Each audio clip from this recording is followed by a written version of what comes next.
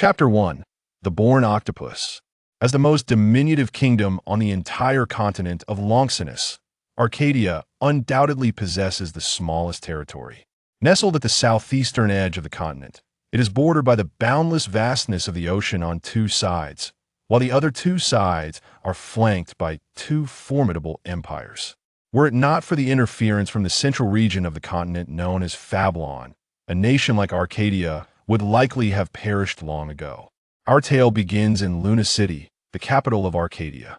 The sun blazed fiercely, particularly in the southern regions of Longqi, where the celestial orb seemed to hang just within reach, casting down searing waves of heat.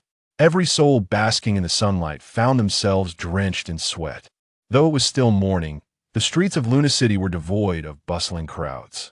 It is no wonder that some assert that the powerful empires of Landias and Bohan have refrained from devouring Arcadia, not solely due to the intervention from Fablon, but also because this locale is undeniably the hottest on the continent. Of course, exceptions do exist. At this moment, a sprightly elder stood before the entrance of the Magic Guild in Luna City. His white robe was devoid of any wrinkles, mirroring his upright posture. The intricate network of wrinkles etched upon his face revealed his advanced age, while his silver hair was meticulously arranged at the back of his head.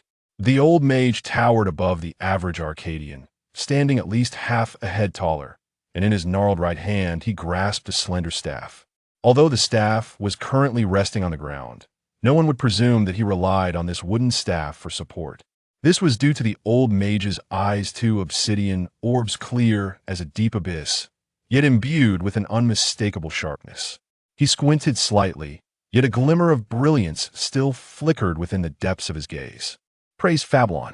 Esteemed mage, how may I assist you?" Pirlo had just emerged from the Magic Guild when he encountered the venerable mage. Although the elder bore no ostentatious attire or magical artifacts, and his robe revealed nothing of his rank, Pirlo, a mid-level yellow mage who had honed his craft at the Magic Guild for over 20 years, trusted his instincts. Only those who sought to flaunt their prowess would emblazon their magical rank upon their robes. Given that the old mage appeared to be at least 70 years of age, how could he possibly be a mere novice? Moreover, there was not a single drop of sweat upon his furrowed brow. "Praise Fablon." The old mage's voice resonated with a gentle timbre, somewhat deep, yet imbued with a refreshing quality akin to a spring breeze, seemingly rendering even the sweltering air a touch cooler. "I come from Fablon. Please lead me to the temporary president of the guild." Pirlo's body stiffened abruptly, his sharp eyes brimming with astonishment and elation. He hailed from Fablon? In the realm of Longqi, even the most ordinary of citizens would grasp the significance of such a statement. The president of the Magic Guild in Luna City had passed away over 2 years ago, and, as the central guild for the Arcadian kingdom, the position had remained vacant during this time. The elder's arrival from Fablon implied, what is the most esteemed profession on the continent of Longqi? It is the mage. While some may doubt the existence of deities, none can deny their reverence for mages. Fablon is a land of flat terrain, roughly half the size of the Arcadian kingdom, blessed with fertile soil, yet no nation dares to covet it, for it is the sacred domain of mages. Fablon is the faith of nearly every nation on the continent, with the exception of the desolate northern wastelands. Fablon is both the sanctum of mages and a place they dread. Aside from the Fablon Legion that guards it, only mages may enter. Gaining entry to Fablon is not particularly arduous, but departing from it is a prospect that few mages dare to entertain. Without a rank of blue or above, one is not permitted to leave. Mages are categorized in ascending order: mage, intermediate mage, advanced mage, great mage, sorcerer, archmage, and grand archmage. Each rank corresponds to a color in the rainbow spectrum. The lowest rank, that of a mage, is represented by red, the first color of the rainbow, and so forth.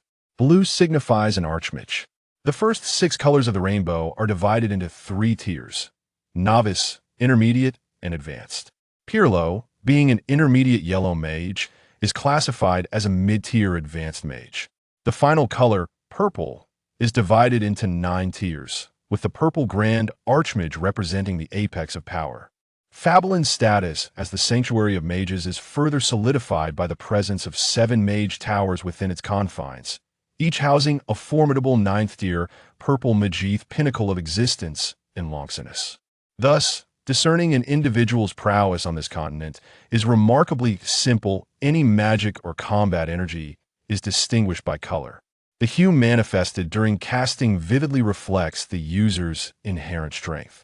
"Please, after you," Pirlo said, his demeanor tinged with trepidation as he stepped aside. The old mage offered a faint smile and inclined his head slightly to Pirlo before following him into the magic guild. Within the guild hall, an abundance of magical elements permeated the air. The floor was adorned with a magic pentagram inlaid with mithril, emanating a soft silver glow. The interior of the guild felt rather spacious, a reflection of the scarce number of mages in a small kingdom like Arcadia.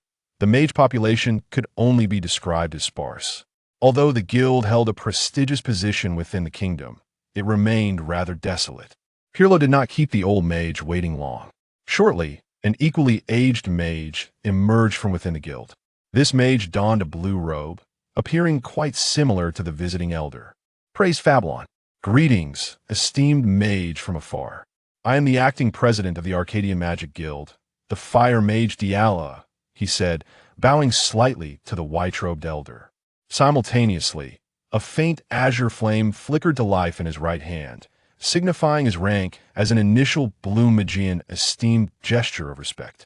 It is worth noting that given Diala's status in Arcadia, he would not need to extend such courtesy even to the king.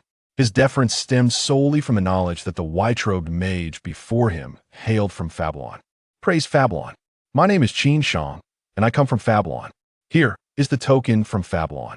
Qin Shang transferred his wooden staff to his left hand, extending his right palm toward Diala. A fleeting glimmer of light passed, and a parchment scroll materialized within his grasp. Both Pirlo and Diala were rendered speechless by the sight before them, for they clearly observed that although the light in Qin Shang's hand was faint, its hue was unmistakably purple. With trembling hands, Diala accepted the scroll, slowly unfurling it. The parchment bore no markings, merely a blank surface, but Diala felt no surprise, his gaze instinctively drawn to Qin Shang. Qin Shang waved his hand, and once more, a faint purple light enveloped the scroll. Instantly, under the shimmering violet radiance, a line of text emerged. Diala, his excitement palpable, read aloud. "Command, purple level, 1st-tier sound mage Qin Shang, appointed to the position of president of the Arcadia Magic Guild. Are you a sound mage?" This time, the astonishment of Diala and Pirlo had transformed into sheer horror. Sound mages, as a branch of mental mages, wield instruments as their medium for magical release, making them among the most noble, yet also the most impractical of mages on the continent. It is notoriously difficult for them to advance beyond the yellow tier, often serving merely to uplift morale on the battlefield. Historically, only the daughters of great nobles or princesses have shown interest in mastering this exalted yet impractical art. Yet, the elder mage before them was revealed to be a purple-level sound mage. Diala could scarcely believe his eyes. However, the ancient symbol encircled by a silver pentagram in the lower right corner of the scroll unmistakably represented the illusion tower among the 7 towers of Fablan, clearly indicating that the mage known as Qin Shang had undergone the trials of the illusion tower before arriving here. The purple magical energy he emitted was palpably authentic. Diala quickly regained his composure. The decree from Fablan could not be forged. He hurriedly received the scroll with utmost reverence, presenting it to Qin Shang. Diala, accompanied by Pirlo, pays respects to the president. Qin Shang retracted the scroll and inquired, "How many mages remain in Arcadia?" Upon hearing Qin Shang's question, Diala's expression turned somewhat bittersweet. "In Arcadia, we have 1 blue mage, 3 green mages, 24 yellow mages, 67 orange mages, and 213 red mages. Most have joined the military, leaving only a handful within the guild." The hint of mild astonishment flickered across Qin Shang's face as he remarked, "So few?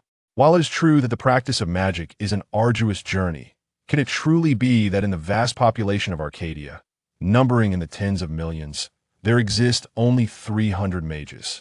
I recall that in other nations, mages are not so scarce. Lyre sighed softly and responded, in times past, this was certainly not the case. Our kingdom of Arcadia has long been renowned for producing fire element mages. However, as the national strength wanes, those with any semblance of power have departed for the neighboring empires. Naturally, those who remain are not numerous. Yet now that you have arrived, it is a fortuitous moment indeed, for you are a master sorcerer of the purple rank. Arcadia has not seen a purple rank powerhouse in centuries, and I firmly believe that under your leadership, our mage guild shall grow formidable once more. Despite his advanced age, he could not suppress his excitement as he spoke, his gaze towards Qin Shang imbued with a fervent admiration. At that moment, a melodious and graceful voice resonated from outside. Is Master Lyre present? Lyre paused for a moment, a smile gracing his features. He turned to Qin Shang to express his apologies before stepping out to greet the visitor. Shortly thereafter, a youthful woman entered the hall, following Lyre. The woman was strikingly beautiful, with flowing black hair and a fair complexion, draped in a dress of emerald green. Though her face appeared slightly plump, it did not detract from her regal demeanor. Whether she walked or stood, she exuded an air of elegance, as if her slender waist could never bend. At that moment, she cradled a swaddled infant in her arms, the soft sound of its rhythmic breathing emanating from within, indicating that the baby was peacefully asleep. Upon seeing this woman, Qin Shang's eyes brightened, his previously narrowed gaze now wide open with a glimmer of brilliance. The woman immediately sensed his attention, her delicate brows furrowing slightly. A flicker of azure light crossed her eyes as she turned to meet Qin Shang's gaze. In that instant of connection, her eyes grew momentarily dazed, and when she regained her composure, her expression shifted dramatically, instinctively tightening her hold on the swaddled infant. Lyre, still caught up in his excitement, did not notice the exchange and addressed the woman. Meiying, where is Yizhong? Why did he not accompany you? You've just completed your confinement, haven't you? Meiying instinctively took a half-step back, smiling as she replied, he is currently engrossed in rigorous training, so I came alone. Master, our child has reached 1 month old. I must trouble you to bless him. The blessing of a mage is regarded as the finest protection for a newborn. Lyre laughed heartily, responding with enthusiasm. Of course. Did I not promise that upon your child's birth, I would bestow my blessing? By the way, allow me to introduce you. This is Master Qin Shang from Fablon, our guild's newly appointed president. Though he recognized a familiar face, he was careful not to overlook the presence of a new president standing beside him. Meiying could not shake the memory of Qin Shang's earlier gaze. She merely offered a polite bow and said, Praise Fablon. Greetings, Master. Just as Qin Shang was about to speak, a piercing cry erupted from the swaddled infant. A delicate, lotus-like arm emerged from the fabric, waving gently, as if yearning to break free from its mother's embrace. Qin Shang's words faltered abruptly as he noticed that the infant's small hands each bore only 4 fingers. This was the first significant shift in his demeanor since arriving at the Mage Guild, and the extent of his astonishment left everyone present utterly astounded. With a swift stride, Qin Shang had already arrived before Meiying. His aged visage flushed with excitement, he raised his trembling hands to caress her delicate hands, reminiscent of tender spring onions. His rapid movements appeared less like those of a magician and more akin to a warrior. What are you doing? Meiying snapped sharply, retreating 2 steps with an unusual motion. Despite Qin Shang's speed, he could only grasp at an illusion. His gaze remained fixated on those tender hands, standing there in a daze. Forgetting to lower the hands he had just raised, 0.8 fingers. Such a rarity. There truly are people born with 8 fingers. A genius, without a doubt. Lyre was taken aback by the scene before her and hurried a few steps forward to interpose herself between Meiying and Qin Shang, anxiously exclaiming, Please don't misunderstand, Master Qin Shang. What are you? Qin Shang's expression gradually calmed, and he lowered his gaze to the magical hexagram crafted from mithril beneath his feet. After a moment of contemplation, a glimmer of ecstatic light flickered in his eyes. He clapped his hands together in joy, exuding the glee of a child, and praised the magic of Phelan. Very well, let it be so. raising his head to meet Mei Ying's cautious yet curious gaze. Qin Shang smiled slightly, conceding that despite his wrinkled visage, he still possessed a certain elegance. "Miss Mei Ying, you have come today to bestow a magical blessing upon your child, have you not?" Mei Ying nodded. Qin Shang then turned his attention to Lyre, saying, "In that case, allow me to bless this child." Lyre was momentarily stunned that it was known that for a full-moon infant to receive a magician's blessing was an exceedingly rare occurrence. Let alone from a Grand Master of the purple rank. Such privileges were typically reserved for the princes and princesses of great nations. Lyre glanced at Mei Ying, who, at 67, could easily perceive the change in Qin Shang's demeanor upon seeing her child, causing her to hesitate. Given the relationship he held with Mei Ying and her husband, how could he account for any harm that might befall their child here? A hint of icy resolve flickered in Mei Ying's eyes as she queried, "President, I wish to know why." A profound emotion surfaced in Qin Shang's eyes, his voice imbued with a magnetic quality as he replied, "Because, Madam Mei Ying, I have seen the most exquisite hands in this world." Mei Ying's expression soured at his words. "Master Qin Shang, why do you say my child's hands are the most perfect in the world? Are you mocking me? Each of a person's 2 hands comprises 5 fingers. And for a warrior, every finger is of utmost importance." Although the child in Mei Ying's arms had only lost 2 pinky fingers, it significantly affected his ability to wield weapons, rendering him incapable of firmly grasping a longsword. What parent does not wish for perfection in their child? Mei Ying was no exception, yet her child was born with 8 fingers, a fact that devastated her. 8 fingers predetermined that he could never become a master swordsman, which was the family's hope. Nay, I swear by Phelan, I harbor no malice," Qin Shang reassured, his eyes brimming with compassion as he gazed at the still crying infant. His features softened remarkably, for while others might view these hands as flawed, to someone like me, they are nothing short of perfect. You will soon understand. Under the watchful eyes of Mei Ying, Lyre, and Parlo, Qin Shang slowly settled into a cross-legged position that a flash of light emanated from his right hand. And Mei Ying vaguely perceived that it was a spatial ring gleaming on his pinky finger. For a magician, such a ring is one of the most crucial artifacts. The chestnut-hued guqin appeared silently atop his knees, its 7 strings shimmering with a faint silver luminescence. As Qin Shang placed his hands on the strings, a remarkable transformation overtook his countenance. His aged face became tranquil and humble, his entire being radiating vitality. As though since time immemorial, he had melded with everything in the Hall of the Magicians Guild the instant his hands touched the strings. Unconsciously, every gaze gravitated toward him. His left hand rose lightly, not touching the guqin, while his right thumb and index finger formed a subtle clasp, with his middle and ring fingers gently pressing on the strings. Releasing his thumb, his index finger plucked lightly among the 7 strings, producing a resonant, clear sound that was deep and rich, with lingering echoes. In an instant, the air seemed to still, and the infant's cries ceased. In the swaddling, a pair of bright, dark eyes turned towards the source of the sound, emitting soft coos. Whether it was high-ranking magicians like Po, or magisters like Lyre, or even warriors like Mei Ying, upon hearing the ethereal sound, it felt as though all impurities within them had been cleansed in that moment, leaving them with an unprecedented sense of clarity and comfort. In this instant, Mei Ying's previous hostility towards Qin Shang dissipated, replaced by a mix of surprise and delight. Qin Shang did not respond. He merely smiled faintly, his hands moving in concert. The left hand pressed gently, while the right hand plucked lightly, releasing a captivating melody. The guqin's notes were delicate and subtle, the fingering unassuming yet masterful, creating a lively rhythm interwoven with rich, flowing motifs. That a soft purple glow emanated from his hands, radiating from the silver strings in gentle waves, enveloping the hall without expanding outward. The spiritual power of a magician is undoubtedly mightier than that of an ordinary person. However, in that mesmerizing melody, both Po and Lyre found themselves lost, their eyes filled with joy and bewilderment, entirely oblivious to their surroundings. Mei Ying remained the sole one alert, perplexed as to why she retained her awareness.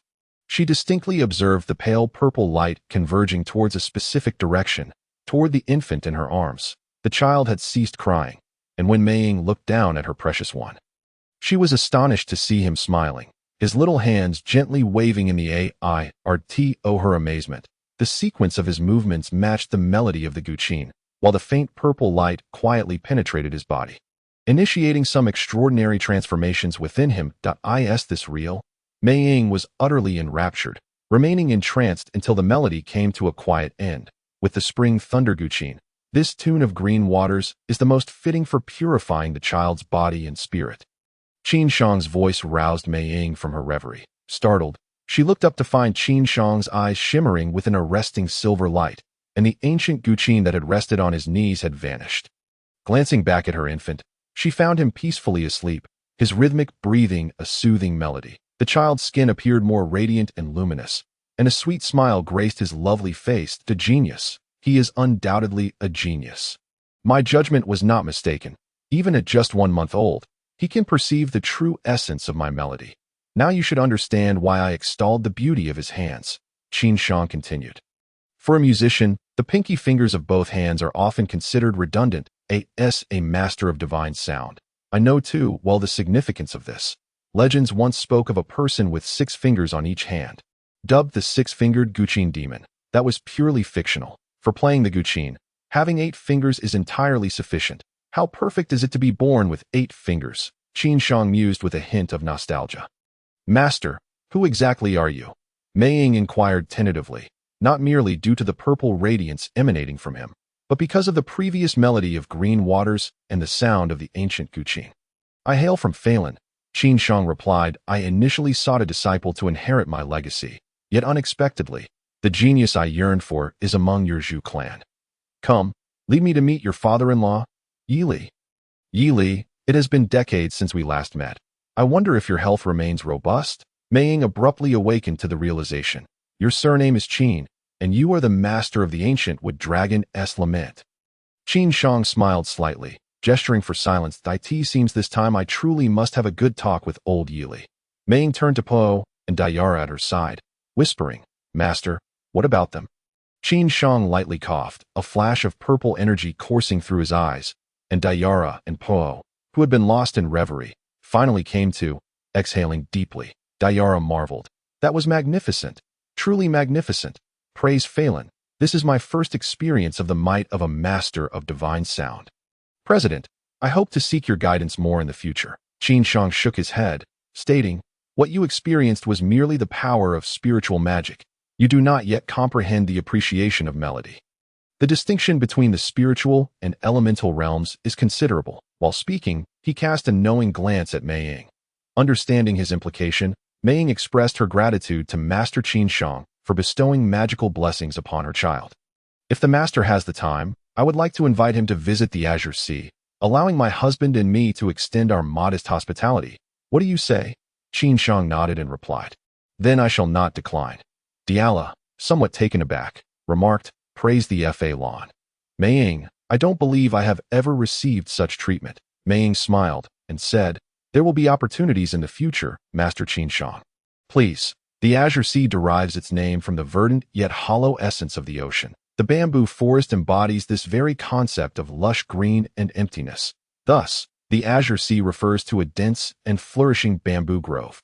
Located 30 kilometers west of Luna City, countless green bamboos create a unique landscape, with soft glimmers of light flickering amidst the greenery, revealing a serene expanse of verdant hues. For the Arcadians, the Azure Sea is an extraordinary locale, renowned for its abundant fresh bamboo shoots. However, no one has ever ventured deep into the Azure Sea, and no one knows the true extent of its vastness, as it borders the kingdom of Landias to the west of Arcadia. Every individual who enters the Azure Sea inexplicably emerges from the same point they entered, and the reason for this phenomenon remains a mystery. Consequently, it has garnered little attention or interference. The temperature within the Azure Sea is markedly different from that of Luna City. Perhaps due to the multitude of lush bamboos that thrive here, as soon as one steps into the Azure Sea, the oppressive heat in the air dissipates significantly. Embracing her son, Mei Ying walked alongside Qin Shang through the bamboo sea, exclaiming, Senior, your stamina is remarkable. After such a long journey, you show no signs of fatigue. I have never encountered a sorcerer like you. 30 kilometers may pose little challenge for a warrior, yet for a sorcerer, it is indeed a taxing endeavor. Upon closer inspection, one would notice the faint aura enveloping the swaddled infant in Mei Ying's arms. This was her fighting spirit, a protective measure for her child. Qin Shang chuckled softly. Haven't you heard the saying? The divine sound is of no use. As a diviner, I cannot employ the acceleration spells of elemental sorcerers, nor do I wish for any attendance. Wherever I go across the continent, I rely solely on my own two legs. Over time, my stamina has naturally become stronger than that of other types of sorcerers they conversed. Qin Shang noticed that the bamboo forest ahead appeared to shimmer slightly.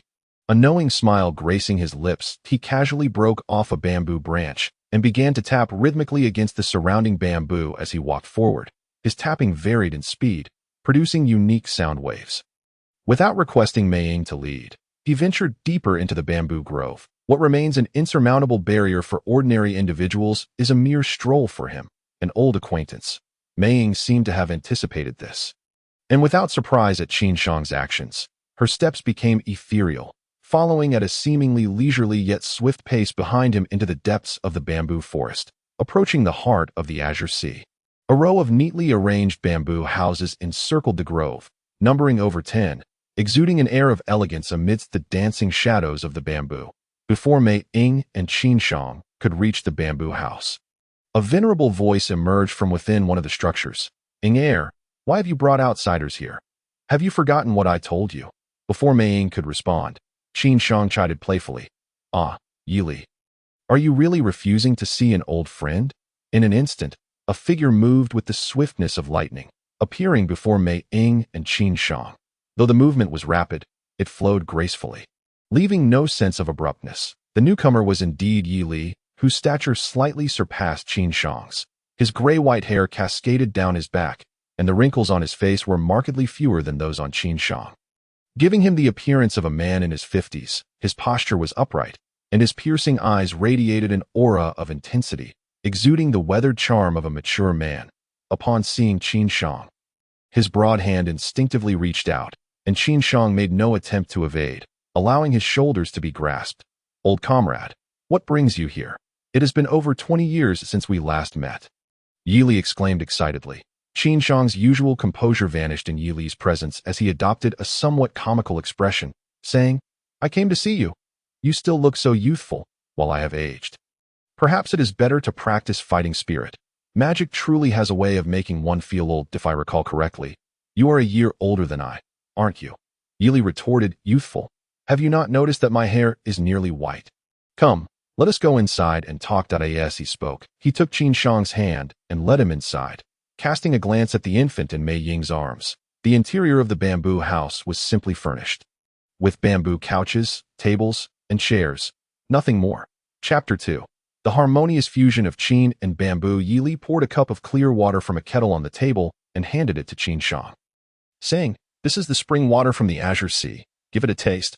Qin Shang accepted the cup, took a sip, and exclaimed, "Refreshing and sweet, quite delightful. You certainly know how to indulge." Yi Li sighed. "You old rascal. You didn't come all this way to see me without a reason, did you? You know that matters concerning the bamboo sect no longer concern me." Qin Shang laughed heartily, saying, "I haven't even said anything. And you've already dismissed it all. What do you think I came here for? This time, I intend to stay." A flicker of surprise crossed Yi Li's face. "Stay? You mean it?" Qin Shang nodded. "I have just returned from Fa Lawn." At the mention of Fa Lawn, Yi Li's expression shifted slightly, his demeanor growing somber. "So you did go. Does this mean you have reached the purple level?" Qin Shang narrowed his eyes, assessing Yi Li. "Aren't you the same? Show me." Yi Li shot him an irritated glance, and a faint purple aura emanated from him, a testament to his pride and resilient energy. The immense pressure caused Qin Shang's eyes to gleam with admiration. "Ah, first tier. You two have reached the first tier. It seems neither of us has fallen behind." Yi Li replied, "I am no longer your match. I am in the same tier. No elemental magic or fighting spirit can defeat your musical magic." "Do you think I am unaware?"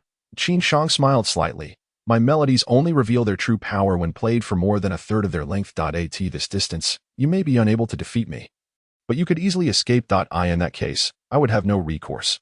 Are you suggesting I chase you while playing my lute?" Yi Li, with utmost seriousness, declared, "At this distance, do you believe I could take you down in one strike?" Qin Shang leisurely sipped his spring water. "I do not believe so." The two exchanged glances, and laughter erupted from both sides. It had been a long time since either Qin Shang or Yi Li had enjoyed such merriment. As the laughter faded, Yi Li turned serious. "Old friend, to be frank, What is Fa Lan truly like? Qin Shang's expression darkened, and he sighed. The 7 towers of Fa Lan are beyond our imagination, even when I traverse the illusion tower. I did not meet the tower master. Upon hearing this, Yili fell silent for a long while before responding with a hint of sorrow. It seems we shall forever remain without hope. No. Qin Shang's eyes brightened as if he had thought of something exhilarating, and he abruptly rose from the bamboo chair. There is definitely hope. In fact, it is right before us. A fiery gleam ignited in Yili's eyes. What is it? Quickly tell me. Qin Shang smiled faintly, resuming his seat but remaining silent. Yili, growing impatient, urged, "Stop keeping me in suspense. Just say it." Qin Shang chuckled. "You still have that old temper, always so hasty. I truly wonder how you have managed to cultivate your bamboo fighting spirit to this level. After undergoing the assessment at Fa Lan, I was confirmed at the purple level and ascended the Fa Lan rainbow ranking. Before departing, they inquired where I wished to serve, and I chose Arcadia. It was not solely because you were here that I came. If you agree, I can remain here for at least a decade." Yili's expression shifted, a hint of confusion appearing. "Old friend, why do I feel as though you were setting a trap for me? Just speak plainly. What exactly is our hope?" Qin Shang nodded. "Very well. I shall be straightforward. Our hope lies in your grandson." Yili was taken aback. "You must be mistaken. Have you not noticed that my grandson was born with only 8 fingers? In the future, he may struggle to even wield a weapon. How could he possibly be our hope? I merely wish for this child to lead an ordinary life." Qin Shang scoffed. "That is your perspective. From my viewpoint, it is entirely different. Being born with 8 fingers is precisely the kind of successor I have longed for. Free from the burden of forbidden fingers, it greatly benefits the cultivation of musical magic. Moreover, your grandson possesses an innate and astute perception of music. If only you would allow him to learn the piano under my tutelage, he could very well become the beacon of hope for our future. However, as a master of divine sound, although reaching the purple level enables one to wield formidable piano magic, it comes with significant drawbacks. Thus, I have conceived an excellent method to address this, which requires your cooperation." Yili furrowed his brow and replied, "My cooperation? I practice bamboo sect combat energy. How can I possibly assist you?" Qin Shang responded, "In Longqi Nusi, there are precedents of combining magic with combat energy, known as the dual cultivation of magic and martial arts, yet no one has surpassed the blue level. Nowadays, sorcerers disdain the practice of combat energy. The method I have in mind involves using combat energy to extend the range of sound waves, or even to launch direct attacks with them. Your bamboo combat energy, imbued with the essence of nature, is the perfect complement to the sound of the piano. My visit is primarily to take on an apprentice and subsequently persuade you to teach him bamboo combat energy, thus merging the strengths of our 2 sects to cultivate a superlative master of divine sound. Perhaps we could even transcend the limitations of the purple level. However, upon my arrival, before I could seek an apprentice, I encountered your grandson. Such a natural talent is exceedingly rare. I will not let this opportunity slip away. Old friend, I have never asked anything of anyone in my life, but this time, I must make an exception. I implore you, allow your grandson to become my disciple." As he spoke, Qin Shang rose and bowed deeply to Yili, his demeanor exceedingly solemn. Yili stepped aside and resolutely refused. "Absolutely not. I cannot agree. He is my only grandson, and though he is naturally gifted, I hope he will inherit my legacy." Qin Shang replied urgently, "But you just said you wanted him to be an ordinary person. Why the sudden change of heart?" Yili retorted, "An ordinary person refers to someone within my bamboo sect. My grandson is destined to be the future sub-leader of the bamboo sect. If you take him to the piano sect, what will become of us?" "No, absolutely not." Qin Shang, unwilling to concede, countered, "Yi Chong and Mei Ying are still young. Do you truly fear that you will have no more grandchildren in the future? Such a natural talent is invaluable to me. Old friend, for the sake of our long-standing friendship, please grant me this favor."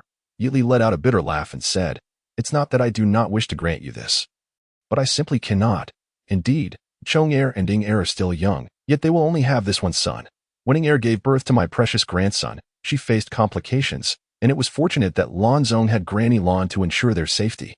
However, Granny Lan also stated that Ing Er would not be able to bear children again. If you do not believe me, you may inquire with Lan Zong."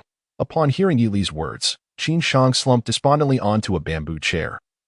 His hopes dashed into mere illusions. Neither he nor Yili spoke, both lost in profound contemplation. At that moment, a clear voice rang from outside. "Dad, I heard we have a guest." A tall figure entered the room. It was a young man, robust and imposing, bearing a striking resemblance to Yili, with a handsome and resolute countenance. Upon entering, he exuded a refreshing aura, characteristic of the bamboo sect's combat energy. This was none other than Yi Li's son. Yicheng. Yi Li said, Chong heir, greet your Uncle Qin. Uncle Qin, greetings. I heard from Ing heir that you seem to be here for my son. Yicheng inquired after bowing. A glimmer of light flickered in Qin Shang's eyes as he smiled and replied, Chong heir, it appears you have reached the first stage of yellow bamboo combat energy, which corresponds to the initial level of the rainbow classification. Yicheng, clearly uninterested in this topic, expressed his urgency. I heard from Ing heir that you believe my son is a genius at learning piano magic. Is that correct? If possible, could you please accept him as your disciple? Qin Shang's eyes brightened. And before Yi Li could respond, he quickly said, Of course. However, your father does not agree. Yicheng looked puzzled at Yi Li and asked, Dad, why not? Yi Li, visibly angered, retorted, Get out. This is not a place for you to speak. You have only one child. If he learns the ways of the piano sect, what will become of our bamboo sect? Yicheng protested, but he is naturally gifted. He is not suited to inherit the swordsmanship of the bamboo sect. Do you not wish for your grandson to become a formidable figure in the future? Since our bamboo sect's martial skills do not suit him, would it not be ideal for him to learn the magic of the piano sect? Yi Li thundered, Get out. He raised his fist and struck at his son. Yicheng dared not retaliate and was sent flying out through the bamboo door with a resounding thud. Of course. Yi Li's blow was merely a display of combat energy used to push his son away. What father would genuinely strike his own child? Qin Shang observed the furious Yi Li and remarked, You see, even your son understands reason better than you do. Old bamboo, after considering, I propose this. Allow your grandson to learn piano magic from me while simultaneously studying your bamboo sect's combat energy. In the future, he will still belong to your bamboo sect, and will have no ties to our piano sect. What do you think? Yi Li's expression softened slightly. How can I trust that you have the ability to cultivate my grandson into a powerhouse capable of contending with the Law Blue Seven Towers? Qin Shang replied earnestly, Currently, on the Longqi Nusi continent, both magic and combat energy are categorized according to the rainbow's 7 colors. Our Eastern Dragonate sects, however, are an exception, whether in the 4 magic sects or the 4 combat energy sects. During cultivation, there are only 3 color transformations, each representing 9 stages. The total stages are equivalent to those of the rainbow's 7 colors, especially the final color corresponds to the purple level's 9 stages. Therefore, we can only reach the purple level to conceal the secrets of our Eastern Dragonate sects from the outside world. However, without over 50 years of effort and exceptional talent, achieving the purple level is no easy feat. The people of Longqi Nusi are only aware of the existence of Law Blue. Who knows about our Eastern Dragonate sects? Yi Li scoffed and replied, Do you think I am unaware? Your words are mere drivel. Qin Shang challenged, Then tell me, what are the 3 colors and 9 stages of our piano sect? Yi Li retorted, Is it not the red soul refining piano heart, the yellow sword valor piano heart, and the purple Jiwei piano heart? You are currently at the initial stage of the Jiwei piano heart, which is comparable to the 3 major levels of our bamboo sect, green bamboo, yellow bamboo, and purple bamboo, each with its 27 stages. Our first stage is simply green, while you are only trying to impress others. Qin Shang nodded. Indeed, it is these 3 9 stages. The progress at each stage is entirely consistent with the 27 stages of the rainbow's 7 colors. The practice of the soul refining piano heart is paramount for our piano sect. To master the piano, one must first refine the soul, dispelling distractions and allowing the piano's melodies to penetrate the mind, gradually enhancing one's understanding and prowess of the piano. This is the orthodox method of cultivation in our piano sect. Even those of average aptitude can complete the training of the 9 stages of the soul refining piano heart within 5 to 6 years. However, the depth of the foundation laid by the soul refining piano heart directly influences future development. But how can soul refinement compare to a pure piano soul? Yi Li inquired, perplexed. I do not quite understand your meaning. Qin Shang's eyes shimmered with determination. If you permit your grandson to become my disciple, I will not have him use the soul-refining piano heart as a foundation. Instead, he will practice the true heart of the piano. Ah! Yi Li exclaimed, staring at Qin Shang in astonishment. Isn't that the method recorded in your piano sect's secret tome, one that no one has ever succeeded in cultivating? You must be mad, Qin Shang asserted. I am not mad. The true heart of the piano is indeed the purest cultivation method of our sect, yet its requirements are exceedingly stringent, and the difficulty of cultivation is immense. Thus, no one has ever succeeded. However, your grandson is different. He is born with 8 fingers and possesses an extraordinary sensitivity to musical rhythms. I believe that with me, a purple-level master of divine sound, guiding him, he will have at least a 70% chance of success. Although cultivating the true heart of the piano is far more challenging than the soul-refining piano heart, once successful, it will truly unlock the gates to the practice of the piano heart, allowing him to reach the level of Zhuwei piano heart in a short time. If he puts in the effort, achieving the legendary Tai Xin piano heart may not be out of reach. Coupled with the method I devised to assist with combat energy, the Law Blue 7 Towers will no longer pose a threat. Yi Li spoke solemnly. What if you fail? Qin Shang replied calmly. Even if I fail, he will have been practicing your bamboo sect's combat energy. You can always have him abandon the piano and revert to your bamboo sect's martial skills. The true heart of the piano does not involve external influences. If I am not mistaken, while practicing the true heart of the piano, his combat energy cultivation will progress rapidly, sufficiently compensating for any delays in martial skills, old friend. Such an opportunity may not arise again for a century within our Eastern Dragonate sects. Are you truly unwilling to give it a try? If you agree, I am willing to exchange anything from my piano sect. Yi Li's eyes flashed with purple light, and he waved his hand dismissively. No need for any exchange. I may agree to your request, but you must also agree to 3 conditions. Qin Shang replied without hesitation. Very well, state your conditions. Yi Li declared. First and foremost, if successful, my grandson shall be the joint leader of both the piano and bamboo sections. Qin Shang nodded. That is agreeable. As long as he possesses sufficient strength, no one will oppose him. Moreover, this was a pact established between the two of us. Yi Li remarked. Furthermore, under the condition of success, all 5 esteemed instruments of your Qin sect shall belong to my grandson. Qin Shang widened his eyes in disbelief at Yi Li's audacity. You truly are not greedy. Are you aware of the immense value of our Qin sect's 5 legendary instruments? They are akin to the staves wielded by the mages of the Fa Lon 7 Towers, treasures that rival divine artifacts. Yi Li languidly replied. If they were not so, I would not desire them. Does our Zhu sect lack treasures? The only items of merit from your Qin sect that catch my eye are those 5 instruments. Regardless, my grandson will soon become the sect leader of your Qin sect. So why be so stingy? He listed the Mingfeng Qin, the Kumu Longyin Qin, the Dexing Ying Qin, the Jiao Shaohuan Pei Qin, along with that Spring Thunder Qin you frequently use. That should suffice. Wouldn't you agree? Did you not once tell me that to play a piece, one must use an instrument that complements it? The higher the compatibility between the instrument and the music, the greater the power of the musical magic. Surely, you haven't forgotten that. Extortion. You are blatantly extorting me. Qin Shang retorted, anger flashing in his eyes. Yi Li chuckled. So, will you agree, or not? After glaring at Yi Li with fierce intensity, Qin Shang reluctantly nodded and gritted his teeth. Fine, I agree. Yi Li's eyes narrowed into a sly smile. Now for the final condition.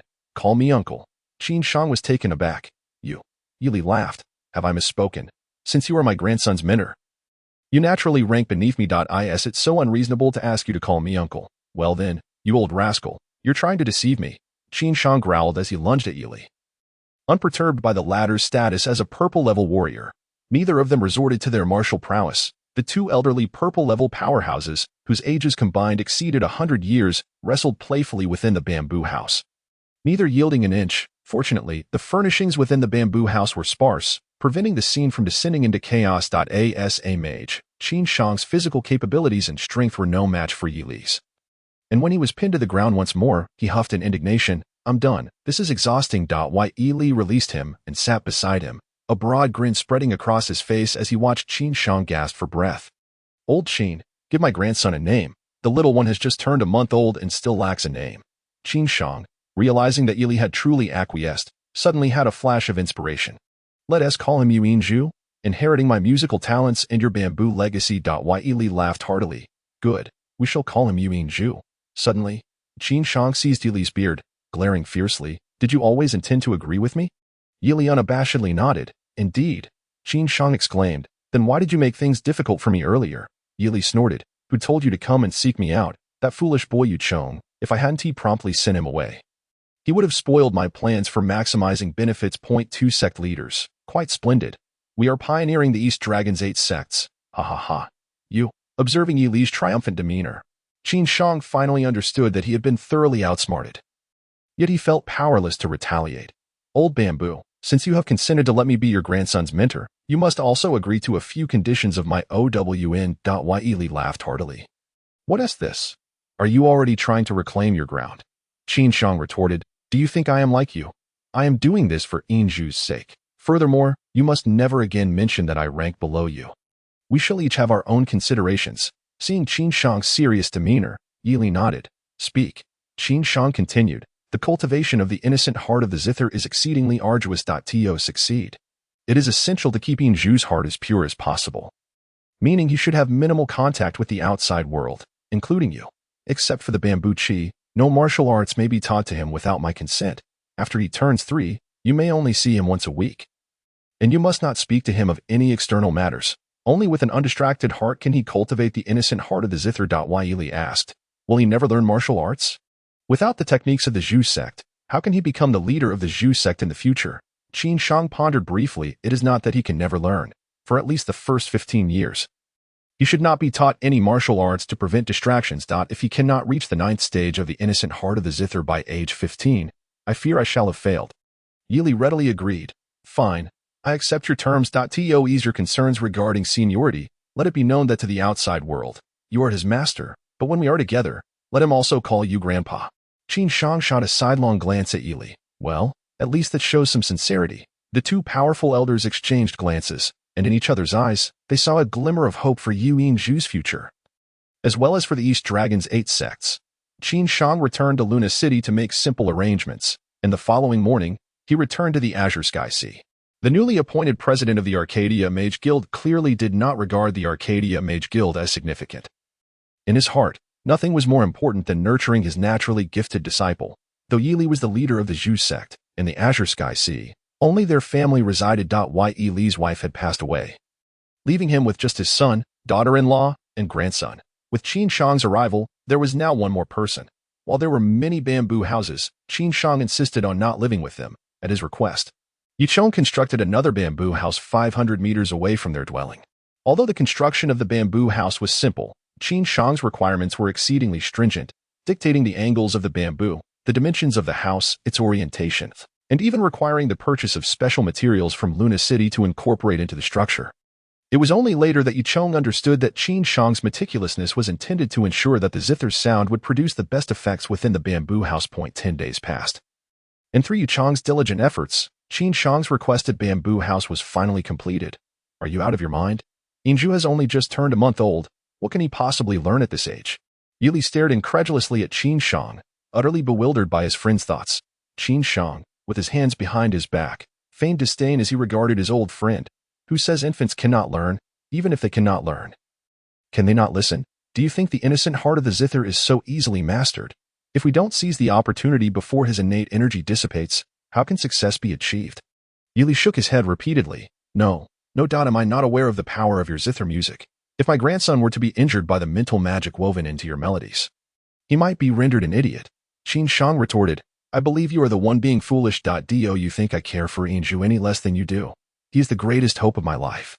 Even if I were to injure myself, I would never harm him. Before he turns 3, he cannot learn chi from you, and before he is 5, he cannot learn the zither from me.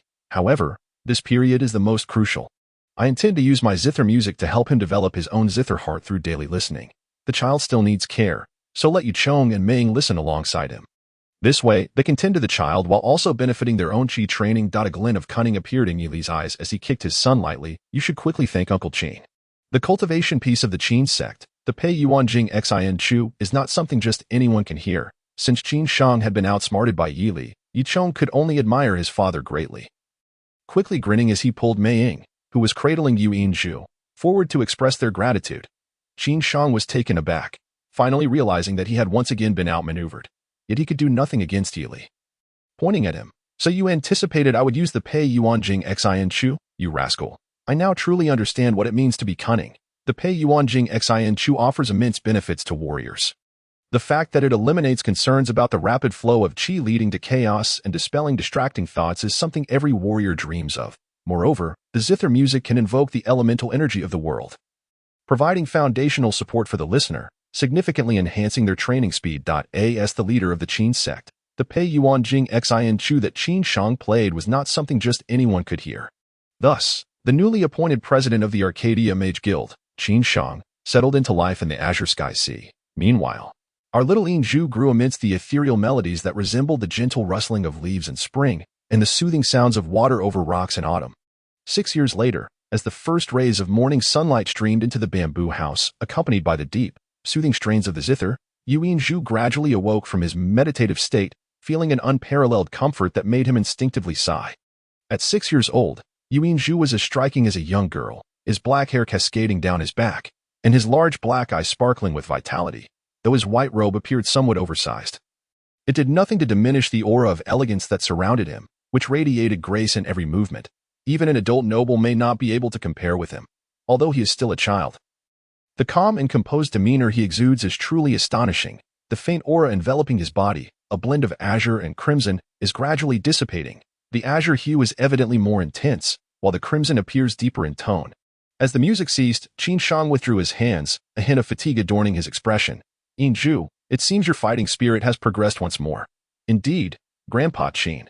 When my grandfather visited yesterday, he mentioned that I seem to have reached the 3rd tier of Qingzhu. Little Zhu exclaimed excitedly, springing up from the ground, his face radiating youthful innocence and purity. He rushed to Qin Shang's side, pleading, Grandpa Qin, shouldn't you teach me a new piece today? I've been practicing this one for a whole year. Qin Shang smiled gently, replying, not yet, Zhu. You must understand, mastering one method leads to the understanding of 100. Merely learning many pieces is of little use. It is only through genuinely comprehending the intricacies of the guqin that you can continue to improve. Over the past 6 years, Qin Shang has poured immeasurable effort into Zhu. Each day, he dedicates at least half of his time to playing the guqin for him, under the nourishing influence of the music. Zhu's elegant and ethereal aura has become increasingly pronounced. Since the age of 3, he has been training in bamboo fighting spirit alongside Lyre, who spent a year utilizing his immense fighting spirit to assist his grandson in unblocking his meridians, allowing Zhu to easily grasp the essentials in the early stages of his training. When he turned 5, Qin Shang officially began imparting the secrets of guqin magic to him, and a year has now passed. However, in this year, Qin Shang has only taught Zhu the most fundamental techniques of guqin playing in a single, simple piece, Green Waters. Zhu protested, but I've already learned it. Qin Shang replied with an air of nonchalance. Have you truly mastered it? Very well, come with me. Stretching his body, Qin Shang lifted the guqin spring thunder and led Zhu out of the bamboo hut. The Yi family kept their promise. Ever since Zhu began learning guqin from Qin Shang, they only visited him once a month, though occasional spying was inevitable. Stepping out of the hut, they entered a vast bamboo grove, and Qin Shang halted, asking, Zhu, what are the 3 timbers of the guqin and their meanings?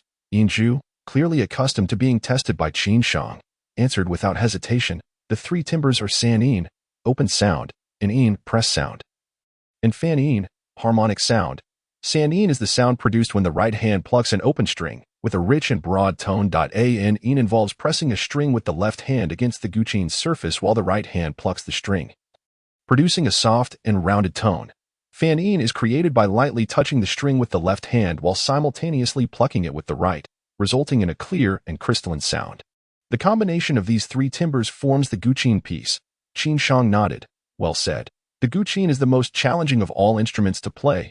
Just the basic harmonic sounds, under the influence of the 7 strings and 13 frets, yield an astonishing 91 variations. Coupled with the combinations of cyan and an, the possibilities are countless. If you do not practice the fundamentals diligently, how can you hope to achieve greatness in the future? Zhu obediently nodded. Grandpa Qin, I understand my mistake. I will practice the fundamentals diligently. Qin Shang smiled slightly. Though he was ostensibly admonishing Zhu, he felt immense satisfaction with this disciple, although Zhu had only been learning from him for a year. During the 5 years prior, he had been immersed in the world of guqin music, his familiarity with its nuances rivaling his own. His innate talent for music was unprecedentedly high, even at such a tender age.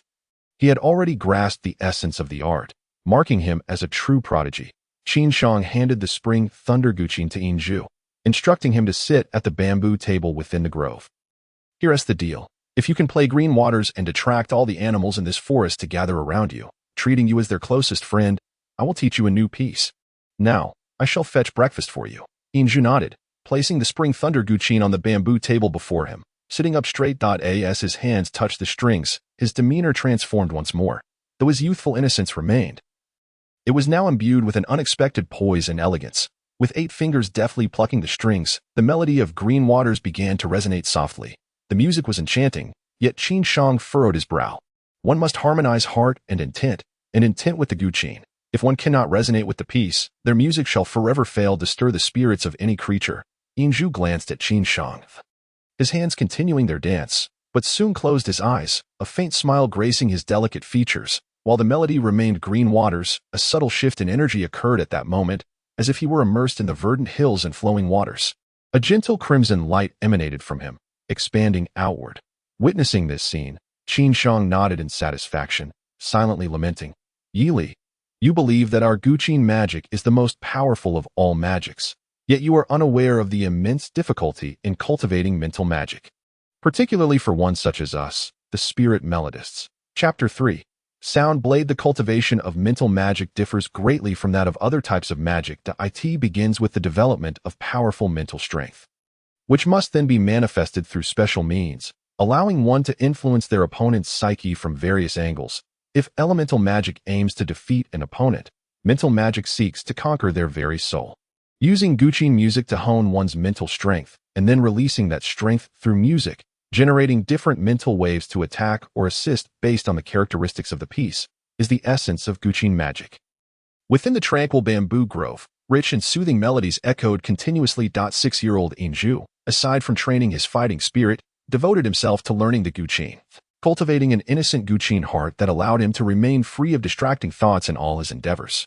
The Green Waters piece was played repeatedly, and the passage of time seemed irrelevant to him. He was completely immersed in the profundities of the music, under the influence of the Guqin's sound. A variety of small creatures began to gather in the bamboo grove. Though they dared only to observe from afar, it was evident that they were entranced by Inju's music. "Who are you?" When Qin Shang returned to the bamboo hut, holding a bamboo basket filled with food, he suddenly exclaimed.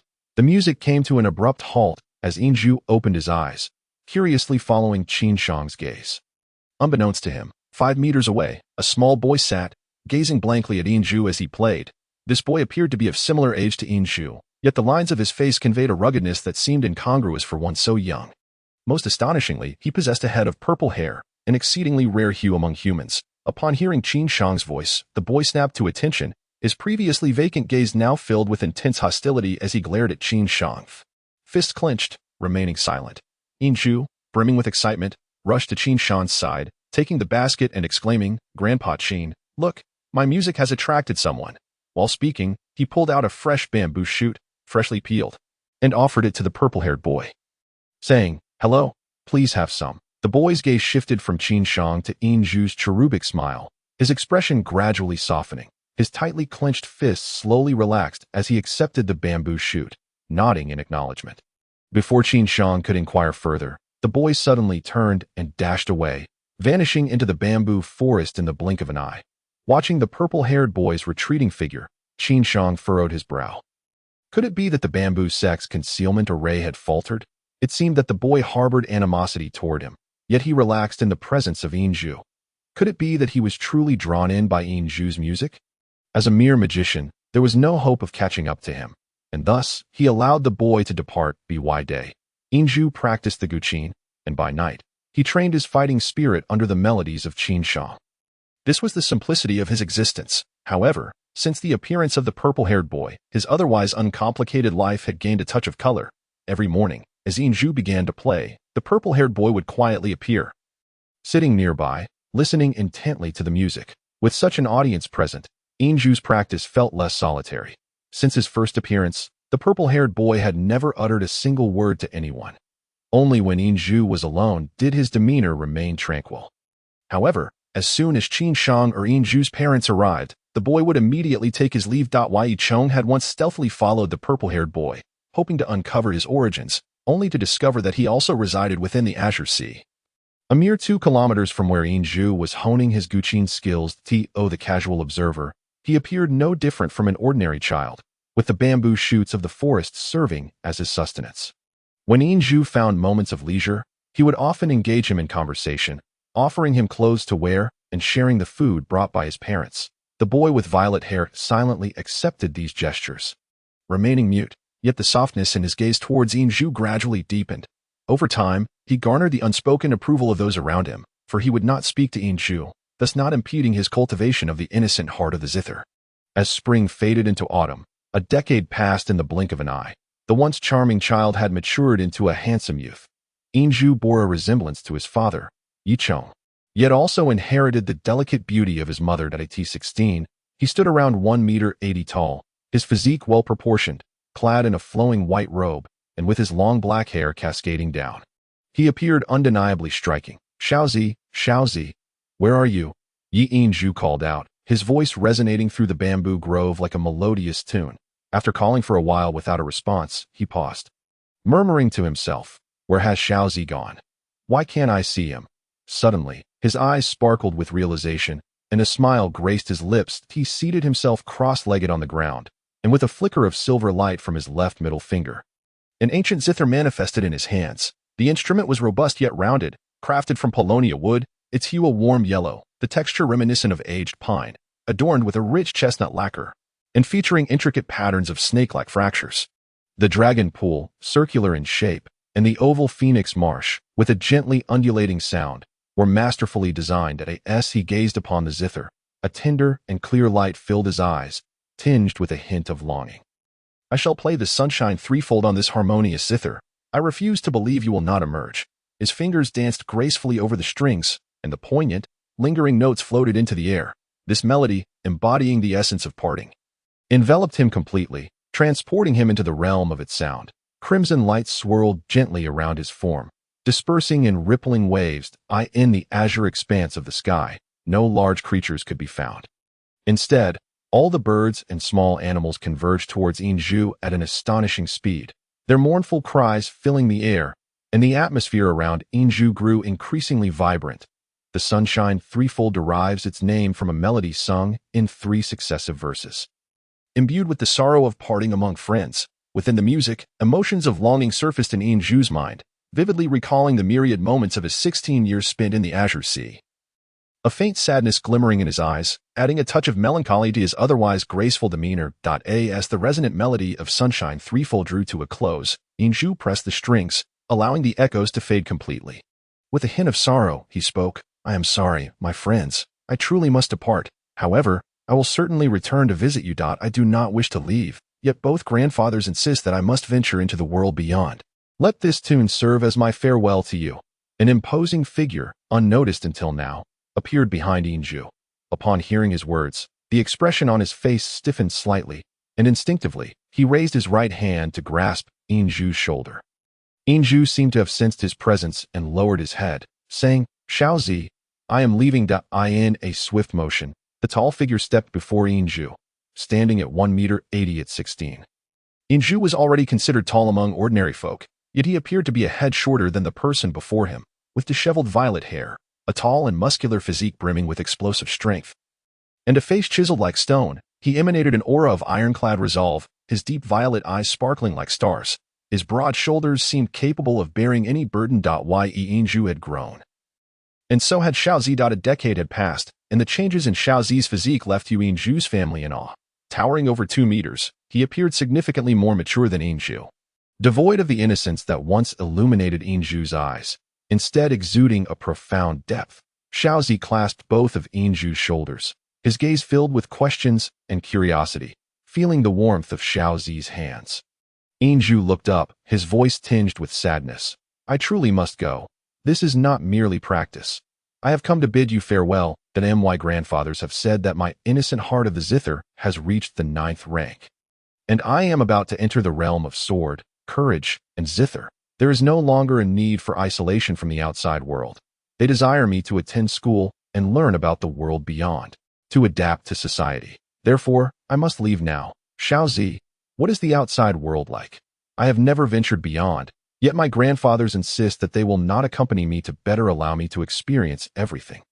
Xiaozi's confusion gradually dissipated, and he slowly nodded, releasing his grip on Yinzhu's shoulders. I will accompany you. Really? That is splendid, Yinzhu exclaimed, joy overflowing as he jumped in delight, only to quickly realize something was amiss.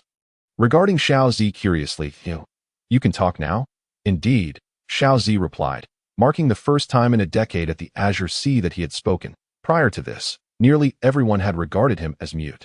Yet now his deep and resonant voice, though heavy with a sense of oppression, transformed into a comforting presence in Yinzhu's ears. Xiaozi patted Yinzhu's shoulder, saying, Let us go. As he spoke, he began to stride towards the horizon beyond the Azure Sea.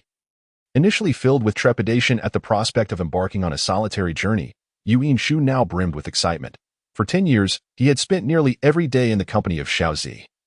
And although Xiao Zi had never spoken, their bond had been forged through unspoken understanding. Now, with Xiao Zi by his side, the unknown world beyond seemed less daunting.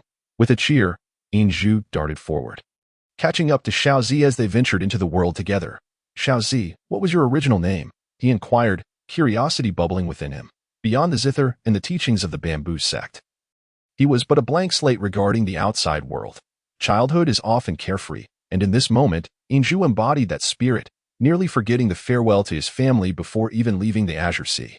With Xiao Zi's companionship, his initial fears had dissipated, leaving only curiosity and excitement, as this would be his first departure from the Azure Sea.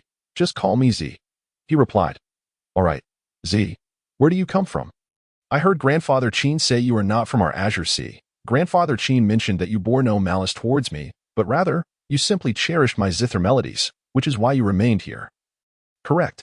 Z nodded in affirmation. Perhaps overwhelmed by his excitement, Yuan-Shu became particularly chatty, peppering Z with questions along their journey, while Z remained mostly silent, responding only with nods or shakes of his head. It was only when they entered Luna City that Yuan-Shu finally quieted down. Wow, is this the city? It looks immense and beautiful, he exclaimed, gazing at the enormous city walls and the throngs of people. His exhilaration palpable as he dashed towards the city gates. The Azure Sea is the most beautiful place, Z remarked, shaking his head gently as he observed Yuan-Shu racing ahead, that in Luna City. Nearly everything was foreign to Yuan-Shu. Having devoted 16 years to cultivating the innocent heart of the zither, he had never ventured beyond the Azure Sea. Now, engulfed by curiosity and excitement, he felt as though his eyes could scarcely take in enough of the sights. Where will you attend school? Z asked, a rare question from him. Yuan-Shu replied, Grandfather Qin instructed me to visit the Mages Guild in Luna City to collect some items. He also provided me with a map, saying that by following its directions, I would find the academy and deliver his letter to the dean there. Z extended his hand, saying, the map. Trusting Z wholeheartedly, Yuan-Shu effortlessly retrieved a specially crafted sheepskin map from his pocket and handed it to him. Z unfurled the map, revealing a comprehensive layout of the Longqi continent, marked with a red line leading from Luna City to another location, the endpoint labeled with the words Milan Magic and Martial Arts Academy. Furrowing his brow, Z remarked, You are heading to the Milan Empire? Your grandfathers certainly have faith in you. Yuan-Shu, lacking any concept of distance, asked curiously, The Milan Empire? Is it far? Z nodded, explaining, to reach Milan, one must traverse the Boh Kingdom. Arcadia lies at the southernmost point of the continent, while Milan is situated to the north. Beyond that lies the extreme north wasteland. As he spoke of the extreme north wasteland, his pupils momentarily constricted. But he quickly regained composure, though Yuan-Shu noticed. Z, you need not fear. I will protect you, Yuan-Shu declared childishly, patting his chest. Z paused in surprise. You? Yuan-Shu nodded earnestly. Indeed, I will protect you, Grandfather Qin remarked. I have already become a competent wizard. As he gazed down at Yuan-Shu, who stood a head shorter than himself, a subtle smile graced Z's countenance, softening the rigid lines of his face considerably. Z, how rare it is. I have never seen you smile before, Yuan-Shu exclaimed, staring at Z as if he had discovered a new world. With a hint of resignation, Z replied, Very well, let us first proceed to the Wizards Guild. Fortunately, the Wizards Guild is quite renowned in Luna City, Z casually inquired with a passerby and soon led Yuan-Shu to the location. Despite the passage of more than a decade, the Wizards Guild in Luna City remained eerily desolate. With nary a doorman in sight, Yuan-Shu and Z walked along the path until they reached the entrance of the guild hall, where the sounds of a heated argument could be heard from within. Inside the hall, 9 individuals were divided into 2 factions. One side was led by Di-La, flanked by Pierlu and another fire mage, while the other group consisted of 6 mages clad in robes of various hues. Judging by the colors of their robes, there was 1 blue-level Grand Mage, 2 green-level Great Mages, and 3 yellow-level Senior Mages. Di-La, filled with rage, proclaimed, Rufite, do not overstep your bounds. Do not forget that you once emerged from this very place. The individual known as Rufite, a blue-level Grand Mage appearing to be in his 50s or 60s, stood short in stature, his chest emblazoned with a flame insignia, signifying his identity as a fire mage. With his hands clasped behind his back and an air of arrogance, he retorted disdainfully, Indeed, I did leave here Tio this day. I remain grateful for my decision to depart. Look around you. Does this still resemble a national wizards guild? There are only 3 of you left. After all these years, you have yet to break through to the blue level. I doubt you have even reached the high tier of blue to Diyala. Cease your stubbornness and accompany us to Bona. With our royal family's eager search for talented wizards, you shall undoubtedly be valued there. Praise be to Fa Lon. Rufite scoffed. How unfortunate that you were still an Arcadian. Have you forgotten your roots? Dla's voice trembled, recalling that Rufite was once Arcadia's most promising mage, now representing another nation in their homeland. Rufite chuckled coldly. It seems your obstinacy remains unchanged. Does your guild not have a president who never shows his face? Bring him forth. If he can defeat me, we shall leave immediately. Otherwise, do not blame me for being uncivil, Diyala seethed. Rufite, remember, this is Arcadia, not Bona. What can you do if you are uncivil? As he spoke, a wave of sorrow washed over him. Had Arcadia truly fallen to the point of being bullied? Rufite replied mockingly. We come to negotiate with the Arcadian royal family on behalf of Bo and Ada as an envoy. Even if I were to eliminate a few of you, I doubt the royal family would dare retaliate. Is your so-called president merely a turtle hiding its head, afraid to accept a challenge? Grandfather Chin is no turtle. I shall accept your challenge on his behalf. Just as Diyala was about to erupt, a clear and melodious voice rang out from outside, belonging to Inju. The sudden voice drew the attention of all the mages in the hall, as the handsome Inju and the tall, formidable Z entered. Inju glared at Rufite. Since his birth, he had only been surrounded by his immediate family, Z and Qin Shang, who had shown him unwavering care and guidance. To Inju, Qin Shang was akin to family. Although he did not fully grasp the meaning of turtle hiding its head, he understood it was not a compliment. Rufite stared at Inju in surprise. The young man in white robes was striking, especially with his clear, dark eyes that left a lasting impression that I cannot be mistaken. You wish to challenge me? Inju nodded earnestly. With Grandfather Qin absent, I shall accept your challenge in his stead. Young man, who are you? Diyala inquired. Inju glanced at him, smiled gently, but refrained from answering, choosing instead to sit directly on the ground. He understood nothing of pleasantries. His heart was solely filled with rage towards Rufite. Leaving no room for delay, amidst the astonished gazes of the onlookers, the brown-red spring thunder zither appeared gracefully upon his legs. The spring thunder zither, measuring 39 inches in length, 7 inches in width at the shoulder, and 4.5 inches at the tail, featured a brown-red lacquer finish with intricate patterns resembling flowing water. The back bore the inscription Spring Thunder, and the 13 zither insignias beneath the strings were inlaid with white jade. One of the 5 renowned zither of the Zither clan, it produced pure and gentle sounds. For a sound mage, an instrument is akin to a magic wand. I shall begin now.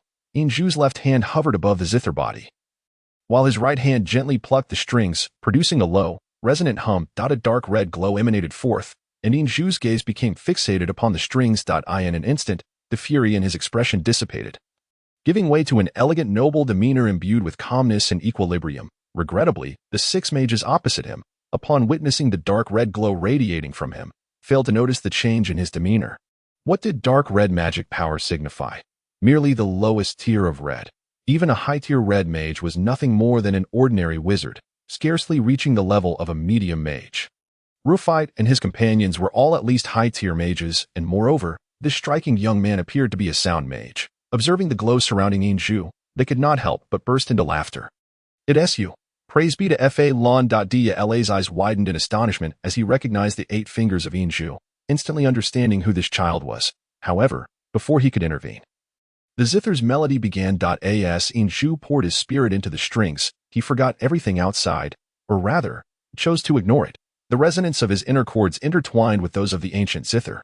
At that moment, his mind was filled solely with the profound teachings of Qin Shang regarding the harmony of fingers and strings, sound and meaning, form and spirit, virtue and artistry. He murmured. The essence of sound should correspond to the subtle depths of intent. In an instant, the hall of the guild illuminated, the brilliance emanating from 2 sources, one from the center of the hall, the silver magic hexagram, and the other from the 7 strings of the spring thunder zither on Inju's knees. The silver light blossomed instantaneously, and Inju's voice seemed to contain boundless magical power. The scornful gazes froze, as a series of deep, lingering, and endlessly entwined zither notes wafted through the air, mingling with the dark red glow that spread throughout the hall in an instant. The melody bore a tinge of sorrow, yet was imbued with a profound weight, reminiscent of the farewell piece Zhu had played for his friends in the bamboo forest, Yangguan Sandai. With different emotions and different zither, the sound produced varied effects. At this moment, the sorrow was slightly lighter, yet the weight intensified, filling the hearts of everyone present with a heavy sensation, as even the magical elements in the air became sluggish and stagnant. Rufite furrowed his brow, astonished to find that the zither's melody was unsettling his emotions, as if it were stirring his very soul. Alarmed, he thought to himself, it appears this young sound mage is not as simple as he seems.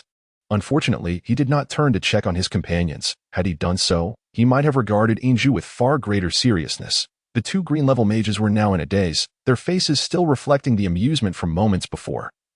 While the three yellow-level mages had lost their focus, swaying slightly, clearly losing control of their bodies. A mental mage is often referred to as a mage killer. To attempt to chant in front of a mental mage is no easy feat. Rufite's attempt at chanting was abruptly cut short after just the first note. He was horrified to realize that the moment he opened his mouth, his voice was interrupted by the strange zither melody. Magic chanting requires a special tone to communicate with the magical elements in the air, invoking the power of heaven and earth through one's own magical energy. Yet now, he could not even manage a complete sentence, let alone communicate with the magical elements. Even Rufite, whose mental strength was formidable, felt a twinge of panic. Zhu paid no heed to the unfolding events outside as he played Yangguan Sandai. Each repetition grew heavier than the last. The first iteration concluded, and Zhu's hands glided over the strings as if ethereal, causing the rhythm to accelerate abruptly, amplifying the already palpable sense of stagnation in the air. Aside from Rufite, who managed to retain some clarity, the two green-level mages and three yellow-level mages had entirely lost their perception of the outside world, lost in the enchanting melody. Even Diyala and his three companions felt varying degrees of the melody's influence. Unscathed, it was only Xi, standing behind Zhu, who remained unaffected. In truth, having reached the 9th tier of the Qixi Qinshin, Zhu possessed strength equivalent to that of a high-level yellow mage. However, due to the Qixi Qinshin being read prior to his breakthrough, his opponents misjudged his capabilities. After 16 years in the realm of music, how could his prowess be so simplistic? Not to mention, once he unleashed the sound of his zither, even those within the 3rd tier would be affected. Furthermore, his adversaries were caught unawares. Thus, even higher-ranked green mages fell prey to his melody.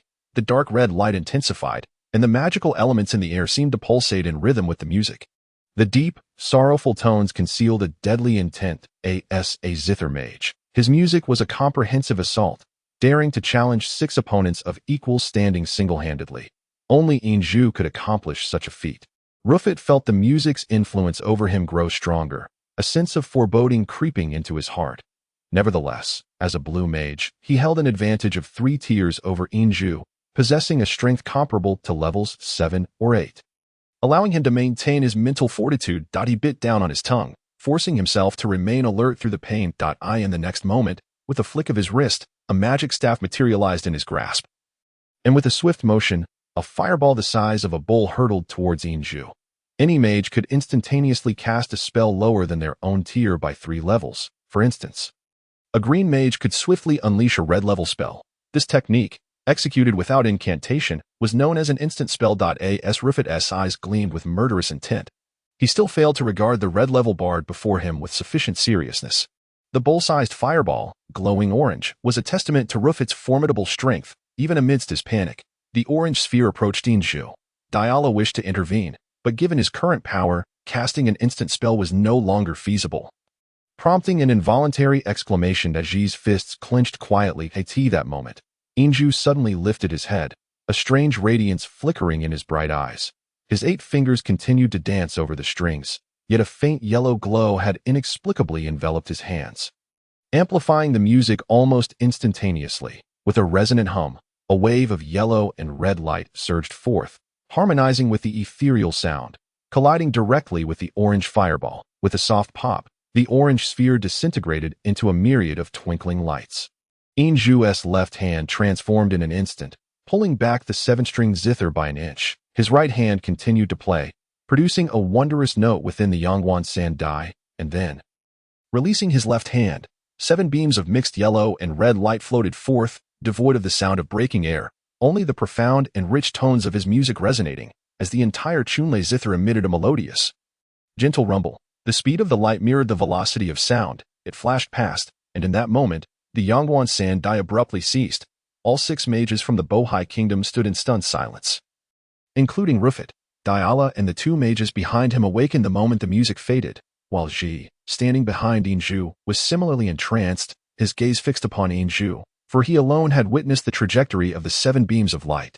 In a flash of silver, the Chunlei zither was retracted into the spatial ring, and Yinzhu straightened his attire, muttering to himself in frustration, "I still cannot maintain the melody while unleashing the 7 sound blades.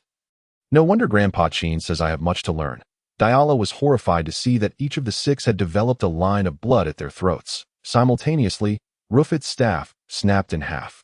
"Which of you is Grandpa Diala?" Despite defeating 6 mages, Yinzhu did not feel elated, casting not even a glance at Rufit and the others still standing there. In truth, Rufit was exceptionally powerful. However, he had underestimated Yinzhu upon seeing him as merely a red-level mage, failing to deploy his magical pet or scroll in time. Ultimately succumbing to Yinzhu's overwhelming melody. Diala's voice trembled slightly as he regarded Yinzhu's clear black eyes. A shiver of fear running through him. "I am to deliver this to you on Grandpa Qin's behalf." As he spoke, he produced a badge representing a red-level mage and handed it to Yinzhu. With enthusiasm, Yinzhu accepted the badge, a red 6-pointed star inscribed with an ancient zither, faint magical fluctuations shimmering across its surface. "So this is what Grandpa Qin wanted you to give me. Well then, I shall take my leave. Thank you, Grandpa Diala." With that, Yinzhu grasped Ji's hand and made to depart. Praise the Lalon. "Wait a moment," Diala called out in haste, stopping Yinzhu. Turning back, Yinzhu asked curiously, "Is there something else?" Diala murmured, "Your Grandpa Qin instructed me yesterday to give you a mage's badge and to send someone with you to Milan, teaching you some of the continent's knowledge." Chapter 4. Ji's power beside them. Ji suddenly realized that Qin Shang was indeed uneasy about allowing Yinzhu to travel alone. Before Yinzhu could respond, Ji interjected, "There is no need. It is sufficient for me to accompany Yinzhu. We shall depart." He grasped Yinzhu's hand and strode out of the Mage Association without looking back. Diala wished to intervene, but upon seeing the cold glint in Ji's eyes, the words he intended to speak were swallowed. "What should I do? What am I to do?" The envoy from Bohai approached Diala, whispering, "Vice President, it seems no one witnessed their arrival here. You should handle this swiftly and report to the President for his judgment." Diala hesitated. "Are you suggesting?" Pilu cast a disdainful glance at the corpses of Rufit and the others, muttering bitterly, "They are all traitors. They will meet a grim fate. However, I never anticipated that the President's disciple would be so formidable. He appears merely to possess red-level strength. It's beyond comprehension." Having cultivated magic for many years, Diala gradually regained his composure. "All right, let us keep today's events confidential, particularly regarding that child. Forget everything you've seen and dispose of them discreetly." A cold glint passed through Pilu's eyes. "This is our forte as fire mages." Unbeknownst to Yinzhu, he had caused the Mage Association considerable trouble. Walking along the streets of Luna City, he turned to Ji and asked, "Ji, was what I did just now correct?" Ji looked at Yinzhu with a gentle gaze and nodded earnestly. "Absolutely right. When facing an enemy, one must eliminate the root cause. Otherwise, it will only lead to more trouble for oneself. You performed exceptionally today." Yinzhu, like a blank canvas, felt his doubts dissipate upon hearing Ji's praise, smiling. "That's good. But Ji, since Grandpa Qin mentioned finding someone from the Mage Association to teach me about the continent, is it not unwise for us to leave like this?" Ji halted, turning serious. "Yinzhu, do you trust me?" Without hesitation, Yinzhu nodded. "Of course I do. You are my best friend." Ji smiled. "Then let me teach you. Come, let us first purchase some supplies before we set off." Seeing Ji's smile warmed Yinzhu's heart, and without further thought, he followed him. Little did Qin Shang and Yi Li anticipate that Yinzhu would not be accompanied by the person they had arranged to guide him to Milan. Ji led Yinzhu to a shop beside the street and paused, asking, "Yinzhu, do you have any money?" Yinzhu nodded, and with a flash of silver, a handful of gold coins appeared in his hand. "Grandpa gave me these. There should be several hundred. Do you need them?" Ji inquired. Nodding, Ji accepted the coins from Yinzhu before guiding him into the shop. Inside, the sound of clinking metal echoed, and a middle-aged man, appearing lethargic, rose only when he noticed Ji and Yinzhu's entrance. "What would you like?" Yinzhu curiously surveyed the surroundings, observing various weapons and armor hanging on the walls, things he had never seen before. He turned to Ji with questions. Ji, what are these? Ji replied, these are the armors worn and weapons used by warriors. Are we buying any? They look quite impressive. Do you want one? Inju asked. Ji nodded and said to the middle-aged man, I'll take a two-handed greatsword. The man replied lazily, there are many types of two-handed greatswords. Which one do you want? You've come to the right place. My weapons are renowned throughout Arcadia. Ji, growing impatient, retorted, less talk. Any type is fine, as long as it's heavy enough. The heavier, the better. The words of Z, lacking in courtesy, incited a degree of ire in the middle-aged man. However, upon observing Z's robust physique, he refrained from voicing further objections, muttering to himself, aren't you seeking something heavy? Very well. I shall provide you with something substantial. With that, he gestured for them to follow. The trio moved deeper into the forge, where they found several burly men laboriously crafting weapons, sweat pouring from their brows. The heat in Arcadia was already stifling, and it intensified near the forge, yet Inju and Z paid little attention. Trailing the perspiring middle-aged man to the innermost part of the workshop, pointing to a shadowy corner, the man declared, behold, the heaviest two-handed greatsword we possess. If you can lift it, it shall be yours. A glimmer of mockery danced in his eyes as he spoke. In the corner lay an object so dark that it could hardly be classified as a sword. It resembled more of an iron rod. Approximately 2 meters in length, one end was notably thicker, while the other tapered off considerably. Yet, even the thinner end boasted a girth comparable to an adult's arm, while the thicker end was nearly the size of a human head. Coated in a layer of dust. This is what you call a sword? Inju exclaimed, irritation evident in his voice. Despite being his first venture beyond the Azure Sea, he was well aware of what a sword should resemble. The middle-aged man retorted, this is a unique blade. You sought a heavy sword, and this is indeed the heaviest I possess. Should you manage to lift it, it is yours. As he spoke, the derision in his gaze intensified. Z's demeanor remained composed, yet Inju sensed an undercurrent of displeasure emanating from him. Stepping forward, Z grasped the slender end of the iron rod. As he exerted force, surprise flickered in his eyes, and a slight smile crept onto his lips as he effortlessly lifted the nearly 2-meter-long iron rod. Impressive, the middle-aged man remarked, his eyes nearly popping from their sockets as he watched Z handle the iron rod with ease. No one understood the rod's formidable weight better than he did. This rod had been an accidental find during his mining expeditions, its mass nearly equivalent to several tons of iron ore, weighing at least 500 kilograms. Had he not suspected it might be a special metal, he would have never brought it back. Disappointment soon followed, despite employing potent flames and even hiring a fire mage at great expense. He had been unable to melt or reshape the rod. Over time, it had been relegated to the forge's corner. He could scarcely believe that a young man could lift such a weight without the aid of combat energy. We're leaving, Z stated succinctly, leading Inju toward the exit. Wait, hold on, the middle-aged man's voice called from behind. Z frowned and asked, are you having second thoughts? The man, flustered, waved his hands and replied, no. I merely wish to inquire if you require armor as well. The price is negotiable. He was no fool. On the contrary, as a merchant, he was quite shrewd. Having witnessed Z's effortless handling of the heavy iron rod, he discerned that both Z and Inju were far from ordinary. For a weapons merchant, encountering powerful warriors was undoubtedly a stroke of fortune, and his lethargy dissipated as he sought to sell them some armor. Z coldly responded, I have no need for armor. With that, he exited with Inju. Under Z's guidance, the two procured several daily necessities in Luna City before departing the capital of Arcadia, heading north along the main road, Azure Sea. Father, I worry about Inju. This child has never left home. Should we not follow him discreetly, at least to ensure he reaches the academy safely?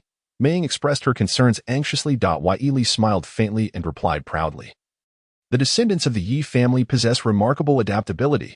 Besides, with your Uncle Qin's letter and the presence of the Mage Guild's personnel, there shall be no cause for alarm. Yet, Maying remained uneasy. I fear that Inju may struggle to interact with others. What if he faces difficulties at the academy? Qin Shang, standing nearby, smiled and said, are you unaware of Inju's capabilities? Moreover, the head of the Divine Sound Department at Milan Magic and Martial Academy is my friend. With my recommendation, he will be fine if he has cultivated the Qixi Qinshin for 15 years. It is time for him to venture out on his own. Only through such experiences can he grow more swiftly. I wonder how my old friend will react to my introducing such a young instructor to him. Ha ha ha. Z, you are truly remarkable. As they walked along the main road, Inju remarked curiously, taking in the scenery around him. The heavy iron rod rested upon Z's shoulder as he replied nonchalantly, "What makes you think I am remarkable? You have purchased so many items. It seems you are quite familiar with the outside world. However, I recall you came to Azure Sea at a young age and have rarely ventured out." Inju noted. The cold glint flickered in Z's eyes as he said softly, "That is a matter of the past." Inju. "I shall tell you more when the time is right. When will that be? When you have truly matured." Arcadia was lamentably small, barely a third of the size of the Bohan Kingdom. And Luna City was relatively close to the kingdom's northern region. After 10 days of travel, the two had already entered the territory of Bohan Kingdom. As they crossed into Bohan, the air grew noticeably cooler. The contrast between Bohan Kingdom and Arcadia was stark. Just the width of the main road was twice that of Arcadia's. The road bustled with pedestrians, most of whom were mounted on horned steeds. The horned steed, a first-tier magical beast, was named for its sturdy build and the two forked horns atop its head, although it ranked low among magical beasts and lacked any offensive capabilities. Its endurance was exceptional, making it ideal for civilian transport. In Arcadia, only the wealthy could afford horned steeds. "Let us buy a horned steed to ride," Inju exclaimed, his eyes gleaming with envy as he observed the riders. Despite still possessing the innocence of youth, he found it difficult to suppress his excitement upon seeing something new. Z pondered for a moment before responding, "Very well. That shall allow us to travel more swiftly. However, if we walk, it may take us 2 months to reach Milan. We will purchase one in the city of Roer, approximately 30 miles ahead. 1. Yes, one will suffice. I do not require one myself. The speed of a horned steed may not surpass my own." Z smiled at Inju, his expression softening in the latter's presence, a stark contrast to his usual icy demeanor. "I don't believe it. I will race you." Inju laughed. Z glanced at him and replied, "Then let us begin." As he spoke, he surged forward, his towering frame carrying the heavy iron rod without hindrance to his speed. "You are cheating," Inju exclaimed, seeing Z already in motion. He quickly leaped into the air, propelling himself forward with a single footstep, swiftly pursuing Z. Z's running was steady, each stride landing firmly with power, propelling him forward. In contrast, Inju moved with remarkable agility, using only his toes to touch the ground, covering distances of over 5 meters with each leap. In mere moments, he was beside Z. "I am faster than you," Inju declared, pride evident in his voice. Z regarded him with an odd expression. "Is that so?"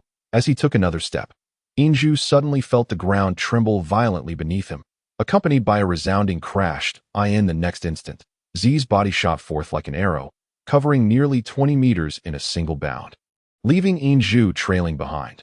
Without the presence of combat energy, Inju was taken aback. Though innocent-hearted, he was astute enough to realize that such speed could not be achieved solely through physical strength.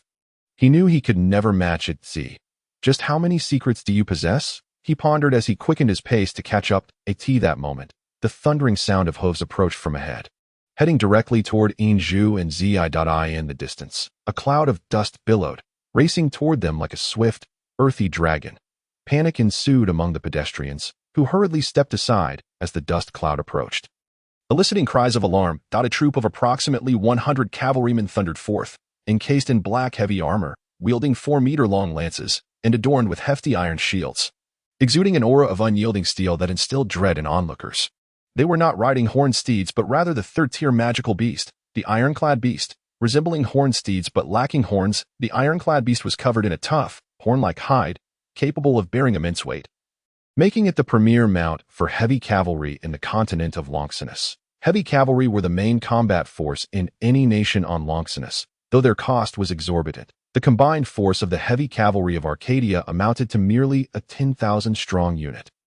Once the armored beast charged forward, coupled with the sheer weight of the heavy cavalry itself, the scene was undeniably terrifying, and these cavalrymen paid no heed to the pedestrians on the main road. Both Z and Inju halted their steps almost simultaneously, watching the approaching armored cavalry with no intention of stepping aside. Inju's curiosity about the armored beasts and heavy cavalry contrasted sharply with Z, who had no concept of yielding. "Get out of the way," barked the leading cavalryman. Noticing 2 individuals unwilling to dodge on the roadway, Z remained motionless, yet his gaze turned frigid. Inju did not budge either, for he had vowed to protect Z. Instinctively, he stepped forward, positioning himself in front of Z, without even questioning why Z did not move aside. The armored cavalryman's eyes glinted with a savage light. If they would not yield, They could not blame them for being ruthless. In the kingdom of Bohai, heavy cavalry were a privileged class, and during the execution of orders, they could kill without mercy if civilians interfered.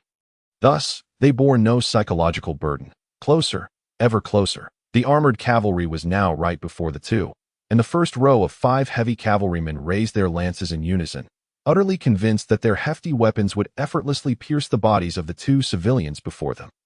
A roar erupted, as thunderous as the heavens themselves. Inju felt his body lighten, and he was suddenly airborne, the scenery beneath him shrinking rapidly. Soon, he witnessed a remarkable sight. Zit bellowed skyward, and the charging armored cavalry transformed almost instantaneously. All the armored beasts abruptly reared up, halting their advance. Due to their excessive speed, the beasts behind collided with those in front. The sounds of clashing armor echoed, accompanied by the cries of the wounded as their lances pierced flesh. The once formidable 100-strong cavalry unit was thrown into chaos in an instant. Inju was certain he would never forget the sight of Z's roar, the tempestuous emotion, the icy gaze. All deeply etched into his memory, the cavalrymen were bewildered, unsure of what had transpired. All they felt was that amidst that deafening roar, their hearts seemed ready to leap from their throats. Meanwhile, the armored beasts that had once fought alongside them trembled beneath them, some even foaming at the mouth. "Get lost," Z growled, striding forward. At that moment, Inju landed right behind him. Z's pace was not swift, but with each step, he exuded an unyielding presence. The armored beast of the foremost cavalryman collapsed to the ground, and instinctively, the cavalryman thrust his lance towards the approaching violet-haired youth. Z moved. His actions were swift and straightforward. The 2-meter-long black iron staff swept out, sending the 5 lances and their owners flying in an instant. Landing 10 meters away from the roadway, their lances, forged from steel, had bent like serpents. Z reached the now masterless armored beast, executing the same simple motion. His right foot swept out, sending the 200-kilogram beast crashing away with a mournful wail. With identical movements, all 5 armored beasts were sent sprawling aside, clearing the path for Z's advance. The remaining heavy cavalrymen, except for those previously injured, scrambled to their feet from beneath their beasts. They sensed no aura of fighting spirit emanating from Z. Yet the overwhelming power he displayed filled them with dread. 5 armored cavalrymen were sent flying with a single strike. The once ferocious armored beasts were kicked away like straw, not daring to resist even slightly. What terrifying strength this was! "Get lost," Z roared once more. This time, the heavy cavalrymen silently parted, clearing a path and even dragging their incapacitated beasts aside with all their might. Z strode forward, seemingly oblivious to the glimmering lances that sparkled in the sunlight on either side. Inju gazed curiously at the figure of Z before him, following along. It was his first time witnessing Z's display of power, and he had never imagined that Z possessed such formidable strength. Relying solely on physical prowess, no one dared to obstruct them. Even the passing pedestrians, upon witnessing this scene, held their breath in fear. It was not until Z and Inju's figures vanished at the end of the road that the armored beasts gradually regained their ability to move. The 5 heavy cavalrymen who had been struck away all suffered broken right arms, and their mounts, the 5 armored beasts, could no longer rise. "Z, are you a warrior?" Inju inquired. "I suppose so," Z replied, the frenzy in his eyes having completely dissipated, returning to calmness. "Z, why did you strike just now?" Z glanced at the azure sky and replied nonchalantly, "Because no magical beast is worth my yielding. Not even a dragon." Inju looked deeply at Z and said, "Z, do you realize? Just now, you exuded an overwhelming presence. Yet, I could not discern the source of your strength. Do you possess fighting spirit?" "No, because I have no need for it." Z cast a sidelong glance at Inju, a hint of a smile breaking through. "Aren't you supposed to protect me?" Inju smiled back. "Of course. As long as you need it. I shall always stand before you to protect you. But next time, do not throw me so high." Lowell was a bustling small town, where the residents appeared perpetually busy, unlike the languorous atmosphere of Arcadia. The cool air brought refreshing sensations, and the moderate temperature was ideal for living. The handsomeness of Inju and the resoluteness of Z often drew attention on the streets, particularly from the younger maidens, some of whom boldly approached them for conversation. Z maintained his usual icy demeanor, while Inju often responded with a smile, handsome and gentle, making it easier for the lovesick maidens to notice him. However, if these maidens were to learn of Inju's thoughts, they would likely feel quite differently. "Z, why do those girls look different from us? Their muscles are so strong," Inju expressed with a hint of envy. Z's expression suddenly stiffened, and he murmured, Did your parents never tell you? Inju shook his head. You've been with me so long in the Azure Sea, and you've seen, I spend little time with my father and mother. They refrain from discussing the outside world to avoid interfering with my training in the Zichin Xin. Oh, you know why their muscles are stronger than ours. Z looked at Inju helplessly. I do not know. So you are unaware too. Z. Let us buy a horned horse. Should we stay here for the night or continue on our journey? Just as Inju was asking, Z's expression changed dramatically. Inju, standing close by, could distinctly feel Z's muscles tense in an instant, an odd aura radiating from him. Inju could not quite articulate the sensation. It felt like a mix of anger and excitement. Following Z's gaze, he noticed a group of over 10 individuals walking in another direction. Z's focus was on a figure entirely shrouded in golden hair, with a grim visage, towering slightly taller than Z. Radiating a wild aura, his cheekbones were high, and his facial hair was dense, clearly distinguishing him from ordinary humans. The others accompanying him were also diverse in form, most unlike regular humans. Inju even spotted one with a long tail sprouting from their back. Upon sighting these individuals, the pedestrians on the street instinctively recoiled, seemingly frightened by their presence. Z. What is wrong? Who are they? Inju inquired. They are orcs from the far northern wastelands. The one at the forefront is one of the royal lineage among the orcs. A member of the Lion clan, Z replied darkly. Orcs? What exactly are orcs? Are they humans too? I do not know how orcs came to be. They can be considered a blend of man and beast, with some being purely beastly. On Longqi Nusi, orcs are the closest race to magical beasts. They are inherently warlike and possess immense strength, if not for their lack of magical prowess, which has led to their oppression by the three great northern empires. They might have already invaded human territories long ago. Now, they can only dwell in the harsh lands of the far north, due to the strength of the three empires bordering the extreme north. There have been no wars for decades, and the orcs can only trade their rare products for food and necessities with human nations. I never expected they would venture to the southern region of Bohai. As Z spoke, a contemplative expression crossed his face. For Inju, the orcs were undeniably a novelty, prompting him to steal a few curious glances. At that moment, the lion man's gaze fell upon them, sweeping over Inju before landing squarely on Z. Upon catching sight of the figure clad in purple, the golden mane atop his head suddenly bristled, and a fierce glint ignited within his eyes as he strode purposefully towards Z and Inju. A faint layer of green aura swirled amidst his golden hair, barely perceptible unless one looked closely. Only practitioners of mental energy, like Inju, could effortlessly sense its presence. Z abruptly lifted his gaze to meet that of the lion man, whose steps faltered momentarily. After observing Z's icy countenance, he slowly nodded before swiftly returning to his own ranks. Inju, bewildered by the unfolding scene, glanced between Z and the lion man, with a heavy sigh. Z lowered his head and addressed Inju. I am truly sorry, Inju, but I fear I cannot accompany you to Milan. What? Inju exclaimed in astonishment. Z. Why not? Did you not say? Z grasped Inju's shoulder, offering a bittersweet smile. I apologize. I had promised to accompany you. However, I have pressing matters that require my attention. Keep the map safe. If you follow its directions, you shall reach the Milan Magic and Martial Academy. Should you encounter any confusion along the way, do not hesitate to ask for assistance. Once I have concluded my affairs, I shall seek you out at the academy. Inju accepted the map from Z.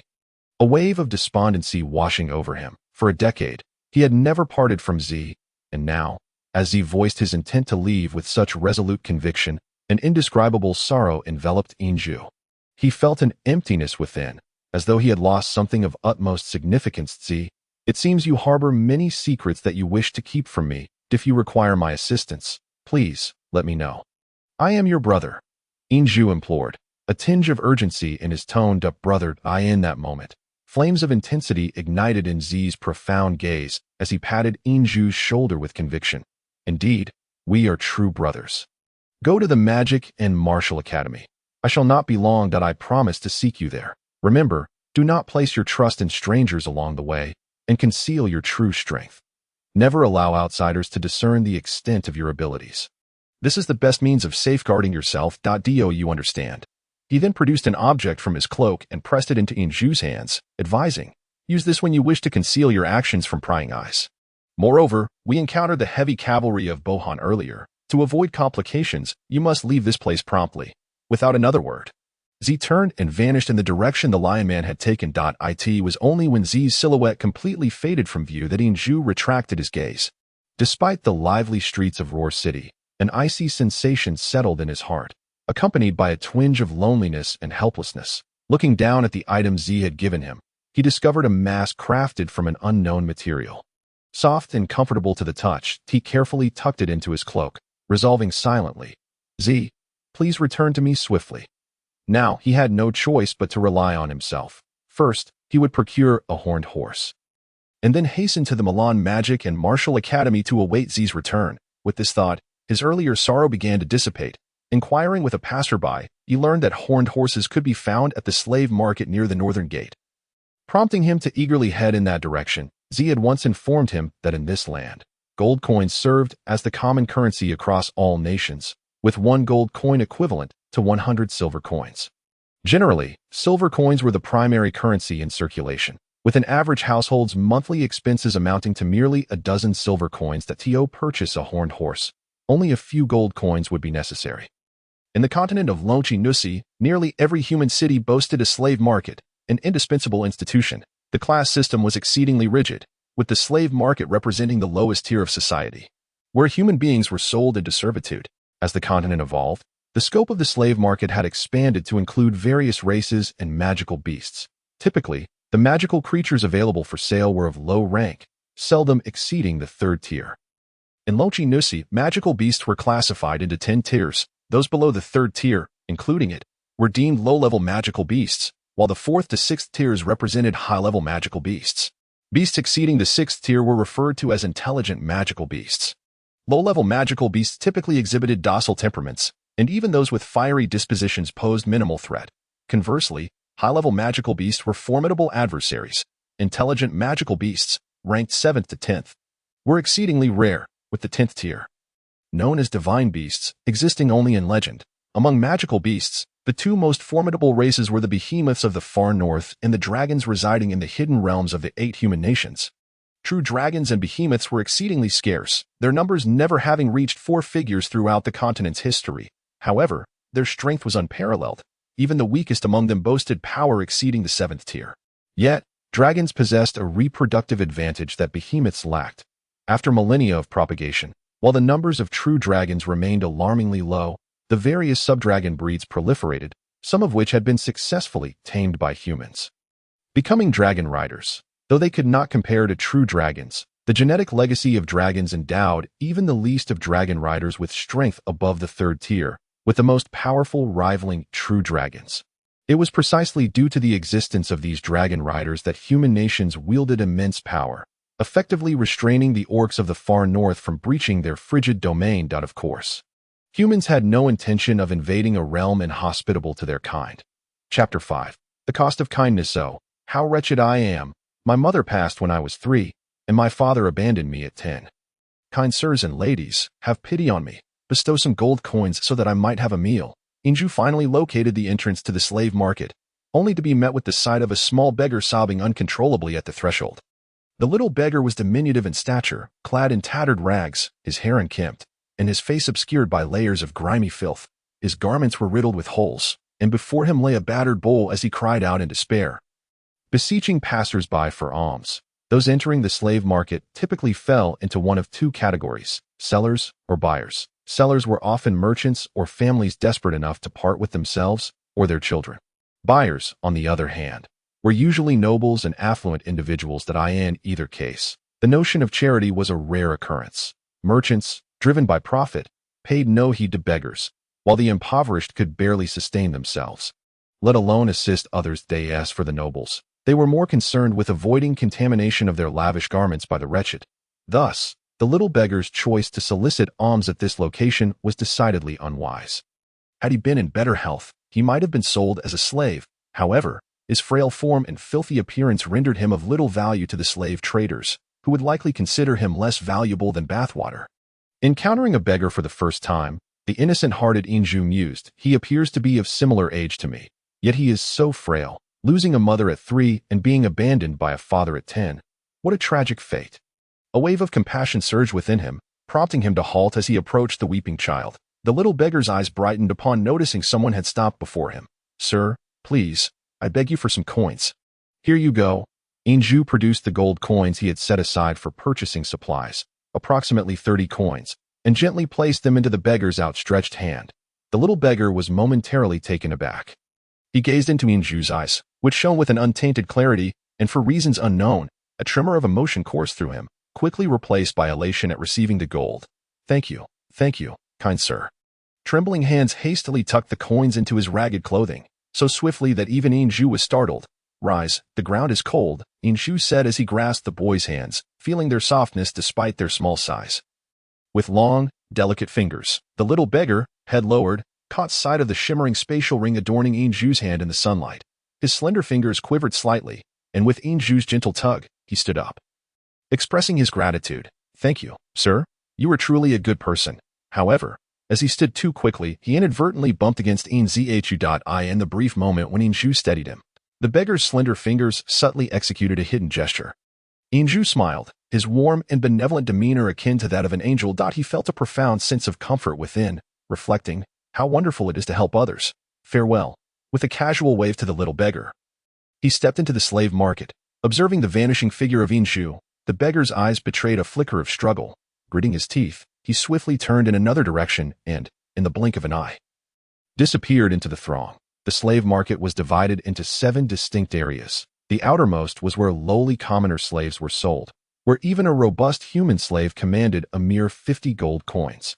The next area dealt with the trade of lesser magical beasts. As one ventured deeper through the subsequent 5 regions, the prices of the goods escalated dramatically. Of course, in a small town like Roar, few precious items could be found for sale.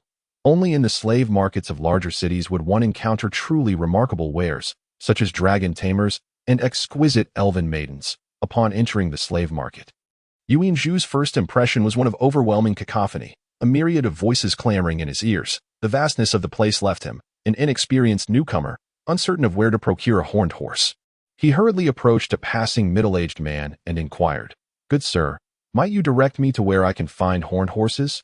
The middle-aged man appeared to be in his 40s, clad in finely crafted black leather armor, adorned with a crest of crossed sword and shield, entwined with thorny patterns. Tall and imposing, he bore a massive 2-handed sword on his back. "You seek to purchase a horned horse? How fortuitous, for I am headed that way as well." "Allow me to escort you," he replied with a jovial demeanor. "Thank you immensely, kind sir." Inju expressed his gratitude politely. The elegance cultivated over years of musical training naturally exuded from him, further enhanced by his handsome visage, easily endearing him to others. As the middle-aged man led Inju deeper into the market, he casually queried, "Young brother, I am Guin. What name do you bear, and whence do you hail?" "I am Yuinju. From Arcadia," came the reply. "Your name is quite peculiar. We have arrived," Guin remarked, gesturing towards a massive stable ahead.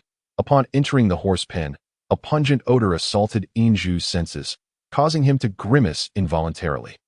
Accustomed to the fresh air of the Azure Sea, he found this foul environment highly disconcerting. Inside the stable, dozens of horned horses could be seen, with horse traders haggling over prices with various customers. Guin appeared quite familiar with the surroundings, commenting, "This is the standard of Roar's slave market. If you ever visit the slave markets of larger cities, you'll discover expansive stables housing superior horned horses, hundreds to choose from." One of the horse traders seemed to recognize Guin, and upon his approach, a man stepped forward, exclaiming, "Is that not Captain Guin? What brings you here? These horned horses are fresh arrivals. Do select a few." Guin nodded and replied, "Hart, surely you know the caliber of your horned horses. Very well, I'll take 20 of the stronger ones, and do select one for this young brother as well." Hart quickly agreed with a smile and hurried off to choose the horses. In a short while, 21 horned horses were brought forth. Clearly, Guin was a valued customer. As he did not bother to scrutinize them closely, he produced a coin pouch from his pocket, stating, "As per our usual arrangement, it asks 5 gold coins for 2 horses. Here are 50 gold coins. Count them if you wish." Hart accepted the pouch, tucking it away, and chuckled, "Count. Do you doubt me? Your Iron Thorn Mercenary Company is the only permanent mercenary group in Roar." Guin offered a wry smile. "Do you think I enjoy being stationed in this dreadful place? Without strength, one cannot establish a foothold in those larger cities. Now, since this young brother is with me, grant him a discount. 2 gold coins will suffice. Young brother, please select from these 21 horses. While they may not be of the finest quality, hearts here have decent endurance.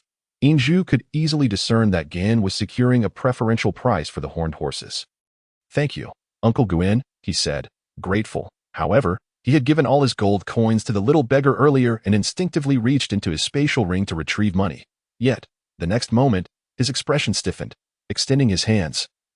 He found 8 fingers empty, save for the one bearing the spatial ring, which bore only the faint imprint of its presence. Ah, my spatial ring is gone, Inju exclaimed, a wave of panic crashing over him. The spatial ring was not only precious in itself, but within it lay 5 ancient zither, a letter from his mentor Qin Shang, and all the remaining gold coins. With the ring lost, he was left utterly destitute. "Young brother, what is the matter?" Guin was startled by Inju's sudden reaction. Without responding, Inju closed his eyes, a faint red glow emanating from his brow, forming a dark crimson magical hexagram before him. The connection between a spatial ring and its owner is a mental bond, and only the owner can break its seal. An external force attempting to breach it would merely result in damage to the ring. The only explanation for its disappearance dawned on Inju. While he was assisting the little beggar, the latter had drawn attention to himself and deftly filched the spatial ring, after leaving the Azure Sea. An unprecedented anger surged within Inju. His kind act of charity had resulted in the theft of his most treasured possession. He was a zither mage. Without the ancient zither, he could not wield his magic. Moreover, those 5 zither were the prized possessions of the zither sect, having accompanied him for 16 years. Losing them was a cause for alarm. At that moment, in a secluded corner of Roar, the little beggar secured the box in his hands and murmured to himself, "A spatial ring. What a pity. I cannot extract its contents. Oh well, I shall keep it as a memento. In these times, pure-hearted individuals like him are rare. Let this be a lesson for him. What is a spatial ring to me? With this lead box, he shall never reach me through mental fluctuations. A few dozen gold coins will suffice for my travel and tuition. Old man, wait for me. One day, I shall reclaim what is rightfully mine." His large, bright eyes sparkled. Though lacking the clarity of Inju's, they were filled with hatred and a myriad of complex negative emotions. Clutching the box containing the ring tightly, a fleeting green light flickered, and his diminutive figure swiftly vanished from sight. It was over. The connection severed. Retracting his released mental energy, Inju's complexion had turned pale. What did the loss of his spatial ring signify? It meant he had lost the treasures of the Zither sect, all his travel funds, and the letter of introduction to Milan Academy. He was left with nothing. What was he to do? What should he do? Trapped in a dilemma, should he continue to Milan, without funds or an introduction letter? Returning home was equally futile. Besides, how could he face his mentor Qin Shang without the 5 zither? Guin and Hart did not mock Inju for his inability to produce gold coins. Rather, both displayed a hint of surprise. Guin tentatively asked, "Young brother, are you all right?" Inju, filled with dismay, replied, "Uncle, I fear I cannot purchase a horned horse. My spatial ring is lost, and all my money was inside." Guin nodded and said, "Young brother, judging by your earlier demeanor, you must be a high-level crimson mage. Am I correct?" Inju instinctively remembered Qin Shang's words and nodded. "Indeed." Guin's eyes sparkled with interest. "And where do you intend to go now?" Inju hesitated, contemplating that returning was out of the question. He could not face Qin Shang without retrieving his spatial ring. That he resolved to proceed to Milan. She had mentioned that she would seek him there, and he would confer with her upon their meeting. "I am headed to the Milan Martial Arts Academy in the Milan Empire." "Splendid. That is truly wonderful." The Milan Martial Arts Academy is located just outside the capital city of the Milan Empire. "Our mercenary group is on a mission to Milan City. Why not accompany us? We shall cover your expenses along the way, and upon arrival, I shall provide you with 20 gold coins. What do you say?" Guin proposed enthusiastically. The sudden glimmer of hope ignited within Inju's heart due to Guin's offer, yet it all felt so abrupt that he found himself momentarily stunned. Guin, mistaking Inju's silence for discontent regarding the amount, quickly added, "The cost for your horned horse will also be covered by us. What say you? Are you unwilling?" "And no, of course, I am willing. However, Uncle Guin, could you enlighten me on what a mercenary is?" Guin, caught between amusement and exasperation, looked at Inju, who was earnestly regarding him, his demeanor far from jesting. "You don't even know what a mercenary is. Allow me to explain." "Beside them," Hart remarked, "mercenaries are a remarkably prevalent profession on the continent of Longqi, referring to warriors who engage in combat or undertake missions purely for profit on behalf of their employers. Point 1 can observe the presence of mercenaries almost everywhere. The Kingdom of Palermo in the western part of the continent is colloquially known as the Mercenary Kingdom, as it is home to some of the largest mercenary groups in the realm, where mercenaries enjoy the highest remuneration and social standing. Is that so, Uncle Jern? Are you suggesting that I become a mercenary? Yi Inju inquired. Jern nodded and replied, consider it a temporary position. To be frank, our Ironthorn mercenary group lacks the financial means to hire a mage for an extended period that we are tasked with escorting a shipment and its owner to Milan City. And the journey is relatively safe. Let us assist each other. What do you think? As Yi Inju gazed into Jern's sincere eyes, the gloom stemming from the loss of his spatial ring began to dissipate. Uncle Jern, you truly are a good person. I would be delighted to help. At that moment, he had completely forgotten that the little beggar who had stolen his ring had also called him a good person. Very well, let us proceed. Hart, please have your men bring the antelopes to us at the usual spot, Jern said. His spirits evidently lifted as he draped an arm around Yi Inju's shoulder and walked towards the slave market's exit. Observing their retreating figures, Hart chuckled. Jern is quite fortunate. Who would have thought he would encounter such an innocent mage? Ironthorn finally has a mage, albeit temporarily, which will enable them to elevate their status. Unbeknownst to Yi Inju, the status of a mage on the continent of Longqi far surpassed his expectations. That it is regarded as the noblest profession. Even an adept mage holds a significantly higher status than a warrior of equivalent rank. Mages are often proud individuals, rarely inclined to engage in mercenary work, with most pledging their loyalty to various nations. The possession of a mage is a long-standing criterion for assessing the strength of a mercenary group, and the hiring costs are exorbitantly high. Mercenary groups are classified into 8 tiers: S, A, B, C, D, E, F, and G. The E, F, and G ranks are deemed low tier, C and D ranks are mid tier, B is high tier, and S and A ranks are classified as super tier. Presently, the Ironthorn mercenary group is an E-tier group, adequately fulfilling their tasks. However, to ascend to the mid-tier D rank, they require a mage to pass the mercenary guild's evaluation. This is why Jern is willing to engage Yi Inju for this relatively low-risk mission. The Ironthorn mercenary group is stationed in a courtyard north of Roll City, comprised solely of male members, totaling 67 individuals, including the leader Jern. Among them are 20 heavy sword fighters, 10 archers, 10 light cavalry, and the largest contingent of 27 spear and shield warriors, demonstrating a fairly complete array of combat roles. Established for 6 years, the majority of mercenaries are aged between 25 and 40. Jern is a green-tier earth warrior, and it is largely due to his efforts that Ironthorn has ascended to an E-tier mercenary group within 5 years. His ambition is to reach D-tier, thereby significantly increasing their earnings. As Yi Inju followed Jern to the Ironthorn mercenary group, the mercenaries were making their final preparations for departure the following morning. The commission provided by the employer is quite generous, so we Ironthorn will be deploying our full strength and departing at dawn. Inju, just stay by my side. Yi Inju observed the bustling mercenaries and queried, Uncle Jern, with over 60 members in your group, why did you only purchase 20 antelopes? Jern sighed with a wry smile. I would have liked to buy one for each, but our finances are limited. The antelopes I acquired are for transporting goods and the employer. If it weren't for the employer's funding, I wouldn't have even afforded 20. We mercenaries are accustomed to running about, clad in light armor. We carry little weight, and 1T be significantly slower than the antelopes. However, do not worry. As a mage, you will naturally ride. As he spoke, Jern clapped his hands to draw the attention of all the mercenaries. Everyone, please pause for a moment. I would like to introduce our new member, Yi Inju, who will accompany us to Milan. A newcomer, a curious mercenary in his 30s, remarked. He appears a bit frail. What is his profession, Captain? Jern smiled mysteriously. He is an adept high-level mage. From now on, Ironthorn can claim to possess a mage. Once we complete our mission in Milan, we can conveniently register as a D-tier mercenary group at the guild there. At this declaration, the mercenaries erupted in collective cheers. Having awaited this day for far too long, the elevation of their Group S rank directly impacted their income. In an instant, Yi Inju became the darling of the mercenaries, who gazed at the handsome youth with curiosity, bombarding him with questions, and some even requested to witness his magic.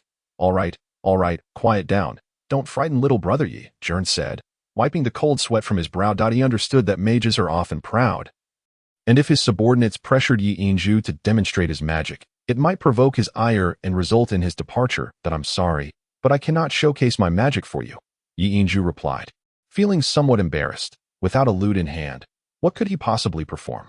Jern quickly interjected. Exactly. You lot, quiet down. Magic is not something to be showcased casually. Inju, ignore them. By the way, have you lost your mage badge? If you have it, it's best to bring it along. Inju confirmed that he had not lost his badge. He had casually pocketed it after receiving it from the Mage Guild in Luna City. His map and the mask gifted by Z were also still with him. As he had not stored them in the ring, he retrieved the red badge from his pocket and affixed it to the left side of his chest.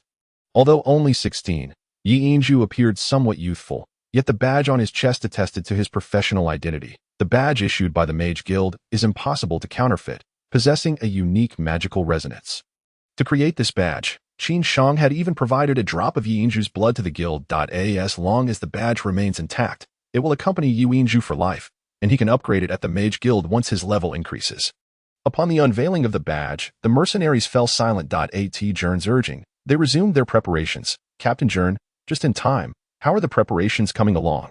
A melodious voice inquired from the entrance. Yi Inju turned with Jern. In that instant, he felt a subtle fluctuation in his mental energy. A woman appeared at the courtyard entrance, gracefully making her way inside, clad in a simple white gown that radiated opulent light. Her flowing azure hair cascaded like ocean waves, with two strands framing her face, partially concealing her ears. Her alabaster visage emanated a gentle glow, complemented by her delicate, refined nose, elegant neck, and luscious lips, resembling a visage sculpted by divine hands. A veritable celestial maiden. Her movements were soft and unhurried, embodying a serene elegance akin to a captivating lily drifting through the clouds. Yi Inju found himself entranced, unable to discern the woman's precise age at first glance. She seemed youthful and vibrant, yet upon closer inspection, there was no trace of naivety, her noble and graceful aura rendering those who gazed upon her self-conscious. The appearance of the woman instantly captured the attention of all the mercenaries. But after a brief moment of admiration, they lowered their eyes, Jern included, as though continuing to gaze would be a desecration before their goddess. Only Yi Inju's mesmerized gaze remained fixed upon her. Standing there, he alone emanated an aura that could rival hers within the courtyard. For reasons unknown, Yi Inju felt an inexplicable sense of familiarity with the woman, her presence exuding a comforting aura reminiscent of his mentor. Qin Shang, the woman soon noticed Yi Inju's gaze, and their eyes met. Her gentle expression brightening with a hint of surprise. Two glimmers of light danced in her enchanting eyes, devoid of malice, merely a tentative caress upon Yi Inju's own gaze. In that moment, Yi Inju's mind briefly wavered, his focus momentarily faltering, enveloped in a dizzying sensation, yet it was but a fleeting instant before he regained his composure. A pure and untainted heart harbors no distractions. It is precisely this quality that has allowed Yi Inju to progress rapidly in his training, both in mental acuity and willpower, justifying Qin Shang's moniker of genius, stimulated by the mysterious light in the woman's eyes. A deep crimson glow emanated from his brow, forming a barrier of mental energy. This kind of pure mental probing is a customary practice among mages to gauge each other's strength. How is this possible? The astonishment in the young woman's eyes intensified further as she inquired, Commander Guin, will you not introduce me? At this moment, Guin finally came to his senses, inwardly cursing his own lack of composure. This was not their first encounter. Why did he still feel this way? He hastily replied, Miss Anya, this is my newly appointed magician, Yi Inju, who will also partake in our mission. With his addition, we shall undoubtedly escort you and your goods more efficiently. Upon hearing Guin's words, Yi Inju realized that the elegantly poised lady before him was indeed their employer for this journey. Greetings, Sister Anya, he said, his clear black eyes fixed upon her, pondering silently. This Sister Anya is remarkably strong.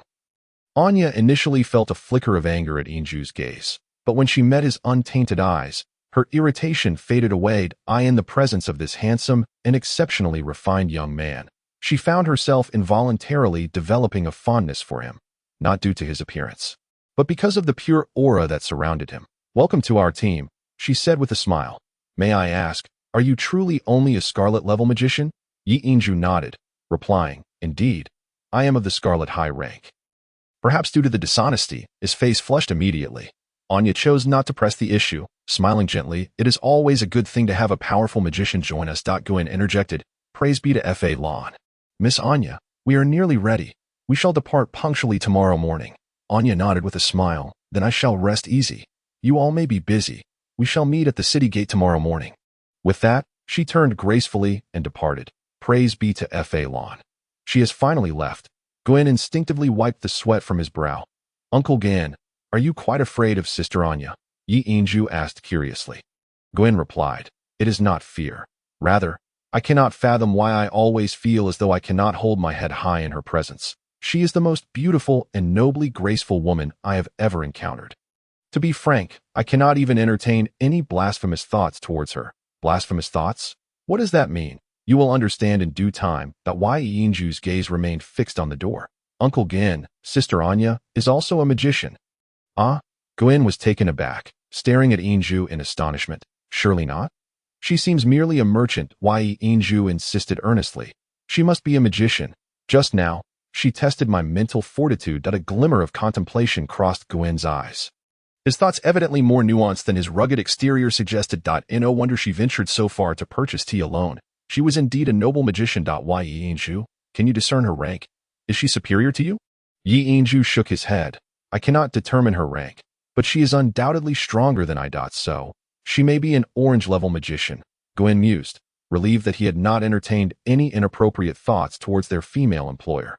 Offending a magician would be unwise. However, he remained unaware that Yuinshu, based on his magical prowess, had already reached the high yellow level, and Anya was likely far more formidable than simply orange level. Out of respect for the magician, Gwen arranged for Yi Yinju to have a room of his own for rest. Sitting on the bed, Yi Yinju pondered in distress. He had attempted several times to connect with his spatial ring using mental energy, but had failed each time. Moreover, he had a nagging feeling that the spatial ring seemed to be drifting further away from him. Why? Why did you steal my ring? I have already given you gold. Without the chain, Yuinshu suddenly felt an overwhelming longing for it. For 16 years, he had been inseparable from the chain, which had become his dearest companion. The loss of all his chains filled his heart with profound sorrow. Settling into a meditative position, he sought to calm his mind through the practice of his bamboo battle chi. A soft yellow glow emanated from within him, forming a gentle barrier that enveloped his body. The chi coursed through his veins, gradually dispelling the unease and apprehension within him, leading him into a state of tranquility. The bamboo battle chi was divided into 3 tiers: green bamboo, yellow bamboo, and purple bamboo. Like the Qin magic that Yi Yinju practiced, the colors displayed at different levels varied from the 7 hues of the rainbow on the continent. Each tier consisted of 9 ranks. The faint yellow light radiating from him signified the first stage of yellow bamboo. In terms of rank, his battle chi even surpassed that of Qin magic slightly. According to the rainbow classification of the continent, it equated to the first rank of green level, placing him at the level of an earth warrior. However, his battle chi primarily served to enhance his Qin magic. As dawn broke and the first rays of sunlight illuminated the land, the northern gate of Roar City bustled with activity. The Ironthorn Mercenary Corps, consisting of 68 members, was fully prepared for their departure. The 3 horse-drawn carriages carried cargo in the front and rear, while the middle carriage housed their employer. Anya. 20 of the strongest swordsmen surrounded the carriages, with archers stationed beside them, while 27 shield-bearers formed the outer perimeter. 10 light cavalrymen forged ahead to clear the path. The newly acquired 20 horned horses, apart from those pulling the carriages, carried the group's supplies, all arranged in an orderly fashion. As a magician, Yi Yinju was assigned to the side of the middle carriage. It was his first time riding a horned horse, and he felt a mix of excitement and trepidation. Though the ride was somewhat bumpy, the gentle-natured first-stage magical beast was easily tamed, and he soon adapted to the sensation of being atop the horse. After all, his physical condition was not as frail as it appeared. At this moment, Yi Yinju's gaze was fixed upon the leader of the Ironthorn Mercenary Corps. Guen, his eyes brimming with envy and astonishment. Guen was not merely an earth warrior, he was an earth knight. His steed was none other than a trained dragon. The 4-rank green-spine earth dragon measured a staggering 5 meters in length and stood over 2 meters tall. With relatively small forelimbs, entirely supported by its robust hind legs, it exhibited a deep green hue. And aside from its formidable charging ability, this 4-rank dragon also possessed commendable defensive capabilities and the ability to expel corrosive acid. Though it was considered a lower-tier dragon, it was far stronger than lower-tier magical beasts. With the initial strength of green level, Guen was well matched against mid-tier earth warriors. This dragon was the prized possession of the Ironthorn Mercenary Corps, and Guen had expended considerable effort to acquire it. The mercenaries donned leather armor, their pace steady as they distanced themselves from Roar City, gradually advancing toward the interior of the kingdom of both. The primary objective was to travel. Gin ordered a brief rest every hour, and when the sun reached its zenith, they took a moment to consume some rations before continuing their journey to Yinju. The carriage curtain was lifted, revealing Anya's captivating visage. "Sister Anya, is there something you need?" Yinju politely greeted the noble lady. Anya smiled. "You are a magician. Why endure riding when you could sit in the carriage? Given your demeanor, it appears this is your first time riding a horned horse. If this continues for long, you may find it unbearable. Our journey may take a month to reach Milan." "Certainly." Yinju readily agreed and promptly leaped from the horned horse into the carriage. Chapter 6. Dragon Knight's Yinju was unaware of the concept of politeness, nor did he comprehend the relationship between employer and mercenary. Acting on impulse was the very essence of his pure-hearted nature. After riding the horned horse for a while, the novelty wore off, and he began to feel restless. The Ironthorn mercenaries took their task seriously, rarely engaging in idle chatter. The carriage was spacious, as only Anya occupied it, creating an air of emptiness. Various foods and drinks were laid out within, and the seats were broad and cushioned, providing far greater comfort than sitting on horseback. Anya, clad in a flowing white gown, reclined against the soft cushions, exuding an aura of languid elegance. Sitting opposite her, a refreshing fragrance wafted from her, prompting Yinju to inhale deeply, feeling soothed by the delightful scent. "Sister Anya, you are truly beautiful," he expressed sincerely. Though Anya had heard many compliments, the words spoken from Yinju's innocent lips carried a different resonance. She smiled gently. "Yinju, how is it that you came to join the Ironthorn Mercenary Corps?" Without hesitation, he recounted the events of the previous day, mindful not to mention the 5 chains within his spatial ring, recalling only the advice given by Z before his departure. "Did I see?" Anya remarked. "You are truly kind-hearted. Yinju, in this world, sometimes one must not be too kind. Otherwise, one may become a target for exploitation." Reflecting on Anya's words of counsel, Yinju recalled the despicable little beggar and resolutely declared, "I shall never allow that to happen again." Simplicity does not equate to a lack of temper. Anya cast a glance at the magical emblem adorning Inju's chest, while the mercenaries of Jern, unfamiliar with the arcane arts, might overlook its peculiarity. She could not. "Inju, the design on your emblem is quite unusual. What school of magic do you belong to?" "I am a bard of the divine sound." "The emblem is engraved with the image of my instrument. A bard of the divine sound." Anya paused, her gaze towards Inju transforming into something peculiar. "What is it?"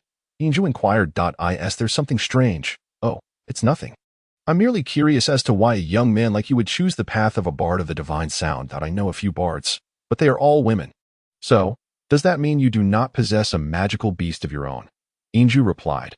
"Must a mage always have a magical beast?" The astonishment in Anya's eyes faded discreetly. "Of course, a magical beast is the best safeguard for a mage. A mage without a magical beast is quite vulnerable. After all, mages are not adept in close combat. As the most noble profession on the continent, mages earn respect not only due to their scarcity but also because of their inherent power. This is less apparent at lower tiers, but once one reaches the yellow level, a mage can easily contend with several warriors of the same rank. A magical beast serves as the mage's shield. As long as it can withstand the enemy's assault before the mage completes their incantation, it suffices. A formidable magical beast can even assist the mage in attacking foes. A mage accompanied by a magical beast possesses the strongest solo combat capabilities. Did you not know this? My grandfather seemed to have mentioned magical beasts, but he said I am not yet at the stage to have one. In order to allow Inju to immerse himself fully in the cultivation of the Zhi Qin Cyan, Qin Shang rarely discussed matters outside of music with him. Anya exclaimed, "Then your grandfather must be a powerful mage. Any mage has but one opportunity in their lifetime to contract with a magical beast. He wishes for you to sign with a powerful beast once your abilities are substantial. Alas, you are a bard of the divine sound." As she spoke, her gaze softened further, and Inju distinctly sensed that her eyes bore resemblance to those of his mother. "Sister, please tell me stories of magical beasts. You have a magical beast of your own?" Anya smiled gently and replied, "Of course I do. Otherwise, how would I dare venture this far alone? A magical beast is a mage's best companion. Generally, mages choose to contract with magical beasts that excel in close combat and defense, thus maximizing their protection. Among magical beasts, flying ones are the most precious, as they grant mages more time. Once a master-servant contract is established between a mage and a magical beast, the beast cannot betray its master for life, nor can the mage abandon their beast. Therefore, this singular opportunity for contracting becomes exceedingly valuable. Iju, I heard from Captain Jern before we set off that you were heading to Milan Magic War Academy. Correct? Since you call me sister, I cannot accept this without offering something in return. If you are willing, I would like to find a magical beast for you. Upon hearing Anya's words, Inju's eyes sparkled with excitement. But this enthusiasm quickly faded as he shook his head. Thank you for your kind offer, Anya's sister. But my grandfather has said one should not take what belongs to others. You've already called me sister. How could I simply be others? It is a gift from your sister, and you must accept it. Gazing at the handsome, yet innocent Inju, Anya's fondness for him grew. Her desire to gift him a magical beast stemmed primarily from his occupation as a bard of the divine sound.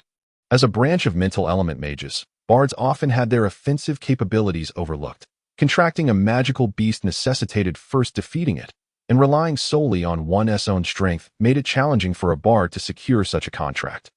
Her growing fondness for Inju motivated her to provide him with a magical beast, ensuring he had some means of protection, lest this innocent young brother be bullied at Milan Magic War Academy. Am I truly allowed? Of course. However, I must ponder what type of magical beast would be most suitable for you.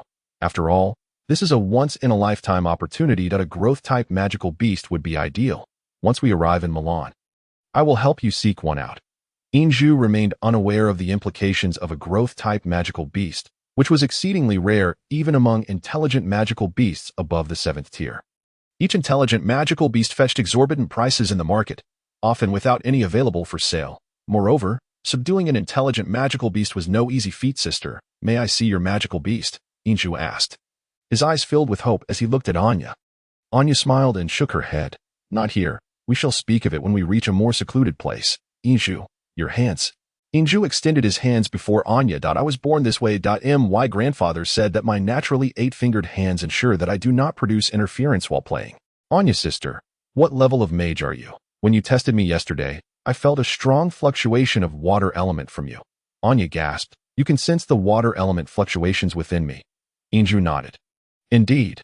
Anya replied earnestly. Inju, are you truly just a bard of the divine sound?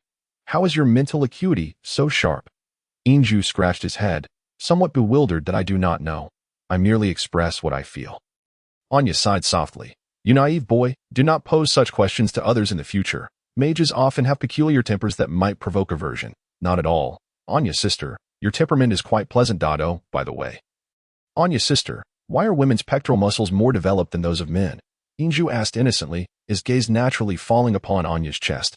Ask your mother when you return home. Anya replied, somewhat flustered, her cheeks turning a shade of pink.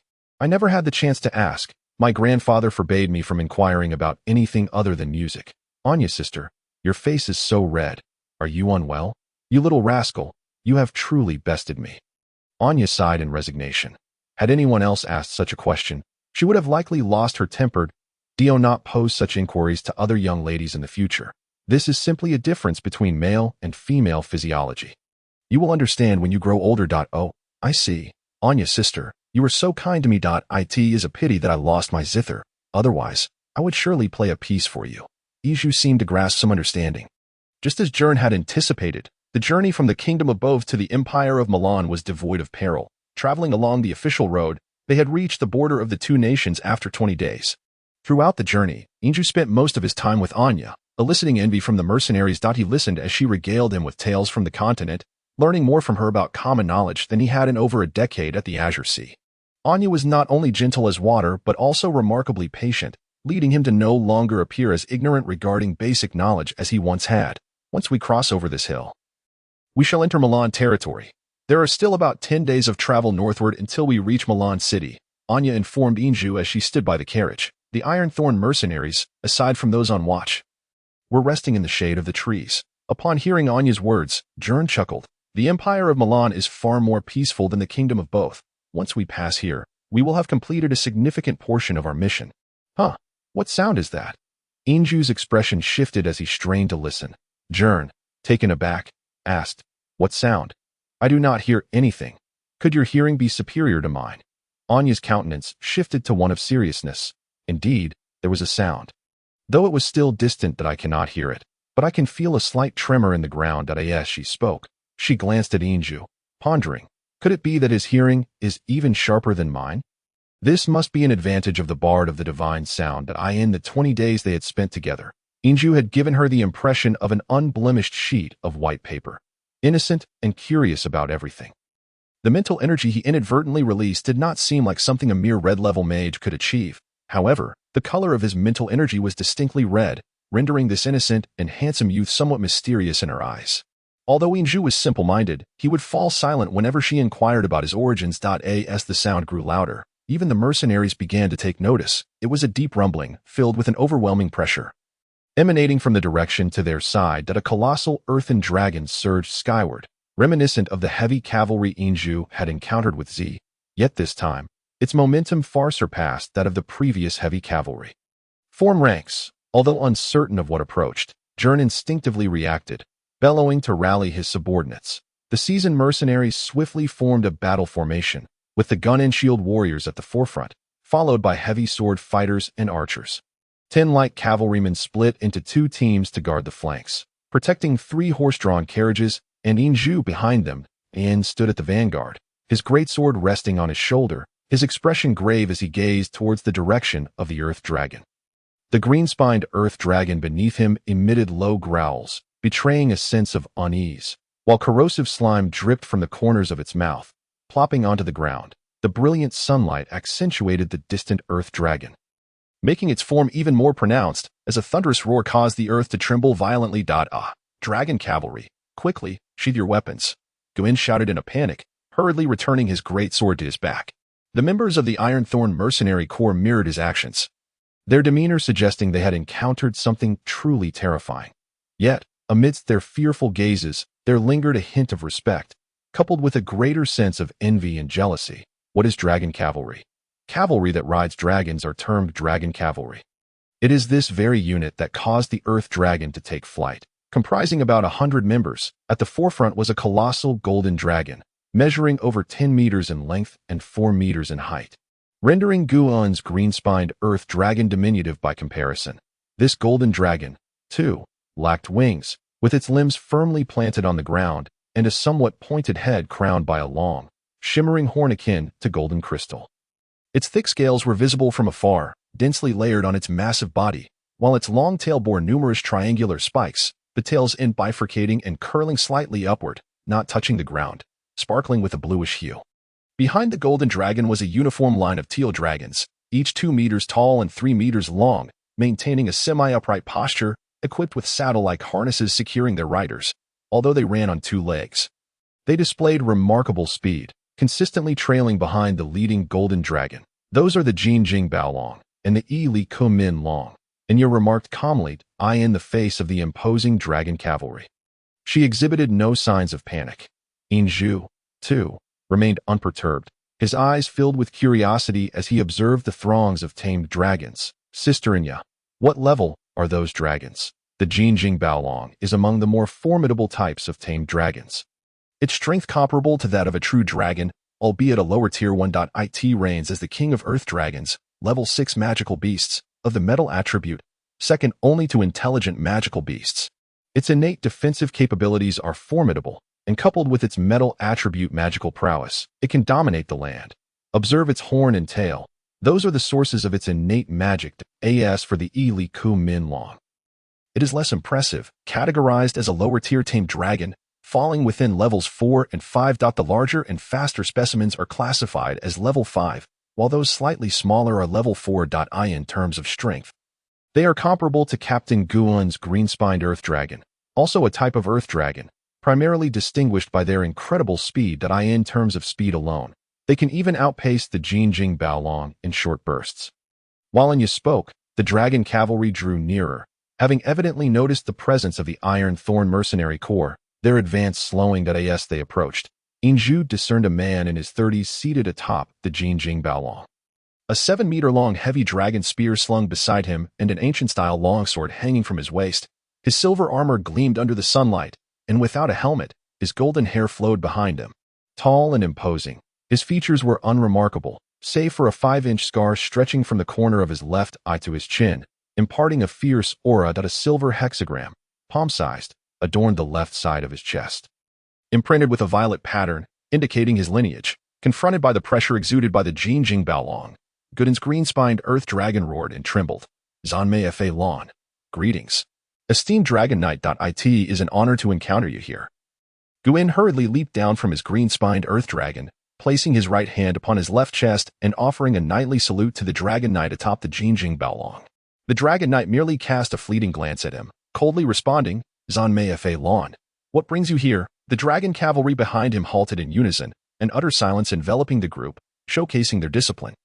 Guin, undeterred by the knight's indifference, quickly explained, We are the E-rank Ironthorn Mercenary Corps, currently on an escort mission. The Dragon Knight raised his hand and pointed forward. My companion is hungry. Relinquish 5 of your horned horses to serve as its sustenance. This is 20 gold coins as compensation. With that, he casually tossed a pouch of coins. Though he stood 20 paces away, the pouch swiftly landed before Guin, who instinctively reached for it, only to be met with a sudden force that nearly caused him to stumble and fall. Careful, uncle, Inju exclaimed, supporting Guin from behind to prevent him from embarrassing himself. After tossing the pouch, the Dragon Knight did not spare Guin another glance, gently patting the robust back of the Jinjing Baolong. Exuding a sense of affection, clearly referring to it as his companion. A flash of anger flickered in Guin's eyes, yet he dared not provoke the Dragon Knight before him. However, the number of horned horses in their possession was just sufficient for their needs. If they surrendered 5, there would be no place left for the mercenary corps supplies. Must you be so forceful? Why should our horned horses be offered to feed your earth dragon? Guin was taken aback to find that Inju had stepped forward without him noticing. His clear and melodious voice tinged with anger. The Dragon Knight furrowed his brow and glanced at Inju, who met his gaze without flinching, his clear black eyes revealing a hint of defiance. A mage, the Dragon Knight's tone softened slightly. Mages, too, held a noble status, even if the emblem on Inju's chest represented only the lowest tier. Inju nodded, replying, We will not sell our horned horses. Without them, we would be left without means at this point. Guin regained his composure and hastily positioned himself behind Inju, well aware of the pride and power of the dragon cavalry. Fearing for Inju's safety, I apologize, esteemed Dragon Knight, but we truly have no surplus horned horses. Please consider. A flicker of impatience crossed the Dragon Knight's eyes. Who among you can withstand my spear? You may leave. Otherwise, relinquish the horned horses. What right do you act so domineeringly? Inju glared defiantly at the Dragon Knight. The Dragon Knight coolly replied with a single word, strength. Indeed, in the land of Longqi Nusi. Strength dictated all. What a grand reputation you have, Viscount Austin. How about I stand in your way and face your dragon spear? Enya's elegantly melodic voice drifted from behind Inju and Guin. Upon hearing her voice, the Dragon Knight Austin visibly jolted, his previously averted gaze finally settling upon Inju and his companions. He uttered softly, his body shifting as he leapt from the back of the Jinjing Baolong. Zanmei Fa Lan, missing ya. It is indeed your party. As he spoke, his right hand pressed against his left chest in a knightly salute, his gesture far more refined than Guin's. Zanmei Fa Lan, Enya raised her right hand, allowing Austin to perform a kiss upon it. The sudden shift in the Dragon Knight's demeanor left the Ironthorn mercenaries astounded. They had never anticipated a Dragon Knight would address their employer with such respect and courtesy. Missing ya, what brings you here? Austin inquired. Enya replied coolly, I am here in Bohe to procure a shipment and have engaged the Ironthorn Mercenary Corps for protection. I did not expect to encounter a viscount here. Were you not in Milan City all this time? Austin glanced at Enya, a fleeting look of admiration crossing his face. I am escorting a shipment of military supplies to Bohe. As you know, the Kingdom of Bohe has always been a partner of our Milan. My mission is complete, and I am preparing to return to Milan City. You, too, are returning, I presume. Why not let us escort you? An E-rank mercenary corps hardly befits your status, Austin continued. Enya scoffed lightly. Let it be. As long as your dragon spear is not aimed at me, I shall be satisfied. I would not dare trouble you. Austin chuckled wryly. I apologize for the earlier offense. I truly did not realize it was you. Mississippi, though his dragon spear was sharp, it would never be pointed at you, miss. Enya replied indifferently, if that is the case. Then I bid the Viscount safe travels. I trust you must hasten back to Milan City to report. Miss, do you truly not require our escort? Enya regarded him with a sidelong glance. Retorting, do you believe I need it? Austin laughed self-deprecatingly. In that case, I shall take my leave. Once you return to Milan City, I shall pay you a visit to apologize. As he spoke, he took several steps back before springing into action, his body soaring high against the backdrop of the towering golden crystal dragon, which appeared to him as a mere leap. Before departing, He cast a deliberate glance at Yinju, who discerned a flicker of hostility in his gaze. The dragon knights moved with remarkable swiftness, vanishing in the blink of an eye. However, this time, Austin and his dragon knights advanced with a far gentler pace, stirring minimal dust in their wake, watching the retreating figures of the dragon knights. Guin approached Inya, his voice tinged with apprehension. "Miss Inya, I apologize." Inya offered a slight smile. The frostiness of her demeanor melted away. "There is nothing to apologize for. Even an A-grade mercenary group would not react much better than you in the presence of the dragon knights. After all, they are the ultimate warriors of humanity. We should set off now, Captain Guin." Having said that, she did not wait for further words from Guin and returned to the carriage. Seemingly oblivious to the respectful gazes of the mercenaries. "Uncle, stop daydreaming. We must depart," Yinju said, giving Guin a gentle pat on the shoulder. Guin finally snapped back to reality, musing to himself that his employer's status was indeed extraordinary. It would be wise not to inquire too much. Certain matters were best left unknown to avoid unnecessary troubles. After all, one should not offend someone whom even the dragon knights respect. He resolved to hasten the completion of their current task. "Yinju, thank you very much for your words earlier." Yinju smiled. "There is no need for thanks. I merely spoke my mind. Those dragon knights are indeed quite overbearing, especially that dragon commander, who seemed to be issuing us orders. If the dragon knights of Milan behave so arrogantly in the kingdom of Bourgeois, what would they do in the empire of Milan? Fly into the heavens." Guin sighed. "Brother, you have no idea. The status of the dragon knights on the continent is second only to that of mages. The rank of a dragon commander is even higher than that of a mage. Only high-level mages can be compared to them. The number of dragon knights has become a standard for measuring a nation's strength. A 100-member dragon knight squadron can even rival a 10,000-strong heavy cavalry legion." Yinju nodded. The earlier Viscount was indeed formidable. "Are all dragon commanders so powerful?" Guin replied. "He is not even among the most formidable. Regardless of the nation, the classification of dragon knights is the same. 10 men form a squad. 100 form a company. 1,000 form a battalion.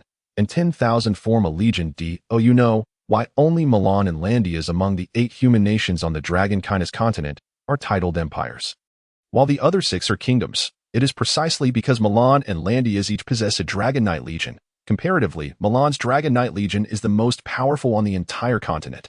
Their existence is what keeps the orcs of the far north from daring to cross the threshold. That Austin is a Silver Star Dragon commander, with Dragon Knight squad leaders beneath him, while above him are the Golden Star Dragon commanders who lead the large battalions and the Purple Star Dragon commanders who command the legions. The Silver Star Dragon commander possesses green-level strength, while the Golden Star Dragon commander is at least a blue-level beginner. And the Purple Star Dragon commander is a purple-level war master. It is said that the steed of a Purple Star Dragon commander is a formidable level 9 dragon. And even the Golden Star Dragon commander rides a true dragon rather than a mere trained creature. In the Dragon Knight legions, even ordinary dragon knights must possess at least mid-level orange strength, have their own trained dragon mounts, and hold a noble title of knight or above. The selection process is exceedingly rigorous, and the rewards are astonishingly high. Every warrior takes pride in being able to join the Dragon Knight legions. If I had possessed this green-scaled dragon a decade ago, I might have strived to join the Dragon Knight legions myself. Is that so? Yinju pondered, realizing that their inherent strength, combined with dragons as mounts, explained the formidable nature of the Dragon Knight legions. Alas, as a mage, she lamented that riding a giant dragon would indeed be a splendid experience. After the earlier tumult, the Iron Thorn mercenary group resumed their journey. In everyone's hearts, Inya's identity had become shrouded in mystery, and no one regarded her as an ordinary employer any longer. The remainder of the journey was smooth sailing, and 10 days later, the Iron Thorn mercenary group successfully escorted Inya and her cargo to the capital of the Milan Empire, Milan City. Upon entering the city, the cargo was received by a dozen young men clad in azure. Leaving everyone puzzled as to how Inya had notified them, it was evident that they were her subordinates. "Yinju, won't you come to play with my sister?" Inya gazed at Yinju with a hint of yearning.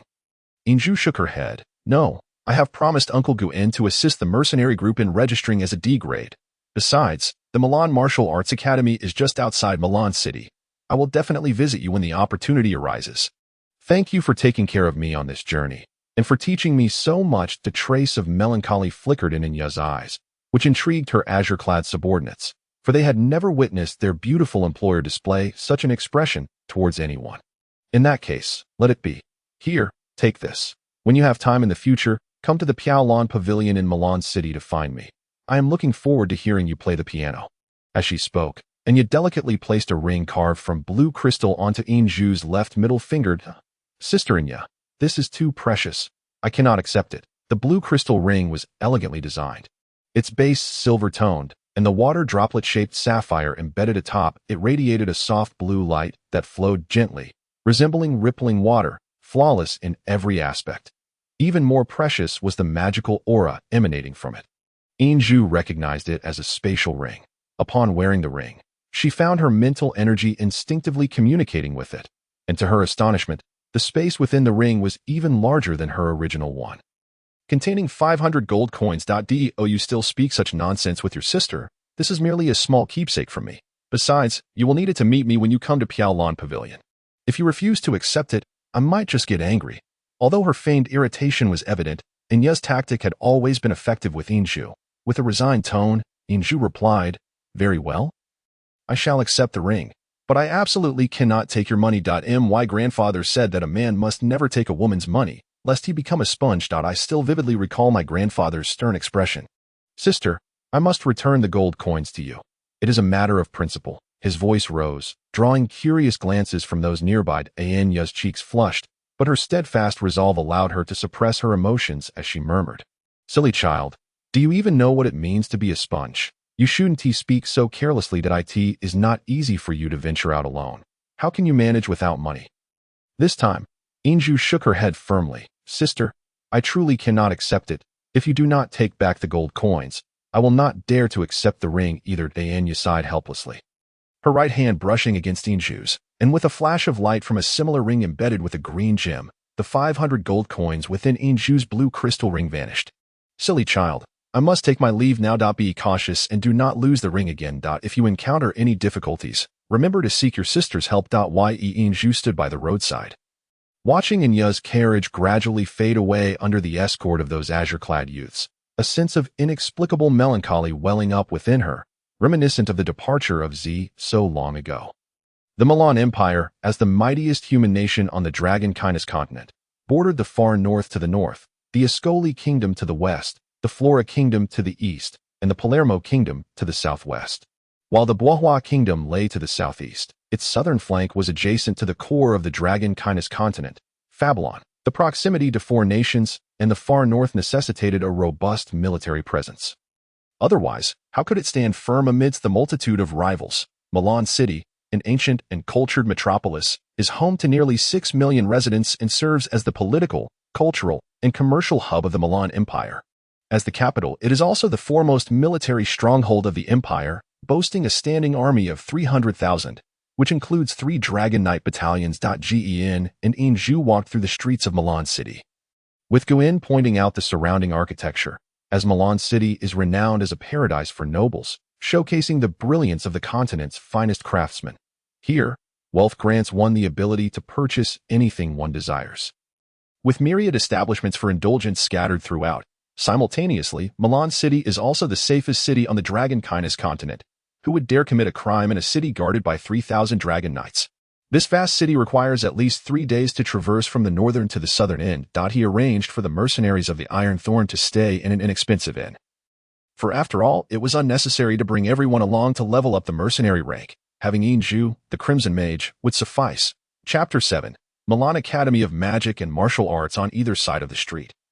Towering edifices rose in succession, and a diverse array of pedestrians could be seen everywhere. Inju not only spotted warriors but also encountered mages on multiple occasions. Such a sight was indeed rare. Even in Bo, highlighting the formidable strength of Milan's national power, within the city of Milan, only nobles were permitted to ride magical beasts, leaving both Inju and Guin to walk.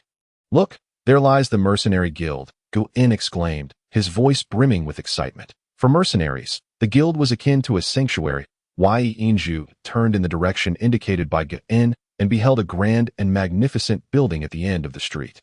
The immense structure was arched, making it difficult to discern its full expanse from the front.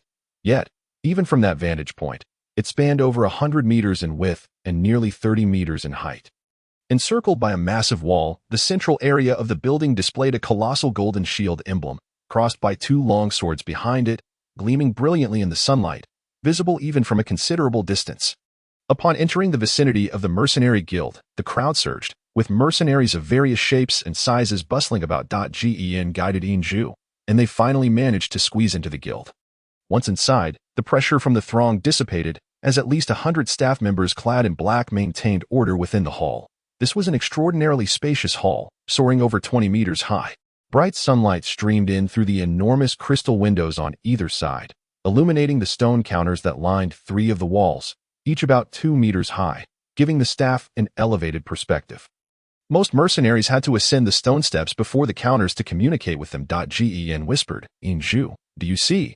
Though these order keepers may not be powerful, here, no one dares to offend them.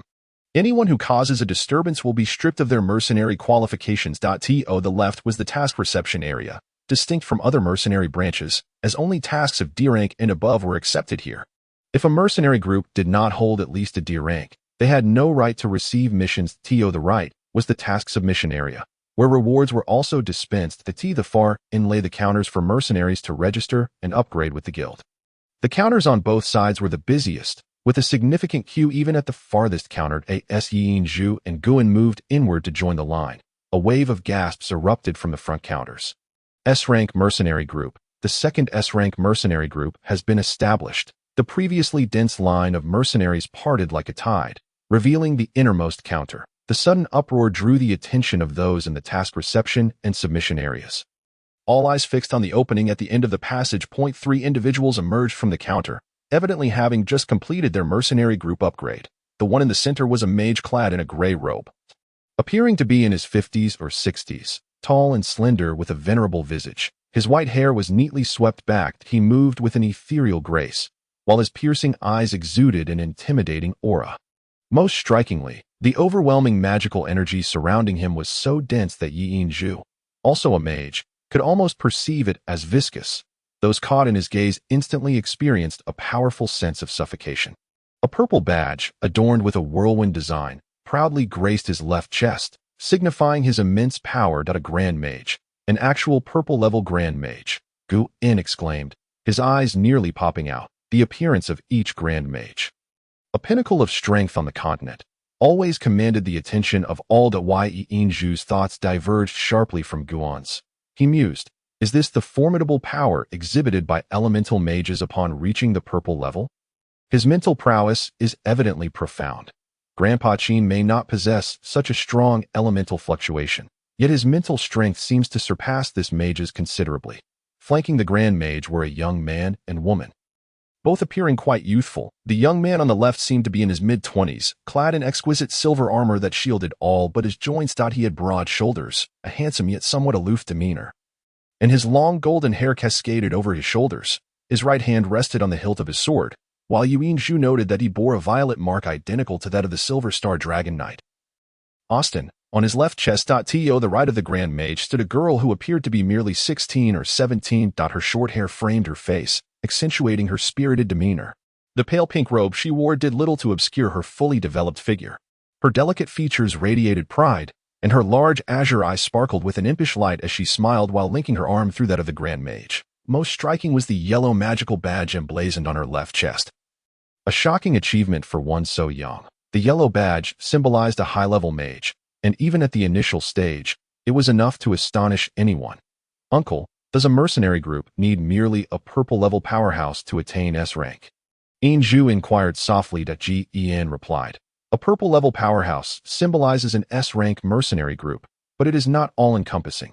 Just as our Iron Thorn requires your assistance to elevate our mercenary group's rank, an S-rank group must also possess at least one purple-level powerhouse, alongside formidable strength. So it seems that S-rank mercenary groups are not that impressive, Inju remarked nonchalantly, having 2 grandfathers who were purple-level powerhouses. He did not view them as distant or unattainable figures. After all, in the realm of his musical magic, the equivalent of a purple level, the Ziwei Qin heart, was not the ultimate goal. No sooner had he spoken than Inju's expression shifted. Instinctively, he stepped aside as a faint whisper of wind swept past him. Looking up, he met the furious gaze of the girl beside the Grand Mage. Clearly, she had overheard his words, and at that moment, the trio was passing right by Inju and Guan. What do you mean? Inju retorted, a hint of anger in his voice. Had he not reacted swiftly, that fleeting blade of wind might have struck him. Despite being merely a momentary red-level spell, sufficient to ruin his clothing, the girl arrogantly lifted her chin. Did you not claim that S-rank mercenary groups are insignificant? I am curious to know what rank your mercenary group holds. You dare to speak so boldly with just a red-level mage. Yin was taken aback. What did she mean by speaking boldly? He was merely stating facts. What of being a red-level mage? Were they not all once red-level before ascending? Whose cultivation did not require a process. The girl released the grip on the Grand Mage's arm and strode toward Yinju, her body beginning to gather wind elements. Poised to unleash an attack at any moment. Enough, girl, do not cause trouble. The Grand Mage's deep voice interrupted her, and he cast a calm gaze over Yinju, devoid of emotion. However, as his eyes lingered on Yinju's graceful demeanor, he found himself somewhat surprised, particularly by the clarity of Yinju's eyes, which left a profound impression on him. The girl shot Yinju a fierce glare, warning, do not let me see you again, or you will regret it. My mother always said I was quite good-looking since childhood. I need not strive to be more so. Yinju replied matter-of-factly. To him, it was merely the truth, yet to others, it sounded like a taunt. Laughter erupted from the surrounding mercenaries. Few dared to offend an S-rank mercenary group, and in the eyes of many mercenaries, the red-level Yinju, with his noble and elegant demeanor, could only be a young nobleman. The girl turned once more to glare at Yinju, seemingly intent on imprinting his image in her memory, snorted in anger, and strode away. The registration of Iron Thorn as a D-rank mercenary group proceeded smoothly, with Guin finally realizing his long-held aspiration of becoming the leader of a mid-tier mercenary group. To express his gratitude for Yinju's assistance. He not only presented him with the promised 20 gold coins, but also personally escorted him to the entrance of Milan Academy of Magic and Martial Arts. Yinju, we must take our leave. The expenses in Milan are exorbitant, and we cannot linger here. You must take care of yourself while alone. Should a task arise in Milan again, I will surely seek you out. Also, you are far too naive and kind-hearted. In the future, be sure to protect yourself as best as you can, Guin advised, resembling a concerned elder. The pure aura that enveloped Yinju was something he had not encountered in many years. With reddened eyes, Yinju nodded and said, Uncle, please take care on your journey. Without your help this time, I would have been at a loss. Gen chuckled heartily, we shall meet again. I have departed. You should hasten to report to the Milan Academy of Magic and Martial Arts that by the way, from my observation, that esteemed Miss Anya is certainly not an ordinary person. Even the Dragon Knights treat her with utmost respect. Should anything happen to you, remember to seek her assistance. I believe she holds a favorable impression of you, and would certainly not refuse your request. He watched Guin's figure fade into the distance. Yinju finally turned to gaze upon the destination of his journey. The Milan Academy of Magic and Martial Arts is situated adjacent to the eastern gate of Milan City. Only by arriving here can one truly comprehend why the most prestigious academy in all the lands is established on the outskirts of Milan rather than within the city itself. Its sheer expanse is simply immense. The academy's towering walls merge seamlessly with the city walls of Milan, stretching far beyond the horizon. Yinju had heard from Anya on his way to Milan that the Milan Academy of Magic and Martial Arts, also known as the Royal Academy of Milan, holds an extraordinarily esteemed position within the Milan Empire. As the foremost academy on the continent, it has undoubtedly nurtured countless talents. All young individuals take immense pride in the opportunity to study at the Milan Academy. The Emperor of the Milan Empire serves as the honorary principal of this institution. Apart from the Milan royal family, anyone wishing to join the academy must do so through a rigorous examination. It has been said that the Milan Academy of Magic and Martial Arts is akin to a stronghold for the mightiest of warriors on the continent of Longqi, second only to the legendary Fa Lan. The eastern gate of Milan City is also the only entrance that does not require military defense, for the students of the Milan Academy alone constitute an exceptionally formidable defensive force. The grand entrance of the academy towers at 20 meters high and spans nearly 50 meters wide, adorned with a gilded plaque inscribed with the insignia of the Milan Empire. Even standing at the threshold, one can distinctly sense an aura of antiquity enveloping the air. Upon entering the gates, a broad avenue, wide enough for dozens of riders to traverse side by side, extends into the depths of the academy. Towering trees line the path, their canopies casting a cool shade that shields one from the sun, their lush branches bearing witness to the long-standing existence of the Milan Academy of Magic and Martial Arts. The abundance of flora imbues the air within the academy with a refreshing quality, and Inju feels as if he has returned to the azure expanse of the ocean, taking a deep breath.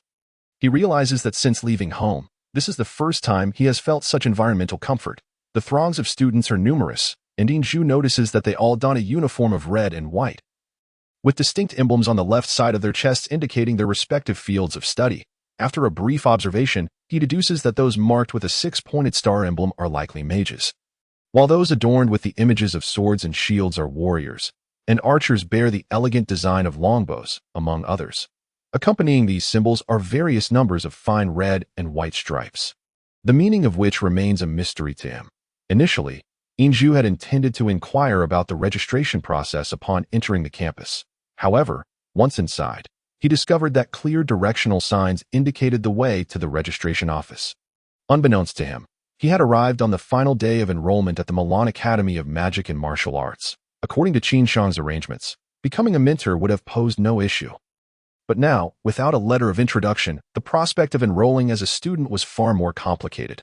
Following the signage, Inju swiftly located the registration area. A row of exquisite buildings stood somewhat desolate, each occupying at least several hundred square meters, with varying disciplines inscribed above their doors. The subjects were broadly categorized into magic and martial skills, with numerous subdivisions therein. At the last building, he discovered the words Sound Mage.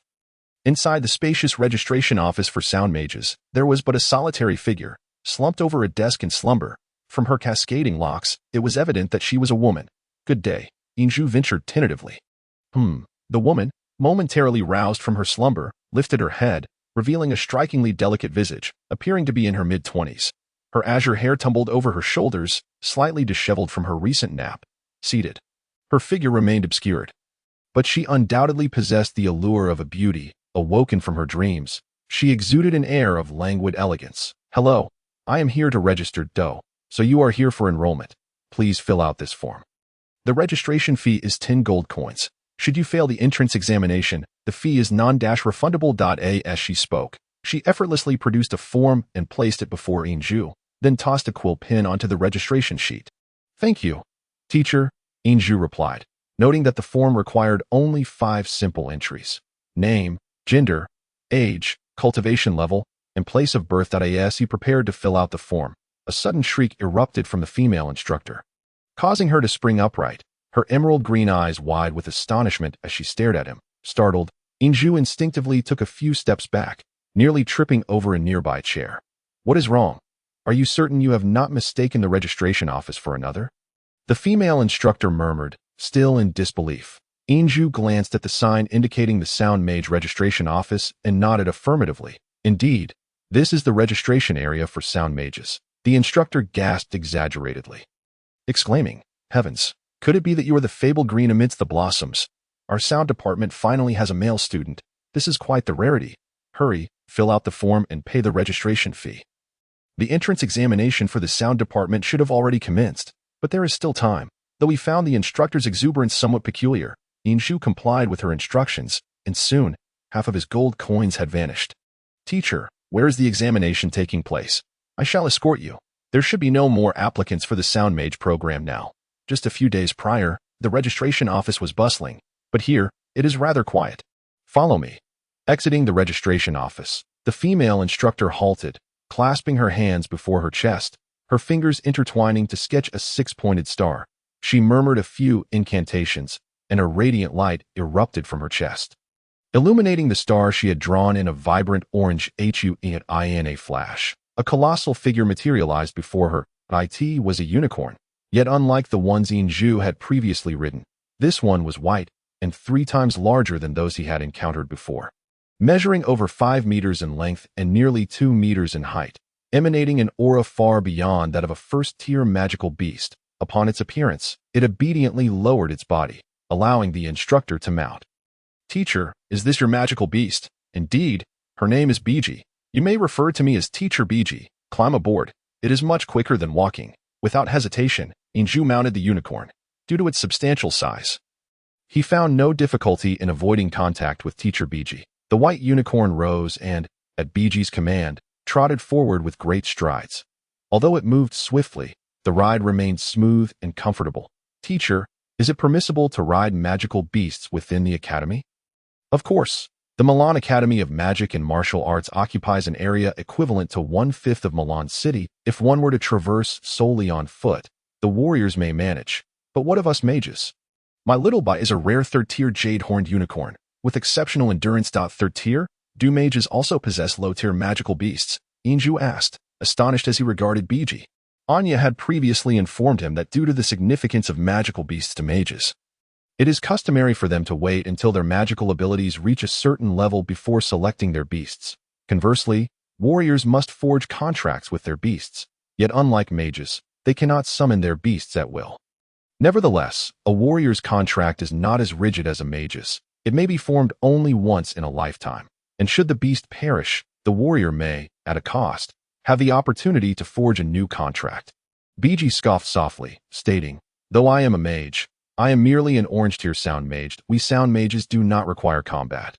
Being able to travel is sufficient. If you aspire to become powerful, you still have time to change your field of study." "No need. I have chosen to be a sound mage," Inju replied, falling into contemplative silence.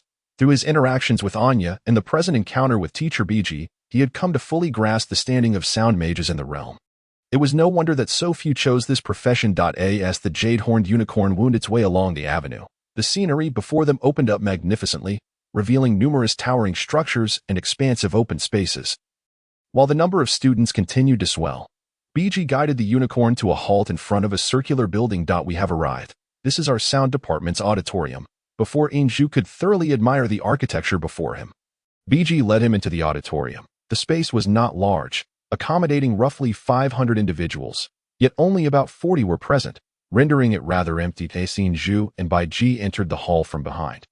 They could only glimpse the figures of several individuals, as Inju had surmised, all of whom were young girls. Each maiden had her own instrument placed upon the table before her. At the far end of the hall, there sat a solitary girl on a wooden table imbued with an ancient charm, atop which rested a guzheng. Clad in a flowing white gown, she, like Inju, possessed a cascade of black hair that fell over her face as she lowered her head to tune the guzheng, obscuring her features from view.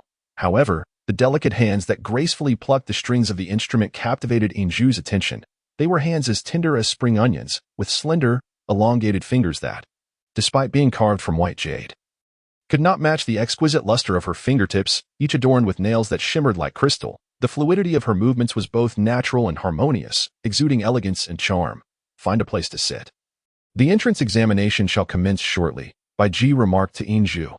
"Teacher Biji, what does the entrance examination entail?" Inju inquired. With a gentle smile, Biji replied, "Once you have listened to her play a piece, the examination will be complete." Having spoken, she gracefully withdrew to a nearby corner to take her seat. Inju surveyed his surroundings and was suddenly struck by a revelation. He spotted a guzheng. Without a moment's hesitation, he hastened to the side of the girl possessing the guzheng and settled beside her, his gaze transfixed on the instrument before him. Yu Yunqin. This is indeed the Yu Yunqin. Inju, the guzheng is the earliest stringed instrument and a treasure of traditional culture, regarded as the pinnacle among musical instruments. Our Qin clan possesses 5 renowned guzhengs, yet we still lack a true artifact worthy of the name.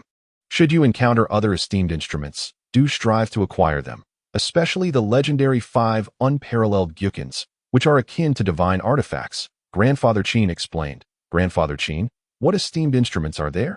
Inju asked. "There are many types of esteemed instruments, classified into various categories, such as Shunlong, Lianzhu, Shikuang, Lingji, and Fengshi, among others." The words of Qin Shang flashed through his mind. While the Yu Yunqin may not rival the divine instruments, it is indeed on par with the Chun Lei Qin.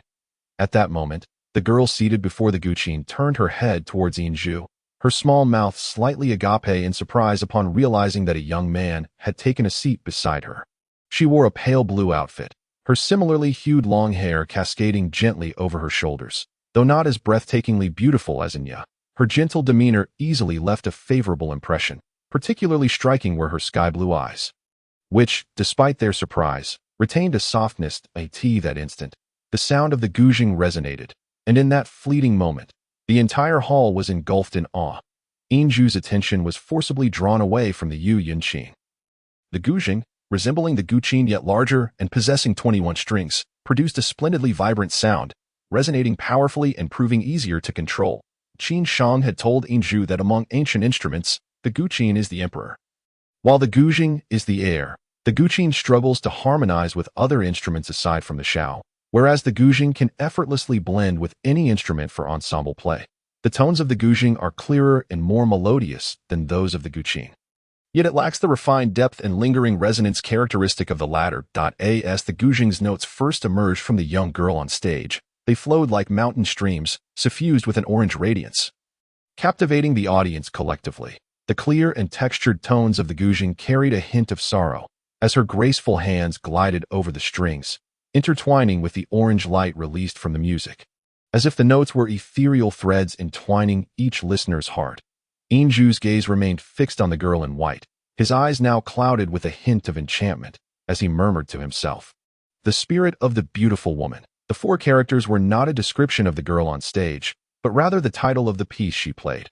Her fingers moved with remarkable speed, yet the seamless flow of her playing felt utterly natural. The guzheng's bright, distant tones, while not sufficient to envelop the entire hall in magical resonance, still reached every ear amidst the captivating melody. The mournful yet delicate strains of the guzheng stirred the emotions of the audience, their expressions rising and falling in rhythm with the music.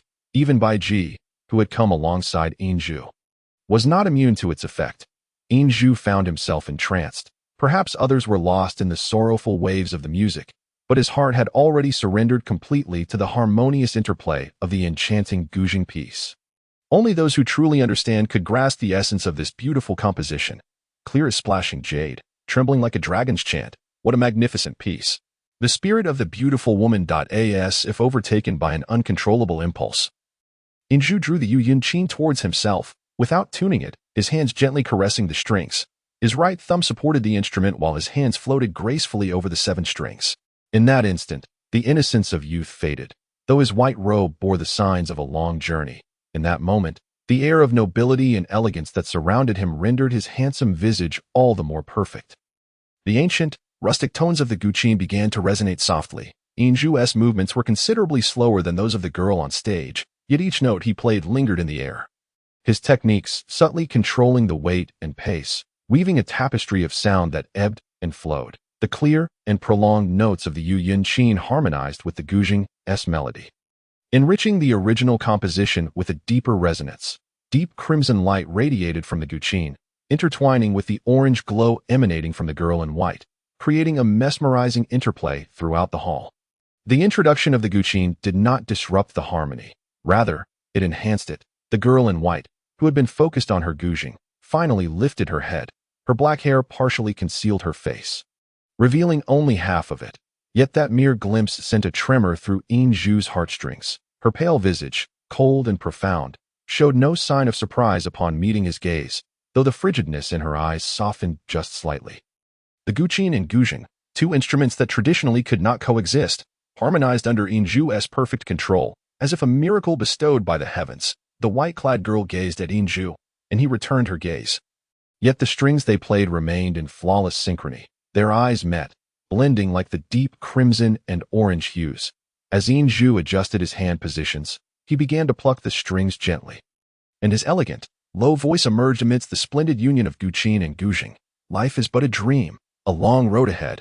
Let the wind and frost leave their mark upon our faces. In this world of mortals, how many paths of dreams can one find, seeking the heart's beloved amidst the vastness of life? In that moment, it felt as though only the two of them existed within the hall. The fundamental performance techniques of the guqin encompassed 2 forms, solo and qin song. The icy demeanor in the girl's eyes seemed to melt away, leaving behind an endless sorrow, as her voice, slightly hoarse yet as enchanting as a phoenix's song, joined in harmony with the guzheng to complete the next verses. Life extends the dream. Within dreams, tears glimmer faintly. Where do we come from, and where do we go? The wind sighs gently in the dream. Amidst the vastness of life. As Yinzhu altered his hand positions, his right index and middle fingers formed a gentle arc, while his left thumb, middle, and ring fingers pressed simultaneously upon the strings. The sound waves trembled, becoming a touch softer, alleviating some of the sorrow from the spirit of the beautiful woman, accompanied by the harmonious resonance of the guqin and guzheng. the final stanza emerged as an involuntary duet.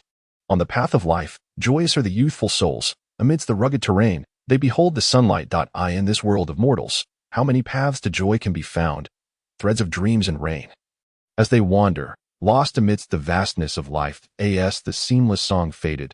The melodies of the guqin and guzheng lingered, resonating gently, and in a collective hum, the notes gradually dissipated into silence. Inju's eyes sparkled like clear mirrors, while the girl in white's dark orbs reflected a hint of perplexity. No matter how rugged the path, sunlight shall shine upon it. Sister, your guzheng piece is too sorrowful. Why not infuse it with a touch of joy? With his hands still poised over the strings, Inju stood, smiling. The innocence of youth resurfaced, softening the air of elegance that had surrounded him. The girl in white emerged from her reverie, pondering, what has come over me? I have never sung the final stanza of the spirit of the beautiful woman before, yet today, I sang it unknowingly. Could it be his influence upon me? The wind stirs the cranes, the wind sends forth like clouds. The phoenixes harmonize, the fallen blossoms drift with the waters. You utilized 4 techniques to complete this piece, but is it sufficient for the guqin to harmonize with the guzheng? Why must you use the guqin to influence my emotions? Her voice, though still hoarse, carried a crystalline clarity, her gaze piercing as she fixed her eyes upon Inju. Because I understood the sorrow within your guzheng piece, Inju replied, somewhat bewildered as to why the girl in white's icy demeanor seemed to intensify after the performance ended. You understand? Do you truly understand? With a cold snort, the young girl lifted the guzheng from the table and turned towards the backstage. Gently taking a seat, Inju carefully placed the yunqin back in front of the girl beside her. A glimmer of contemplation shining in her eyes. Suddenly, the sound of a bell rang out, a faint azure light flickering in the hall before vanishing, revealing an elderly woman clad in a flowing blue gown upon the stage. The woman appeared to be at least 60 or 70 years old, holding a delicate little bell in her left hand, while her right hand clutched a bell striker that had evidently just struck. Ah! The sound of awakening from a dream resonated throughout the venue, including the girl beside Inju and the teacher by Ji seated in the corner. They had been so engrossed in the guzheng performance that most were completely unaware of Inju's subsequent entrance. For a moment, they remained in a dreamlike state, with only a few girls exhibiting clearer eyes, revealing a contemplative expression akin to that of Inju. Chapter 8. The registration turmoil that concludes today's examination. Next, I will call out the names of those who should stay for enrollment, while the others may leave and return next year. The elderly woman's voice was deep, revealing no hint of her emotions. 11 names were announced, those called displaying joy, while those not called exited the hall with discontent. Inju was among those named, yet he remained unchanged, still pondering the words spoken by the girl in white before her departure. You, stand up and tell me your name. Hey, Director Nina is calling you. The girl beside Inju, who possessed the yunqin, gently nudged him, waking him from his reverie. This girl was also among those who were to remain. At this moment, her gaze towards Inju was devoid of any surprise, instead imbued with a different meaning. Inju instinctively stood up. I am you, Inju. Hello, Grandma Nina. Silence fell. The entire hall abruptly descended into a profound quiet. Am I that old? The biting anger seemed to threaten to shatter the hall. Amidst the soft laughter, the gazes of the 11 girls were now completely focused on the youth who shared their age. It was common knowledge that the head of the Shinin department, Nina, detested being referred to as old. Well, my grandfather said that when you see an elderly person, you should call them grandma. It's a matter of politeness. Seeing Inju's bewildered expression, Nina nearly smashed the bell in her hand, but upon gazing into his clear black eyes, she stifled her inner fury. Are you here to enroll in the Shinin department? At this moment, Baiji had already stepped onto the stage, responding to Nina's query. Yes, Director, you just came to enroll. I brought him here. As she spoke, she cast a deep glance at Inju below. Among those who had just heard him play alongside the girl in white, she was undoubtedly the most lucid and orange-level Shinin master. She found it hard to believe that the youth below had achieved a level of artistry that left her in awe. Nina snorted. I never expected a boy to come to study Shinin. Well then, you are admitted. You may proceed with your enrollment registration now. Off you go. With that, she turned and walked away without a backward glance. Wow, a male Shinin master. Is it really possible for a man to choose this profession? How amusing. An excited exclamation startled Inju as a petite girl around 16 or 17 years of age with short hair bounced over to him. Her eyes wide with curiosity. The other girls who passed the examination also gathered around. Hey, why did you choose to be a Shinin master? It seems like no males ever want to pick this rather trivial magic.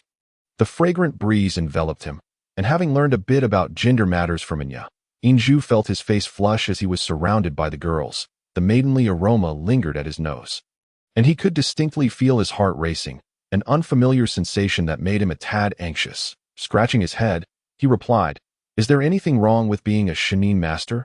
Not really. It's just that very few boys study it." She clarified that you're quite interesting, a splash of green among a sea of blossoms. You're such a charming young boy.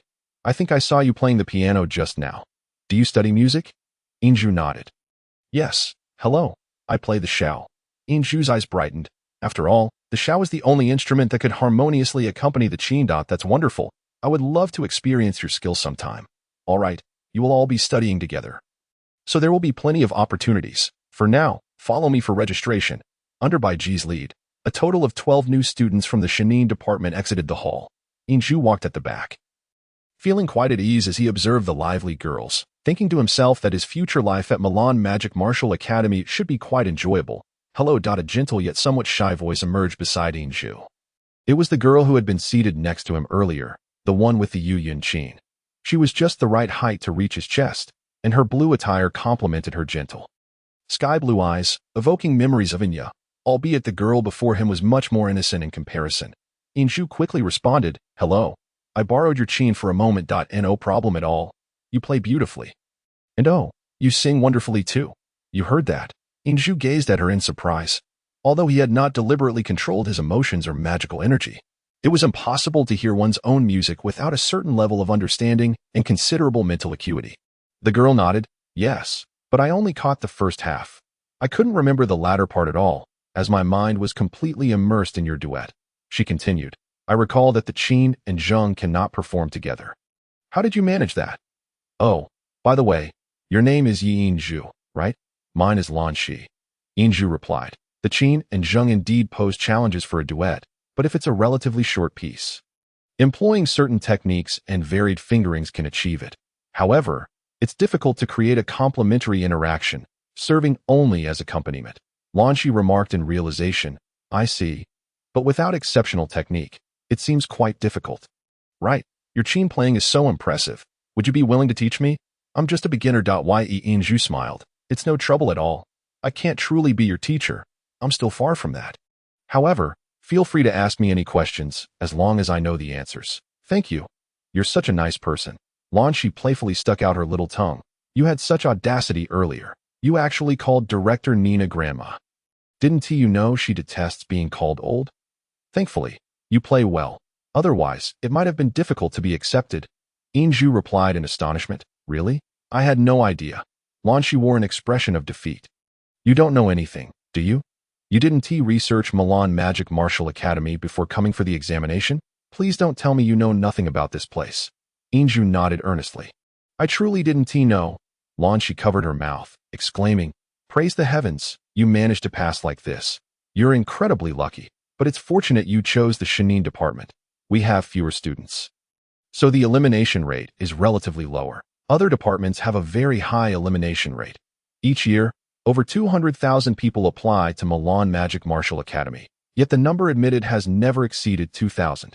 That's a mere 1% chance. The academy is divided into southern and northern districts. The southern district is for martial skills, while all combat-related specialties are located there.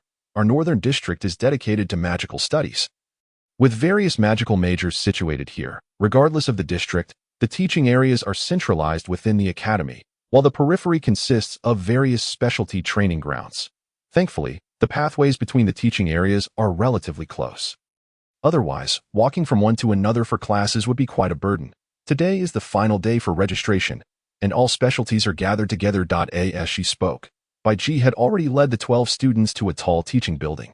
In front of the building were numerous temporary stone platforms, all designated for new student registration and fees, regardless of specialty. Big waved her hand, saying, "All right, everyone, go on your own.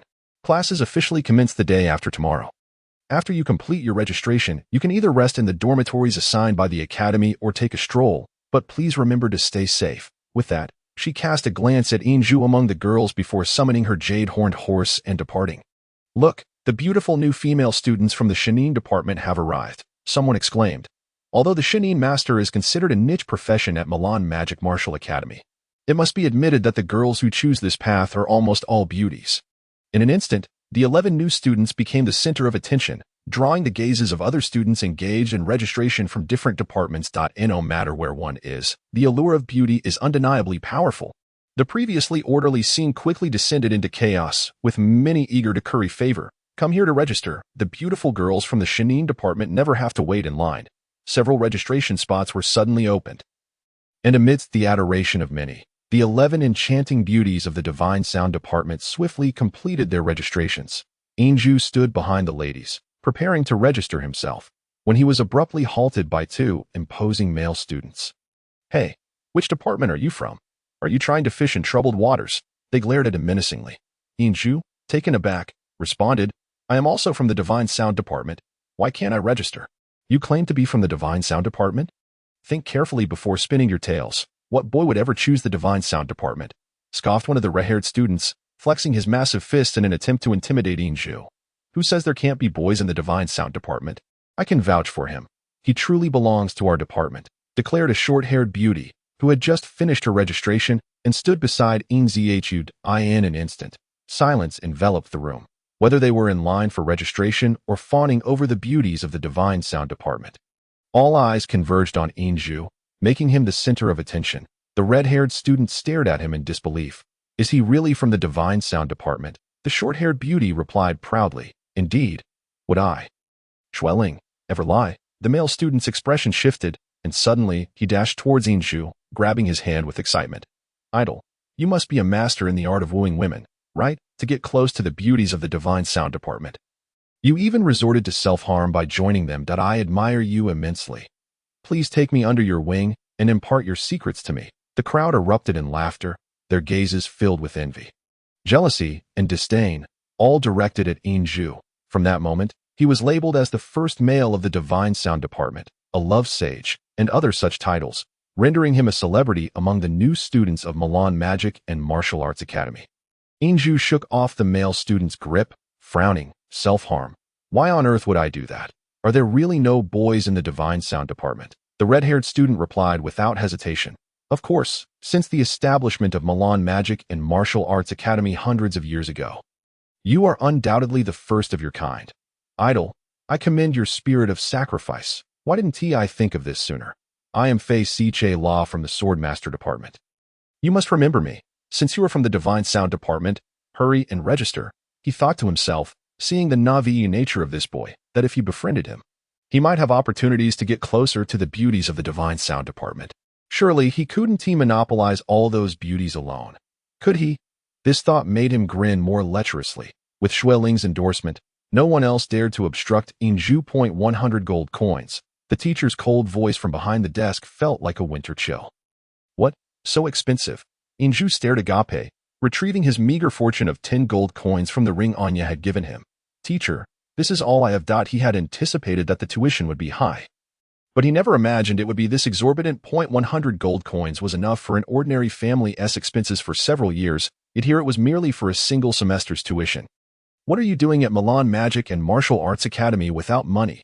This is just tuition and accommodation fees. The cost for magical materials and venue usage are calculated separately. If you have no money, then leave." The teacher waved him away dismissively, like shooing away a fly. "I thought those who dared to criticize our mercenary group were impressive, but it turns out you're just a fool who can't even pay his tuition." The queue of students parted, allowing a pink figure to step into view. Inju recognized her as the S-rank mercenary group's enchantress he had seen at the Mercenary Guild. She approached him step by step, and the registering students made way, clearly familiar with her. "I am not a fool," Inju replied sternly. The girl scoffed. "Coming to Milan Magic and Martial Arts Academy without money for tuition and choosing the Divine Sound department? Isn't that foolish? A poor lad daring to criticize our violet mercenary group should just leave." Inju glared at her, stepping forward with his left foot, his right fist clenched tightly, suppressing his anger. "I do not strike women." The girl erupted in laughter. "Huh? You think you can hit me? With your rank of a novice mage? If you can't pay your tuition, then scram. I don't want to see you here." Her words dripped with disdain. "Who says he can't pay his tuition? I have covered it for him." A chilling voice resonated from the crowd, and a new path opened among them. A tall figure emerged, Draped in a white gown, exuding an ethereal coldness. It was the white-clad girl who had performed alongside Inju in the auditorium. Her black hair still concealed part of her face as she approached Inju. Tossing a ruby coin onto the desk, "This is his tuition," she addressed the teacher in charge of registration. Ruby coins are rare in circulation, typically used by the nobility, with one ruby coin equivalent to 100 gold coins. "Ocean, it's you. You are opposing me again," the sorceress exclaimed angrily. "Roland, I am not opposing you. I simply cannot stand by and watch you bully our new student from the Divine Sound Department." Ocean replied, her voice as icy as ever, yet a warmth blossomed in Inju's heart, making her somewhat pale visage appear even more noble. Roland pointed at Inju. "Fine, you get a reprieve this time. However, if you are a man, we shall meet on the arena in the new student competition 3 days from now. Otherwise, when you see me in the future, just take the long way around." She paused, her eyes sparkling with sarcasm, feigning realization. "Oh, I almost forgot. Doesn't the Divine Sound Department never participate in the new student competition? After all, you lack offensive power, don't you?" "I will participate," Inju blurted out. Accepting Roland's challenge without hesitation, Ocean frowned, whispering, "Don't be impulsive. I will participate," Inju repeated firmly, his gaze resolute, though unaware of what the new student competition entailed. He accepted her challenge. At that moment, he recalled his grandfather's words when he first taught him the bamboo fighting spirit. One must not be arrogant but must possess an indomitable spirit. As the heir of the bamboo sect, he needed to embody a stature as upright as bamboo. Roland scoffed. "All right. I shall see if you can even reach me in the arena. I suspect you won't even survive the first match and will end up bedridden. Perhaps you won't even qualify to compete." With that, she glanced at Ocean beside Inju, seemingly unwilling to face her, and turned to leave. Watching Roland's retreating figure, Inju pondered deeply in that moment. He felt he had matured. "Oh, you truly wish to participate in the new student competition? That is not something our divine sound sorcerers partake in." Xueling expressed her unease. Inju nodded at Xueling. "Yes, I will participate. My grandfather always said that a man must never back down in the face of adversity." Xueling gazed at him in surprise, something sparkling in her beautiful eyes. "All right, then count me in as well." "And me. I will help you too," came a timid voice. It was Longqi, whom Inju had just recently met. Ocean's voice remained calm and neutral. The new student competition seems to require a senior from the same department to lead. Inju suddenly recalled the tuition fee and hurriedly said, "Thank you, but I cannot accept your money." He turned to retrieve the ruby coin from the desk, but it had already been taken by the teacher. Ocean walked slowly towards the exit, saying, "I am only lending it to you. It must be returned." She departed, yet both her zither and her presence left a lasting impression on Inju's heart. "This is your uniform, along with your dormitory key. Your dormitory is in the mixed zone, room 623. Yet the teacher responsible for registration seemed unwilling to spare Inju even a glance, hurriedly thrusting the items into his hands before attending to other matters. "Mixed zone, room 623. Where is that?" Inju asked, feeling perplexed. Both Xueling and Longqi shook their heads in response, indicating they did not know. "I know. I will take you there," Fei Che-la offered proactively. "Thank you very much." Inju felt a surge of joy. The earlier bad mood caused by Roland had completely lifted. He perceived that there were indeed many good people in the academy. "See you tomorrow then. Don't be late for class." Xueling cheerfully waved at Inju. Longqi, more reserved, merely smiled and nodded at him. With the registration debacle behind them, the new students resumed their orderly registration. Fei Che-la patted Inju on the back. "Let us run. It will be faster that way." 2 individuals stepped away from the throng, and Faishila dashed ahead. Although his pace was not particularly swift, his long strides allowed him to cover ground quickly. Inju extended his legs to keep pace beside him and inquired, "Faishila, where is the mixed area? Is it far?" Faishila chuckled. "Not too far, I suppose. I imagine the registration instructor assigned you to the mixed area because he noticed your lack of funds. Of course, if you were a female student, you could simply go straight to the residence hall for the sound division. Unfortunately, you are the top male student in the sound division and cannot reside with the girls. The mixed area is also referred to as the work-study student zone, where various work-study students reside. The conditions may be somewhat lacking, but it allows those with potential to engage in both work and study, even if they are financially challenged." Inju's eyes lit up. "So I can also participate?" Faishila replied, "Of course, but you'll need to find a job on your own. By the way, do you truly wish to enter the freshman competition?" Inju nodded earnestly. "Yes. However, could you enlighten me on what the freshman competition entails?" Faishila stumbled slightly, nearly losing his balance, his expression one of disbelief. In no way. You dare to accept that little witch Roland's challenge without even knowing what the freshman competition is. You truly are my idol. Though he spoke with jest, his gaze towards Inju conveyed a sense of incredulity. Feeling somewhat embarrassed, Inju scratched his head. I come from Arcadia and am unfamiliar with everything here, Faishila explained. Every year, after the academy admits new students, a freshman competition is held to assess their overall capabilities. Those who achieve notable ranks in the competition may receive focused training from the academy. And the top 3 positions even come with monetary rewards. That sounds excellent, exclaimed Inju, for he was in dire need of funds, especially considering he had to repay the 100 gold coins to Haiyang. Not to mention his living expenses moving forward. Faishila rolled his eyes. Oh, do you think achieving a good rank is that simple? The freshman competition is organized by division, with each division dispatching their strongest teams. Thus, the optical division must first undergo 3 days of rigorous selection rounds to identify the 4 most outstanding individuals, along with the senior from the previous year, to participate in the actual freshman competition. The divisions face off against each other through a draw, and we have 17 divisions in the martial arts department. While you mages consist of 9 divisions, the sound division is not even a complete division. It is merely a small branch under the mental division. Following a series of matches, the martial arts and magic departments will each select the 2 divisions with the best results to enter the finals.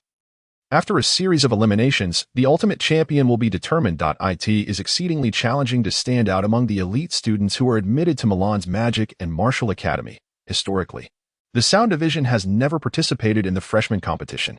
The mental division, however, is quite popular, with new students making it to the finals for 3 consecutive years. That little witch Roland is the granddaughter of the Violet family's patriarch, a prodigious wind mage, and has already reached the intermediate level of yellow rank at just 16 years old, making her one of the top contenders among the freshmen. As for your sound division, let alone winning. It might be a struggle to even gather 5 participants. Though the explanation seemed convoluted, Inju's memory was exceptional, and he quickly committed the competition's process to memory. He felt a twinge of concern. Participating alone would be manageable, but he needed 5 individuals. Was the sound division truly that lackluster? Just moments ago, Xueling, Longqi, and Haiyang had all expressed their willingness to support his participation. Yet aside from Haiyang, Xueling and Longqi's spiritual powers were evidently weak. Not to mention they still needed one more person. No wonder Roland had looked at him with such disdain. It turned out that entering this freshman competition was fraught with challenges. No matter what, he resolved to compete, even if it meant going solo. With that thought in mind, he asked, Faishila, what are the rules of the competition? Is it best of 5? Faishila replied, that can be chosen. There are 3 methods. After negotiations between the competing sides, they can opt for best of 5, or they may engage in a direct team battle, 5 against 5. The final method, known as the wolf pack battle, begins with the first match, where the winning side continues to compete until defeated. If one possesses sufficient strength, they can even face off against the opposing side in succession. But victory is only achieved by defeating all of the opposing participants.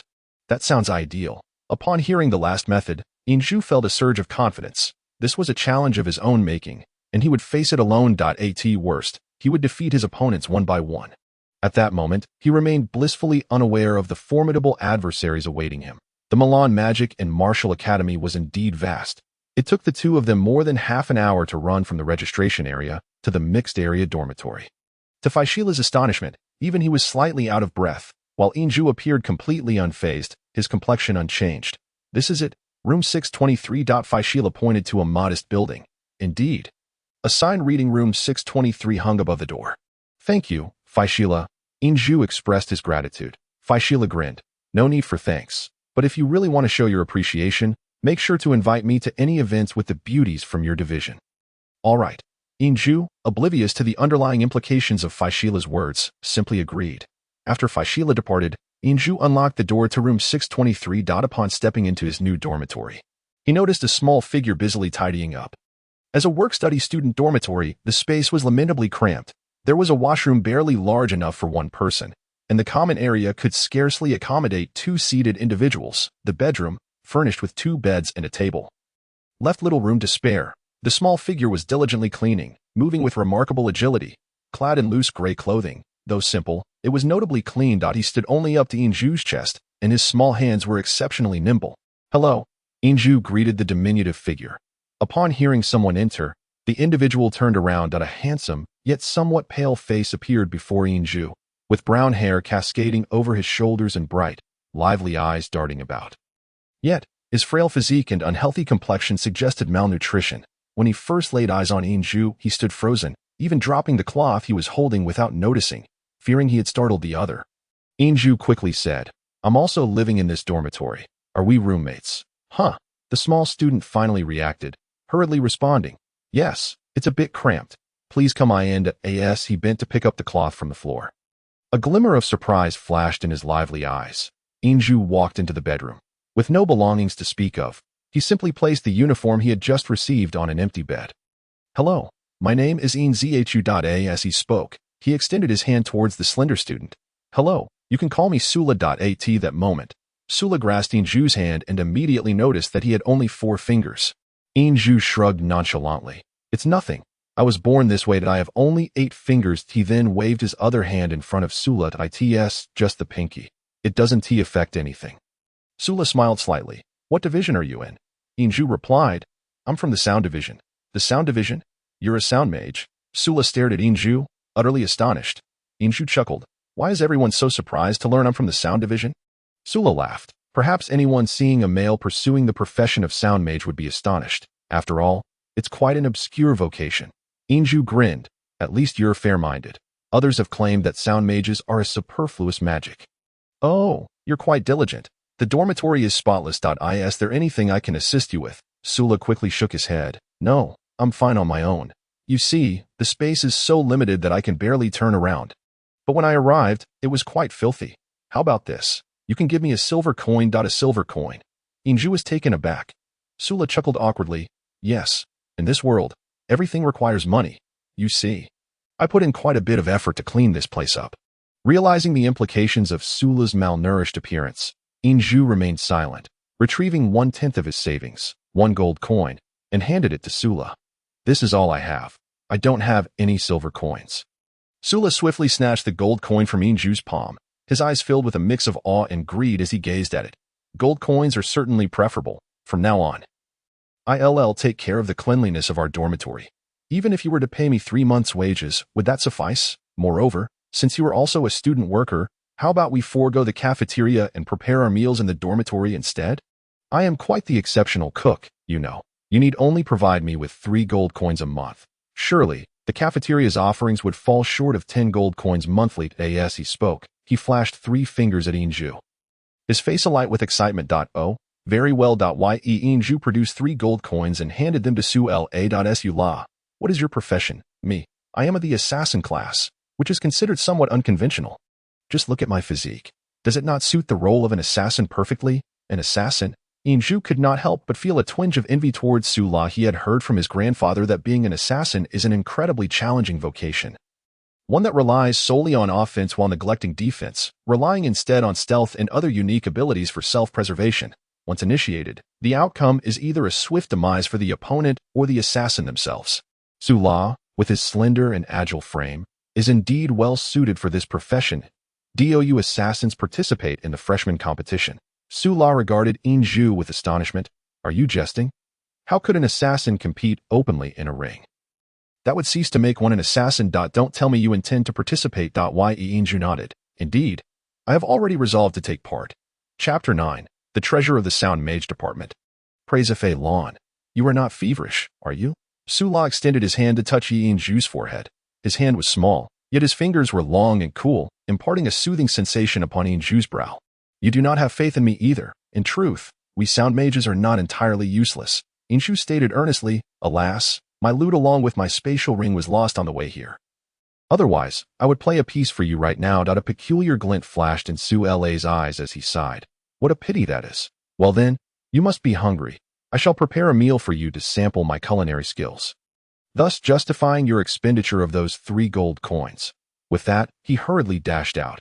Indeed, Sula's movements were swift. In no time at all, lunch was ready. 2 dishes accompanied by steamed buns. The vegetables were quite ordinary, devoid of any meat, yet Inju discerned that Sula's cooking was remarkably good. The simple greens he prepared were a feast for the senses. Having grown up eating bamboo shoots, he naturally favored lighter fare and thus had no qualms, finding the meal deliciously sweet. And so, the illustrious lewd Emperor Yi-In-Shu shared his first meal with the enigmatic king of the night.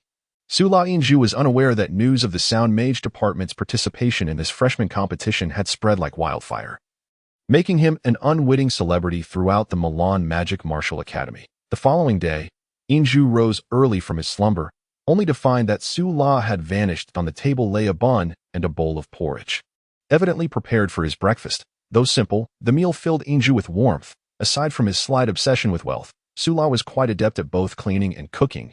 Those 3 gold coins were well spent. Stretching his body with vigor, the bamboo fighting spirit flowed gently through him, a comforting sensation coursing through every meridian. His practice of cultivating fighting spirit alongside meditation had become a habit. Then In-Ju touched his right wrist, murmuring to himself, "Thankfully, it has not been lost." Through his conversation with Su-La the previous day, In-Ju learned that the red and white stripes on the school uniform held significance. A pair of red and white stripes signified a first-year student, and since the Milan Magic Martial Academy operated on a 5-year system, each progression in year added another pair of stripes. Naturally, passing exams each semester was essential for advancement. Failure to do so meant remaining in the same year and starting anew. Graduates of the Milan Magic Martial Academy must at least achieve a high-level yellow rank. The fabric of the uniform was quite fine.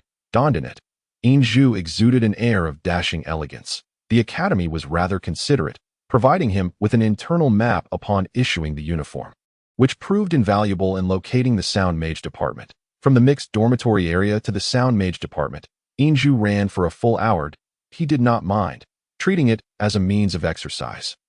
The teaching building of the Sound Mage Department was situated in a prime location within the Milan Magic Martial Academy, a charming 4-story white structure. Elegant and exquisite. To the left of the building lay a lake spanning approximately 1,000 square meters, while the other sides were surrounded by lush vegetation, with several paths leading from various directions to the main building. Behind the main building stood the Sound Mage dormitories, each a quaint white villa, quite distinctive. Of course, residing here required a separate accommodation fee, which was exorbitantly priced.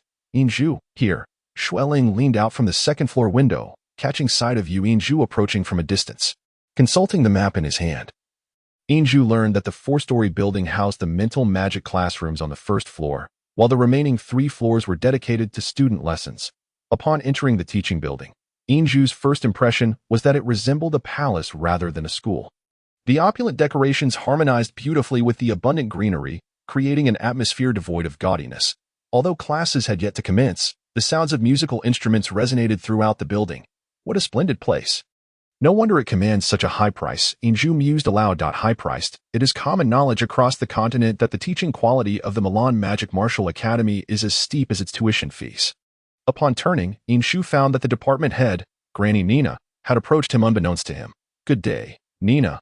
"Oh no, Director Nina." In-Ju remembered to correct himself before Nina could react. Nina huffed, "In this academy, you must be mindful of your words. That I have heard that you accepted a challenge from a freshman of the Wind Mage Department yesterday and intend to participate in this freshman competition." In-Ju nodded. "Do you feel confident?" A glimmer of intensity flashed in Nina's eyes. "Yes," In-Ju replied simply. "Confident? On what grounds?" "I am a sound mage, naturally relying on my musical magic," In-Ju stated. His gaze clear as he met Nina's. Nina lowered her head in contemplation. "Very well. In that case, follow me." She led In-Ju directly to the second floor, to the classroom for first-year students. The classroom was spacious, accommodating 40 students, yet this year's cohort, including In-Ju, numbered only 12. Thus, even with everyone present, the classroom felt somewhat sparse. Nina gestured for In-Ju to find a seat, without hesitation. In-Ju sat beside Longqi, causing her to blush. In truth, it was not that he harbored any special feelings for Longqi. Rather, it was because she, like him, was a music student, and he had no lute of his own. Nina stood at the podium, her gaze sweeping over the new students, and the classroom fell silent. Nina began. "First, as the head of the Sound Mage Department, I extend a warm welcome to you all. Regardless of your reasons for choosing the Sound Mage Department, now that you are here, I hope you will successfully complete your studies in the coming years. Formal classes will commence in a week. As you are all aware, the annual freshman competition will be held in 3 days. Other departments are currently selecting candidates for the competition, but we, the Sound Mage Department, are an exception. However, Student Yuan Zhu, upon registering yesterday, has already declared our department's intention to compete. Now I wish to know who among you is willing to join him in this endeavor. If we do not have 5 participants, the Sound Mage department will be disqualified from the competition. Director Nina, I am willing. Xueling was the first to raise her hand. Longqi followed suit, expressing her desire to participate. A smile crept onto Nina's aged face. Good, we need 2 more. Director Nina, Senior Ocean stated yesterday that she would lead us in the competition. We only need 1 more person. Nina looked at Xueling with surprise. Ocean is participating too? Very well, we still need 1 more. This time, the classroom fell silent. Seeing no one else speak up, Nina remarked coolly, our Sound Mage department has always been the premier department of the Milan Magic Martial Academy. However, behind this title, many have claimed we are merely a superfluous class of magic users, since it is Yuan Zhu who has proposed our participation in the freshman competition, regardless of the outcome. I hope you will uphold the dignity of the Sound Mage department. For all participating students, I will present a musical instrument and 300 gold coins on behalf of the Sound Mage department. Upon hearing Nina's words, Yuan Zhu felt a surge of joy. 300 gold coins would cover his expenses for quite some time, not to mention the instrument, however, before he could revel in his happiness. Nina continued, with the exception of Yuan Zhu as a freshman, to have engaged in conflict with students from other departments on your first day, I revoke your incentive to participate as punishment. Director Nina, surely you jest, Yuan Zhu exclaimed in despair, having instinctively ruffled Nina's feathers once more. Very well. I have decided that if you cannot lead the Sound Mage department to win a single match this time, your tuition will be doubled henceforth. What? It was only then that Yuan Zhu realized just how terrifying this Granny Nina truly was. Adhering to the principle of refraining from further trouble, he could only force a smile and remain silent. Xueling chuckled softly beside him, remarking, your flustered expression is simply adorable. Yuan Zhu replied helplessly, adorable doesn't seem like a fitting description for a man. Just then, from the back of the classroom, a girl stood up and declared, Director Nina, I wish to participate as well. She was a tall and striking beauty, appearing slightly older than Xueling and Longqi, her expression exuding a hint of pride. Beneath her school uniform, her long legs were quite eye-catching. Longqi leaned in closer to whisper in Yuan Zhu's ear, her name is Longqi. She plays the pipa and seems to be of a higher rank than both me and Xueling. Likely at the red level advanced. Earlier, Granny Nina stated that our Divine Sound department is the foremost at Milan Magic Martial Academy, but is that truly the case? Don't other departments often dismiss us as insignificant? Longqi chuckled lightly and replied, that is indeed true, but it's a matter of status rather than strength. At our peak, the Divine Sound department once boasted 9 princesses from various nations, giving us the highest status among all departments. This title of the foremost department is well-deserved. Then what about you? What is your status? Longqi waved her hand dismissively, saying, that's not for discussion. The identities of every student in the Divine Sound department are confidential. After all, relations among the nations on the continent are not very harmonious. Here, we are all merely students. Director Nina clapped her hands and announced, in the days leading up to the official classes. Others may arrange their activities as they wish, but the 4 of you will accompany me. She led them to the first floor of the spiritual magic classroom, which was a vast space with 100 seats. The walls were constructed from special materials to facilitate the acoustics of music. To excel in one's craft, one must first possess the right tools. I have brought you here to select some equipment. This is the first time the Divine Sound department is participating in the freshman competition, and we must not suffer a crushing defeat. As she spoke, a hint of sadness washed over Nina, and she sighed. Perhaps the Divine Sound department should not have been classified under magic to begin with. Nearly every student here came out of love for music, lacking offensive capabilities. We superficially hold the title of the foremost department at Milan Magic Martial Academy.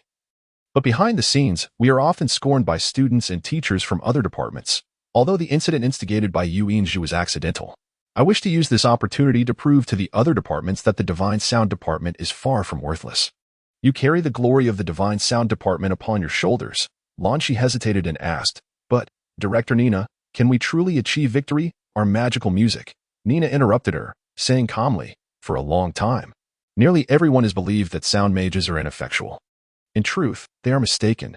True sound mages are immensely powerful, perhaps even the strongest among mental magic practitioners. It is simply because the cultivation is exceedingly difficult that few are aware of this secret. On the continent, There was once a sound mage who single-handedly defeated 6 magic practitioners from other departments simultaneously. In simpler terms, aside from mental magic users, we sound mages are the nemesis of nearly all other magic practitioners. Can any of you tell me what the essence of a sound mage is? Longqi responded, to evoke resonance through music with mental power. Correct, Nina affirmed. Sound mages are unique among all magic practitioners in that all their magic is area-based. And music is pervasive, impervious to any form of defense unless one escapes the range of sound. Through our music, mental power can be released over a wide area. As long as we possess sufficient mental power, we can use music to manipulate our opponent's emotions, at which point victory will be inevitable. In terms of equal levels, only the mental magic practitioner's mental power can match ours, while those from other departments stand no chance. Yinshu, can you tell me the shortcoming of a sound mage? It lies in the duration of the performance, he replied. Generally, a sound mage's music must reach 1/3 of its completion before the effects of the mental power manifest. In comparison to the incantations and instant spells of other departments, we are far too slow. This was a direct quote from what Qin Shang had told him, and Yi Yinzhu was well acquainted with it. Now it was Nina's turn to be surprised. 1/3. That's not accurate. It should be 1/2 before it takes effect, unless one's strength reaches the blue level or higher. Little did she know, as a practitioner of the Zhizi Qin, Yi Yinzhu's melodies indeed only needed to reach 1/3 to bear fruit. In the freshman competition, the selected contestants from each department typically ranged from red level advanced to yellow level initial.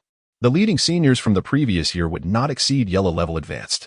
Thus, if they could resolve the timing issue of the performance with Hai Yang's guidance, they would have a genuine opportunity.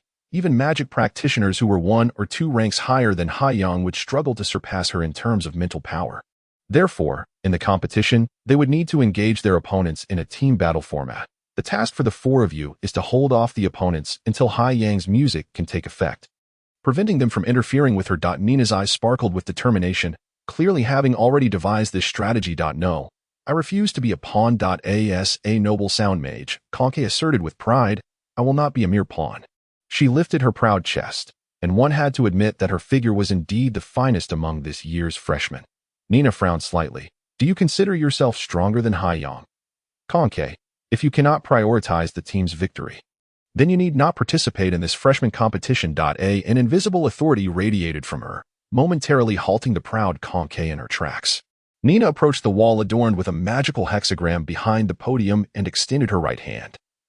Placing it at the center of the hexagram, a series of low, rhythmic chants filled the air. Though Yu Yinzhu and his companions could not discern what Nina was chanting, intense azure light emanated from her hand, swiftly enveloping the hexagram in a brilliant blue hue, an indication of at least a mid-level magic tutor. To have cultivated a sound mage to such a degree, it was unlikely one could find many across the continent. As a melodious tune resonated throughout the classroom, the hexagram before Nina silently split apart, revealing a broad passageway. The passage sloped downward, and Yu Yinzhu and his companions, astonished, followed Nina into this unknown realm. Every 10 meters along the ceiling of the passage, a milky white magical orb was embedded, casting a gentle glow. The air here was dry, and the passage did not evoke a sense of oppression. After traveling 100 meters, they encountered a large door intricately carved with ancient patterns blocking their path. Nina halted, stating calmly, once you return, forget everything you have seen today. A chant similar to before commenced, and a hexagonal gem mysteriously appeared in her palm. A purple halo illuminated as the gem was inserted into the door. An overwhelming magical aura surged forth, momentarily stiffening the bodies of Yu Yinzhu and his companions. The door slowly opened inward, revealing a room of approximately 50 square meters. Apart from the direction of the door, the other 3 walls were lined with numerous compartments, crafted from an unknown material that blended seamlessly with the walls. The compartments on the left wall held various musical instruments, their ancient styles hinting at their long history. The right wall displayed magical robes, wands, and even magical armor and weapons. The wall directly opposite the door contained the most compartments, filled with gems, magical gems. The suffocating surge of magical elements emanated from these hundreds of gems, making the space feel like a miniature treasure trove. As Longqi, Shuling, and Longqi stepped inside, they were immediately captivated by the gems before them, their eyes sparkling with excitement.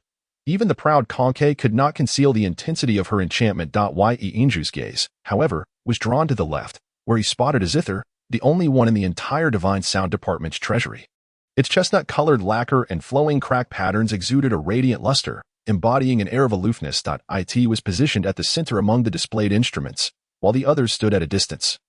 Akin to subjects surrounding a sovereign, unconsciously, Yuanzhu forgot the presence of others as he approached the ancient zither, as if something were guiding his heart. As he drew closer, he could clearly see the softly shimmering azure strings and the 13 inlaid musical symbols, resembling 13 miniature moons, harmoniously resting upon the instrument. Another person was equally entranced, Nina. As she led the 4 new students into the divine sound department's treasure. She turned back just in time to witness Yuanzhu's captivated gaze.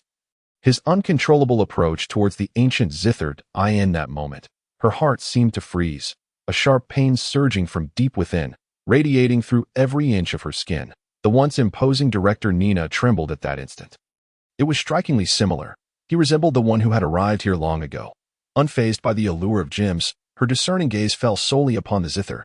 Nina appeared before Yuanzhu, obstructing his line of sight. With the zither's presence vanished, Yuanzhu was abruptly roused from his reverie. He beheld the vacant expression in Nina's eyes as a violet long flute slipped into her grasp. Emanating a subtle chill from its body, Nina murmured, "The fragrance of long-lost incense wafts, clouds drift without a shadow, the melodious birds chirp at the delicate tips of my fingers." Gazing into the distance, there lies the sea moon's ethereal glow, tinted by yearning, an indelible tapestry in my heart, perhaps a lingering sorrow that eludes oblivion. The moon's azure radiance, akin to a piled-up treasure, inadvertently fills my brow and heart with thoughts of longing. This night, the flute remains. The violet jade flute stands tall, alongside the radiant pearls of the zither strings. Yet where art thou now, as the lonely starlight weaves through the air, when the echoes fade? I stand by the moonlit zither. Do you not realize? I have waited an eternity. A mournful note from the flute, tinged with resentment and infinite longing, shattered the silence, lingering in the air. A cerulean light enveloped Nina, illuminating the entire treasure vault in an instant. Tears silently coursed down her cheeks. Simultaneously, the 3 girls who had been entranced by the gem's brilliance collapsed, their eyes filled with anguish, tears flowing uncontrollably, as if their hearts had been shattered by the sorrowful notes of the flute. Yuanzhu's plight was no better. His mental strength paled in comparison to Nina's, and proximity to her only deepened his indescribable grief, draining the color from his face. Fortunately, the clarity of his pure heart allowed him to resist the enchantment of the flute's melody, with a sharp bite of his tongue to awaken his dulled senses. A faint golden glow enveloped his form. In a swift motion, Yuanzhu circled around Nina, his 8 fingers gliding over the 7 shimmering zither strings, producing a cascade of crystalline notes that forcefully interrupted the impending flute sound. Nina felt a sudden lightness in her mind, realizing her earlier actions. In a moment of emotional turmoil, she had unleashed an explosive sound, which could have inflicted irreparable mental harm on the children. The explosive sound, a sudden burst of sonic waves with penetrating force, equated to the instant cast magic of other elemental mages. It was a skill only attainable by sound mages upon reaching the green level. While Yuanzhu was still a tear away from wielding such power, hastily retracting the violet jade flute, she hastened to the 3 girls, releasing her mental energy to assess their condition.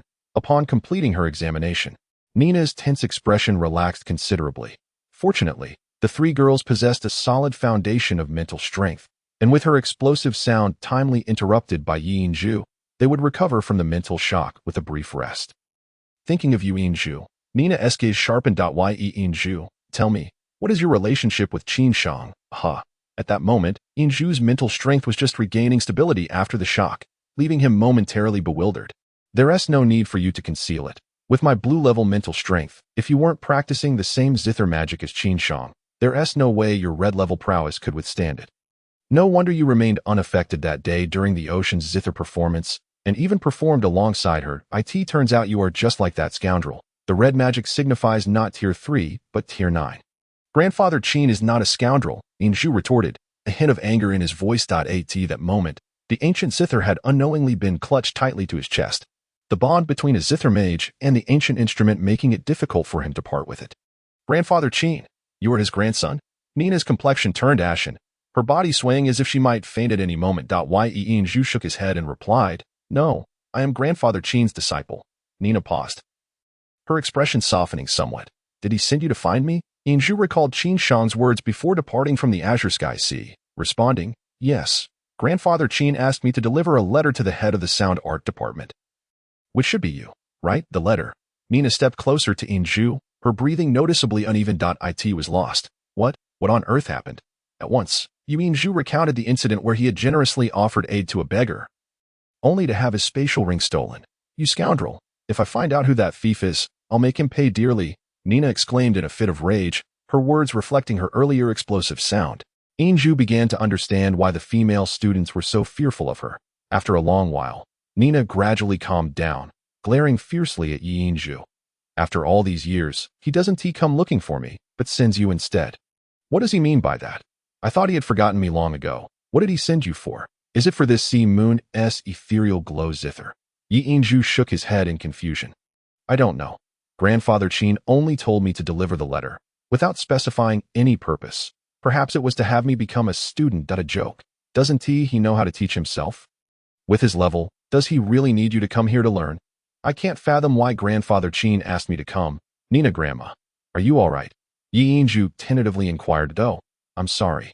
Director Nina, I misaddressed you again. Surprisingly, this time Nina did not erupt in anger at his calling her grandma, but rather responded calmly. You can call me Nina Grandma from now on. Is he well? Quite well, although sometimes I catch him lost in thought. However, most of the time he is with me, teaching me to play the zither. Has he married? Nina asked, her tone betraying a touch of shyness. Yuanzhu shook his head. I don't know, but for the past decade, Grandfather Qin has been alone. Nina exhaled in relief, but immediately followed up with a bitter remark. That scoundrel, not married and still doesn't come looking for me. Am I truly that daunting? Scoundrel? What a big scoundrel. Tell me, where is he? Grandma Nina, I cannot say.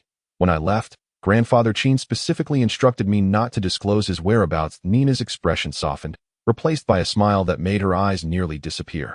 Yuanzhu, be a good boy and tell Nina Grandma where your master is. If you do, I will gift you this sea moon's ethereal glow zither. How about that? It is one of the finest zither in the world. No less than those you lost. Initially, your master asked me for it, but I refused. Reluctantly, Yuanzhu glanced at the zither in his embrace, took a deep breath, and resolutely returned the ancient instrument to Nina. Then I shall not accept it. I cannot go against Grandfather Qin's wishes. You little fool raised by that big scoundrel. Nina angrily reclaimed the sea moon's ethereal glow zither. Suddenly, an idea struck her, and her anger dissipated. Qin Shang, you claim not to seek me. Very well. Your disciple is here. If you do not show up, I will hold him hostage and see if you come. Having resolved her thoughts, Nina's demeanor brightened as she scrutinized Yuanzhu, asking, to what level have you cultivated your zither magic? Speak freely. I am an old friend of your Grandfather Qin, and I know nearly everything about him. The levels you cultivate differ from ordinary sound mages, divided into 3 parts, each with 9 tiers, correct? Yuanzhu nodded, realizing that Nina's knowledge of his connection with Qin Shang had earned her trust. Grandfather Qin mentioned, I am on the verge of entering the initial stage of Sword Heart Zither Mind, but breaking through the bottleneck requires both opportunity and time. On the verge of breaking through to the initial stage of Sword Heart Zither Mind. Nina gasped. So, you currently possess the prowess of a high-tier yellow-level sound mage. That seems to be the case. Ha ha. This is wonderful. Heaven has granted me such a splendid opportunity. I cannot let it slip away. Let the old geezers of other departments see what a true sound mage is. The freshman competition will undoubtedly tremble because of our sound art department. As she spoke, she placed the sea moon's ethereal glow zither into Yuanzhu's hands. How much of your Grandfather Qin's prowess have you inherited? Nina inquired. I do not know. Grandfather Qin said I still have a long way to go. Nina Grandma, your emotional fluctuations are too intense. This isn't good for a sound mage, is it? Nina scoffed. My affairs are none of your concern. How ridiculous. That little girl from the wind department dared to provoke you yesterday. Little does she know you are the true genius. Achieving high-tier yellow-level sound mage status at 16 or 17 and excelling in the arena as well. Yuanzhu, listen closely, regardless of the circumstances. You must lead the sound art department to an excellent performance in this freshman competition. If you make it to the finals, I will help you secure a scholarship as the head of the sound art department, exempting you from all future tuition, and you can use this sea moon's ethereal glow zither indefinitely. Really? That would be amazing. Yuanzhu was overjoyed. What he desperately lacked were money and a musical instrument, and now he had both. Nina shot him a glance and said, do not presume it will be an easy task. Remember, the sound masters possess little in terms of offensive capabilities. We shall follow my earlier plan, but you must change the main focus to the ocean. Yuanzhu shook his head and replied, no, That is not acceptable. I cannot allow a girl to serve as my shield. Granny Nina, I believe I can manage on my own. Very well, such ambition. No wonder you are a disciple of Qin Shang. However, you must heed my instructions here. With you as an unpredictable variable, I will need to rethink our tactics for the competition. We shall discuss it later. And do not let anyone know that your musical magic differs from that of ordinary sound masters.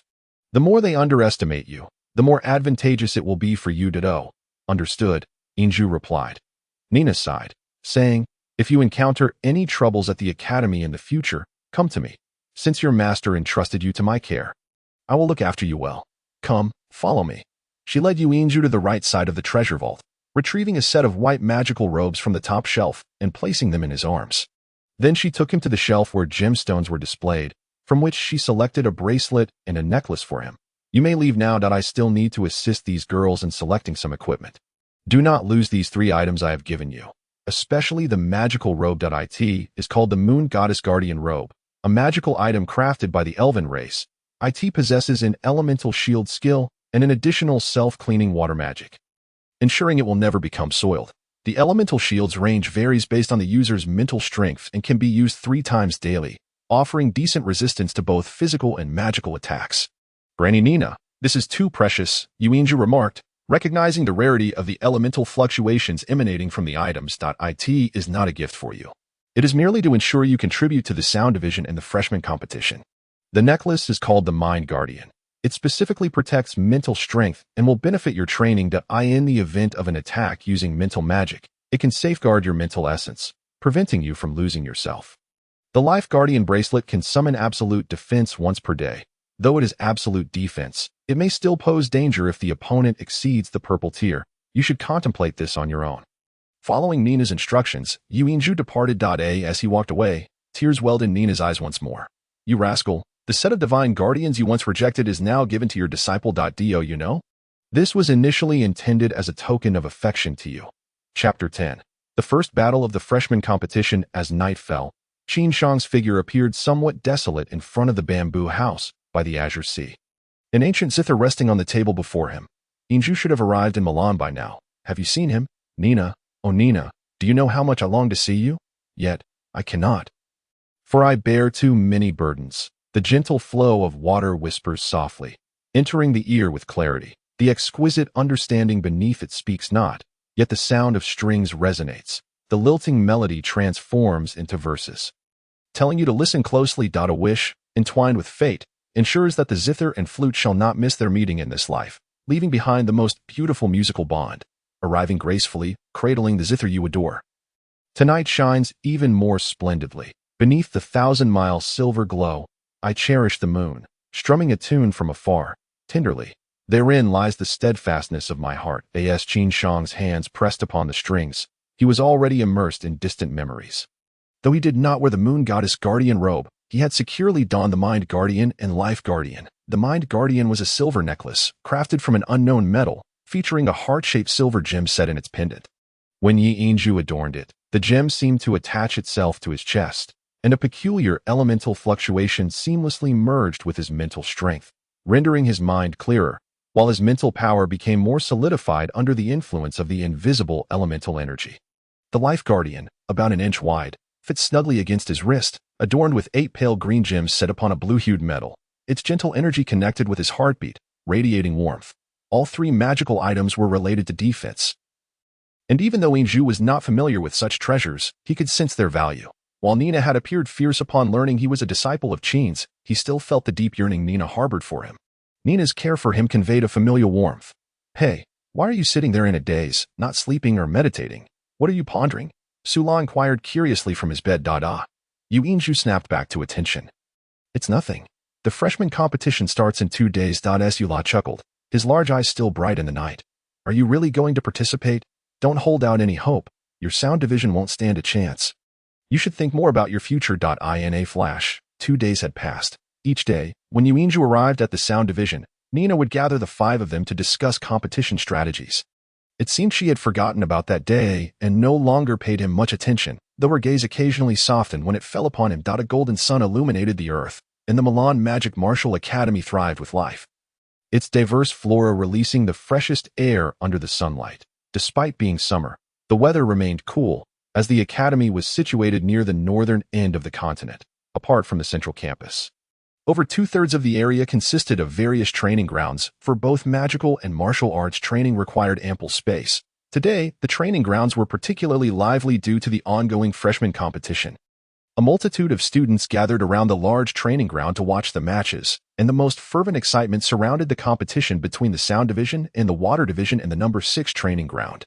The Sound Division's training ground was the hall where the new students had previously undergone testing, and it was clearly unsuitable for competition. Therefore, after the match order was determined by drawing lots, they had no choice but to compete in the Water Division's training ground. Any division's magic required a certain area to cast, and the number 6 training ground spanned over 1,000 square meters, which was not particularly large. Although it was designated as the training ground for the Water Division, one would expect the Water Division students to be the most numerous among the spectators. However, at that moment, over 6,000 students from other divisions surrounded the number 6 training ground, outnumbering the Water Division students by more than tenfold. The reason was simple. This was the first time since the establishment of the Milan Magic Martial Academy that new students from the Sound Division were participating in the competition. It should be noted that those who chose to train as Sound Masters were predominantly from the highest echelons of nobility, as they were the only ones free from concerns about their future livelihoods. Who could guarantee that among this year's newcomers there were not princesses from various nations across the Longqi Nusi continent? Sound Division, Sound Division, Sound Division. The exuberant cheers for the Sound Division surged like waves, with some Water Division students even cheering along. In truth, no one expected the Sound Division to triumph, but the opportunity to admire the many beautiful women from the Sound Division was a desire shared by all male students. If they could leave a good impression on those beauties, it would indeed be a tremendous fortune. The observation platform at the number 6 training ground had 20 seats, typically reserved for Water Division teachers to observe students training. Now, it had become the viewing area for both the Water Division and Sound Division instructors. Director Nina sat in the central position, flanked by the Water Division's headmaster, the mid-tier blue mage, Vhagar. The other teachers were seated on either side. Nina, I initially thought your Sound Division's participation was merely a rumor. I never expected it to be true, Vhagar remarked, a thin, wiry old man with a peculiar smile as he looked at Nina. Nina did not spare him a glance, her attention solely on the students competing in the training ground, as she replied coolly, since our Sound Division is the foremost division at the Milan Magic Martial Academy, why should we not participate? You should be more concerned with how to prevent your Water Division from once again finishing at the bottom of the freshman competition. Vhagar felt a wave of embarrassment wash over him. Water magic had always been considered relatively weaker. Healing magic was inferior to light magic, and offensive magic needed to reach the green tier before it could truly demonstrate its power. Thus, the Water Division had often found itself at the bottom in previous freshman competitions. Furthermore, those who chose the Water Division typically came from less affluent backgrounds, with the majority of work-study students being from the Water Division, indicating that they lacked the financial means to purchase high-level magical items.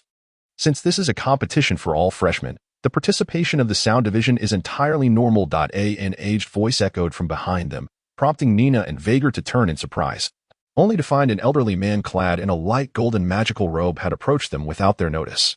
Even the usually proud Nina stood up respectfully upon seeing this man, greeting, "Hello, Dean Ferguson." Vhagar, astonished, exclaimed, "Dean Ferguson, what brings you here?" Ferguson smiled faintly, and as the sound system prepared for battle, I naturally felt compelled to support Director Nina. I pondered that among this year's new students in the sound system, there must be some exceptional talents. He understood Nina better than Wagner did. Nina's pride was renowned throughout the Milan Empire. If she lacked confidence, she would never have allowed the sound system to stand on the arena today. Wagner relinquished his position to Ferguson, who waved at the surrounding teachers from both systems who greeted him. Please, everyone, take your seats. The competition is about to commence. In the expansive arena, spanning over 1,000 square meters, 10 students were already gathered at the center. The ocean-haired Hai Yang remained somewhat unremarkable at the back, her dark locks partially obscuring her face. In contrast, the stunning beauties, Longqi, Shuling, and Longqi, naturally attracted the attention of many spectators. Yet, the true focal point for all was not them, but rather Yuanzhu, who stood prominently at the center of the sound system as contestants. His immaculate moon priest robe was untouched by dust, with golden trims outlining the collar and cuffs that a crescent-shaped milky white gemstone on his left breast emitted a soft glow. infusing the simple robe with an air of nobility and elegance. His long black hair fell casually over his shoulders, and a serene expression graced his handsome features. Donning the moon priest robe, Yuinju appeared transformed.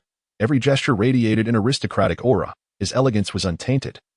Especially his deep, clear black eyes, seemingly capable of piercing into one's soul. Standing tall and relaxed, he made the four women beside him appear as mere embellishments.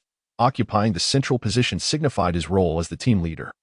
No one anticipated that the leader of the sound system would not be the second-year Haiyang, but rather Yuinju, who had accepted the challenge from the wind system's prodigy, Roland, among the water system contestants. Comprising 2 males and 3 females, the appearances of the 3 female students paled in comparison to those of the sound system. Their gazes were entirely captivated by the figure before them, with some even seemingly exuding pink bubbles of admiration. Greetings, I am Karachi, a second-year student from the water system and the captain for the freshman competition. I look forward to your guidance. Karachi's jealousy was palpable as he regarded the sound system contestants. It was one thing for the sound system to boast beautiful women, but to have a male student emerge this year, and one so handsome at that, overshadowing his own presence was irksome. Humph, you'll soon learn of my prowess. Karachi stood half a head shorter than Yuinju, and although his looks were commendable, he bore the common affliction of mages, a pallid complexion that starkly contrasted with Yuinju's vibrant aura. Yuinju nodded respectfully in return. Hello, I am Yuinju, the captain of the sound system, a first-year student. I welcome your guidance. Suppressing his jealousy, Karachi smiled. I wonder which competition format your system will choose. According to the rules of the freshman competition, out of respect for the female competitors, the side with a greater number of female participants has the right to select the format if the numbers are equal. A draw will determine it. It goes without saying that in a system of martial skills and magic, the sound system stands alone in presenting 4 female competitors. This is one of their advantages. Team battle. Yuinju answered firmly. As both sides retreated simultaneously, a teacher from the academic office, designated as the referee for this match, announced loudly, the competition begins. The 6 points surrounding arena number 6 illuminated simultaneously, and a colossal magical hexagram materialized in midair. A faint milky white glow formed a vast transparent dome, enveloping the entire arena. Only a prestigious institution like the Milan Academy of Magic and Martial Arts could afford such a high-level magical barrier, capable of withstanding attacks from spells below blue rank. Provided the officiating mage had sufficient energy, it could persist indefinitely. Wooden tables and chairs were arranged, with Haiyang seated in the rear, her guzheng placed flat on the table. Meanwhile, Yuinju and the other 4 stood 5 meters in front of her, forming an arc that subtly shielded Haiyang behind them. Why Yuinju? We are about to commence, Karachi shouted from the opposite side. He showed no urgency to launch an attack, as he had some understanding of sound mages. As long as the melody remained unbroken, the potency of the sound mage's music would not manifest. Given this interval, even the water system's forbidden spells could be completed. In response to Karachi, a resonant and vibrant sound of the guzheng echoed forth. Haiyang's performance had begun. Orange light radiated alongside the clear, crystalline notes of the melody, aptly named Dream, which seemed to convey Haiyang's emotions. Gentle, yet melancholic. Karachi's eyes sparkled with realization. Good, an advanced orange-level performance, truly deserving of the sound system's top talent. What a pity. Unbeknownst to Yuinju, he had no inkling of the meaning behind Karachi's words of pity, as the latter's assault had already commenced. The 4 contestants from the water system, selected from the top tier of their class, unleashed shades of orange from their bodies, each exhibiting the caliber of intermediate mages. The deep chanting of their incantations began. Karachi did not chant. Instead, a faint yellow light emanated from him, marking his initial yellow-level power. A swift, red water arrow hurtled toward Yuinju's chest. As captain, Karachi initiated with a probing attack. Nina's instruction for the first match was succinct. Achieve victory through surprise. The sound system had never appeared in the freshman competition before, leaving no one familiar with the sound mages, which was their greatest advantage. Yuinju stepped to the left with his left foot, effortlessly avoiding the rapid water arrow with a seemingly nonchalant movement. The red arrow struck the magical barrier, causing a slight ripple. Karachi was taken aback. In the confrontation between mages, evasion was a rare occurrence. He never anticipated that Yuinju would respond to his attack in such a manner. Just then, he sensed something amiss. According to the original plan, the first wave of magic from his 4 companions should have been unleashed by now, yet their incantations remained incomplete. Why was this happening? It was the sound of the guzheng. The sudden realization transformed Karachi's expression into one of seriousness. He discovered that the sound mages were not entirely without merit, as Hai Yang's melody was indeed beginning to take effect.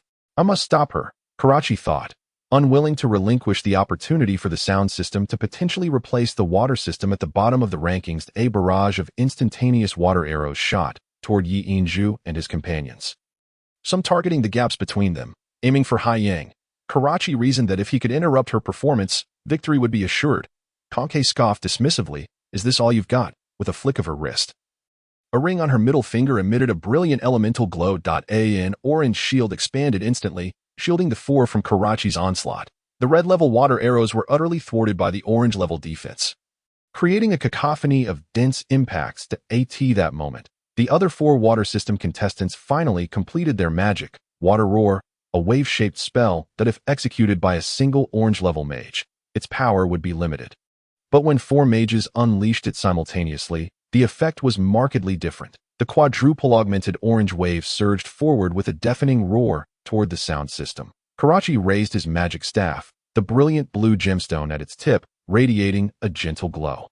As he began his incantation, someone from the audience shouted, "Blessing of the water sprite." An orange-level defense was naturally insufficient to withstand four water roars. Longqi and Shuling simultaneously extended their right hands, summoning orange shields identical to Longqi's, creating a cumulative three-layer defense.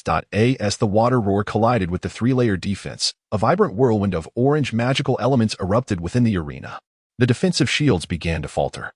From the stands, Wagner scoffed, "Do magical artifacts truly provide complete protection against spells? Even the most powerful magical artifacts can only enhance a mage's power by 1 rank. Karachi's water sprite blessing could reduce the casting time of water spells by 30%. But how could the young ones from the sound system withstand it? Nina sneered, "Just watch. The impoverished water system would never comprehend what true magical artifacts were."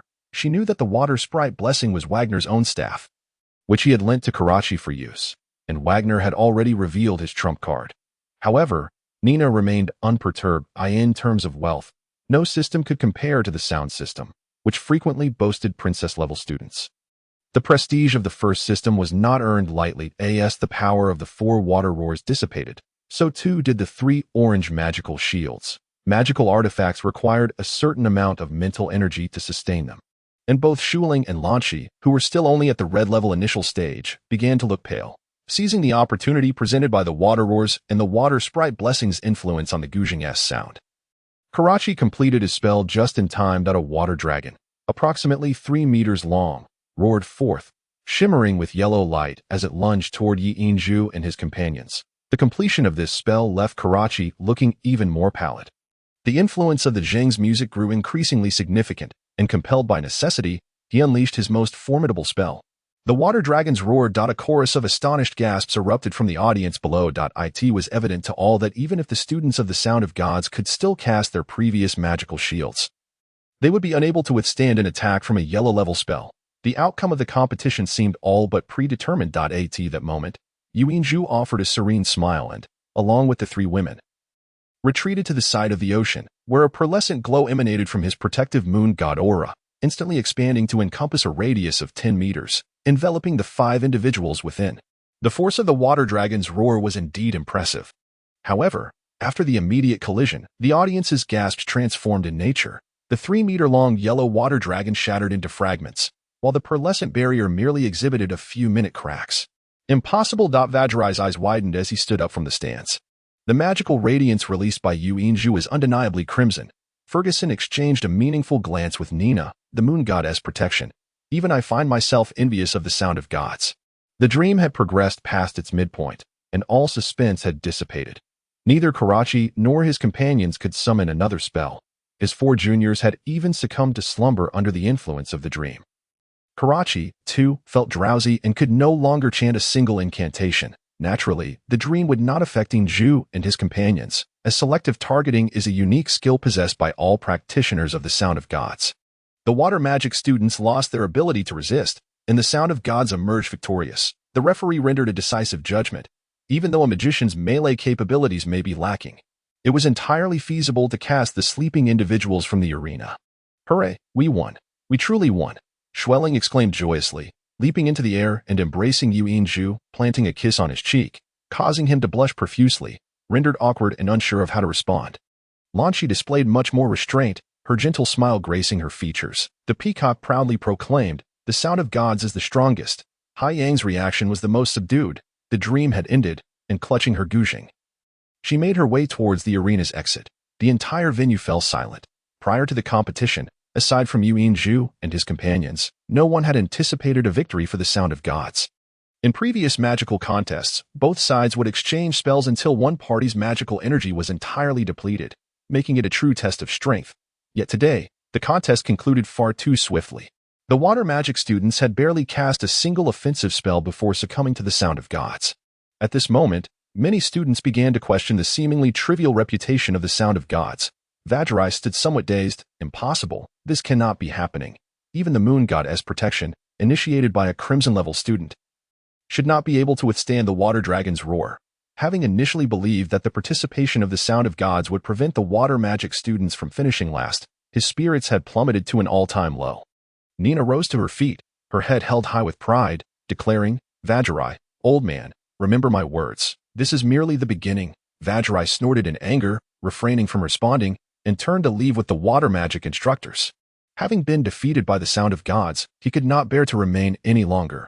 Ferguson smiled slightly, remarking, "The water magic is indeed quite good, but unfortunately, its power is insufficient at lower levels. Director Nina, your champion, Yuanzhu, is quite intriguing." There was one thing Vajrai said that he agreed with. Even the moon goddess protection, initiated by a crimson-level magician, should not be able to withstand a yellow-level spell. The news of the sound of gods defeating the water magic students spread rapidly throughout the Milan Magic and Martial Arts Academy. The swift and simple conclusion of the battle astonished everyone. Various discussions regarding the sound of gods began to circulate throughout the entire academy. Yuanzhu and the four participating beauties became the subjects of intense conversation, particularly regarding the elemental shield he had summoned at the last moment and Haiyang's Zheng, which became the focal point of the discourse. Unbeknownst to Yuanzhu, who was oblivious to the discussions surrounding him, he hastily departed from the number 6 practice arena the moment the competition concluded, racing towards a specific direction. For at that very moment, just before the competition ended, he heard a voice that stirred deep excitement within him. That a flash of yellow light swept past, leaving only a faint shadow along the path. Some mages traversing the academy couldn't help but ponder which senior from the martial arts department had rushed into the magic zone, that in his quest to reach his destination with utmost speed. Yuanzhu no longer concealed his bamboo combat aura. After all, the Milan Magic and Martial Arts Academy was simply too vast. With the support of his bamboo combat aura, he pushed his speed to the limit, covering the distance of the academy in merely 10 minutes. Once outside the academy, Yuanzhu continued his sprint northward for 10 miles before halting before a grove, his excitement palpable as he called out, "Z, where are you? I have arrived." Indeed, just as the competition concluded, Z's voice had echoed in his ears, stating simply, "I await you in the grove 10 miles north of the academy." For Yuanzhu, although he had settled in the Milan Magic and Martial Arts Academy, it was not his true home. While Z was his partner of a decade, apart from family, Z was undoubtedly the individual he trusted the most. A tall and imposing figure emerged from the woods. His hair remained somewhat disheveled, and his starry purple eyes exhibited a hint of fatigue, yet his rugged visage bore no signs of alteration. Upon seeing Yuanzhu, the indifference in his gaze softened into warmth. Only when he was with Yuanzhu did such a change in expression occur. Yuanzhu, the deep, magnetic voice filled Yuanzhu with an overwhelming sense of familiarity. "Z," he exclaimed with excitement, resembling an arrow as he surged forward, engulfed in a brilliant yellow light, reaching his companion in the blink of an eye, then standing there as still as a pin. Creating an oddly harmonious contrast between movement and stillness, Z smiled faintly, saying, "I have arrived as promised and witnessed your performance on stage. That it seems you have adapted well to life here." That Yuanzhu nodded, replying, "Z, are you well? I can't shake the feeling that you seem somewhat fatigued." A cold glimmer flashed in Z's eyes. "It's nothing, merely tending to something that needed to be done. Moreover, this is just the beginning." Yuanzhu's heart skipped a beat. "Z, are you leaving?" His tone shifted slightly as he posed the question, as he rarely wore a smile. "You are a student here. It wouldn't do for you to have someone by your side all the time. Focus on your studies here."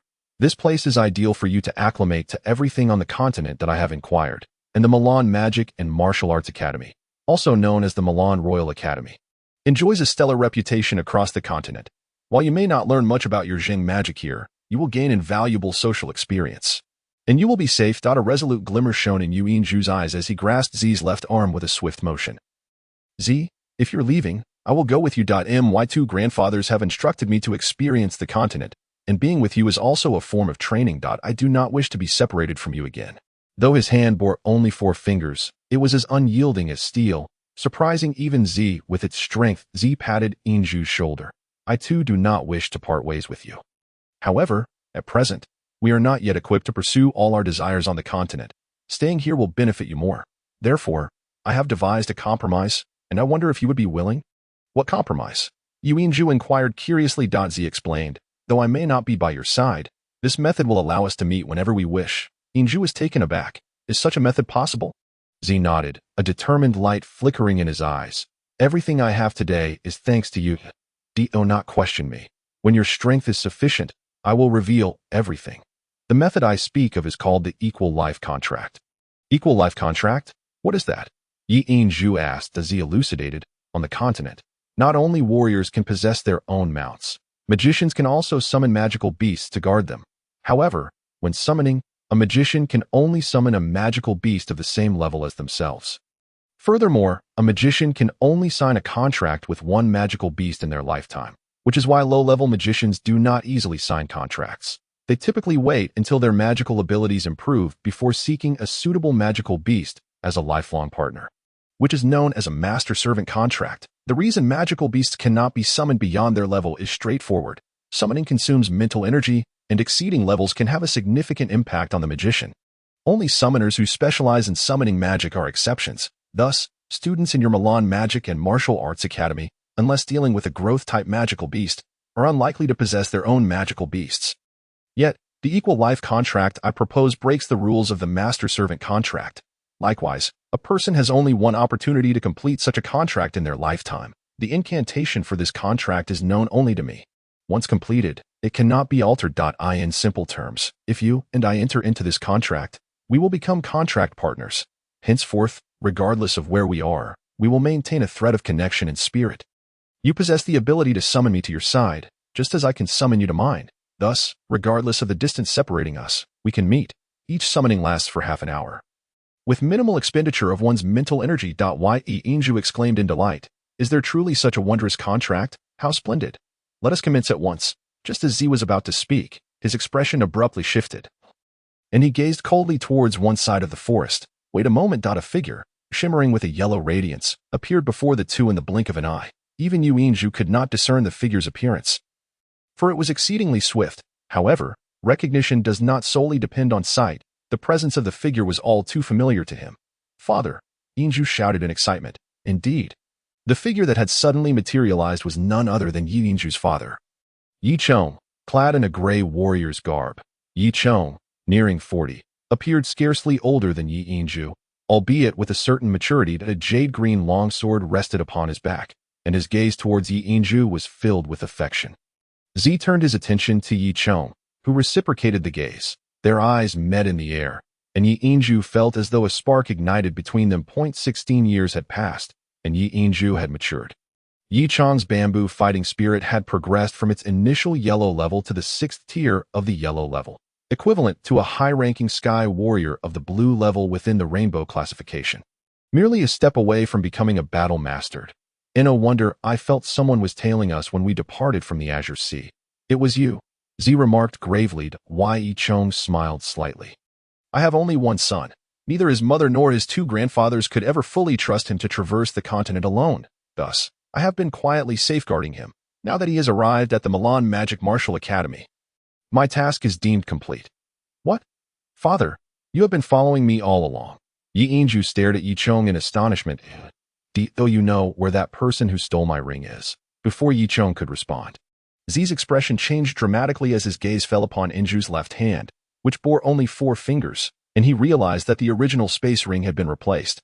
Yinju, have you lost your space ring? What about your loot? Yu Yinju replied bitterly. The loot, the introduction letter, and the money were all lost together. What? Z growled, a surge of domineering energy emanating from him, the devoid of any fighting spirit's radiance. Yicheng observed cracks silently appearing in the ground beneath Z's feet. The intensity of Z's anger even instilled a sense of pressure in him. Clenching his fists, he produced a series of bone-cracking sounds. Tell me who it was, and I shall crush every bone in his body. Chapter 11. The equal life contract. Yicheng regarded his son solemnly, stating, What you have lost must be retrieved through your own strength. I can only inform you that the individual who stole your ring is also in Milan. Son, you must remember that to become a strong individual, you must first learn to observe and perceive everything around you. That person is also in Milan. Yuanju looked at his father and, after a moment of contemplation, resolutely declared, Father, I will surely rely on my own strength to recover the ring. Yicheng turned to Z, saying, Z, I wish to speak with Yinju privately. As he paid Yicheng no mind, his gaze lingering on Yinju for a moment before he turned to stride into the woods. Yinju, I have witnessed all that you have encountered on this journey. However, whether it was the mages you encountered in Luna City or the subsequent loss of the ring given to you by Grandpa Qin, I did not intervene. Do you know why? Yinju shook his head in confusion. Yicheng spoke solemnly, because I hope you can grow from your own experiences rather than always relying on my protection. Perhaps I could assist you in retrieving the space ring you lost. But what if I am not by your side next time? You are 16 now. According to the customs of Longqi Nusi, you are already considered an adult. From now on, you must learn to be strong and face all challenges on your own. Thus, I have refrained from intervening. Even though you are no longer following the path arranged by Grandpa Qin, I believe this is, in fact, a good thing. You must carve your own path and always remember the teachings imparted by your two grandfathers. In the face of his father's somewhat stern gaze, Yinju suddenly realized that the uncertainty he had harbored since leaving the Azure Sea had vanished, and the notion of strength had taken root deep within him. Dad, I will. From father to dad, though it was merely a difference of a single character, Yicheng felt that his son was truly growing up. Yinju, I do not oppose you taking a life. However, I must convey that not all enemies must be killed. Some individuals, though guilty, do not deserve death and require alternative resolutions. Furthermore, taking a life comes at a cost, although you may not bear the consequences. The entire Arcadia Mage Guild, or even the entire kingdom, will. Fortunately, that was precisely the outcome we sought. Although Z harbors no malice towards you, he is somewhat obstinate in certain aspects. His words are not always correct. And you must possess your own judgment. During the time you were apart, I followed him for a while, but I returned to your side out of concern for your safety after you lost your loot. Z undoubtedly possesses a mysterious background. He seems to share some special connection with the beasts of the extreme north wilderness. Upon hearing his father's words, Yinju furrowed his brow and insisted. Dad, Z would never harm me. We are brothers. What price has Arcadia paid on my behalf? Yicheng smiled slightly and replied, You need not concern yourself with Arcadia's affairs. Your two grandfathers will handle it.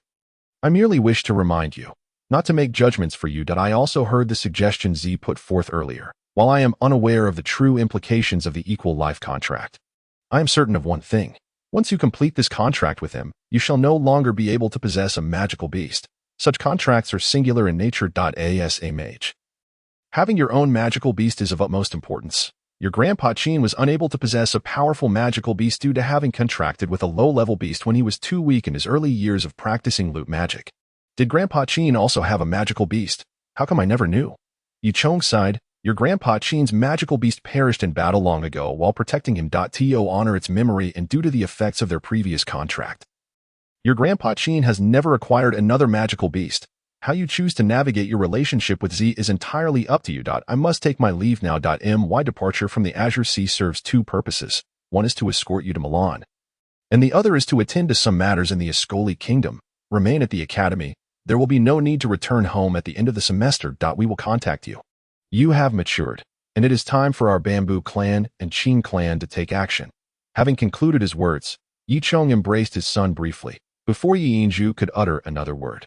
He soared into the air and vanished after a few leaps. Strength, I must be strong. Suppressing the sense of loss that accompanied his father's departure, Yinju's clear gaze now bore a hint of something more.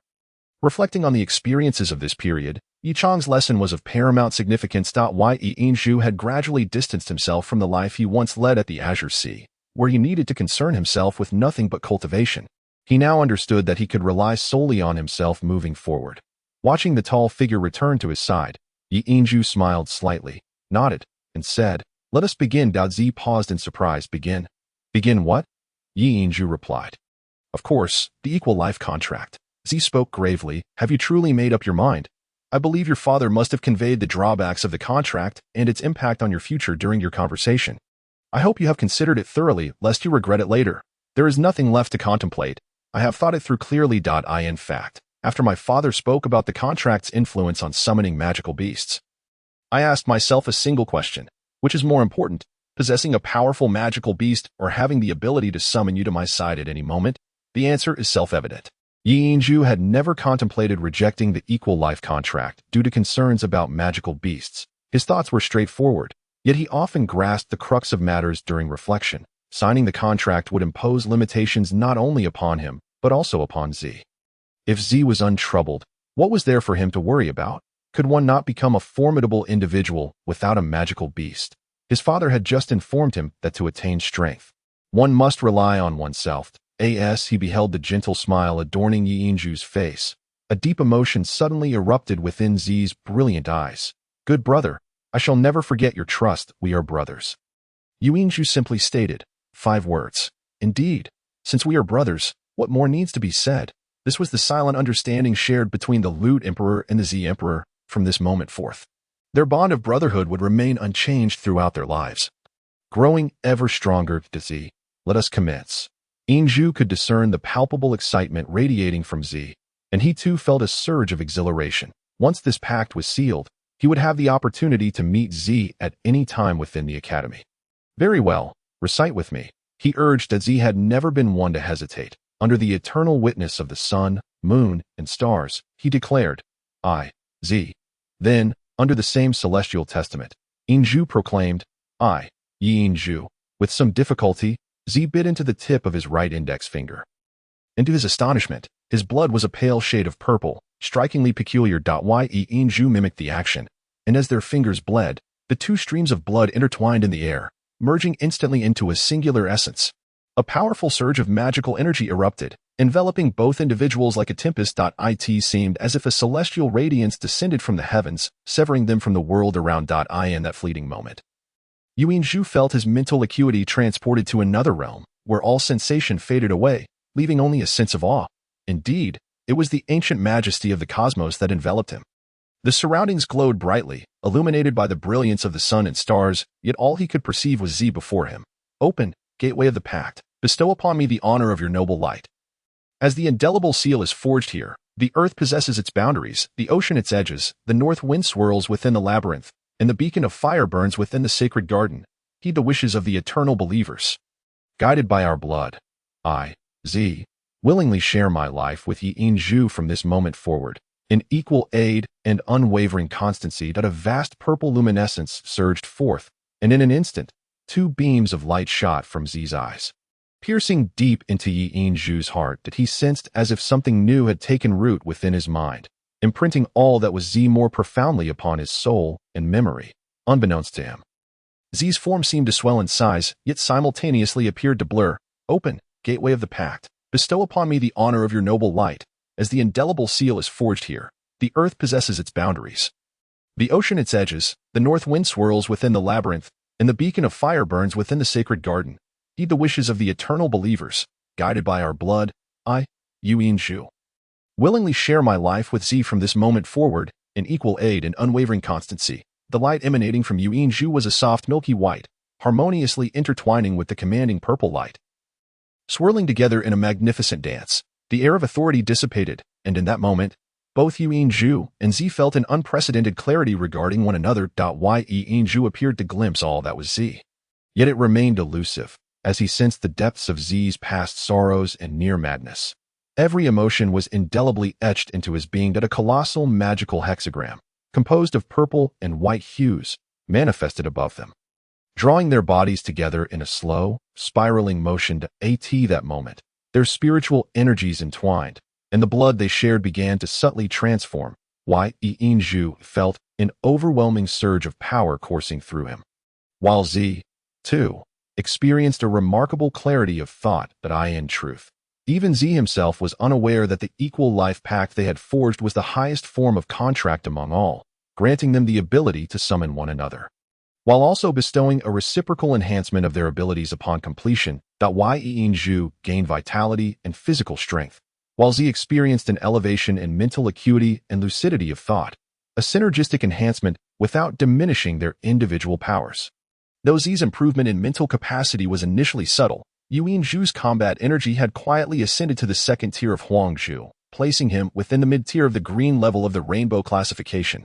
In the Milan Academy of Magic and Martial Arts, Ferguson, the esteemed headmaster, resided in a magnificent tower situated in the Academy's most picturesque area, although this tower could not compare to the illustrious Fa Lon 7 towers. It nonetheless symbolized his esteemed position within the Milan Academy. At that moment, Ferguson reclined in a sunlit chair on the balcony, leisurely perusing a spellbook belonging to an old friend. What force is this? So intriguing, he mused. Ferguson's previously languid gaze sharpened with intensity as he swiftly turned to the north. A faint white-purple aura swirled in the air, lingering for a full half-minute before gradually dissipating. Sensing the distant energy, Ferguson contemplated, such a potent elemental fluctuation, yet it does not seem to pertain to offense or defense. Could a formidable magical beast be emerging? No, that energy is quite peaceful, certainly not that of a beast. It resembles the fluctuations of a summon or a pact. The source of that radiance lies a good distance away. How remarkable that I can perceive such elemental energy from here. What kind of pact or summon could this be? In Milan, few occurrences could pique Ferguson's interest, but today, the student who, with crimson-level prowess, had managed to shield against the Huang-level water dragon's roar had sparked his curiosity. Now, the white-purple elemental fluctuation presented an even greater allure. Come forth, my old friend, Kesa. With a flourish of his right hand, a purple energy coalesced in the air, forming a magical hexagram. Almost immediately, a deep growl resonated as a massive figure emerged from the hexagram. It was a colossal red dragon, a member of the draconic lineage. While red dragons were not the most powerful among their kind, they were indeed true dragons, not mere tamed beasts. An adult red dragon could reach the 8th tier. With a red dragon king nearing the 9th tier, the fire magic and combative prowess of an 8th tier red dragon would be insurmountable for any human lacking purple-level strength. The red dragon, named Kesa, summoned by Ferguson, measured over 20 meters in length, clearly an adult specimen. The pressure of its 8th tier presence caused nearby woodland creatures to faint in terror, with a powerful flap of its wings. Capable of generating fierce winds, Kesa lifted its relatively short foreclaws to scratch its head, appearing somewhat drowsy. What is it, old friend? Why do you summon me? Although Kesa, a wise beast of over 7th tier intelligence, could not transform into human form like a 9th tier creature, it had no difficulty conversing. Apologies, Kesa, for disturbing your slumber. However, I have detected a peculiar elemental fluctuation and wish to investigate. As you know, I am a mental magic user and cannot fly. Kesa rolled its eyes in exasperation, turning its ample backside toward Ferguson. Come aboard, for it is indeed my destiny to serve as your steed. With a mischievous grin, Ferguson approached Kesa's back, swaying slightly as he climbed onto its neck. He felt no fear of falling. With Kesa's might, even dismounting would not be a simple feat. With a powerful beat of its wings, Kesa soared into the sky, propelled by a wave of scorching air, heading toward the direction indicated by Ferguson. For a true dragon, traversing such distance was merely a matter of a few breaths. Upon reaching the source of the elemental fluctuation, Ferguson instructed Kesa to land. As soon as they touched down, Kesa's body trembled violently, unleashing a surge of draconic might. Pale blue flames swirled around its massive form, scorching the nearby trees to a charred yellow. Kesa, what is amiss? Ferguson sensed his companion's unease. The drowsiness in Kesa's eyes had vanished, replaced by a sharp intensity as it surveyed the surroundings. This presence belongs to a growth-type magical beast, and it emanates an aura that I find repugnant. Oh, Ferguson's interest was piqued as he inquired, can you determine what kind of beast it is? Kesa shook its enormous head. No, I cannot ascertain. I can only sense that this growth-type beast exudes immense pressure. But this aura is unfamiliar to me. Furthermore, there is also a human presence. Someone must be summoning a beast here. The dragon race's ability to sense energy far surpasses that of humans, and Ferguson had no doubt in his companion's words. He fell into deep contemplation. Even growth-type beasts would not exert significant pressure unless they were at least level 9. If indeed a level 9 beast were to appear here, it would be quite peculiar. The fact that Kesa found it repugnant at least indicated that this beast was certainly not of the draconic lineage. Unbeknownst to Yinzhu, the equal life pact he had just forged with Z had caught the attention of Headmaster Ferguson. At this moment, he was walking back to the academy alongside Z. Yinzhu, I must take my leave. Should you encounter any insurmountable troubles in the future, summon me. Ziyech stood beside Yinzhu, and at that moment, the icy coldness in his eyes had completely vanished, replaced only by a gentle warmth akin to that of an elder brother caring for his younger sibling. Ziyech, should you encounter any troubles, do not hesitate to summon me. I have promised to protect you, Yinzhu said with a faint smile, now reassured that Ziyech would always be by his side, for as long as he wished. Ziyech could appear before him at any moment. Following the completion of their pact, an inexplicable mental connection blossomed between Yinzhu and Ziyech, allowing them to sense each other's emotional fluctuations through the comforting familiarity of their shared essence. Ziyech, I find myself in a state of hesitation, Yinzhu admitted. Hesitant about what? Ziyech inquired. Today, the freshman competition has commenced. We triumphed over the water element in our first match, but as Granny Nina has said, the water element is the weakest among the 9 magical elements. Our opponents from the other departments are formidable. I am uncertain whether I should integrate the sound blade into my melody to contend against them. Grandpa Chin mentioned that any enemy who witnesses my sound blade must perish, yet my father just told me that some lives do not warrant such a fate. It is merely a competition. And naturally, those who do not deserve death fall into that category. Ziyech understood the turmoil within Yinzhu's heart and smiled calmly. This matter is yours to decide. That I can only say that while your Grandpa Chin may harbor concerns about your abilities being revealed, if you aspire to become a strong individual, you must hone your skills and gain practical experience. Concealment is not the best strategy. Becoming stronger is. Yinzhu nodded and responded, I share the same sentiment. Moreover, it is crucial to note that aside from myself, all members of the Divine Sound Department are female. I do not wish for them to suffer any harm in the upcoming matches. Nor do I want them to shield me from the opponent's attacks. As a man, I must stand at the forefront. Yinzhu, you are maturing rapidly. Now I can leave with peace of mind. Remember this. Our equal summoning can only succeed when neither party is engaged in combat. In other words, if you wish to summon me now, I must not be in a combat state. Otherwise, the summoning will fail. The same applies in reverse. Only the fighting party can summon the other who is not in combat. Ziyech patted Yinzhu's shoulder once more before turning to depart. It was only then that Yinzhu realized he had unknowingly returned to the entrance of Milan's Magic and Martial Arts Academy. Strolling into the academy, he felt no urgency now and leisurely made his way toward the mixed zone. His memory was quite exceptional. Having lived in the academy for a few days, he had already memorized the paths to places he frequently visited. As he inhaled the fresh air of the academy while traversing the northern area, he was nearing the mixed zone when a group of individuals suddenly blocked his path. There were 7 of them, varying in height, and their weapons indicated they did not belong to the magic department of the northern area. Halt! You must be Yinzhu, correct? The 7 formed a line, standing in front of him. That is indeed me. Oh, you have business with me? Yinzhu furrowed his brows, sensing their intentions were anything but benign. Indeed, we have business. Kid, today you caused us to lose a significant amount of money. We intended to make some pocket change, but your performance as a greenhorn among the flowers ruined it all. What do you propose we do? The leader of the group, a tall young man resembling Faiskila, looked around 20, exuding an intimidating aura, with 2 enormous battle axes slung across his back.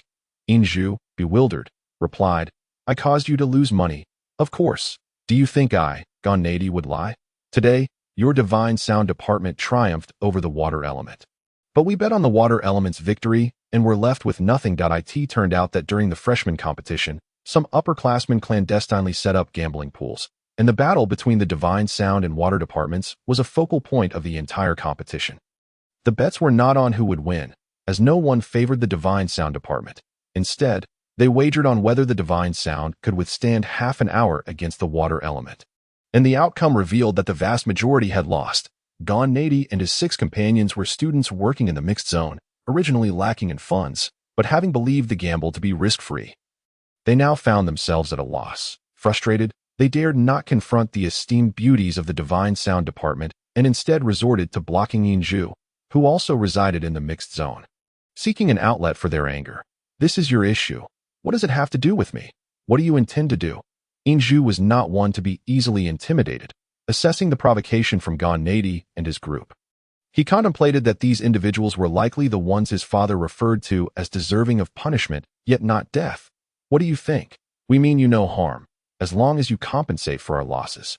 It's not much, just 40 gold coins. Hand over the money, and we'll be on our way. Otherwise, you'll suffer a little pain today. Gonnadi's physique was no less imposing than Ziaich's. His large hands cracking ominously as they clutched together, his fierce appearance indeed intimidating. Unfortunately for him, he had chosen the wrong target today. I have no money, and even if I did, I wouldn't give it to you. I've heard that when gambling, one must accept the outcome. Do you not understand this? A cold light flickered across Inju's face, as the energy of the bamboo fighting spirit surged within him. The explosive power granted by his pact with Ziaich clamoring for release. Faced with these adversaries, he had no intention of employing the newly acquired Sea Moon's luminous Lyre at that moment.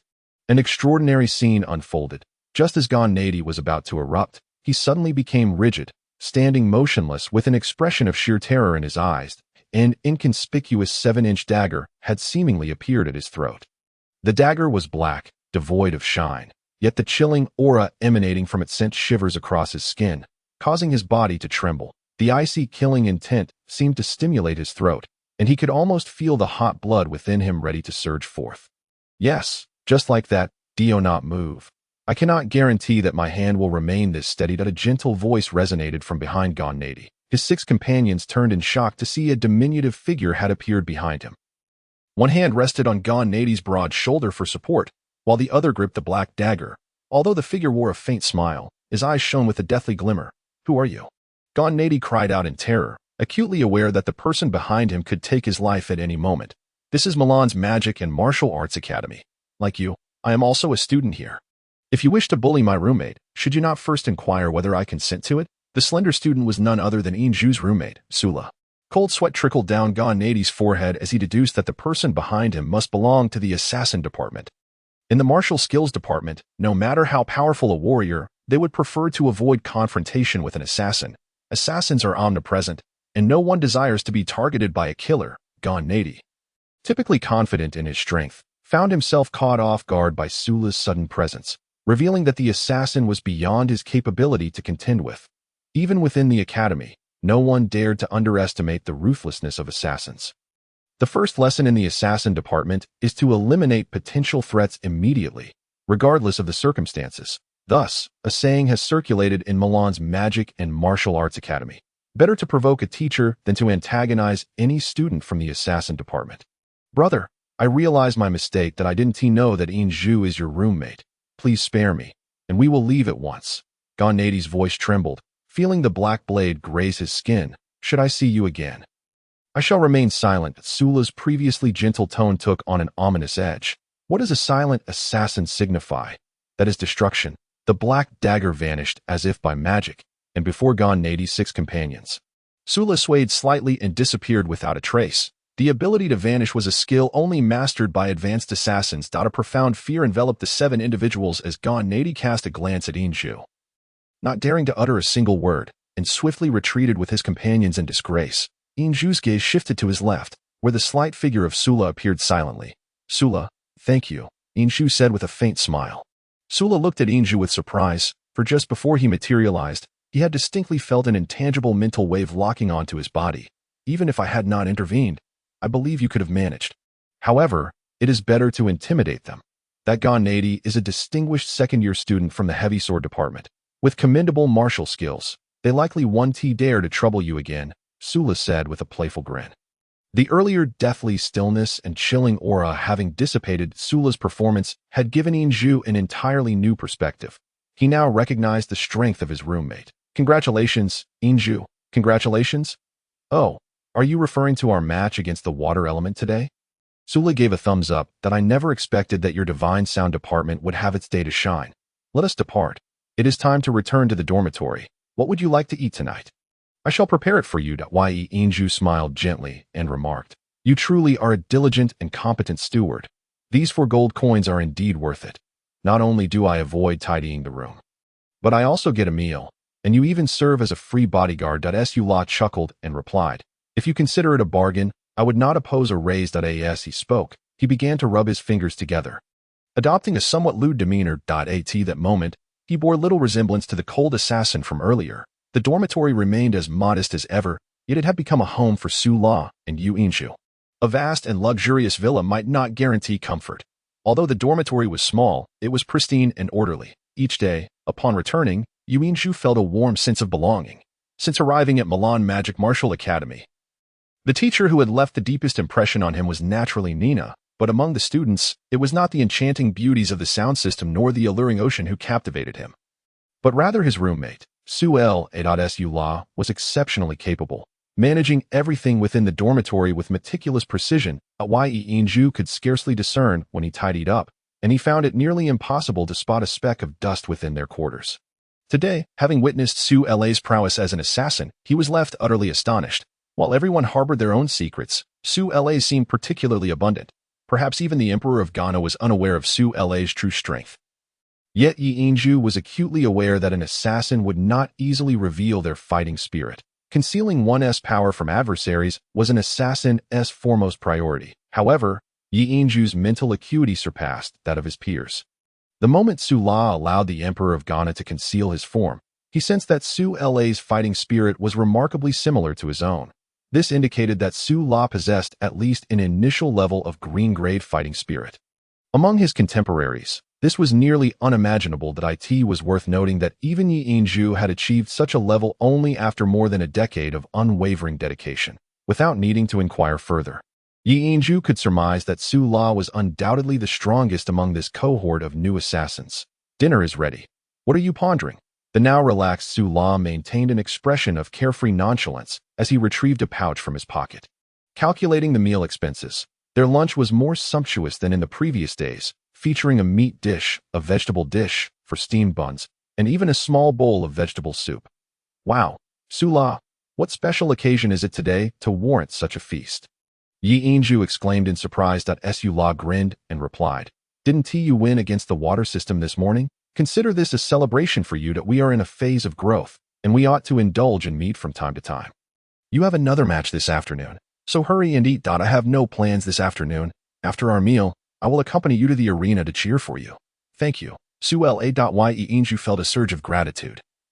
Rendering him momentarily speechless, Su La lowered his head, a peculiar glint flashing in his eyes as he said, "No need for thanks. If you truly wish to express your gratitude, then strive to excel. If you can secure a place and earn some prize money, our lives will improve significantly." Absolutely. For the sake of his own dignity and for Su La, Yu Yingzhu firmly resolved to aim for the championship in the upcoming freshman competition. After hastily finishing their lunch, Su La accompanied Yu Yingzhu back to the sound system. That moment, the classroom was bustling with the presence of numerous beauties, perhaps buoyed by their victory over the water system earlier. The atmosphere within the sound system was jubilant. "Yingzhu, you've arrived. What did you do after the match?" Xueling, with her keen eyes, spotted Yu Yingzhu the moment he entered the classroom. Yu Yingzhu recalled Xueling's excited kiss earlier and felt a tinge of embarrassment, his handsome face flushing as he replied, "Xueling, I went back to have a meal. Let me introduce you. This is my roommate, Su La from the assassin system." Su La and Faisekilo were undeniably different types of individuals. Faisekilo would nearly pop his eyes out at the sight of a beauty, while Su La's reaction was notably subdued. He even wore a less cheerful expression, merely nodding slightly in greeting to Xueling. Chapter 12. The Soul of the Netherworld. The first-year students of the sound system were all gathered in the classroom, alongside Ocean, who sat in a corner tuning her zither strings. Xueling turned to Yu Yingzhu and said, "Everyone is discussing the afternoon match." Yu Yingzhu, puzzled, responded, "Discussing? Didn't Grandma Nina already finalize the plan?" Xueling giggled and said, "What we're discussing is about the cheerleaders. The senior sisters have said that if we can win another match, they will all come out to cheer for us during tomorrow's competition. It will definitely create a sensation throughout the academy." "Yingzhu, why do you still call Nina Grandma? Aren't you afraid? We worry about being implicated." Yu Yingzhu smiled slightly, but chose not to answer. Just then, the classroom door swung open, and Nina walked in. Though her expression remained proud and icy, it was evident to all that she was in a particularly good mood today. Clapping her hands to capture everyone's attention, Nina announced, "All right, everyone, listen up. I have just returned from the draw, and our opponents this afternoon are the dark magic system. The tactics will be the same as this morning, but you must be cautious. If our defenses cannot withstand their assault, concede immediately. Ye Inju. This responsibility falls on you to ensure fairness. The freshman competition utilized a round-robin format, with the draw for the next match occurring only after the completion of each round. Excluding any opponents already faced, upon hearing that their next opponents were from the dark magic system, both Xueling and Longqi gasped simultaneously, while Longqi remained silent, though her haughty demeanor darkened. Only Ocean, seated in the corner, remained unperturbed, exuding an air of cold calm. The 9 major departments of the magic division included water, fire, wind, earth, light, dark magic, summoning, mental, and spatial. Among these, the first 6 belonged to elemental magic, whereas the latter 3 were categorized as special magic. Of these, the most intricate was undoubtedly the spatial system, while the most formidable were the mental and summoning systems. However, the least desirable to confront was the dark magic system. Qin Shang had previously explained the intricacies of each magical system to Yu Yinju in detail. Water magic was relatively weak in its early stages, while dark magic was quite the opposite, being the strongest at the outset, often referred to as the first in the realm of green-grade dark magic. Dark magic predominantly involves using certain aspects of oneself as offerings to summon dark elements for personal use, wielding immense power. Among these, corrosive magic is particularly dreaded, as any injury inflicted by it is often irreparable, which is precisely the reason for the trepidation felt by the beauties of the sound system. Grandma Nina, may I arrange the tactics for the afternoon match? Addressing Nina in such a manner was not new. Yet this was the most forthright Yu Yinju had ever been. Nina shot him a glare but refrained from reprimanding him, instead nodding in agreement. Very well, since you are the captain, you shall take charge. However, I must emphasize one point. Safety is paramount. I do not wish to see any mishaps. Magic is unpredictable, and the damage inflicted by the dark magic system is substantial. Ye Inju nodded, affirming, I understand. Ocean, could you please perform the A ghostly love story piece again this afternoon? Ocean was taken aback, a hint of surprise flickering across her pale face. Why? The piece expresses sorrow. The students of the dark magic system are not as easily dealt with as those from the water system. Even if a ghostly love story is performed flawlessly, it may not diminish their combat prowess. Ye Inju replied confidently, just trust my judgment, Senior Ocean. Additionally, Xueling, Longqi, and Longqi, you should also be familiar with this commonly played piece. Kindly perform it using your respective instruments. Longqi, excited, nodded in agreement. She had long wished to receive guidance from Ye Inju, having witnessed his musical talent firsthand. However, Longqi interjected, her tone irritable. Ye Inju, what do you mean by this? If everyone plays a ghostly love story, who will defend against the dark magic system's magical attacks?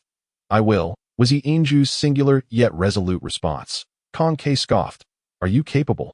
Among the 4 contestants, Ye Inju garnered the least favor from the haughty Longqi, who retorted coolly, if I am not capable, then are you? If you can withstand the opponent's magical attacks, I shall relinquish the captaincy to you. You insolent fool. Longqi's anger flared. Who do you think you are to speak to me like that? Enough, Nina interjected, her calm voice cutting through the tension. The match has yet to commence. Do you wish to create discord? Longqi, remember that this is not your Palermo kingdom, since I have declared Yu Yinju as the captain. From this day forth, all matters pertaining to the competition shall be arranged by him.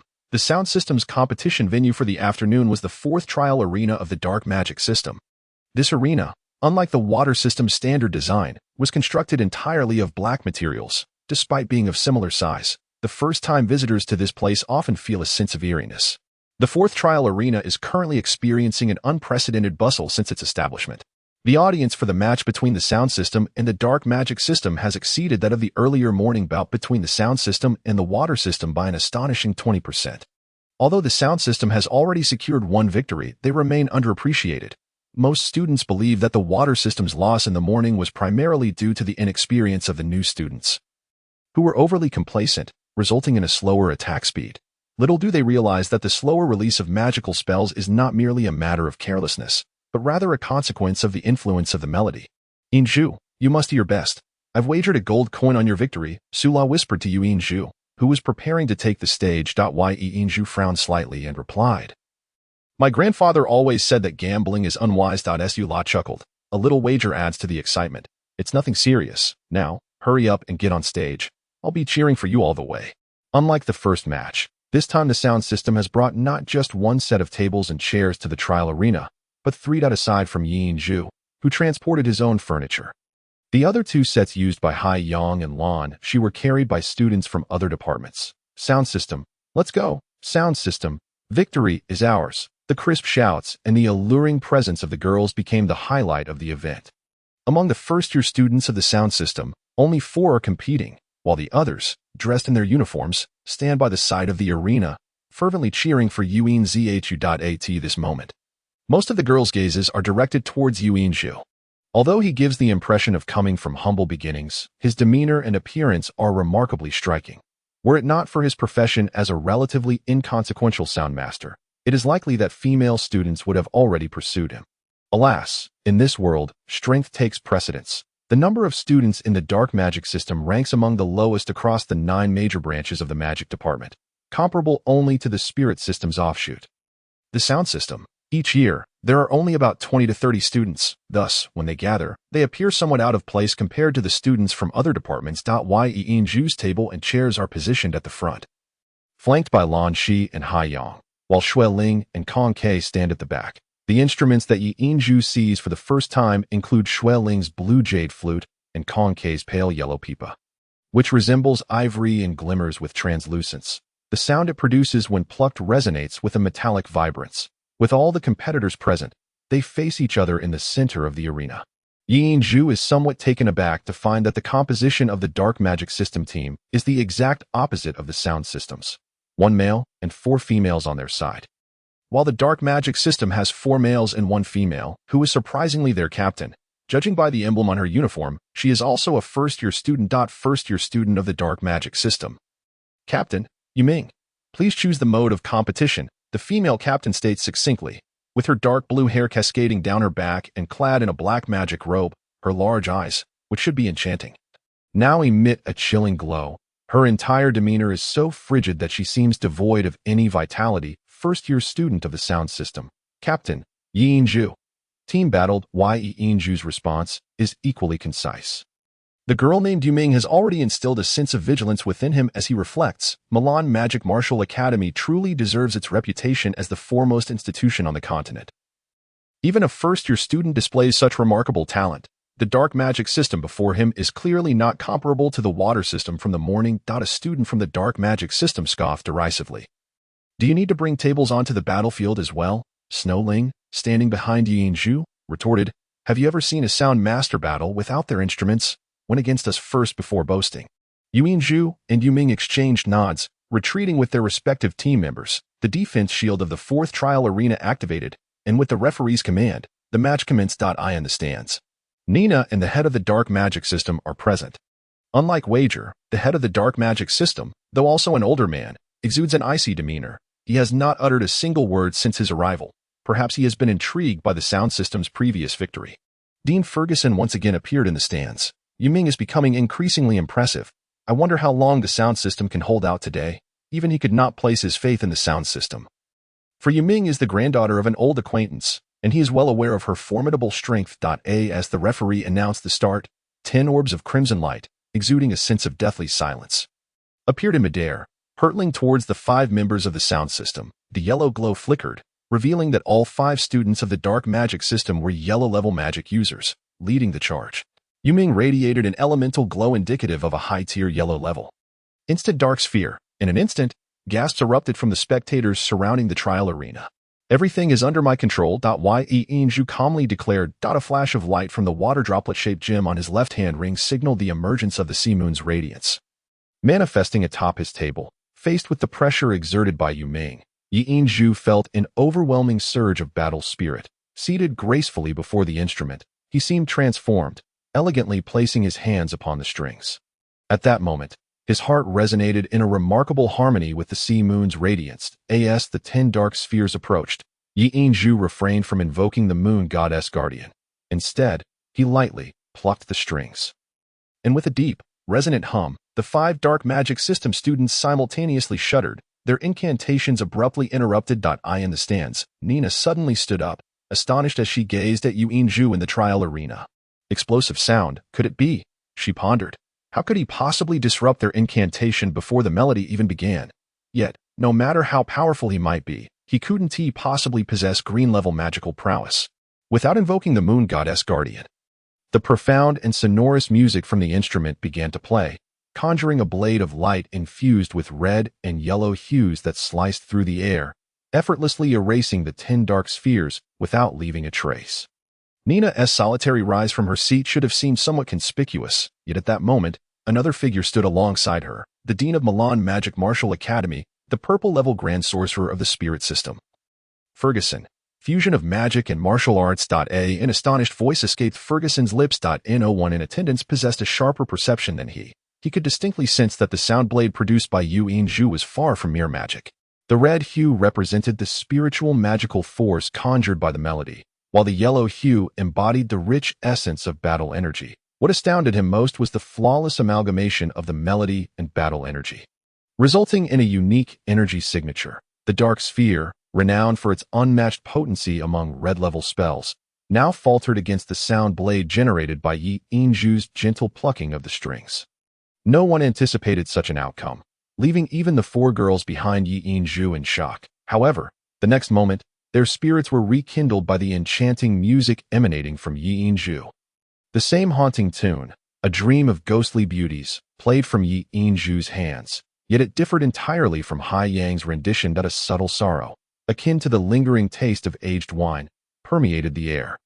The cascading notes, although not loud, resonated clearly in the ears of everyone present. Even those outside the protective barrier of the trial arena felt their emotions ebbing and flowing in tune with the melody. Among the sound system's quartet, Hai Yang, possessing the highest magical prowess, was the first to respond. The clear and textured tones of her zither flowed from her fingers across the 21 strings, producing a dragon-like whisper that melded with Yi Yinzhu's melody. Following suit, another, albeit slightly unrefined, zither sound emerged, mirroring Yi Yinzhu's notes. Longqi did not glance at her jade zither. Instead, her gaze was entirely fixated on Yi Yinzhu's hands, at which point she noticed that he had only 4 fingers on each hand. The sound of pearls dropping onto a jade plate seamlessly intertwined, akin to the sharp crack of a silver bottle shattering, enhancing the composition with an added sense of urgency. Simultaneously, a rich, haunting flute tone descended, suffused with melancholy. What the 5 members of the sound system were exhibiting at that moment was precisely the ensemble skill of sound masters. An ensemble refers to multiple sound masters simultaneously performing the same piece. Despite varying levels of magical prowess, as long as the musical arrangement is skillfully executed, a cumulative effect can be achieved in an instant, for streams of crimson light intertwined with the deep orange glow released by Hai Yang. Swirling magnificently and saturating every corner of the 4th trial arena, the most formidable aspect of the Sound Master's magic lies in its invulnerability.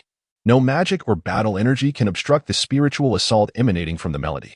Only by relying on their own mental fortitude can they hope to withstand its effects. When the melody first resonated, the 4 dark magic system students, excluding Yiming, paid little mind, assuming that the highest level among the sound system was merely orange level. Even if the music proved effective, they believed they could withstand it with their mental strength. However, upon witnessing Yu Yinzhu's sound blade obliterate their dark spheres, they quickly realized that the sound system was far more formidable than they had anticipated. The chant was disrupted as they quickly reacted, immediately channeling their magical energy to unleash a torrent of instantaneous crimson-level spells, hurtling towards Yi Yinzhu and his 4 companions. In truth, the first note produced by Yi Yinzhu was not the explosive sound typical of traditional sound magicians. He had yet to summon the green-level power required for such an explosion. That single sound emanating from his instrument was a sonic blast of his own invention, detonated through his fighting spirit. When facing the blue-level mage, Rufit, he had gained the upper hand by executing this sudden assault. A flurry of gentle sound blades emerged gracefully from Yi Yinzhu's 8 fingers, despite the dark magic being rife with corrosiveness and formidable attack power. It could not close the distance to within 5 meters of Yi Yinzhu.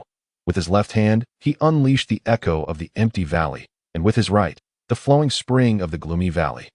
Simultaneously declaring, "You may receive my challenge as well." 4 sound blades intersected midair to form a shape resembling the character, drifting towards the 5 dark magic students. These sound blades, remarkably ethereal, floated in the air as if unaffected by gravity, constantly changing direction while racing forward at blinding speed.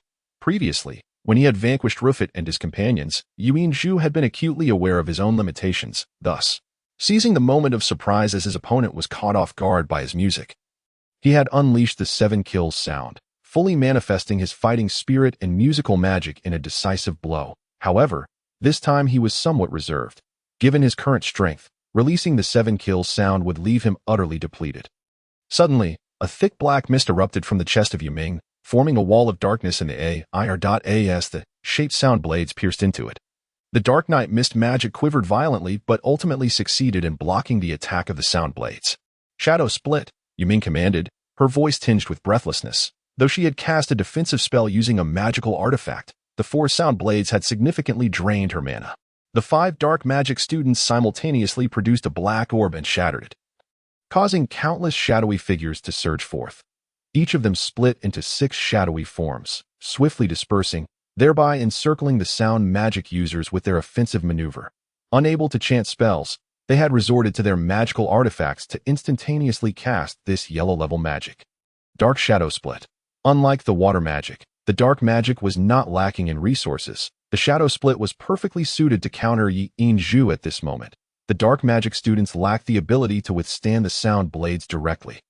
But the sudden release of multiple clones made it impossible for Yi Zhu to pinpoint their true forms. The sound blades consumed a considerable amount of fighting spirit and mana, and Yi Zhu naturally would not deploy them lightly. However, the melody of the enchantress had already progressed to 1/3 of its entirety. At this juncture, the piece began to exert its influence. The 5 dark magic students almost simultaneously felt a surge of profound sorrow welling up within them. Subconsciously, they seemed to yearn to listen to the music rather than continue the contest. The clones produced by the Shadow Split began to blur. Yiming, being of equal caliber as Yi Zhu, suddenly bit her lip, utilizing the pain to awaken her senses. "Appear now, my companion, Ming Shui," she shouted. The dark blue magical hexagram materialized before the mass of shadowy figures, revealing a graceful silhouette that astonishingly resembled a small girl, appearing no older than 6 or 7, floating in midair. Her long dark blue hair cascaded behind her, extending beyond her feet, and her large black eyes radiated an icy demeanor. A faint dark blue glow swirled around her translucent body, resembling crystal in the stands. Nina's complexion turned pale as she exclaimed, "A necromantic growth-type magical beast, the ghostly snow soul. All growth-type magical beasts possess the potential to evolve into intelligent magical beasts, though the process is long and arduous. The number of necromantic growth-type magical beasts is so rare that it can be compared to that of 9th-tier dragons, let alone the elite ghostly snow soul. It is essential to note that to form a contract with any growth-type magical beast, one must begin at the juvenile stage. An adult ghostly snow soul is a level 9 magical beast and can only give birth to a single soul in its lifetime. To obtain this soul and form a contract, one must not only locate the ghostly snow soul but also defeat an adult version of it, equivalent to a purple-level dual-element mage.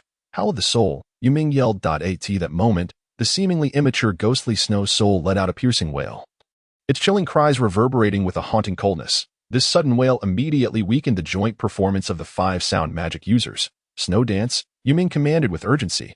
Instantly, dark blue light points began to appear around the ghostly snow soul, gradually coalescing into small snowflakes that danced through the air. Seizing the opportunity, Yiming hastily gathered with her 4 dark magic companions. Commencing their incantations, "O God of Darkness, you emerge from the void," began the first dark magic student. "With deep sorrow, take my soul." The second student seamlessly continued, "Bring despair to my enemies. Let slaughter engulf the world." The third seamlessly joined in, as if the incantation were a single voice. As each of them chanted, abundant yellow light radiated from their bodies, coalescing at the center of the 5. "I swear by my blood, I shall offer my soul." The fourth student's incantation concluded just as they all simultaneously expelled a mist of blood, transforming the previously gathered yellow light into a ghastly green in the stands. Ferguson remarked in astonishment, "Overlapping chanting, dark magic spell. This is an advanced dark magic." Director Bastian, "This year's new dark magic students are quite exceptional." As he spoke, his violet magical energy began to coalesce as the head of the academy. He did not wish to see casualties during the freshman competition. The dark magic department head, Bastian, remained silent, his mood bitter. Advanced dark magic spells like the dark spell were rarely cast even by 5th-year students alone. His carefully crafted overlapping chant was intended for a more pivotal match, to showcase the dark magic department's prowess. Yet unexpectedly, they had been forced to employ it in the second round against the so-called mediocre sound magic users. Although he believed victory was certain, revealing their strength too early was not his desire. Dark spell, Howl of Despair. Yu Ming completed the final line of the incantation. Instantly, the ghastly green light enveloped the 5 dark magic students, and their chilling screams filled the arena, while the dark magic students were chanting. Yi Yinzhu and his companions faced considerable trouble. The dual-element necromantic growth-type magical beast, the ghostly snow soul, posed a significant challenge. Even in its growth phase, the ghostly snow soul possessed strength exceeding level 4. The dark blue snowflakes were not only imbued with a chilling aura but were also as sharp as blades, with a terrifying corrosive property. A mere touch would result in corrosive destruction. The enchantress continued, and Yu Yinzhu understood that the sound magician's music was profoundly effective against any being with a soul, including necromantic magical beasts. However, the sound blades could not obstruct the omnipresent snowflakes. Thus, at this critical moment, he unleashed the Guardian of the Moon, enveloping all 5 of his allies within its protective embrace, allowing the dark blue snowflakes to slice through without restraint. Simultaneously, he subtly altered his hand movements, channeling his fighting spirit directly into his fingertips, causing the music's resonance to double, suppressing the piercing wail of the ghostly snow soul. Accompanied by the deep, resonant tones of his instrument, his elegant yet somber voice emerged amidst the ensemble. Life. A dream as long as the road. Let the frost and wind etch their marks upon my face. In this mundane world, how many directions do beautiful dreams have? In search of the heart's beloved. Lost in a sea of faces, the appearance of the melody was a harmonious union with the ocean, yet now, it was Yi Yinzhu's first display of its true power. The combined influence of the music and song penetrated the minds of all present. On the other side, among the 5 dark magic students who had just completed their incantation, apart from Yu Ming, whose mental fortitude held firm, the other 4 had succumbed to the emotional impact of the melody, losing their will to fight, even shedding tears under its sway. Most astonishingly, the closest to Yi Yinzhu, the ghostly snow soul, exhibited a unique reaction. The crystalline form of Ming Shui quivered under the direct onslaught of the melody. Ripples akin to water waves appearing upon her surface, causing the dark blue snowflakes in the air to diminish noticeably. Even more remarkable was the flicker of emotion that surfaced in her once empty eyes. A faint trace of sorrow gracing her flawless visage as she floated closer to Yu Yinzhu, seemingly propelled by an unseen force, while the 4 dark magic students, save for Yu Ming, were entirely enraptured by the melody and incapacitated in combat. The dark spell had already been fully realized through their overlapping incantations, but a colossal black magical hexagram materialized silently before Yu Ming, immediately followed by a cacophony of piercing wails erupting from within it. Streams of ghastly green light, as if clawing their way out of the very depths of hell, surged forth from the dark hexagram, sweeping menacingly towards the quintet of the sound division. The hue of the magic indicated it had already reached the mid-level of green grade. The overwhelming power generated by the overlapping incantations of the 4 yellow-grade students was astonishing, causing Yi Yinzhu and his companions to blanch simultaneously. "Yinzhu, be careful," Su Le's anxious voice rang out, amplified by the aura of battle. Yi Yinzhu, undistracted by the now passive Ming Shui hovering beside him, fixed his resolute black eyes on the impending threat. He understood that retreat was not an option, for behind him stood the 4 women of the ocean. At this moment, he could only rely on his own strength to withstand the final assault of the dark magic. In an instant, his eyes transformed into a deep crimson, and a potent dark red magical aura surged forth from him, elevating his mental prowess to its zenith, thus amplifying the protective barrier bestowed by the moon goddess to its utmost potential. The energy of his fighting spirit coalesced, his 8 fingers concealed within his sleeves now radiating a hue akin to yellow jade. The ethereal melody of the ghostly lady abruptly ceased as his fingers deftly grasped the 7 strings of the sea moon's shimmering harp. As his magical and fighting energies peaked, a wave of weakness began to assail his mind. Yi Yinzhu was aware that he still possessed the life guardian on his wrist, capable of absolute defense, impervious to the dark magic spell. Yet, with his innate pride, he was reluctant to resort to it, knowing that excessive reliance on the life guardian would pose a significant hindrance to his future growth. Hence, he resolved not to invoke it unless absolutely necessary. The wailing specters spawned by the dark magic were numerous, And although Yu Ming and her comrades were unable to unleash the full might of this advanced dark spell, its impact was nonetheless formidable. The fourth trial arena reverberated with anguished cries and oppressive waves of dark magical elements, the overwhelming pressure causing the three women beside Yu Yinzhu to pale. Just as he gathered all his energy to confront the dark magic, an extraordinary scene unfolded. Ming Shui, who had floated beside Yu Yinzhu, exhibited a marked shift in her emotional state, as if she had resolved something within herself. Suddenly, her body darted forward silently, positioning herself before Yu Yinzhu, causing him to momentarily freeze in his intent to unleash a full-force strike. Her dark blue hair billowed as if caught by an unseen wind. Forming a massive circular barrier behind her, a vortex of black energy coalesced around her, creating a vast black hole that exuded a chilling, devouring force. The specters released from the black hexagram shrieked in terror, their ghastly green light flickering violently, as if in fear. Yet, confronted by the black energy emanating from Ming Shui, these phantoms, born of the dark magic, exhibited no capacity for resistance. Each one consumed by the ravenous void like arrows shot through the air. Yu Ming was utterly stupefied. She could scarcely fathom that the most potent dark magical attack she had painstakingly unleashed would be thwarted by her own magical beast, though she felt the mental connection with Ming Shui clearly. At that moment, she lost control over her. Such a phenomenon was nearly inconceivable for a contracted magical beast. The director of the Dark Magic Division, Bastian, who had remained silent until now, could no longer contain himself. He rose in astonishment, his aged face etched with incredulity. The inability of a magical beast to heed its master's command. What could this signify? Could it lead to a backlash in the next moment? The anticipated victory had taken an unforeseen turn at this critical juncture, leaving him in disbelief. The four women behind Yu Yinzhu were also rendered speechless, the melody of the ghostly lady concluding at that very moment. Among them, Hai Yang, who possessed the second highest mental prowess among the Sound Division competitors, sensed a subtle transformation in Ming Shui, suspecting it was significantly linked to the melody played by the five of them. The summoning of the dark magic was arduous, yet its consumption was rapid. Within mere breaths, the ghastly green specters had vanished completely, and the black hexagram before Yu Ming quietly collapsed, overcome by the excessive drain of her mental energy and the blow to her psyche. Yu Ming staggered, nearly toppling to the ground, barely managing to support herself with her magic staff.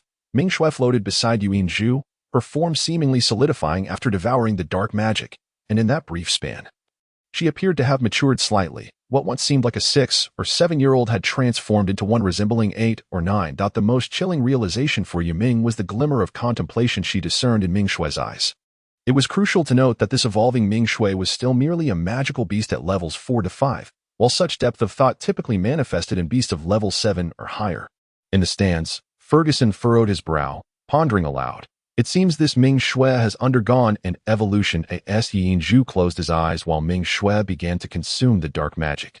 A faint smile graced his lips, the previously gathered fighting spirit and magical energy gradually dissipating. However, the abrupt halt of his full-force attack had incurred a degree of elemental backlash, prompting him to turn and spit blood. "What have you done to Ming Shui?" Yu Ming glared at Yi Yinzhu, her eyes filled with trepidation. Slowly opening his eyes, Yi Yinzhu's gaze remained clear and unwavering, unaffected by the elemental backlash. With a gentle smile, he replied, "I haven't done anything that I can only say that our music influences not only you but also magical beasts. Any creature with a soul can be affected by the emotions conveyed in a melody. You ought to pay more attention to your magical beast. She seems unhappy in your company. If you cannot earn her genuine loyalty, she will never become your truest companion." Yu Ming stared at Yi Yinzhu, momentarily lost in thought. Suddenly, a flash of cold determination crossed her eyes as she shouted, "Ming Shui, attack him!" She was convinced that if it were not for Ming Shui's last-minute betrayal, victory would have been theirs. And she could not fathom that her magical beast would disregard her commands. Ming Shui hovered in place, glancing between Yi Yinzhu and Yu Ming, and, exhibiting an almost human-like quality, lowered her head and shook it gently in refusal. You want to attack him?" Yu Ming was left utterly speechless, her complexion draining of color. Yi Yinzhu offered a slight smile to Ming Shui, saying, "You may return now." Ming Shui regarded Yi Yinzhu with profound respect, bowing before uttering two awkward words, "Thank you," before she transformed into a cascade of dark blue light and vanished. Yu Ming's gaze upon Yi Yinzhu became exceedingly complex, her magical beast not only disobeying her, but instead obeying her adversary's command. At that moment, her heart was filled with an icy dread, accompanied by an overwhelming resentment towards Yi Yinzhu. Ming Shui was a powerful magical beast painstakingly procured for her by her grandfather. Once she matured to level 7 and combined her own magical prowess, she would become a formidable force, rivaling even the Dragon Riders. Yet, this promising future appeared to be shattered by the presence of this Sound Division male student before her. Miss Yuming, my mother taught me to respect girls. Thus, I do not wish to continue attacking. Please concede, Yu Yinzhu said, bemusely regarding Yuming.in truth. Even he was uncertain why Ming Shui had transformed in such a manner. However, his acute sensitivity to aura allowed him to perceive the profound enmity Yuming harbored towards him. Yi Yinzhu's goodwill, at that moment, struck Yuming as unbearably jarring. The exhaustion from her mental exertion compounded by the psychological blow rendering her unable to withstand any longer. Darkness engulfed her vision as she collapsed onto the arena floor. The fourth trial arena fell into a profound silence, the audience of nearly 8,000 spectators remaining mute for a full minute.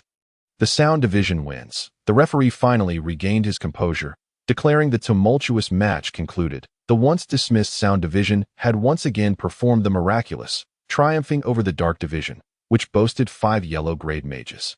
With a mere orange-grade competitor and 4 red-grade mages, for everyone present, this victory was utterly inconceivable. Even Nina, the head of the Sound Division, who had held no illusions of victory upon witnessing the emergence of the ghostly Ming Shui, was astounded by the swift arrival of success. As Yi Yinzhu exited the trial arena, the gazes directed towards him shifted, tinged with a newfound complexity. The students of Milan Magic Martial Academy, being elites, could discern that the pivotal factor in this match lay with the male competitor from the Sound Division, often referred to as the singular green amidst a sea of blossoms. The enchanting sound blade that obstructed the instantaneous dark magic made its inaugural appearance on the historical stage of the Longqi Nusi continent. Dean Ferguson cast a profound glance towards the distant Yi Yinzhu, but refrained from uttering further words before turning away. The instructors of the Dark Magic Department, with somber expressions, hurried to attend to the dark magic contestants afflicted by the melodies of the sound magic. In stark contrast to their mood, Nina was barely able to contain her excitement. For many years, the Sound Magic Department had held the title of the foremost department at Milan Magic Martial Academy, yet it had been overlooked by everyone at this very moment. Sound magic finally ascended to the spotlight of the academy. If the sound magic had triumphed in the first match against the water magic through magical artifacts and a stroke of luck, then this contest against the dark magic was a genuine clash of strength, leaving no room for doubt regarding the prowess of sound magic. Sound magic shall prevail. Sound magic shall prevail. The cheers erupted in waves, especially from the 8 beautiful first-year students of the Sound Magic Department, who shouted with exuberance. Yi Yinzhu squeezed his way through the jubilant crowd, protecting the 4 girls and the other first-year beauties of the Sound Magic Department as they returned to the Sound Magic Teaching Building. Yinzhu, you were incredible. How did you do that just now? What was that attack like a blade of wind? Shuling asked excitedly, her beautiful eyes sparkling with little stars. Although Yu Yinzhu was innocent, he understood that the secret of the sound blade should not be divulged casually. At a loss for how to respond, Nina appeared to Yi Yinzhu. Follow me, Nina said, her expression calm. Though her eyes betrayed her exhilaration, he replied, acquiescing and following Nina out of the classroom as the head of the Sound Magic Department. Nina had her own separate office, a vast and luxurious space almost equivalent in size to a classroom, elegantly adorned with various magical decorative items on the walls. Nina gestured towards the sofa in front of her desk, saying, please, have a seat. This was Yu Yinzhu's first visit to such a place, and he could not help but glance around curiously. The leather sofa was soft and comfortable, and the fatigue from the competition seemed to dissipate within this cozy environment. Nina, did you call me for something? Yu Yinzhu inquired tentatively. After a moment of contemplation, Nina suddenly lifted her head, her gaze piercing as she fixed her eyes on Yu Yinzhu. Tell me, did you just release a sound blade that combines martial energy and magic? Yu Yinzhu hesitated momentarily before slowly nodding. Yes, Purple had been right. His sound blade would eventually manifest on the continent. While its secrets must remain concealed, this unique method of attack did not require such deep concealment. Nina stood up, somewhat agitated, but quickly sank back into her seat with a sigh. Yinzhu, so you were cultivating both magic and martial arts? Sort of. Yu Yinzhu scratched his head, uncertain if he truly qualified as a dual practitioner. Nina furrowed her brows. Has Qin Shang lost his mind? Does he intend to ruin you? Ah, Nina. Why do you say that? Yi Yinju exclaimed in surprise. Nina retorted, how could the lowly martial arts compare to our noble magic? Especially the most exalted sound magic? By blending martial techniques into your music, you may eliminate the shortcomings of sound magic's slower effects, but it also taints the purity of your music. This approach will not benefit your future development. Doesn't Qin Shang realize this? Yi Yinju, feeling bewildered, replied, I don't know. Grandpa Qin has taught me to cultivate this way since I was young. It seems to have no drawbacks. Nina scoffed. While the combination of magic and martial arts can yield great power, its lack of specialization will drastically slow down your cultivation speed once you reach the green level. You might achieve success, but the effort required would be several times greater than that of a dedicated magician or warrior. Moreover, beyond the purple level, a dual practitioner may not necessarily hold any advantage over a singular warrior or magician. That Yi Yinju shook his head, that I don't know if what you say is true. But I believe Grandpa Qin would never harm me. Seeing Yi Yinju's calm yet resolute gaze, Nina momentarily found herself at a loss for words. From her perspective, she could not doubt Qin Shang's teachings. After all, he was the continent's foremost sound magician, a figure she could hardly compare to in the realm of sound magic.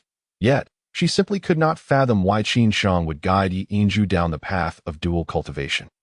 Little did she know, Yi Yinju's current practice was not the conventional dual cultivation she imagined. Enough about that for now. What transpired during today's match? Why did that spectral snow spirit turn against us? This question was the true reason Nina sought out Yi Yinju. Yi Yinju sighed. I'm not sure. Perhaps our music affected it. Nina insisted. No, that's not right.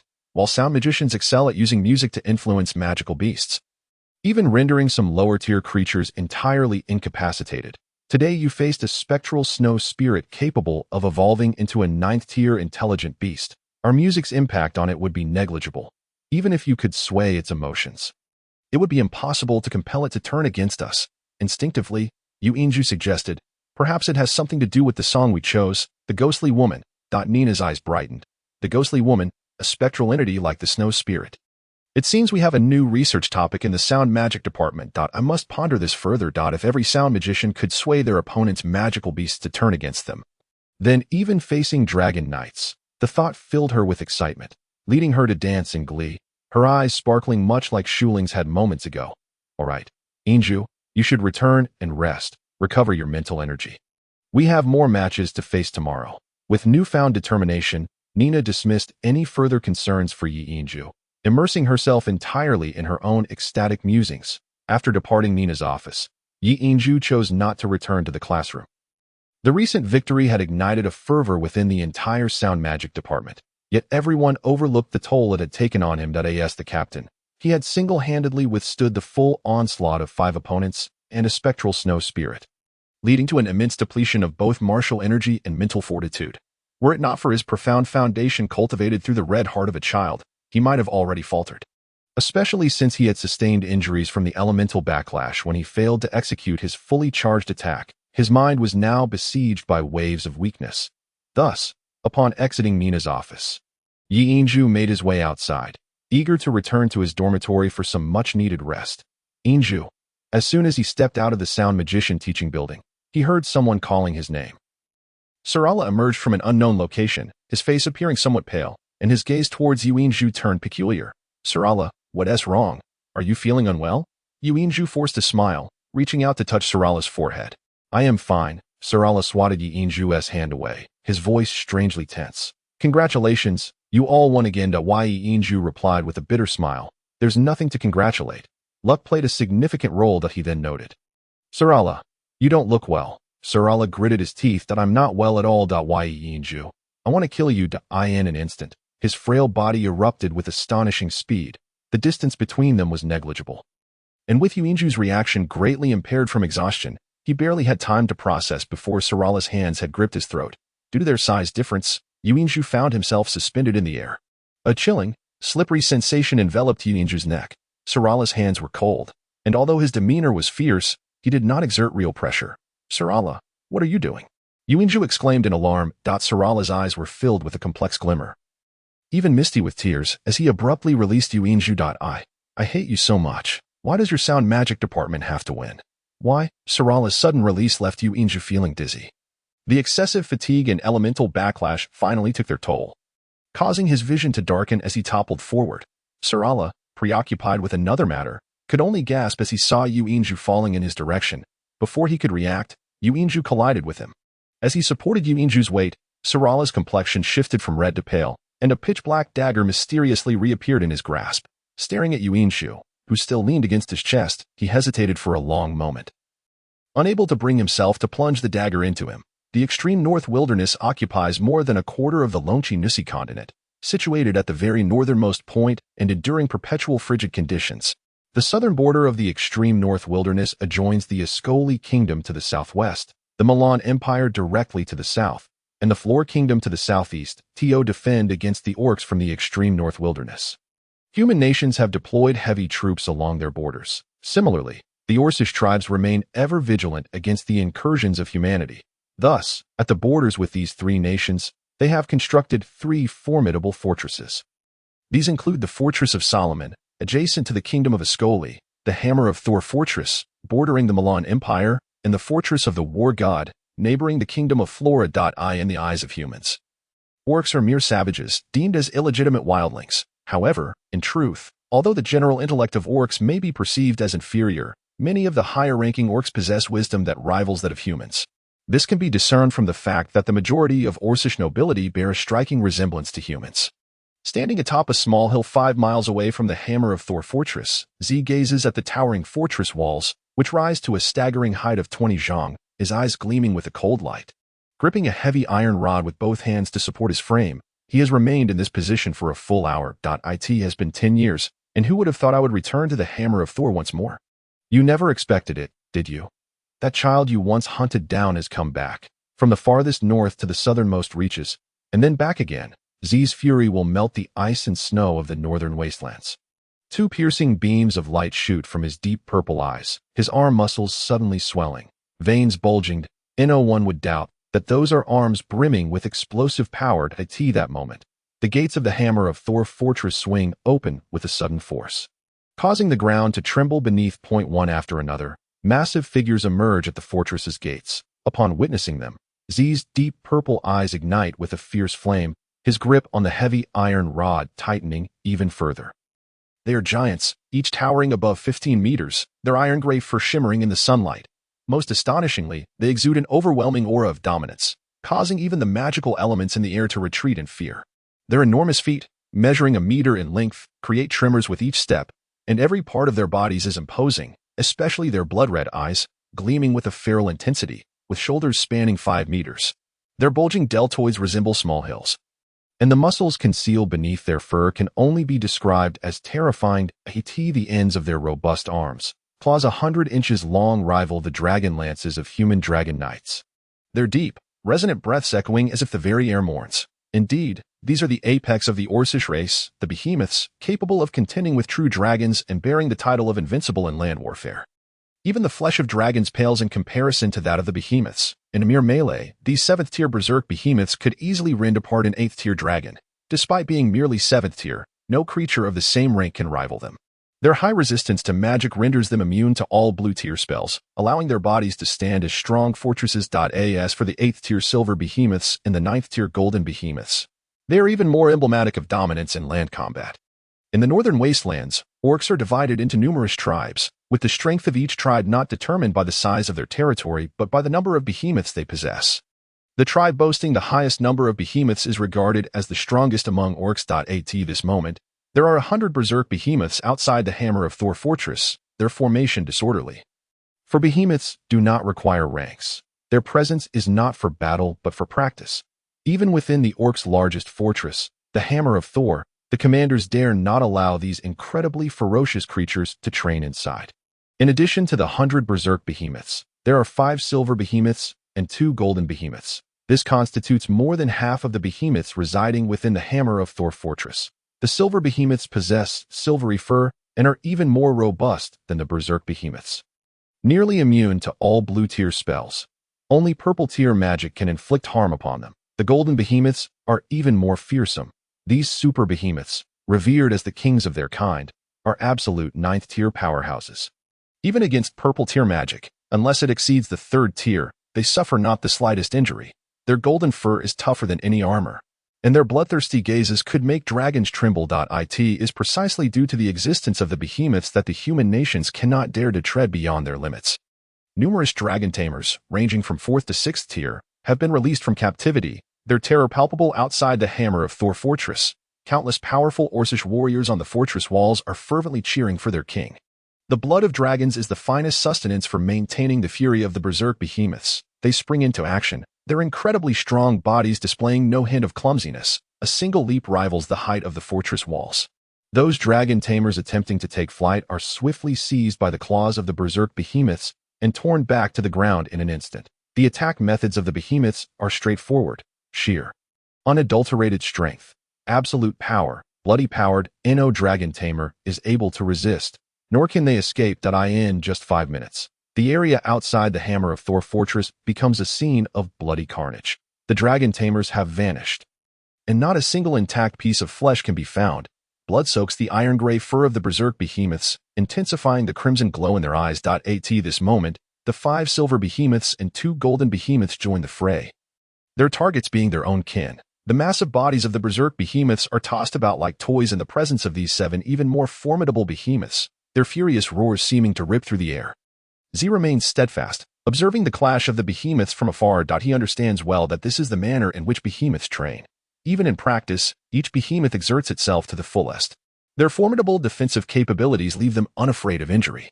Only through constant battle can behemoths maintain their terrifying combat prowess that instills dread in the hearts of human nations. With blood coursing through him in a fervor, Z realizes he cannot linger any longer.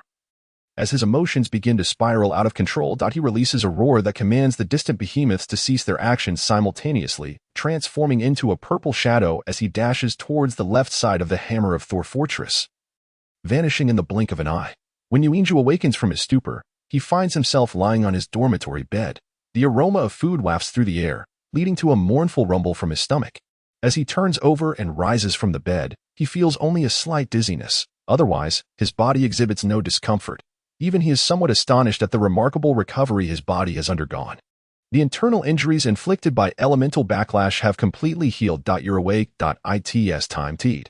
A somewhat cold voice from Sula breaks the silence. 2 plates of vegetarian dishes and a few steamed buns are set on the table. Are we not having any additional dishes today? Yi Inju inquires with a smile. Sula snorts. Additional dishes? Just having this is already a blessing. Yi Inju takes a bite of a steamed bun and asks, Sula, what is wrong with you? I don't recall offending you. Didn't you say before I fainted that you wanted to kill me? He speaks while quickly consuming the vegetables. Sula's culinary skills are quite commendable, with flavors that leave no room for complaint. What is wrong with me? Sula grits his teeth. Who told you to win? Who told your sound system to win? Why are you so strong? Why didn't you tell me sooner? You never asked me. Yuinju replies, somewhat perplexed. Sula, what is going on with you? I seem to recall my father saying that only those experiencing menopause become emotionally unstable. You're not going through early menopause, are you? Sula's expression darkens further, and suddenly he bursts into tears. Money, my money. You scoundrel, you've caused me to lose it all. I'll kill you. I swear I will. As he speaks, a dagger appears in his hand, waving it through the air as if it were Yi Inju himself. I caused you to lose money. I remember you only bet 1 gold coin, and since you were betting on our sound system to win, how could you lose? Yi Inju replies, baffled as Sula's sobs cease. He looks at Yi Inju with an awkward expression, lowering his head. Actually, I didn't believe in your sound system, so I wagered all my money on the dark magic system. I thought I could make some money to improve my life. Who knew you all would actually win? Upon hearing this, Yi Inju finally understands, furrowing his brow, that I've said many times that gambling is unwise. Why did you still go and gamble? Sula scoffs, I don't care. In any case, I've lost all my money. This is the last meal. After this, we won't even have money for vegetables. You made me lose money, so you owe me. Looking at Sula's tear-streaked face, Yi Inju finds it both amusing and lamentable. With a sigh, he activates the spatial ring on his hand, and the remaining gold coins appear before him. Here, take this. It's all I have left. Surprised, Sula never anticipated that Yuinju would not only refrain from blaming him for losing all their money, but would also generously offer him the remaining coins. Not a single word of reproach escaped her lips. As he accepted the gold coins and slowly lowered his head, subtle changes flickered across Sula's countenance, his gaze inadvertently softening completely. Let us dine now. We should refrain from gambling in the future. These few coins should suffice for our meals for several days, shouldn't they? Yuinju proactively placed a bun into Sula's hand and urged him to sit opposite her. However, Sula merely stared at the bun for a long while without making a move. "Inju," he said. "You are a good person." Sula sighed softly. Inju smiled faintly and replied, "I believe so too." Sula chuckled bitterly. "But how shall we manage in the days to come? Everything in Milan is expensive. This money will last us at most a little over a month. That I lost dozens of gold coins." "Dozens?" Yuinju replied helplessly. "Then I do not know what to do. I shall strive to win the championship in the newcomer competition. That way, we will have money." Sula scoffed. "Do you think it is that easy? You have seen the strength of the dark magic system, even among the 9 schools of magic. Oh, counting your divine sound system now makes it 10. The dark magic system can at best rank 3rd or 4th. The wind, space, and light systems are equally formidable, and the mental and summoning systems are certainly stronger. Miracles do not occur constantly. Even if your divine sound system possesses a degree of strength, the subsequent matches may not guarantee continuous victories." Yi Inju asserted. "I have confidence in myself." Sula shot him a sidelong glance. "But I lack faith in your group." Yi Inju smiled wryly. "Then what shall we do? Gold coins will not simply fall from the sky." Suddenly, Sula's eyes brightened. "Inju, how about we seek part-time work? The Milan Magic and Martial Arts Academy places great emphasis on self-study. There are only 3 days of classes each week. If we utilize our free time to find some ordinary jobs, it should cover our expenses at the academy. Do not forget, we also need to pay tuition next semester. A year's tuition amounts to 100 gold coins. That is no trivial sum." Upon hearing Sula mention tuition, Yuinju recalled the ocean and nodded. "All right, but what shall we do?" Sula shook his head. "I am not certain either. Here is the plan. You continue with the competition, as I have nothing pressing to attend to. I will search for suitable jobs in the next few days, and if I find one, I will bring you along. Inju nodded in agreement. Sula chuckled. "However, I shall manage our future wages to prevent you from spending frivolously. You tend to be rather extravagant. Inju gazed at him silently, thinking to himself that it was perhaps because of Sula that he lost all his savings, though he harbored such thoughts. He did not voice them, instead acquiescing to Sula's request. For him, money was not of paramount importance. Having food to eat and a place to stay was sufficient. As the competition commenced the following day, the Milan Magic and Martial Arts Academy showcased a breathtaking spectacle. 81 students from the divine sound system across 5 grades formed a super cheerleading squad, appearing early at the competition venue. Perhaps the divine sound system was not a favorite to win, but it undoubtedly held the title of the most popular. This exemplified the strength of the premier system at the Milan Magic and Martial Arts Academy. In contrast, the audience at other competition venues could only be described as sparse in comparison to the throngs present for the divine sound system. Even those who held reservations about the divine sound system's prospects found it worthwhile to attend simply to admire the beautiful participants. 81 stunning girls. Even if not all were breathtakingly beautiful, at least over 50% could be considered attractive, with a fair number being exceptional. Moreover, given their noble backgrounds, who would not wish to draw the attention of such captivating maidens? Observing the divine sound system from the stands was at least a feast for the eyes, especially since it marked the first collective outing of students from all grades in the divine sound system. From this day forth, whenever a competition featuring the divine sound system was about to commence, spectators at the best vantage points would witness a row of young girls clad in white skirts and blue tops, with bright eyes and radiant smiles, emerging to cheer. Their melodious and enticing voices rang out, "The divine sound system shall prevail." It remained uncertain whether the remarkable strength of the new students in the divine sound system or the cheerleaders' spirited enthusiasm was responsible. But the system triumphed in 3 consecutive matches over the next 2 days, defeating the earth, fire, and light systems. They faced only minor challenges in the match against the light system. The captain of the light system did not possess a growth-type magical beast like the dark magic system's captain, Yu Ming. Although he was also of high yellow rank, he ultimately could not breach Yi Inju's defenses bolstered by the moon goddess protection and the sound blade, instead succumbing to the harmonious performance of the 5 members of the divine sound system. In an astonishing twist, the divine sound system achieved a record of 5 victories, standing alongside the mental and summoning systems at the pinnacle of the newcomer competition in the magic department. Their next opponent was the wind system, led by the prodigious magical girl Roland, who had issued a challenge to Yuinju during the newcomer registration. Seated in the stands, Director Nina appeared somewhat haggard, her brow furrowed. Despite the divine sound system's 3 consecutive victories over the past 2 days, she had not once displayed a smile. Why is this so? My magical prowess is far superior to that of Yi Yinju. Yet why can I not control the opponent's magical beast with my Xiao music? Was his earlier success merely a stroke of luck? Nina pondered. What was she thinking? The competition was about to commence. A gentle voice broke through her thoughts, pulling Nina back to reality. Looking up, she noticed that Dean Ferguson had arrived at her side without her realizing it, perhaps due to the divine sound system's unexpected rise. Ferguson had attended every match, quietly watching before departing discreetly each time. Good day, Dean. I was merely contemplating some musical matters, Nina responded coolly. Ferguson smiled. The divine sound system's matches have truly opened my eyes. It is a pity that the rank of sound mages is difficult to elevate.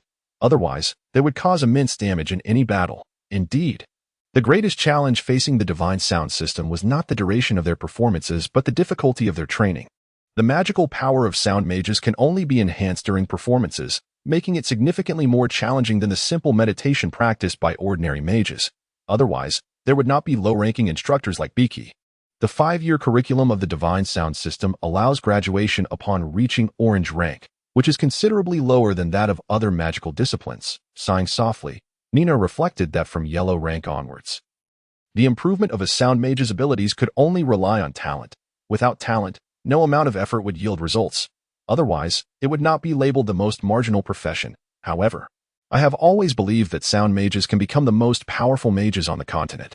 One day, beyond the 7 towers of Fa Lawn, a new tower for sound mages will surely arise. Ferguson was taken aback, casting a glance at Nina, praising Fa Lawn. Director Nina, let us refrain from such comments. Nina recognized her slip of the tongue, her heart tightening, and fell silent. Ferguson's gaze shifted towards the cheerleading squad of the divine sound system. In truth, despite his advancing years, who does not appreciate beauty? Even he found himself envying the youthfulness of these students. Yi Yinju, you must strive harder. Our divine sound system is the most formidable. A melodious voice, as smooth as pearls, rang out from the forefront of the divine sound cheerleading squad, where a girl waved her specially crafted cheerleading baton, enthusiastically shouting, If the total number of males present exceeded 5,000, then at least 95% of them were captivated by this girl. Among them, over 70% were swallowing hard, their eyes gleaming. The captain of the divine sound cheerleading squad, Xiang Wan, the most beautiful girl at the Milan Magic and Martial Arts Academy, undoubtedly had the allure to command such attention. Xiang Wan was not her true name, but a title. No one knew her actual name, and even in the Academy's student records, she was referred to simply as Xiang Wan. The name Xiang Wan, which signifies a flower, symbolizes happiness. Its exterior is tranquil, harmonious, and graceful, embodying the free-spirited and optimistic ethos of the Milan Empire, and it is the national flower of the Milan Empire. The people of Milan cherish it, often calling it the Golden Lily. Upon hearing this voice again, Yi Yinju, already on stage, instinctively turned his gaze towards its source. Although this was not his first encounter with Xiang Wan, her presence still quickened his heartbeat. Clad in a similar white skirt and blue attire, Xiang Wan exuded an ethereal beauty. Standing at around 1.70 meters, her figure exemplified the perfect golden ratio, with long, graceful legs partially revealed. Cascading golden-pink waves of hair flowed down her back, while her light purple, clear eyes shimmered with a captivating brilliance. As she moved, her grace resembled that of a startled swan or a gliding dragon, radiant as autumn chrysanthemums and luscious spring pines. From a distance, she appeared as radiant as the sun rising amidst morning clouds. Up close, she shone like a lotus emerging from the tranquil waters. Her enchanting visage rendered anyone unable to avert their gaze upon first sight. The other enchanting beauties of the divine sound system stood behind her, yet their combined radiance paled in comparison to her singular brilliance. Upon first encountering Xiang Wan, Yi Yinju felt his mind go blank. He had seen numerous beauties from the divine sound system, but only Xiang Wan could quicken his heartbeat and flush his cheeks. The aura she exuded was utterly distinct, her visage seemingly etched into his very soul. At that moment, as their gazes locked, Yi Yinju beheld Xiang Wan's encouraging eyes once more, and unbeknownst to him, his entire being brimming with inexhaustible strength and boundless confidence. She is watching me. Is she encouraging me? Victory is essential. I must triumph alongside the divine sound system. Hey, stop staring. Have you not yet had your fill? Xueling's playful voice jolted Yi Yinzhu from his stupor. His naive demeanor caused his face to heat up slightly. Xueling huffed and leaned closer to him, whispering, "Enough of that. It's futile. Do you have any idea how many admirers Xiangwan has in our academy? Even if she were to take a liking to you, you wouldn't be worthy of her." "Why?" Yu Yinzhu instinctively inquired. Xueling replied, "Do you wish to become the laughingstock of the entire academy? The competition is about to begin. Focus." Yu Yinzhu took a deep breath, refraining from glancing back at Xiangwan, and steadied his mind, directing his attention to the opponent before him. Once again, he encountered Roland, who today donned the uniform of Milan's Magic and Martial Academy, though she too was beautiful. Having seen the breathtaking Xiangwan and numerous other divine sound beauties, Yi Yinzhu felt almost immune to her allure. His purpose for participating in the freshman competition was to prove himself, and Roland could be considered the instigator of it all.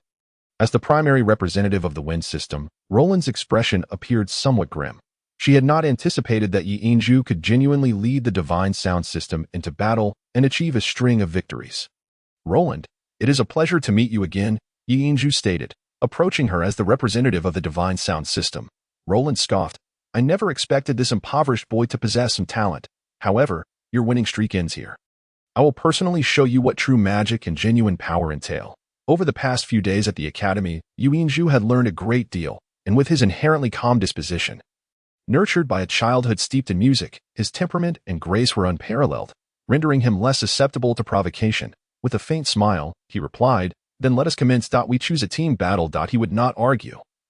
Demonstrating the truth through action was the best approach. The 5 participants of the wind system, aside from Roland, were all male. The moment the judge announced the official commencement of the match, 5 beams of yellow light simultaneously illuminated the arena. Following the dark magic and light systems, the divine sound system once again faced 5 participants, all of whom were at the yellow level. Roland and 3 other participants were mid-level yellow, while the second-year student had reached a high-level standard within the wind system. Although wind magic was not the most potent in terms of attack, it was undoubtedly the swiftest. A shrill whistling sound pierced the air as dozens of crimson wind blades erupted from the 5 participants' wands. Raining down upon Yi Yinzhu and his companions, a milky white light flickered to life, and the moon goddess's guardian appeared as always, shielding the bodies of Yi Yinzhu's group. Today, they had chosen to perform a piece entitled White Snow. It remained a composition steeped in sorrow. For a sound master, melancholic music was the most potent in evoking emotion and easily swaying the opponent's feelings through mental influence, given that their magical levels were generally lower than those of other systems. Nina had arranged for them to focus solely on sorrowful pieces throughout the competition in order to defend against the onslaught of their opponents. Yi Yinzhu remained vigilant. White Snow commenced with the ancient zither of the ocean. The moment the clear zither notes resonated, the wind blades hurtling towards them altered course. Dozens of wind blades changed direction just a few meters away from them, colliding rapidly, the shrill whistling sound disrupting the rhythm of the music. The ocean's melody faltered momentarily, and White Snow was abruptly interrupted. Xueling, Longqi, and Longqi exchanged worried glances. The music was the divine sound system's only weapon for victory, and being disrupted at the outset was hardly a promising sign. The wind blades continued to clash in the air, the piercing wind howls incessantly ringing in their ears. Aside from Roland and the high-level yellow wind system participant, the remaining 3 continuously unleashed wind blades without engaging in direct combat, nearly colliding around the moon goddess's guardian, obstructing the divine sound system's quartet with the cacophony of their clashes. The ocean remained relatively composed. Despite the initial interruption, her expression was still cold, and the zither's sound, though slower, remained steady as she struggled to play the melody of White Snow. However, Xueling, Longqi, and Longqi were not as fortunate. Their mental fortitude was far less stable than the ocean's, and under the influence of the howling winds, their performance was rendered chaotic, further impacting the ocean's ability to play. From the very beginning of the competition, the divine sound system found themselves in an undeniably disadvantageous position. Roland cast a taunting glance at Yi Yinzhu. While the ocean could still manage to maintain a semblance of melody, the howling winds diminished the effectiveness of the music against the yellow-level mages, rendering it virtually powerless in influencing their spell incantations. Roland and the second-year student had already commenced their low, drawn-out chants while Yi Yinzhu remained seated, unfazed by the clashing wind blades, his gaze unwaveringly fixed upon Roland. As if awaiting something. As the low chants grew increasingly rapid, a brilliant yellow light erupted from both Roland and her companion, particularly the deep yellow glow emanating from the second-year student, which was exceptionally intense. With faint magical hexagrams beginning to materialize before them, a gentle smile graced Yi Inju's face, as if the external world held no significance for him. At that moment, his focus lay solely on the ocean moonlight zither before him. Raising his right hand and lightly waving his four fingers, he swiftly struck the strings, producing a deep, resonant hum that echoed like a morning bell or evening drum, reverberating within the very soul. The explosive sound was emblematic of Yi Inju's unique merging of fighting spirit and music. The dark red magical fluctuations surged instantly. In the blink of an eye, the incessant collisions of wind blades ceased. All 5 wind system participants, including Roland, found their bodies jolted violently. Unlike his previous encounter with the dark magic system, this time, Yi Inju unleashed a series of explosive sounds, a seemingly simple motion that had been brewing within him from the very start. His essence reaching its zenith. It was the pinnacle of explosive sound, the 7-sound burst, resulting from the perfect fusion of fighting spirit and mental energy. Its assault on the mind was unparalleled, rivaling any yellow-level mental magic. When is the explosive sound most effective? Qin Shang had meticulously explained this to Yi Inju. Regardless of the magical system, once a spell's incantation surpasses the halfway mark, it becomes irrevocable, much like a musical piece. Once the magical energy propels the performance beyond the midpoint, it must be completed. Failure to do so may result in a backlash of mental energy, clearly. The explosive sound wields its greatest power when unleashed after an opponent's incantation has surpassed the halfway point. Forcing an interruption to an initiated spell causes significant harm to the mage. Instead of halting the incantation, employing explosive sound to disrupt it merely leads to elemental backlash, easily injuring the opponent and securing one's own position of invincibility. Of course, explosive sound is merely a step above ordinary instant cast magic.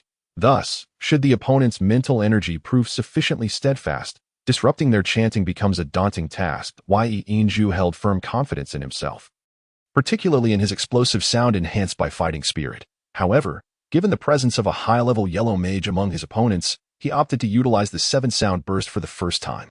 The combined force of the 7 explosive sounds transcended mere addition.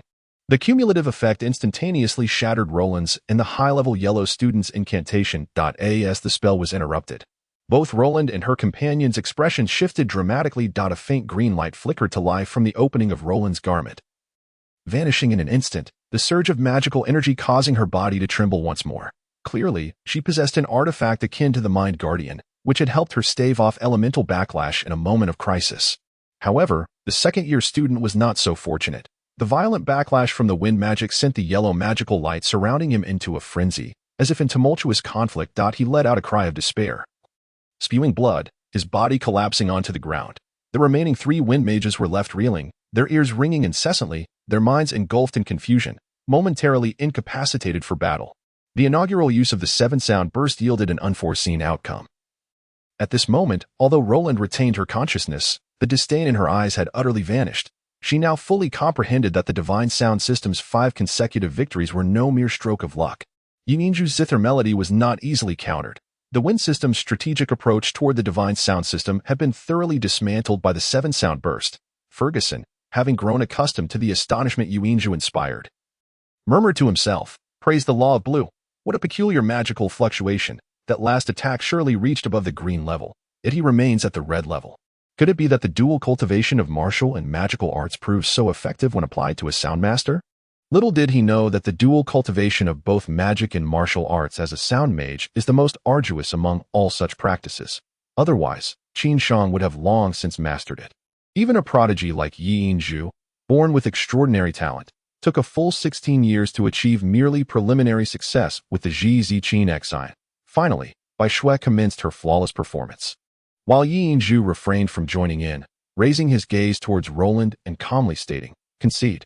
Your chances have vanished," with 4 out of 5 of her wind-based combat powers diminished, and possessing the formidable abilities of Sound Blade and Explosive Sound.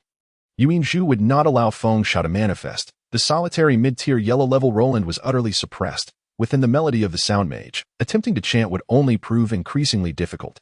Furthermore, even if she had magical artifacts to help mitigate the elemental backlash just experienced, it still inflicted a certain degree of harm upon her body. No, I will not be defeated, especially not by you.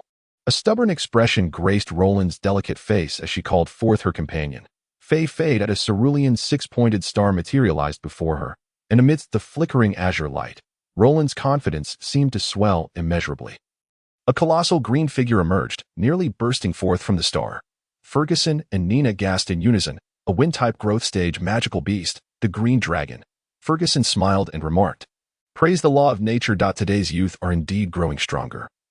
Yet another growth stage beast. Has the prevalence of such creatures reached this extent on the dragon-continuous continent? It appears that a golden generation is emerging from our Milan Academy of Magic and Martial Arts. However, Nina's expression was far less favorable than Ferguson's. The green dragon was not a tame creature, but a true dragon, although the mightiest green dragon could only grow to level 8, which was slightly inferior to the growth potential of the previous day's Yuming Shuepa. It was still a genuine dragon whose melee capabilities far surpassed those of Yuming Shuepa. Only those who possess a true dragon as their steed can be deemed dragon mages, a distinction that sets them apart from dragon knights. Clearly, Roland was indeed a dragon mage, despite her green dragon currently being merely at level 5, with its intelligence yet to awaken. The 7-meter-long, 3-meter-high green dragon appeared somewhat rotund, possibly due to overindulgence, giving it a rather endearing appearance. Upon its emergence, it simultaneously tapped its front paws against its head before turning to seek out Roland. Fei, attack, defeat them, or there will be no dinner tonight, Roland commanded furiously. Fei turned to face Yi Zhu and his 5 companions, whose stature was dwarfed by its own, and its previously innocent gaze transformed into one of fierce determination as it gestured with its front paws, seemingly declaring its willingness to fight for dinner. This was Yi Zhu's first encounter with a true dragon. He observed the green body adorned with a layer of fine scales, its chubby form exuding a certain cuteness. The 7-meter length paled in comparison to the ferocity of the golden crystal tyrant dragon he had encountered before. With its sluggish demeanor, it was difficult to imagine it posing any real threat. However, this time, he had underestimated it. The pair of massive wings unfurled from its back, and Fei's previously clumsy body accelerated instantaneously, creating an afterimage in mid-air. In the blink of an eye, it had reached the moon goddess guardian before Yi Zhu. With tremendous force, its vast body collided directly with the moon goddess guardian. A wind element giant dragon, even if slightly overweight, would not be slow. How much power could a 3-meter-tall, 7-meter-long body generate upon rapid acceleration? Fei was about to demonstrate this to Yi Zhu. The moon goddess guardian shattered into specks of white light almost instantaneously under Fei's powerful impact. Fortunately, the mental energy Yi Zhu had conjured for the moon goddess guardian boasted a defensive power comparable to that of a green-level defensive spell. Even though it was destroyed, it temporarily obstructed Fei's body, preventing the massive creature from crashing directly into him. From afar, Roland shouted, "Windblade breath!" "No!" Nina cried out. But it was too late. A torrent of green wind erupted from Fei's mouth.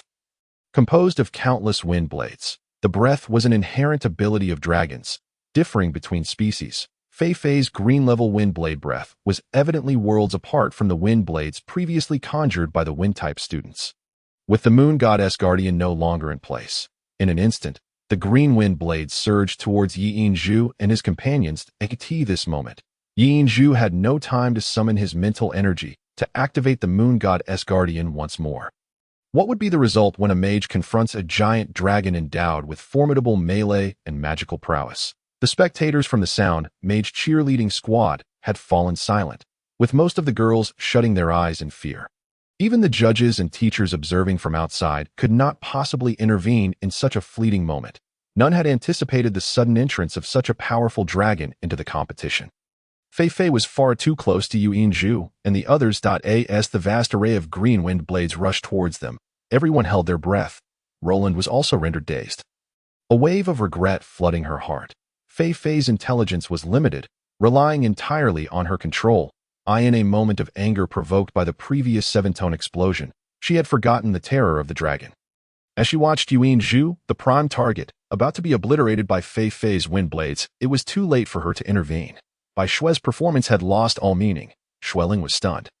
While Longqi gazed at the oncoming wind blades with eyes filled with dread, and Kong Ke let out a shriek. Haiyang lifted her head, her hands resting on the zither strings. her cold gaze revealing a hint of despair, even a touch of relief. The gale stirred by the wind blades tousled Hai Yang's dark hair, revealing half of her face, which had always been obscured by her long locks. It was a face marred by decay. Her right cheek bore an immense scar, standing in stark contrast to her left cheek, which was as beautiful as Xiangwan in this moment, facing the devastating green wind blades. Hai Yang's secret was finally laid bare. If Xiangwan was the most beautiful in the Sound Mage realm, then she was undoubtedly its ugliest. Why Yinju remained unperturbed, despair would not find a place within him. As the green wind blades descended upon him like a torrential storm, he made his move, not by the tremor of the zither strings, but with his right hand with only 4 fingers.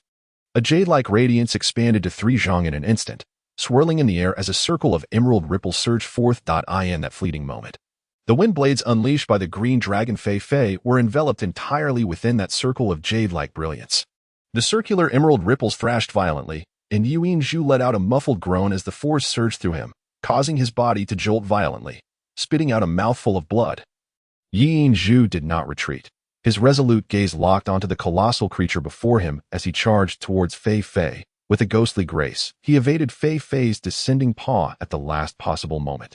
Propelling himself upward like an arrow. In the blink of an eye, he found himself behind Fei Fei. The gentle circular ripple quietly encircled the dragon's robust neck. At that moment, keen observers noticed a jade-colored thread emanating from Yinju's right hand, now shimmering with a fierce yellow light, tightly constricting around Fei Fei's neck. Blood burst forth as Fei Fei let out a pained cry. That seemingly slender jade thread had penetrated its sturdy scales. Yinju pressed his body firmly against its back, both hands straining as the jade thread tightened relentlessly. Under the intense pain in its neck, Fei Fei roared in fury, its massive form leaping into the air, thrashing and bucking in an attempt to dislodge Yinju. However, contrary to its intentions, the jade thread coiling around its neck grew ever tighter, the agony intensifying as torrents of dragon blood streamed down its thick neck. Meanwhile, Yinju clung to its form as if glued, unable to be shaken off. In desperation, Fei Fei soared into the sky, its body crashing heavily against the barrier at the top of the training ground. Yinju coughed up another mouthful of blood, yet his grip on the jade thread tightened even further. Withdraw your dragon or concede, otherwise I shall be forced to slay it. Yinju's voice echoed coldly throughout the arena. The sudden turn of events unfolded in mere moments, and hardly anyone could discern Yinju's actions clearly. Roland felt the intense suffering of the green dragon Fei Fei, despite her yearning for victory in this contest. Fei Fei held greater significance for her. Without a moment's hesitation, the 6-pointed star reappeared as Roland summoned back her precious dragon. Yinju's elongated form spun gracefully in midair, the 3-zhang-long jade thread crackling like a whip against the ground, slowing his descent before landing softly. The jade thread then transformed into rippling circles, retracting into the sleeve of his right wrist, vanishing from sight. Though his complexion had turned as pale as paper, he stood unwavering, his presence as proud as bamboo. The wind system had lost. Roland had lost. In both the contest and in spirit, she had been utterly bested by Yinju. Victory to the Sound Mage system, the judge declared, halting the competition, his heart still racing. The recent near-fatal encounter of the 5 Sound Mage students beneath the Green Dragon's wind blades had left him trembling with fear. It is essential to acknowledge that the young ladies of the Divine Sound Department predominantly hail from distinguished backgrounds. Should any issues arise, it would spell considerable trouble for the entire Milan Magic Martial Academy. Roland and the wind element contestant, who had just regained consciousness, departed in silence. At that moment, she dared not meet Yinju's clear gaze. Standing there, Yinju's eyes found the stunned Xiangwan amidst the cheerleading squad, a faint smile gracing his lips as if to convey, I have triumphed. The Divine Sound Department has prevailed. Yinju and Shuling were the first to rush forward, followed closely by Longqi, Peacock, and Haiyang. At this juncture, Haiyang's dark hair cascaded down, obscuring half of her gaunt face, which bore a ghastly pallor devoid of any color. Yinju gazed at the 4 girls, affirming, we have won. I promised to shield you from all assaults, and I have fulfilled that promise. Suddenly, he spat out a mouthful of blood, his body collapsing towards Haiyang. Startled, she instinctively caught him, the faint metallic scent of blood mingling with a distinctly masculine aroma overwhelming her senses. Her previously ashen complexion flushed with a hint of color, leaving her momentarily flustered and unsure of how to proceed. In a daze, Yuinju seemed to perceive the entirety of his being meridians, blood, and internal organs, laying bare before him. Why can I see this? He pondered, bewildered. At that Yuinju was born with 8 fingers, rendering him ill-suited for swordsmanship. Consequently, Yuli spent over a decade conducting research, ultimately developing a unique set of martial skills based on the techniques of the bamboo sect, using the Bai Si as his weapon, tailored specifically for Yuinju's learning. Years ago, Qin Shang made a pact with Yili, vowing not to teach Yuinju any martial arts for 15 years. Thus, it was only at the age of 15 that the Bai Si came into Yuinju's possession.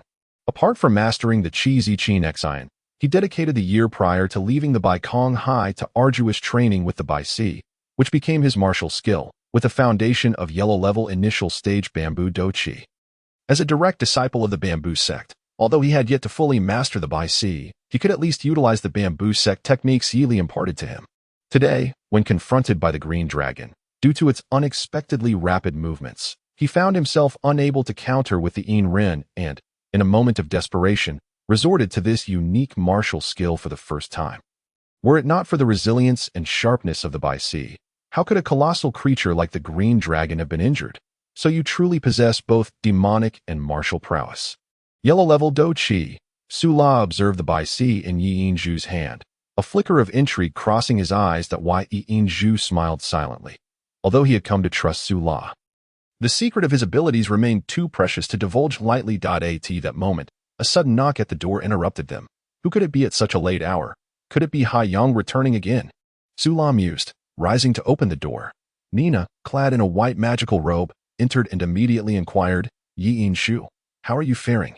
Ah, Director Nina, greetings. Yuinju has awakened, Su La replied, ushering Nina into the room. Nina, how delightful to see you. Yuinju stood, as the room was rather small, and offered his bed for Nina to sit upon. Nina scrutinized Yuinju, her gaze revealing his improved condition as reflected in his now clear eyes. You are well? Remarkably so. I cannot fathom what fortifies your body, she remarked, visibly relieved to see him in good health. Yuinju scratched his head and replied, I am unsure why my recovery has been so swift. Perhaps my physique is simply robust. Although he spoke thus, his mind wandered back to the dream that had left him with an unbearable itch, sensing a subtle connection between his recovery and that dream. Now that you are well, I can breathe easy. I came today for 2 reasons, to assess your health and to share some good news. Nina displayed a rare smile, her spirits evidently lifted, as it had been many years since she felt this joyful. Good news? What is it? Yuinju inquired eagerly. Nina replied with a smile, our divine sound department has advanced to the finals of the newcomer competition. Ah, but we have only completed 6 preliminary rounds, Yuinju exclaimed, astonished. Nina beamed with pride, praised the heavens, perhaps this is divine favor. Our divine sound department has achieved 6 victories, leading us into the finals ahead of all others in both the magic and martial departments. Su La interjected, is it truly so? Even if the divine sound department emerges as a dark horse this year, there are still the space, summoning, and mental departments to contend with. The last 3 matches against them will be fierce battles. Can you confidently assert our victory? Nina responded, certainly not. However, even without fighting the remaining 3 matches, we have secured our advancement. The newcomers from the mental and space departments, while competent, are closely matched in strength. This afternoon, they battled each other to mutual exhaustion, with 8 out of 10 participants, including their main players, sustaining severe injuries and forfeiting the next day's matches. Thus, their potential record can only be 7 wins and 2 losses, conveniently positioning them as our opponents tomorrow. By winning without contest, we claim an 8-win record, regardless of the outcome against the summoning department. One of the 2 available slots for the magic department will undoubtedly belong to us. The summoning department is also fortunate, as they will face us, the divine sound department, along with the space and mental departments in the final 2 days of competition, almost guaranteeing their advancement alongside us. Yuinju rejoiced. So it is. Our fortune is indeed remarkable. Rest assured, Director Nina, I will prepare thoroughly for the final match against the summoning department and strive for victory. Nina shook her head, saying, no, I have decided to forfeit the match against the summoning department. Why? Yuinju's eyes widened in disbelief. Nina explained, it is evident to any observant onlooker that although the divine sound department fields 5 participants, it is essentially you alone overcoming 6 major magical academies. You have borne an immense burden, depleting both your magical and mental energies. Although your body has recovered, I hope you will take the time to rest and restore yourself to peak condition before the finals. Furthermore, should you encounter a perilous situation akin to yesterday's during the finals, I urge you to concede immediately. This is merely a competition, and I do not wish for any unforeseen accidents to occur. While Nina's tone remained calm, both Yinju and Su La perceived the concern woven into her words. Director Nina, who will our opponent be in the finals? Yinju inquired. Nina replied. At present, it is difficult to ascertain. The martial department comprises 17 academies, and their round-robin matches will extend longer than ours. Several of these academies possess comparable strength, making it challenging to predict who will reach the finals. Should we emerge as the second-ranked team from the magic department, we would face the top-ranked team from the martial department. The strengths of the leading academies in the martial department are relatively balanced. So relinquishing the top position in the magic department poses no significant issue. The finals will not commence for at least another week, so you need not report to the divine sound department during these days. Simply rest in your dormitory. All right, thank you. Director Nina. Oh, by the way, Dean Ferguson has been observing our divine sound department's matches. As the Academy's dean and the most powerful mental magician, he has privately expressed his willingness to guide you in cultivating your mental strength. Although there are some differences between the magic of our divine sound department and that of the mental department, they ultimately converge in application. Once this semester officially begins, I hope you will accept his guidance. As it will be beneficial for you. I must take my leave. Please escort me out. Nina rose, and with Yinju accompanying her, they exited his dormitory. She glanced back at Su La, who had not followed. Before turning to Yinju, Yinju, if Dean Ferguson approaches you, it is fine if he offers to mentor you in magic. However, you must remember not to disclose the secrets your teacher has imparted to you. Do you understand my meaning? Yinju nodded. I understand. Are you comfortable living here? Nina cast a critical glance at the dormitory behind Yinju, her brow furrowing slightly. Yinju affirmed. It is quite all right. All right, hardly. I will arrange for a change. How can a student from our divine sound department reside in such conditions? But I have no money, Yinju replied softly. Nina, nonchalantly, responded. I possess the authority to waive certain fees for our department students. You need not worry about it. Director Nina, enough with the is. Return to your room. Now. Nina's eyes radiated a kind warmth as she nodded at Yinju before turning to depart. Yinju continued to watch her youthful figure vanish into the night before returning to his dormitory. Upon returning, Yinju quickly filled a large basin with fresh water and carried it back to his bedroom. He retrieved his towel from the bedside cabinet and tossed it into the basin. Sitting on the bed, Su La expressed his surprise. Yinju, what are you doing? Bathing. I'm sticky and uncomfortable, Yinju replied. Swiftly removing his moon god guardian attire until he was left in only his shorts, a high-pitched scream erupted.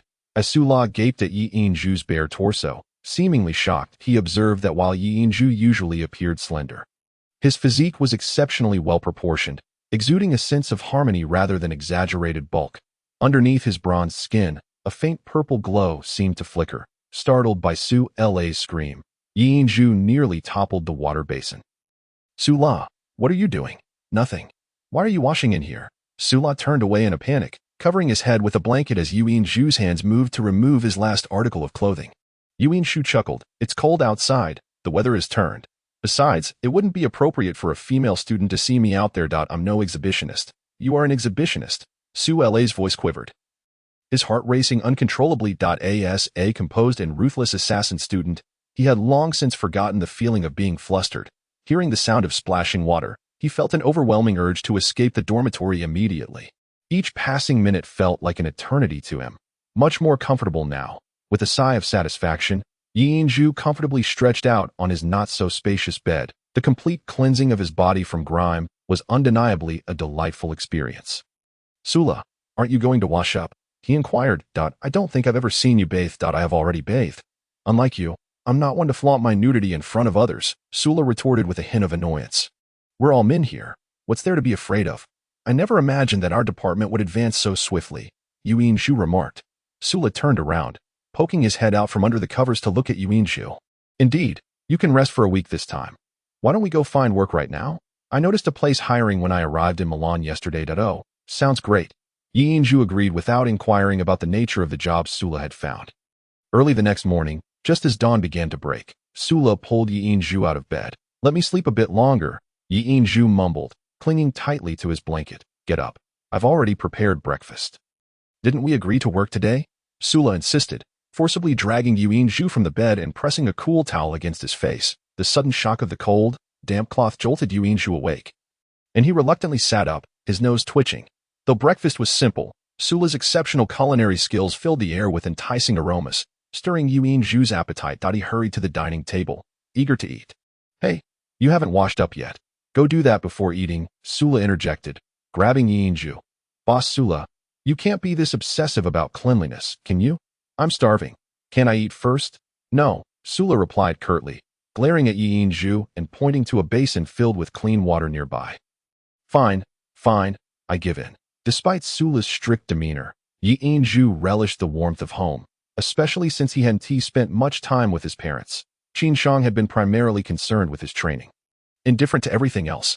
After the two had breakfast and stepped out of the Milan Magic Martial Academy, most of the students were still lost in slumber or meditation. Milan, located in the northern part of the continent, was beginning to feel the chill of early autumn, and even the academy's lush vegetation bore a hint of desolation. Inju, let us race, Sula exclaimed enthusiastically. At a race? At what? Yi Zhu asked, intrigued. Sula explained. Let us see who can reach Milan City first. It's about 2 miles from here. Let us see who gets to the city gate first. I was initially worried that the distance might be too much for you, but since you're training in martial arts, it should serve as good exercise. As he spoke, he bounced eagerly on the spot. Yi Zhu glanced at the distant city walls of Milan and smiled. All right, ready, set, go. With a mischievous grin, Sula dashed off before Yi Zhu could react, his light body creating an illusion as he swiftly covered dozens of meters in the blink of an eye. As his fighting spirit surged within, Yi Zhu quickly gathered his energy to pursue his second-level Huangzhu, equivalent to a mid-tier green rank, allowing him to maintain his rapid pace. However, he soon realized that despite his best efforts, he could only watch as Sula gradually distanced himself. Sula's speed was indeed extraordinary. In mere moments, he faded into a mere shadow ahead.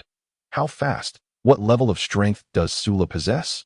Yi Zhu pondered, filled with curiosity. By the time Yi Zhu reached the western gate of Milan City, Sula was already waiting there with a cheerful smile, appearing completely unruffled and composed. Sula, your speed is incredible, Yi Zhu sincerely complimented. Although Sula had played a trick at the start, Yi Zhu knew he could never catch up. Even if they had started simultaneously, Sula smiled and replied, It's not that I'm fast. It's that you're too slow. Come on, let us head into the city. The sun was just beginning to rise on the horizon, and Milan City seemed to awaken from its slumber. The bustling vibrancy Yi Zhu had witnessed during his last visit had yet to materialize, and the streets were still sparsely populated. Sula appeared quite familiar with the city, pointing out various buildings as they walked. Look, over there is a magical item shop. It's not a place for just anyone. Although the items aren't remarkable, the prices are exorbitant. Only nobles would patronize it. And there's the Warrior Guild. Any registered warrior in the Milan Empire can collect their corresponding badges there. That restaurant over there is quite famous in Milan City. Many nobles enjoy dining there. Oh, and look, that's the barracks for the Dragon Knights. The reason Milan City was regarded as the largest city on the continent was closely tied to the presence of 3 Dragon Knight regiments stationed here. No other nation had such a number of Dragon Knights stationed in its capital. Following Sula's pointing gesture, Yi Zhu observed a compound with walls nearly as tall as the city walls themselves, the vastness of which was not discernible from the outside. At the center of the enclosure stood a massive gatehouse, towering over 10 meters, with a wide entrance comparable to the city gate. Most strikingly, Dragon Knights were stationed at the gate, seated atop their dragons. The dark, robust armor enveloped the Dragon Knights completely, and the dragon spears in their hands, exceeding 5 meters in length, glimmered with a faint cold light in the rays of the newly risen sun. Their mounts were similarly formidable gray earth dragons, standing nearly 3 meters tall and more than 5 meters long, exuding an aura of latent ferocity. The thickness of their black scales was evident from their angular features. Even with just 2 Dragon Knights present, they resembled machines of war, instilling a sense of trepidation in onlookers. Sula, what kind of dragon is that? I've never seen one before, Yi Zhu inquired softly. Sula explained that a type of earth dragon known as the Machino Iron Dragon. Machino means indestructible in ancient language, Although this Earth Dragon is only level 4, its defensive capabilities are renowned among Earth Dragons. With its sturdy scales, ordinary attacks cannot harm them. They are considered a primary force among Dragon Knights, specifically employed for direct assault and defense, rivaling the akin dragons. While these two types of dragons hold the lowest rank in the Dragon Knight regiment, they are also the most numerous. Of course, compared to the green dragon you defeated yesterday, the Machino Iron Dragon pales in comparison. Oh, is the green dragon truly that formidable? Yuan Zhu questioned, seemingly unconvinced. Sula responded, a hint of irritation in his voice. Fool, the green dragon you vanquished yesterday is a juvenile magical beast. It hasn't matured yet. In terms of strength, it isn't much more powerful than the Machino Iron Dragon. However, once it reaches maturity and attains level 7 or 8, not even you, let alone Nina from your department, would stand a chance. Remember that a true dragon, not merely a trained one. If true dragons are so remarkable, why do the Dragon Knights still use trained dragons? Yuan Zhu inquired yet again, showcasing his navet or perhaps his innocent simplicity. Sula rolled his eyes. Do you think true dragons are so easily tamed? If they were, they wouldn't be true dragons. The number of true dragons on the continent has never exceeded 4 digits, and they are mostly extremely proud creatures, unless there are extraordinary circumstances. They would never submit to humans. Anyone who possesses an adult dragon can become a Dragon Knight or a Dragon Magician, representing the pinnacle of power in their respective countries, within the Dragon Knight regiment. Only the Golden Star and Purple Star Dragon Knights are allowed to command true dragons. While there are indeed many strong trainers, their numbers are exceedingly scarce. In terms of mounts, if each trained dragon had differing abilities, it would be impossible to command them effectively. Therefore, trainers typically select those that are more numerous and practical, like the Ericman and Machino Iron Dragons. As the two conversed, the gates of the Dragon Knight barracks suddenly swung open. A 1-meter-tall unicorn, shimmering like golden crystal, emerged first, followed by the imposing figure of a 4-meter-tall, 10-meter-long beast, exuding a heavy and fierce aura that created a suffocating pressure. Its dazzling silver armor, 2 meters longer than that of an ordinary Dragon Knight, and its robust dragon spear further emphasized its noble status and formidable power.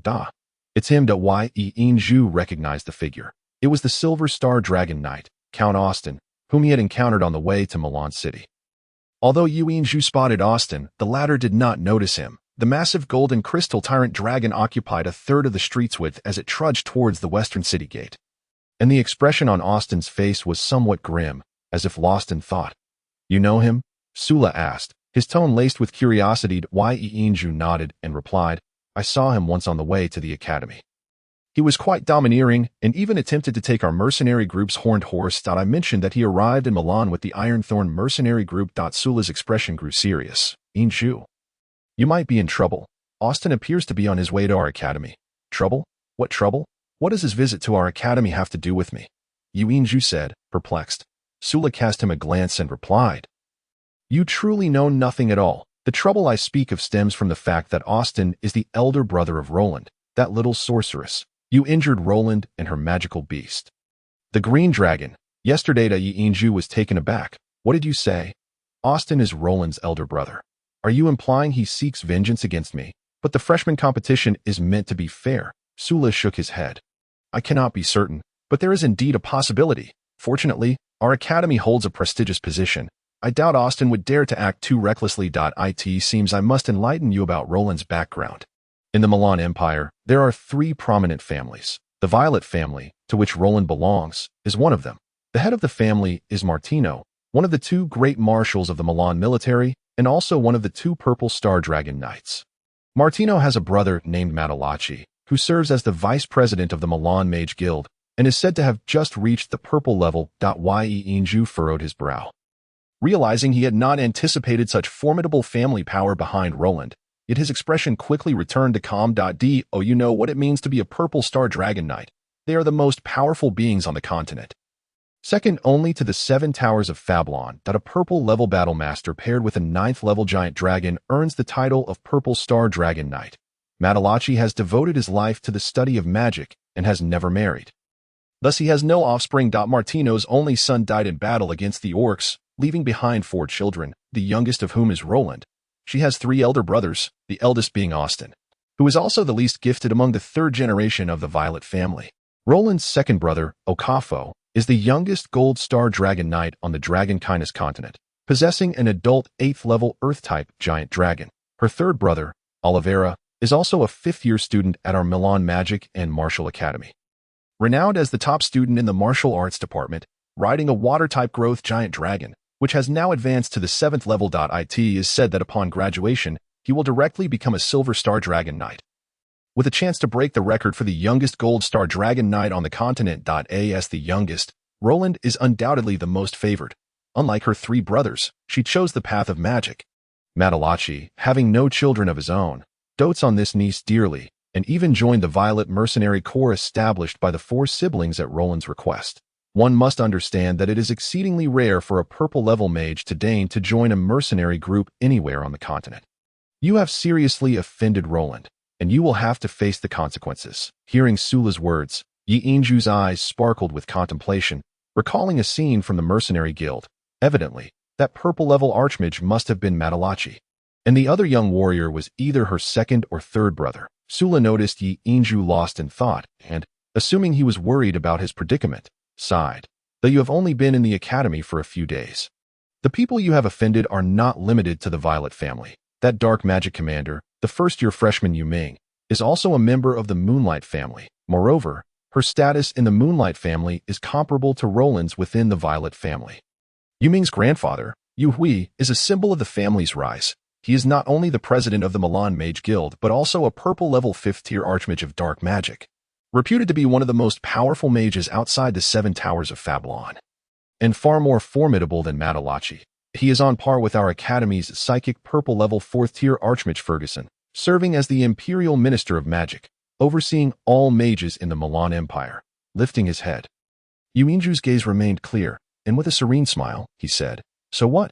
Let us go." "Huh? Aren't you worried about your situation?" Sula looked at Yu Inju, who seemed unfazed. Astonished, Yu Inju smiled gently. "Aren't you the one who wanted to take me to work? If we don't hurry, we will miss our chance. It seems I am indeed speaking to a wall. You really aren't worried at all." Sula felt utterly defeated by Yu Inju. He seemed entirely unconcerned by the matters just discussed. However, she could not help but admire Yu Inju's composure. Faced with such circumstances, she doubted she could remain as unflappable as he was. As they walked forward, Yu Inju remarked nonchalantly, "What is there to be worried about? What do these prominent figures have to do with me? Surely they wouldn't come seeking trouble with an ordinary student of the Milan Magic and Martial Academy just because their granddaughter was defeated in a fair competition." The two wandered through Milan for a full hour before Sula finally led Yi Inju to their destination. It was an elegantly designed 3-story building that was rather unremarkable amidst the bustling city of Milan.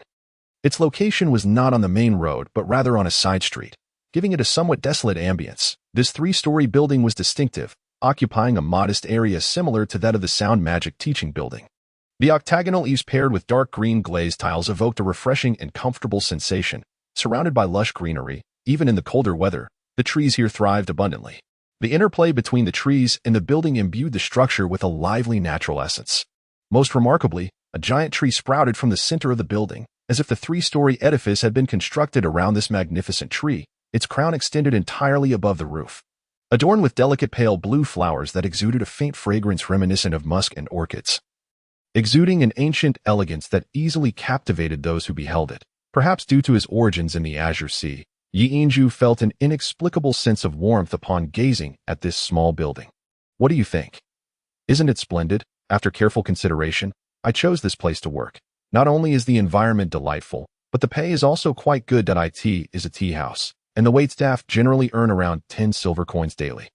Not to mention tips. If one performs well, the wages can be even higher. Come, let us go inside." As Sula spoke, he tugged at Yi Inju's sleeve and headed toward the tea house. Upon reaching the entrance, Yu Inju looked up and saw the sign above the tea house displaying the 3 characters Piao Lan Xian.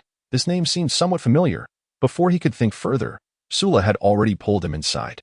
"I apologize, gentlemen, but we have not yet commenced operations." A server, appearing to be around 20 years old, blocked their path.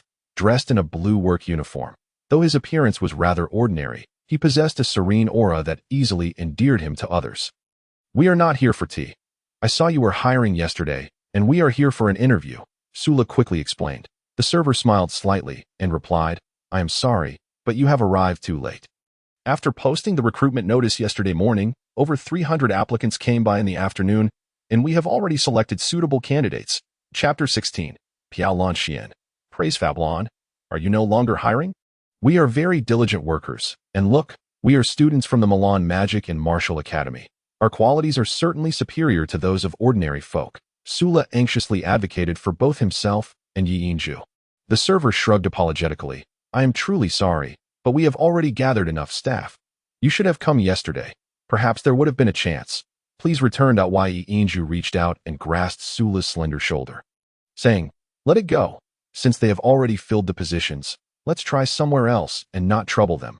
Sula, initially wanting to negotiate further, had no choice but to nod in resignation upon hearing Yi Yinju's words. Just as the two were turning to leave, the server suddenly called out excitedly, wait a moment. Taking a step forward, he fixed his gaze on Yi Yinju's hand gripping Sula's left shoulder and respectfully inquired, Sir, may I ask if you are Yi Yinju? Yi Yinju instinctively replied, yes. How do you know my name? The server stepped aside, blocking the path of the two, and bowed respectfully to Yi Yinju, saying, I apologize for my earlier rudeness. I did not realize you were the friend of the young lady. Please, come in. Yi Yinju was taken aback. Young lady? Am I acquainted with your young lady? The server exclaimed in surprise. Aren't you Yi Yinju? The young lady instructed that if a young man arrived wearing her ring, it would be you. A spark of realization lit up in Yi Yinju's mind. Piao Longqian. Piao Longqian. Could this be the place belonging to Sister Anya? At that moment, he recalled why the name Piao Longqian sounded so familiar. When he first arrived in Milan and parted ways with Anya, she had mentioned that if he needed anything, he should come to Piao Longqian to find her. Indeed, Piao Longqian was established by the young lady herself. Please, both of you, come in. As he spoke, the server led Yi Yinju and Sula inside. Upon entering Piao Longqian, the first sight that greeted them was a sea of green. Not only were there various plants, but every piece of decor and utensil within Piao Longqian was adorned in shades of green, showcasing the owner's profound affection for the color. Though devoid of opulence, there exists an indescribable elegance at the heart of the small building. The space is transparent, and Yi Yinju and Sula finally behold the ancient tree that previously emerged within the structure. The trunk of this colossal tree is so vast that it would take at least 20 people to encircle it, a sight they have never encountered before. Perhaps it is the presence of this ancient tree, coupled with the transparent design of the Piao Longqian, that imparts such refreshing air to this place, where everything around is pristine. A few attendants clad in azure garments are engaged in simple tidying up. Sula gently pinches Yi Yinju at the waist and whispers in mild annoyance, so you know the owner of this place? Were you trying to make a fool of me earlier? Yi Yinju responds with a wry smile, of course not. When we arrived, I recognized the name Piao Longqian as somewhat familiar, but you pulled me along so swiftly that I had no time to ponder before being dragged in. Did I not mention that my spatial ring was stolen on the way to Milan, and I lost all my money? I came to Milan with the Ironthorn Mercenary Corps, escorting Sister Anya's caravan. Sister Anya is a kind-hearted person. It's good to visit her since I haven't found work yet. The attendant leads them to a table near the center, where they can clearly see the ancient tree's trunk. And the air feels particularly fresh. Please have a seat. I will inform the young lady, he says before ascending the staircase, which elegantly spirals around the ancient tree, designed with care to avoid disturbing it. The simple wooden table is spacious, adorned with a set of antique tea utensils, while the chairs are made of wood, presenting a deep green hue. Yi Yinju glances around and notices that although the first floor of Piao Longqian is not small, the seating is quite limited. Surrounding the ancient tree is a circular hall with only 10 tables, each encircled by bamboo curtains, perhaps due to the establishment not yet being open for business. The curtains are drawn up, allowing a full view of the hall. Sula exclaims, this place is truly remarkable. Even though it's just the first floor hall, it fully considers the privacy of its patrons. And the ancient tree at the center is simply extraordinary. It seems there is no other like it across the continent. Yi Yinju gazes down at the ring on his left middle finger, its teardrop-shaped blue gem radiating a gentle luminescence. Though not intense, its soft glow is undeniably comforting. Sula notices the ring and cannot help but smirk. It is indeed rare for a woman to gift a ring to a man. Before long, the soft sound of footsteps announces the arrival of Anya, who descends the spiral staircase from the ancient tree. Today, she wears a water-green long dress that flows down to the ground, concealing her slender legs. Her aquamarine hair cascades down her back as always, with 2 strands framing her face, unchanged even in her expression of joy. Despite the brightness in her eyes, her elegant and noble demeanor remains unblemished. Among the women Yuan Zhu has encountered, only Xiang Wan could rival her in beauty and grace, though Xiang Wan lacks some of Inya's mature allure, possessing instead a vibrant youthfulness. Zhu, have you finally remembered to visit your sister? Inya greets him with a smile. Zhu promptly stands to greet her, feeling somewhat awkward as he admits. Actually, I came to look for a job with my classmate. And I didn't expect to find myself here with you. Inya glances at Su La standing behind Yuan Zhu, surprise flickering in her beautiful eyes, then turns back to Yuan Zhu with a hint of reproach. Students from the Milan Magic Martial Academy have considerable expenses. Why did you refuse my offer of financial assistance back then, given the difficulties you face? Yuan Zhu shakes his head, replying, I cannot accept my sister's money. The coursework at the academy is not overly demanding. I should be able to cover my tuition and living expenses with the wages from part-time work. Since Inya's appearance, Su La has grown somewhat peculiar. Zhu, since this place isn't hiring, let us leave. We still need to find work. Inya smiles gently. There's no need to rush. Let us enjoy some tea first. As she speaks, she nods to the blue-clad attendant who had come down with her. And he promptly departs. Inya gestures for Yuan Zhu and Su La to take their seats again, settling herself not far from Yuan Zhu, and inquires, what kind of work are you looking for?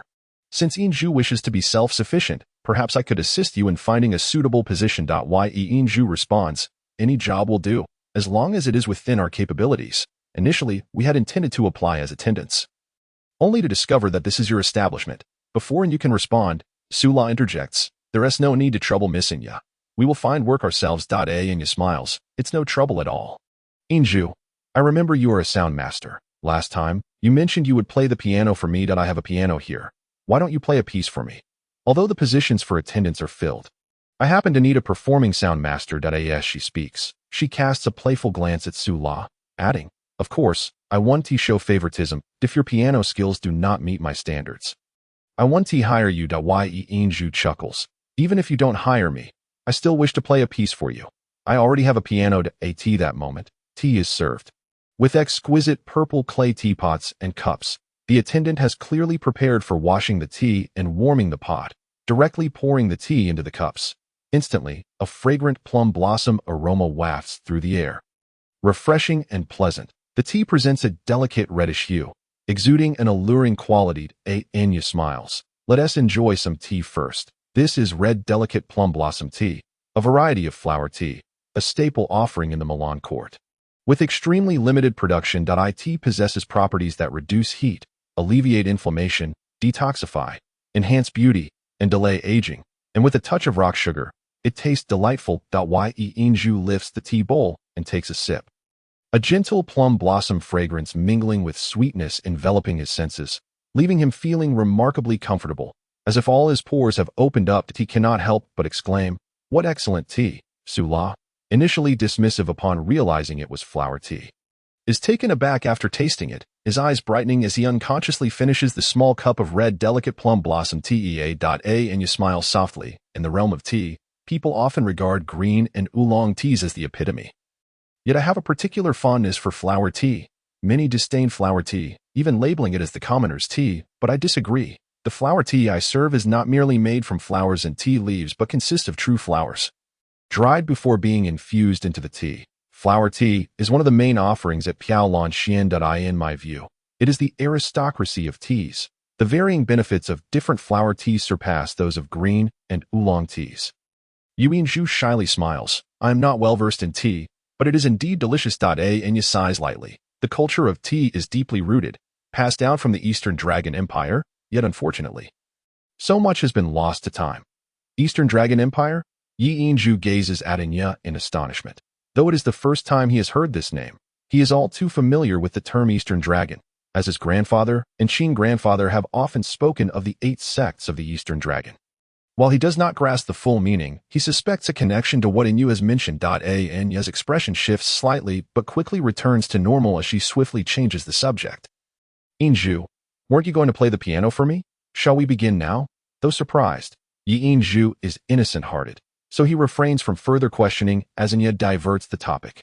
The blue gem on his ring glimmers, and the high Yuqing Hui piano appears gracefully on the table. Despite the table being slightly high, Zhu, with his tall stature, sits upright and can manage to use it as a piano. The chestnut-colored lacquer, the flowing broken lines, and the gleaming luster of the high Yuqing Hui exude an air of pride, while the lightly shimmering strings and the 13 inlaid pearl markings all signify the piano's nobility. What a fine instrument, Enya remarks in surprise, not expecting Yinju to possess such a quality piano in such a short time. With unwavering focus, he centers himself, eyes fixed, breath steady, seated before the fifth mark of the piano. His hands resting lightly on the strings, melding his inner self with the instrument. At this moment, Yinju transforms entirely. The purity and clarity in his eyes morph into an obsession and dedication. Even in the uniform of the Milan Magic Martial Academy, his tranquil aura surpasses that of the most refined aristocrat. His hands gently tremble, sleeves sliding back to reveal 8 fingers, with a light press of his left hand and a lifted right hand. He plays with the grace of a spring oriole emerging from the valley. As a deep humming sound resonates, a piece fitting the current season, Autumn Goose, begins to play softly, with heart and intent intertwined. And intent harmonized with the music, perhaps because he is performing for Enya. Yinju, for the first time since arriving at the Milan Magic Martial Academy, fully opens his heart and plays without aim. In doing so, he captures the essence of focused tranquility and emotional dedication. At this moment, his spirit settles completely, his eyes reflecting a leisurely confidence, calm and composed, his entire being harmonizing with the melody that intertwines with the world around him. The melody of the zither flowed like the autumn that had already arrived, expressing an awe that resonated within the heart, everything harmonized so naturally, without the enchanting crimson glow of zither magic. Yinju was merely playing the instrument. All present ceased their actions, standing in quiet reverence, listening to the lingering celestial echoes. Perhaps Anya and Sula did not comprehend, but in his focused performance, Yinju's right hand executed the spring oriole's emergence. The wind's surprise crane dance, the crane's call in the shadow, the treasure goose's rush, the solitary duck's observation, the merchant goat's dance, the flying dragon's grasping clouds, and the mantis's capture of the cicada. His left hand supported with the autumn eagle's windward stance. The divine bird's message, the fragrant forest's delicate oriole, the azure dragon's dive into the sea, the roosting phoenix's feathering, the literary leopard's embrace, the howling ape's ascent, and the echo in the empty valley. His hands danced like spirits, executing movements as fluid as flowing water. If one were to evaluate Autumn Swan solely from the perspective of musical performance, even Qin Shang would have to concede defeat. The pure focus of a zitherist is unmatched by any master of divine music. As the weather turned cooler and autumn awakened, it flitted about like a startled swan. The joy of harvest and a hint of dread for the approaching winter were deeply imprinted in the hearts of all. Enveloped by that ethereal sound, the ancient melodies lingered, the zither's notes entwined with the heartstrings, bringing forth this captivating piece. Autumn Swan. A final tremor resonated into the distance as Yinju gently raised his hands, then slowly lowered them onto the strings, restoring tranquility to the atmosphere. His gaze was clear. Through this heartfelt performance, he gained new insights into the mysteries of the zither, faintly sensing a breakthrough in his zither magic. Silence enveloped the entire Piao Lan pavilion, leaving only the rustling of leaves in the breeze. Every gaze in the hall fell upon Yinju, eyes filled with admiration, even without the deliberate infusion of mental energy into the music. This piece of Autumn Swan successfully entranced everyone. 7 strings for good friends, 2 ears for true listeners. Tranquility brings forth subtlety, transcending time and space. A fine zither, an exquisite melody, such an evocative piece. I cannot recall how many years it has been since I last heard one. An elderly voice resonated from the entrance, awakening all from the lingering notes. Indeed, a fine zither, Anya sighed, her gaze upon Yinju shimmering with newfound brilliance. She never imagined that Yinju's zither skills could reach such heights, nearly overwhelming her with emotion and reminding her of her homeland. This was not Sula's first encounter with Yinju's playing, but it was the most complete experience, without the mental impact of zither magic. The enchanting celestial sound evoked many memories, nearly bringing her to tears. I apologize for my clumsiness. I haven't had much time to practice lately, and I feared becoming rusty. The music from the zither could bestow beauty upon others while also granting Yinju a profound sense of joy. After performing an almost perfect Autumn Swan, he felt rejuvenated, a sense of indescribable comfort enveloping him. The pure energy flowed between his heart and lungs, as if his entire being had entered a specific rhythm, naturally enhancing his zither magic. Miss Anya, I never expected you to have invited such a distinguished zitherist, and so young too. It seems that if I do not come here daily, I would be doing a disservice to my ears. The deep, Resonant voice sounded again, this time directed at Anya. Ye Inju turned to face the source of the voice, seeing an elderly man clad in a long blue robe, approaching the trio, from the verses the old man had recited earlier. Yu Inju discerned that this elder possessed a profound understanding of music. He promptly stood, bowing respectfully. Greetings, esteemed elder. The elder was tall, with a dignified and ancient appearance, though dressed simply. He exuded a unique presence akin to a resilient pine standing tall. His eyes sparkled with wisdom, occasionally flashing with a captivating light. His long silver hair cascaded casually over his shoulders. Virtue is the foundation of one's character. Music is the embellishment of virtue. One can discern a musician's character through their music. Young brother, your zither playing is exceptional, reflecting your noble spirit. Such a fine young man is indeed a rare find. With that, he patted Yu Inju's shoulder in appreciation. His hand was large, warm, and strong, as it lightly struck.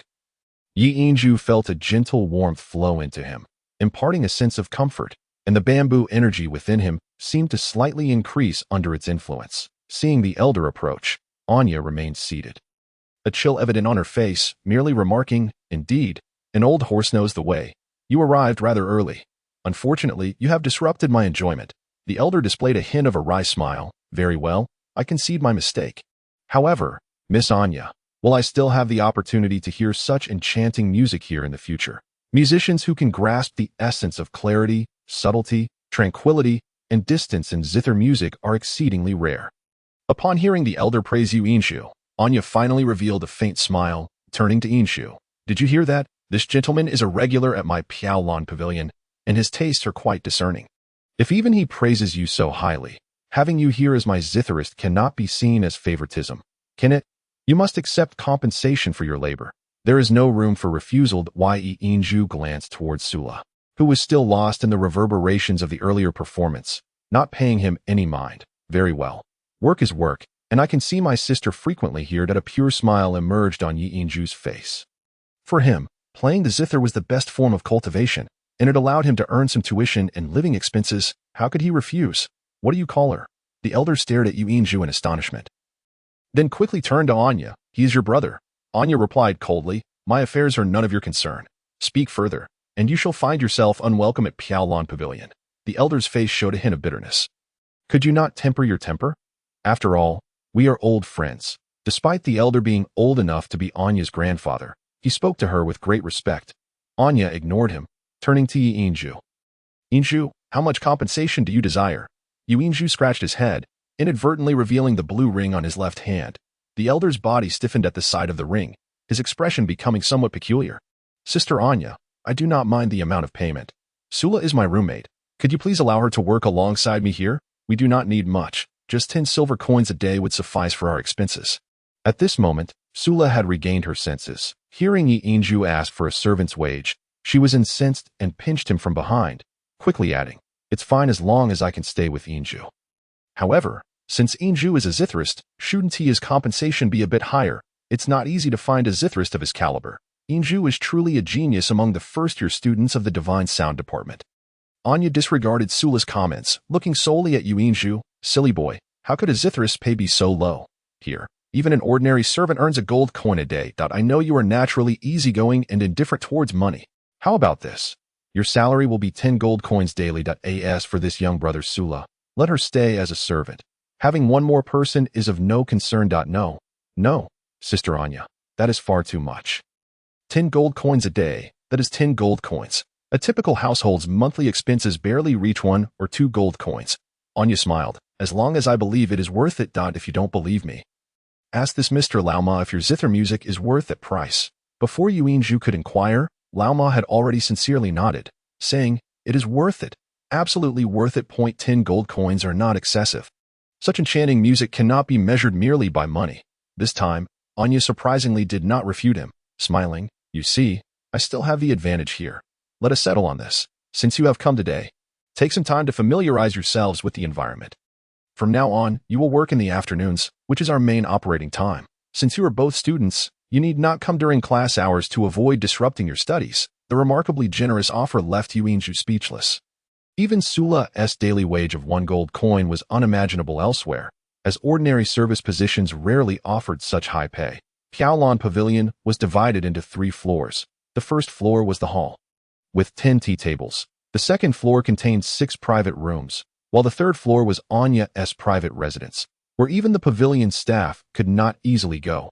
From the outside, the 3-story building appeared quite large, yet it could only accommodate 16 tables of guests at once. The lunch was lavish.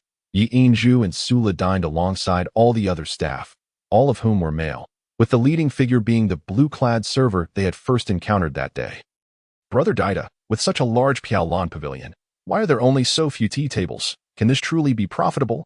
Yu Yinzhu, filled with curiosity, inquired. Dida was the only server clad in blue, appearing to be in his late 20s, with an unremarkable appearance that made him the sort easily lost in a crowd. It was unclear whether the special relationship between Yi Yinzhu and Anya was the reason for the server's courteous demeanor towards him, or if it was due to the astonishing performance he had just rendered. Dida explained, the limited number of tables is designed to ensure that every guest receives the finest service possible. Typically, patrons are confined to the first floor, while the 6 private rooms on the second floor are reserved for extended periods. After lunchtime, the number of guests gradually increases. For instance, the gentleman, Mr. Lao Ma, who just departed, is a regular in one of the second-floor rooms. The young lady mentioned earlier that a designated area for your piano performance would be prepared in the central section of the second floor shortly. Do you have any particular requirements? Yi Yinzhu shook his head with a smile, replying, No, you have already been very accommodating, and yet I only need a quiet space for my playing. I prefer an environment that is pleasant. And this place is quite delightful. The grand tree at the center of the Piaolan Xian is the largest I have ever seen. The air and ambience here are truly to my liking. Dida nodded and said, I'm glad to hear that. After lunch, Sula, somewhat reluctantly, was assigned to work on the first floor, while Yi Yinzhu ascended to the second floor with Dida. Anya did not reappear. The second floor of Piaolan Xian, much like the first, encircled the massive ancient tree. That moment, a circular platform had been added within the steps of the tree, featuring a wooden table, and the platform support appeared to be formed by the vines cascading from the ancient tree, giving it a robust appearance. Dida gestured toward the circular platform, smiling, This will be your workspace from now on. When the weather turns colder, I will find a way to address the temperature situation for you. The platform is distanced from the surrounding private rooms, allowing you to perform in a relatively tranquil environment. That is simply splendid, Yi Yinzhu exclaimed, gazing at the delicate blue flowers adorning the tree, feeling the vibrant life force and natural serenity emanating from it, an uncontainable excitement welling within him. Playing the piano in such a setting would undoubtedly bolster his future cultivation. If not for his financial constraints, he would gladly pay to practice in such an environment. As Yu Yinzhu settled onto the platform, Dida lowered the prearranged curtain, rendering him invisible from the outside.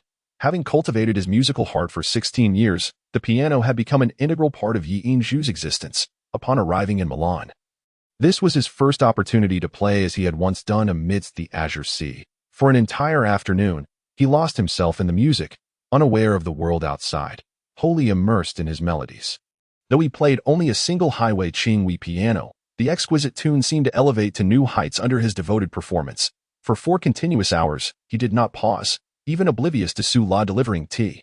In those 4 hours, no piece was repeated, and the enchanting sound of his piano resonated throughout Piaolan Xian. The Qinzong's repertoire includes 8 unparalleled techniques: observing the wind, capturing the soul, distinguishing joy and anger, delighting the heart, calming the mind, bolstering courage, transcending the mundane, and engaging the divine. Yi Yinzhu had previously grasped these various emotional musical magics to a certain extent. At this moment, he suddenly realized that even without consciously channeling magical power through his music, the pure act of playing seemed to deepen his understanding of these 8 techniques. As the music gradually faded, Yu Yinzhu pondered, could this be what Grandfather Qin meant when he said that only by stepping into society could I achieve breakthroughs and ascend to a higher realm of musical magic? While he was lost in thought, applause erupted from the 3rd floor of Piaolan Xian. Anya had arrived at the staircase leading to the 3rd floor, peering down to catch a glimpse of Yi Yinzhu through the drapes. It was only she who could observe his engrossed expression. A gentle smile graced her elegant features. Anya's calm voice resonated. That will be all for today, everyone. Please return. No one uttered a word. Only the varying sounds of footsteps reverberated, and in a short while, Piaolan Xian returned to its tranquil state. Anya, sister, Yi Yinzhu stepped out from behind the curtain. Yinzhu, your piano playing is exquisite. Are you tired? You haven't team moved from your spot the entire afternoon. Please take a moment to rest. I will arrange for dinner, and you observed with concern. Yet on Yuanju's face, she saw no hint of fatigue. Rather, his bright eyes sparkled with clarity. No, thank you. And yet, I need to return to the academy. I have some matters to attend to. I will come again tomorrow. For the next 7 days. I can manage to come, but once school starts, I cannot guarantee it. Even though my classes are in the morning, I am uncertain if I will make it in time. Anya's presence brought him a comforting sense of familiarity. Very well, be careful on your way, Anya replied, not prolonging the farewell, merely offering Yi Inju a soft smile and instructing Dida to escort him downstairs. Inju, are you tired? Su-la, now dressed in the Milan Magic Martial Academy uniform instead of the server's attire, awaited him. Yi Inju shook his head, smiling. I used to play for far longer each day than today. How could I be tired?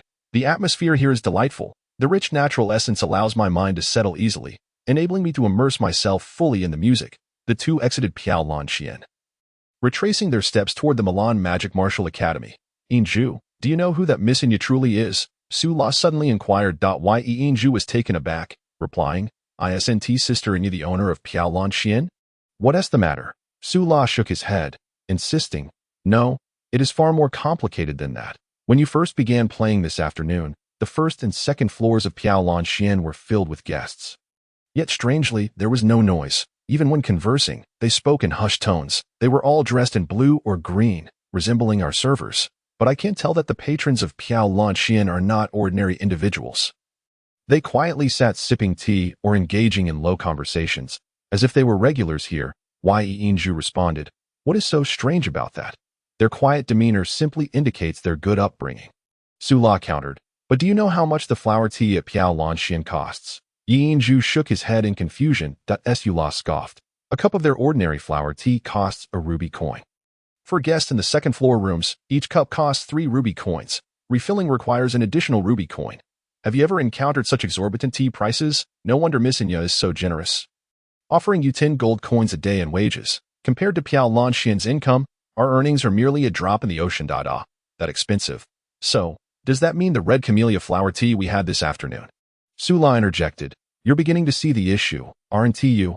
I feel that Piao Lanqian carries an air of mystery. Perhaps we should refrain from visiting again. Yi Inju shook his head resolutely. How can that be?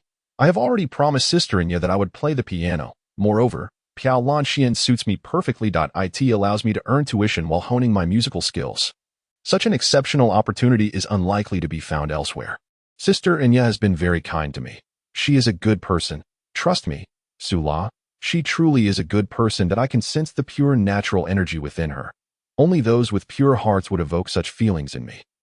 Su-la, somewhat helpless, replied, since you feel that way, I have no further objections. I merely advise you to exercise caution. However, your performance today was truly remarkable. The guests were utterly entranced, whispering among themselves about your origins. Yet, no one could guess that you are merely a student from the Milan Magic Martial Academy. If it weren't for Miss Inya's dismissal, I believe they would have lingered, eager to discover your true identity. Chapter 17. The Divine Needle of Purple Bamboo. Yuanju smiled. In truth, playing the piano is primarily for oneself, to listen to one's own heart. Grandpa Chin once said that there are 7 reasons for playing the piano. First, to illuminate virtue. Second, to resonate with the spirits. Third, to beautify customs. Fourth, to clarify the heart. Fifth, to regulate sound. Sixth, to flow with elegance. And seventh, to teach well. The virtue of the piano precedes its artistry. When the heart is right, the strings of the heart can harmonize with the piano strings. Otherwise, one cannot produce beautiful melodies. Su-la reflected. It seems that there are no trivial professions, only trivial individuals. From you, I truly see hope for becoming a divine musician. Earlier, I heard you mention to Inya that you had matters to attend to at the academy. What could those possibly be? Yi Inju pondered. I need to find Hai Yang. Su-la laughed. What do you need to find her for? Didn't you have enough of her yesterday? Yu Inju's face flushed, and he retorted with mild irritation, I wasn't being intentional yesterday. I need to find Hai Yang for her own sake. Su-la was taken aback, looking at Yu Inju in surprise. For her own sake? Hai Yang is already quite unfortunate. You wouldn't be adding insult to injury, would you? If her face hadn't been marred, she would undoubtedly be a stunning beauty. Yi Inju replied indignantly, am I the kind of person to kick someone when they're down? Moreover, The concepts of beauty and ugliness in humans are not absolute. If a girl possesses striking beauty, yet harbors a malevolent heart, she may as well be deemed ugly. Sula's expression shifted slightly as she inquired, "Then what is your purpose in seeking Haiyang?" Yi Yinzhu replied, "I wish to see if I can aid her in her healing. That it is evident to me that her current cold demeanor is largely a result of the scars upon her visage. A girl disfigured undoubtedly endures immense suffering. Her facial disfigurement is likely of a later origin, and perhaps there remains a glimmer of hope for restoration." Sula gazed at Yi Yinzhu in astonishment. "You claim to possess healing abilities, yet surely even the most powerful light magic practitioners cannot remedy Haiyang's affliction. Do you not realize? Haiyang hails from the last of the three great families, the Ancelotti family. Her grandfather is none other than a renowned Purple Star Dragon Knight of the Milan Empire, Marshal Sidov. Marshal Sidov has 2 sons, and Haiyang's father is his eldest, who wed the younger sister of the current emperor of the Milan Empire. Berlusconi 9. They have but this one daughter, which means Haiyang is of royal blood. Even if she is not held in high regard within her family due to her appearance, she has undoubtedly sought the finest physicians for treatment. In my view, your chances of success are exceedingly slim. You do not intend to repay her for yesterday's embrace, do you?" Yi Yinzhu sighed softly the moment I beheld her face during yesterday's competition. I felt compelled to assist her.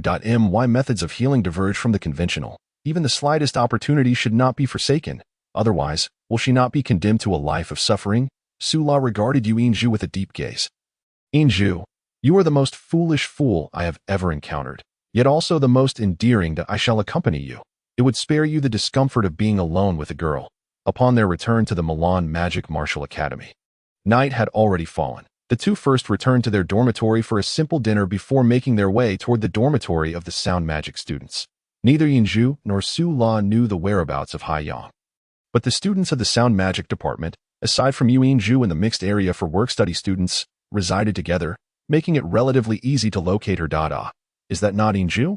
What brings you here? Upon their arrival at the sound magic dormitory area, they encountered Xue Ling dressed in a long nightgown. She stood before her villa-style dormitory, combing her long hair, seemingly preparing for rest. "I am here to find senior sister Haiyang." "Xue Ling, do you know where she resides?" Xue Ling chuckled. "You seem quite concerned about your senior sister Haiyang, even leaning on her when you fainted. Have you developed feelings for her? Would you like me to play matchmaker?" Yi Yinzhu's face flushed crimson, caught in an awkward silence. Observing his flustered state, Xue Ling's laughter grew louder. "Truly, you are the most adorable little boy of our sound magic department." Sula rolled her eyes in response. "Xue Ling, do you know where senior sister Haiyang lives? I genuinely have matters to discuss with her." Yi Yinzhu, feeling increasingly uncomfortable with the topic, found it difficult to articulate further, his embarrassment evident as the flush crept to his ears. Xue Ling replied, "All right, I shall not tease you any longer. Follow this path straight inward, and Haiyang's dormitory is in the last building. She tends to be quite solitary and speaks little. That I cannot fathom what you find appealing about her. I do not," Yi Yinzhu hastily defended, glancing at Xue Ling's teasing expression, unable to continue the conversation. He hurriedly followed the path she indicated, eager to escape. Watching his flustered retreat, Xue Ling burst into laughter, entirely disregarding Sula's presence, proceeding along the path. Yi Yinzhu's face finally returned to its natural hue upon sighting the white villa at the end. Sula appeared to take delight in Yi Yinzhu's blushing, offering only soft chuckles without speaking further. Yi Yinzhu reached the villa's door and gently knocked. "Senior sister Haiyang, are you there?" Before long, the door swung open, revealing an unforgettable visage of unparalleled beauty. Not Haiyang, but rather the renowned Xian Luan of the Milan Magic Martial Academy. Their gazes met. Both were momentarily taken aback, exclaiming in unison, "What brings you here?" This marked Yi Yinzhu's first close encounter with Xian Luan.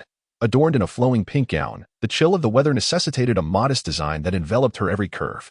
Her pale lavender eyes betrayed a hint of surprise upon seeing Yi Yinzhu, while her golden locks cascaded down from her left shoulder, draping over her chest. Could it be that Xue Ling deceived me? Is this not Haiyang's dormitory? Yi Yinzhu pondered in confusion. Yi Yinzhu, are you searching for Haiyang? Xian Luan broke the silence. Oh, yes, indeed. Yi Yinzhu responded quickly, tentatively inquiring. Is this the dormitory of senior sister Haiyang? Xian Luan smiled softly. Please, come inside. Haiyang is upstairs. I shall fetch her. As she spoke, she stepped aside, allowing Yinju and Su La to enter the villa's foyer before ascending the stairs. The interior of the villa was simply adorned, featuring a cool blue palette that imparted an air of subtle chill, reminiscent of the coldness that emanated from Haiyang. Su La murmured. Your senior sister Haiyang's pursuit of becoming a sound mage is truly a waste. I believe she would be better suited to the path of darkness. At that moment, Yinju felt his heart race inexplicably. For reasons unknown, he always experienced such reactions in the presence of Xian Wan. Even feeling reluctant to meet her gaze, before long, accompanied by Xian Wan, Haiyang descended from the upper floor, clad in a gown identical to Xian Wan's, save for its white hue. Her dark hair flowed gently down her shoulders, and her attire bore no significant deviation from her usual style. Upon spotting Yinju, her expression momentarily flickered with discomfort, a faint blush gracing the exposed portion of her face, evidently recalling the events of the previous night. Seeing Haiyang, Yinju's heart similarly stirred. The occurrences of the previous night, combined with Shueling's teasing, stirred within him a mixture of emotions, causing his cheeks to redden once more. Xian Wan chuckled. What are you two doing? It appears as though you are on a blind date. Yinju, what business do you have with our Haiyang, after she escorted you home last night? She returned quite late. When I inquired about her whereabouts, she refused to divulge anything. Have you been bullying her? Yinju struggled to determine whether his actions from the previous night could be classified as bullying. Leaving him momentarily speechless. Do not be cruel to him. He is a kind-hearted person. Haiyang finally spoke, her voice retaining its frosty tone, yet laced with an unexpected hint of fluster. Xian Wan teased. So you are defending him now. Yinju, do enlighten us. What is the purpose of your visit? Taking a deep breath, Yinju felt an undeniable realization. These young women possessed a remarkable prowess, and conversing with them often led to playful entrapments. I am here to express my gratitude for senior sister Haiyang's kindness yesterday. No need for thanks. It was you who saved us during the competition. Haiyang replied coolly, her gaze having returned to its usual demeanor. Furthermore, I wish to see if I may assist in remedying your facial scars. Yinju swiftly articulated the primary intent of his visit. What did you say? You can heal Haiyang's face, Xian Wan exclaimed, her eyes sparkling with surprise. Yet, Haiyang's expression darkened, her gaze icy as she declared, leave that I do not require your help. Even Su La, standing behind Yinju, sensed the chilling aura radiating from Haiyang, mentally chiding Yinju for his bluntness. How could he so directly address a girl's sensitive issue? It was evident that Haiyang possessed a strong sense of pride, and his inquiry was akin to inviting trouble. Yinju, oblivious to the intricacies of a girl's emotions, hastily interjected. Senior sister Haiyang, while I cannot guarantee success, I believe it is worth a try. The injuries on your face seem to be the result of corrosive dark magic, possibly accompanied by a curse. Although light magic can dispel such spells, the damage it has inflicted cannot be healed by mere light magic alone. It requires realignment of the facial meridians, coupled with subsequent care for any hope of complete restoration. I wish to attempt to unblock the meridians on your face. If successful, there is at least an 80% chance of restoring your beauty. This. Haiyang regarded Yinju with a mix of surprise and intrigue, her earlier rejection now less pronounced. Sensing the shift, Xian Wan quickly urged, Haiyang, allow him to give it a try. He has already brought forth miracles within the realm of divine sound. Perhaps he can also bestow miracles upon you? Haiyang's gaze wavered slightly before she slowly nodded, saying, very well. What do you intend to do? Yinju gestured towards the sofa beside them and replied, Senior Haiyang, please take a seat. Following his instruction, Haiyang sat down, while Xiangwan and Sula stood on either side, both eager to witness how Yinju planned to treat Haiyang. It is known that the corrosive damage inflicted by dark magic is among the most challenging to heal, especially considering that the scars on Haiyang's face were caused by a cursed spell. Yinju approached Haiyang, gently lifting the long strands of her black hair that hung over her face and tucking them behind her ear. This simple gesture made Haiyang's body shudder slightly. Although Yinju's hand did not touch her skin, she could distinctly feel the warmth radiating from his hand. The focused intensity in Yinju's gaze made her feel exposed, as if her deepest pain and shortcomings were laid bare before this man, who was still somewhat unfamiliar to her. Despite having a modicum of fondness for him, a tumult of complex emotions surged within Haiyang. I don't want treatment, she stammered, attempting to pull her hair back, only to be gently restrained by Xiangwan, who reassured her, Haiyang, perhaps this truly is an opportunity. While calming her, Xiangwan covered Haiyang's eyes with her other hand, preventing her from seeing Yu Yinju, which helped to alleviate some of Hai Yang's tension. Yu Yinju observed Hai Yang's face with the same intensity one might reserve for a Guqin. The right side of her face was marred, with nearly 80% of the skin and muscle having atrophied, the surface displaying a grotesque dark red hue that instilled a sense of horror. Although the corrosive effects of dark magic and the curse had been dispelled, Yi Yinju could not help but feel a surge of deep compassion for her. He could vividly imagine the immense suffering and struggle Hai Yang must have endured due to her facial injuries. A faint yellow glow appeared on Yi Yinju's right hand as he cautiously pressed his four-fingered hand against the scars on Hai Yang's face. Her skin felt cold, yet his hand was warm. And as he touched her scars, her body visibly trembled. A surge of energy coursed through her face, flowing like water over her wounds. More severe than I imagined. Some meridians are already necrotic, Yi Yinju remarked. Lowering his hand, his expression turning grave, Xiangwan inquired urgently, "Can it still be treated?" Yu Yinju nodded, saying, "I will give it a try. However, multiple treatments may be necessary for a chance at recovery. Senior Hai Yang, you might experience some pain and tingling. Please bear with it." With that, he rolled up his pant leg. Sula and Xiangwan noticed a strip of cloth bound around Yu Yinju's right leg. He removed it and handed it to Sula, gesturing for him to hold it carefully. Only then did Sula realize it was a cloth pouch, adorned with slender pockets from which a faint purple light emanated. Yi Yinju swept his right hand across the pouch, and a long purple needle appeared between his index and middle fingers. The needle measured approximately 3 inches, with sharp ends and a soft purple glow enveloping its entire body. Xiangwan looked at Yi Yinju in astonishment, asking, "What are you doing? What purpose does this needle serve?" Yi Yinju replied, "This is a purple bamboo needle, found only in the bamboo grove known as Biquangxi, surrounding the life bamboo in the center of Biquangxi. There are a total of 18 purple bamboos, as hard as iron, imbued with a powerful life force and the harmonious energy of nature. Each purple bamboo contains a core, which can be refined into needles through a special process. In this pouch, I have a total of 18 purple bamboo needles, which, using my family's medical techniques, can treat certain ailments. At one point, Yu Yinju had lost his spatial ring, resulting in the simultaneous loss of 5 ancient qins.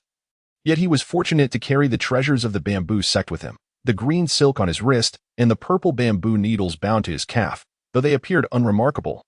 Within the bamboo sect, these were unparalleled treasures. Li had given these treasures to his grandson to prevent him from facing adversity outside, even keeping it from Yi Zhong during the final year in Biquangxi. Yi Yinju dedicated himself to mastering the green silk and purple bamboo needles with extraordinary focus and wisdom. Xiangwan gasped, exclaiming, "Is this the legendary needle method for pulse therapy? Wasn't this medical art thought to be lost?" Yu Yinju did not respond, merely smiling faintly. With a wave of his hand, a beam of purple light surged forth, and the purple bamboo needle silently pierced into Hai Yang's right cheek. A slight sting accompanied by a tingling sensation did not cause Hai Yang much discomfort. Upon hearing about the legendary needle method, a glimmer of hope blossomed within her. If it could truly heal the scars on her face, then, "Senior Hai Yang, please remove your outer garment," Yu Yinju instructed, retrieving 2 more purple bamboo needles from the pouch.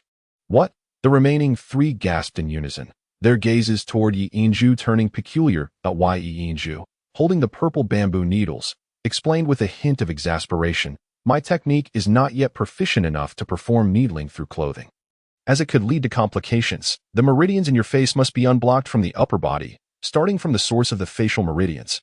Xiangwan interjected without hesitation, "That won't do. If that's the case, won't you see her entire body?" She positioned herself between Yu Yinju and Hai Yang, blocking his approach. Sula nodded vigorously, adding, "Exactly. How can you look at a girl's body?"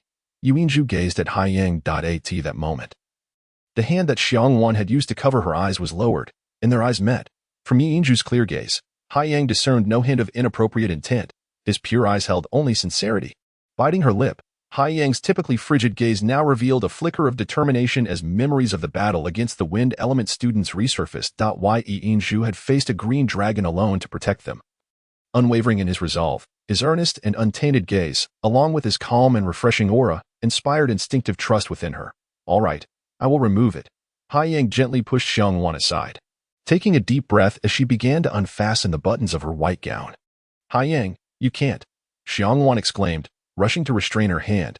With a soft sigh, Hai Yang replied, "Sister Xiangwan, Didn't you just say it might be an opportunity? If he truly possesses the legendary medical skills, this may be my last chance. I am willing to try. I trust Yinju's character.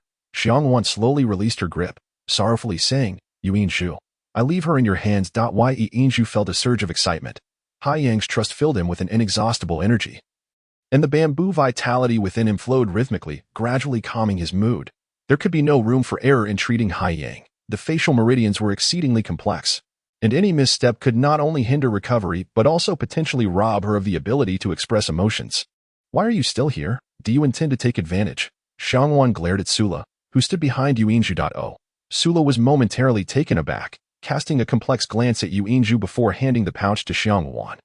Yinju, I will wait for you outside. One button came undone, then another. As the top of the gown opened, Hai Yang's slender and elegant neck gradually became visible. A faint, sweet fragrance reminiscent of innocence, coupled with a chill, tantalized Yinju's senses. Finally, as the last of the numerous buttons came undone, Hai Yang closed her eyes, her long lashes trembling lightly. Nervous hands gently tugged at her garment, causing it to slide down slowly. The pristine skin revealed itself more and more, and the fragrance emanating from her body grew increasingly pronounced. Yinju's gaze remained calm, his breathing steady despite the exposure of Hai Yang's fair skin. He was entirely oblivious to the intricacies of relationships between men and women. As he beheld Hai Yang's snow-white skin, he felt only a tinge of something unusual. At last, Hai Yang's garment slipped away, leaving her upper body clad only in a bandeau. Yinju mused, so, Senior Hai Yang's physique is quite robust. Do I need to remove more? Hai Yang inquired, her hands resting uneasily on the bandeau. No, this will suffice, Yinju replied, prompting a wave of relief to wash over her. Yinju took 2 steps closer, his once clear gaze now serious. Senior, regardless of what sensations you experience, you must not move. Absolutely do not move. I am about to begin. Sula stood outside, lightly pressing on his belt, causing a small, square box to appear, radiating a soft glow in his hands. His gaze seemed somewhat dazed, echoing Yinju's words. Beauty and ugliness are not absolute. A girl may be beautiful, yet if her heart is unkind, she is still an ugly woman. Yinju, perhaps I am the embodiment of what you deem an unkind heart. A fleeting radiance illuminated the scene as the square box vanished, and in the chilling embrace of the night, Su La's expression gradually transformed, overtaken by the cold. Sister Xiangwan, could you kindly keep your voice down? Your incessant chatter is quite distracting, Yinju remarked, finding it increasingly difficult to endure the presence of Xiangwan beside him. Each time he attempted to insert the needle, he was thwarted by her, as if the ocean were a fragile porcelain, liable to shatter with the slightest touch. Xiangwan's cheeks flushed with embarrassment, realizing she had indeed spoken too much. Please, do take care. With Xiangwan's interruptions now absent, Yinju finally focused his mind. 2 faint purple beams shot forth from his hands, silently embedding themselves into the shoulders of the ocean, leaving only the tips of the needles exposed. Strangely, the ocean seemed impervious to sensation, remaining utterly still. Though Yinju possessed only 8 fingers, they moved with remarkable dexterity, a skill honed over years of playing the zither, which had granted him extraordinary agility. At that moment, his 8 fingers danced rhythmically, deftly withdrawing the purple bamboo needles from their pouch and swiftly inserting them into the ocean's body, along with the needle in his cheek. This amounted to 3 needles, an embodiment of the 3 needles of tranquility from Yinju's technique. The tension etched on the ocean's face gradually softened, her aura becoming gentler, enveloping her in a hazy, dreamlike state. Yinju took the pouch from Xiangwan's hands, resting it upon his left wrist. His gaze fixed on the ocean, as if contemplating some profound thought. He appeared to enter a peculiar rhythm, standing silently yet becoming the focal point of the entire villa's hall. A soft golden light radiated from him, the gentle aura of his fighting spirit rising and falling with his breath. In an instant, his right hand swept across the pouch, and a swirling mass of purple cold flame flickered in his palm. Xiangwan could scarcely believe her eyes as the purple flame erupted like fireworks, transforming into beams of violet light that vanished into the ether. When she looked again, all 15 bamboo needles had completely disappeared into the ocean's body. The ocean emitted a muffled groan, seemingly enduring considerable agony, her body beginning to tremble violently. Yinju sprang into action, stepping forward with a mysterious gait, his right hand in motion as he withdrew 3 bamboo needles, infusing them with the soft yellow aura from their tips. In the blink of an eye, he repositioned them into 3 new sights, his movements unbroken, stepping again to repeat the sequence, each motion flowing like water. The yellow aura began to swirl rapidly around the ocean, its brilliance illuminating the space and enveloping her entirely, making it difficult for Xiangwan to discern the ocean as true form. A faint scent of bamboo wafted through the villa's hall. Xiangwan widened her eyes in astonishment as she observed that the purple needles no longer shifted. Yu Yingzhu was now manipulating the needles at an astonishing speed. 18 needles in total, 6 adorned the ocean's cheeks, while the remaining 12 were strategically placed at her nape, shoulders, chest, and back. Each needle's tail emanated a delicate purple mist, the bamboo fragrance seemingly emanating from this very source. Yi Yingzhu's ethereal form gradually slowed, each movement shifting from lightness to gravity, as if it required immense effort to manipulate the long purple needles. The technique he employed, the divine needle acupuncture method, demanded exceptional proficiency, necessitating not only abundant fighting spirit but also an intricate understanding of the patient's condition. In the initial phase of inserting the needles, Yi Yingzhu was meticulously assessing the ocean's body and facial scars. However, once he commenced the treatment, precise control of the bamboo aura became paramount. Any deviation could spell disaster. Thus, the strain on his mental fortitude was immense. The dual exhaustion of fighting spirit and mental energy had left him drenched in sweat, had he not cultivated the Zhi Ziqin's Heart Sutra from a young age. Maintaining a state of utter concentration would have proven exceedingly challenging at this juncture. Yi Yingzhu recognized a tangible improvement in his fighting spirit, following the establishment of a binding contract with Zi. His bamboo aura had ascended to the second tier of Huangzhu, becoming significantly more robust.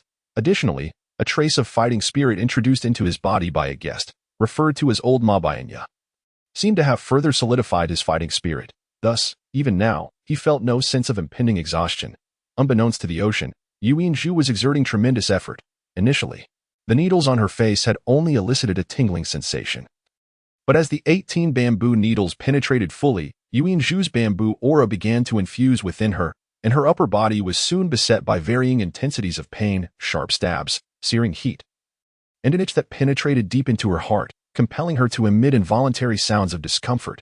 She attempted to raise her arms to scratch, only to find them immovable, her upper body rendered incapable of any motion. To facilitate the insertion of the needles, Yu Yingzhu had already sealed her meridians with the bamboo needles. Otherwise, any erratic movement on her part during the procedure could lead to a misalignment of the needle placement or the flow of fighting spirit, nullifying all prior efforts. The aroma of bamboo in the air gradually faded, replaced by a faint metallic scent. Drops of sweat trickled down Yu Yingzhu's temples, and fatigue began to etch itself onto his features. A palpable heat rose, enveloping him as if he were trapped in a steamer. The pale yellow bamboo aura began to wane, its hue growing ever lighter. The agony etched on the ocean's face persisted. And amid the relentless onslaught of pain, she felt her perception wavering, teetering on the edge of losing herself. Suddenly, Yu Yingzhu quickened his pace, issuing a sharp command. Rise. 18 beams of purple light erupted simultaneously.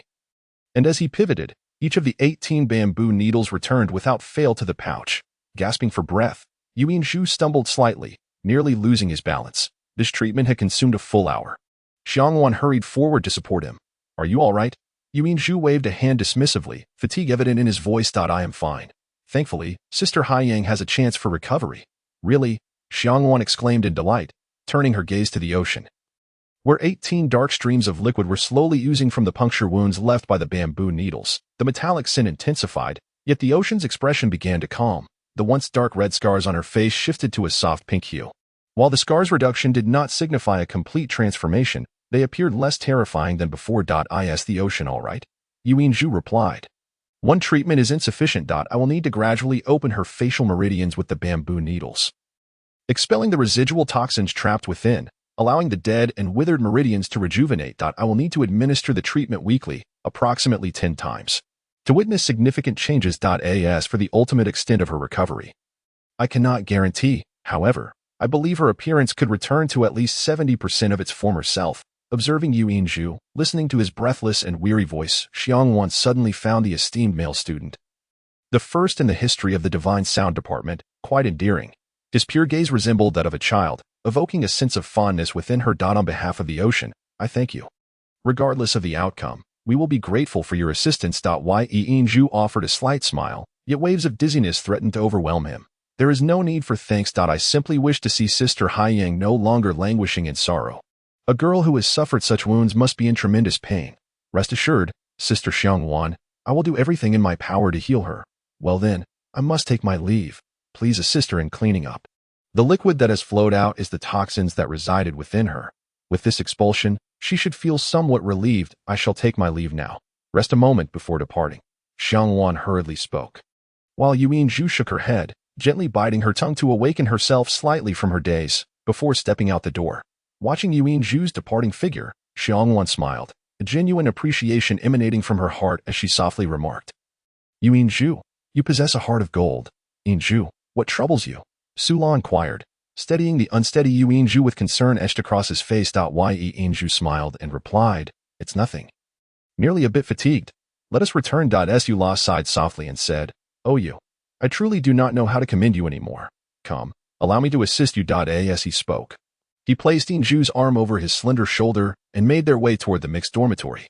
The evident tenderness in his eyes was obscured by the dim night and Yinzhu's overwhelming exhaustion, which prevented her from noticing.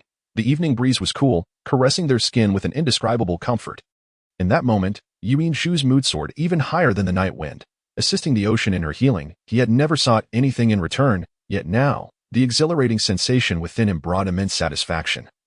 Irreplaceable by anything else. A gentle smile graced his lips as he reveled in the autumn wind, realizing he was growing increasingly fond of the Milan Magic Martial Academy. In the sound system dormitory. Haiyang awoke in a daze. The outside world remained shrouded in darkness, and Xiangwan sat by her side, gently wiping her body with a warm towel. Are you feeling more comfortable? Xiangwan inquired with concern. Haiyang paused for a moment, recalling everything that had transpired, and bitterly remarked, He has left, hasn't he? Xiangwan nodded. With a soft sigh, Haiyang's gaze turned melancholic and icy as she said, I know I have no hope of recovery in this lifetime. I should not have troubled him. He is a kind-hearted person. Xiangwan chuckled. I thought you might say that you shouldn't have allowed him to see your body. Haiyang's face flushed, and she retorted. Sister, why would you say such a thing? Can't you see that he is unlike those ordinary men? Whenever other male students see the scars on my face, they keep their distance. Only he has never made me feel uncomfortable. Xiangwan smiled. It seems that this Yuanzhu has truly touched your heart. Haiyang's expression shifted slightly as she shook her head, saying, Sister, do not speak such nonsense. Yinzhu is a good person. But we are not meant to be. You know very well that I have long ceased to consider matters of love. Xiangwan replied, Why not think about it? Have you forgotten the vow you made as a child?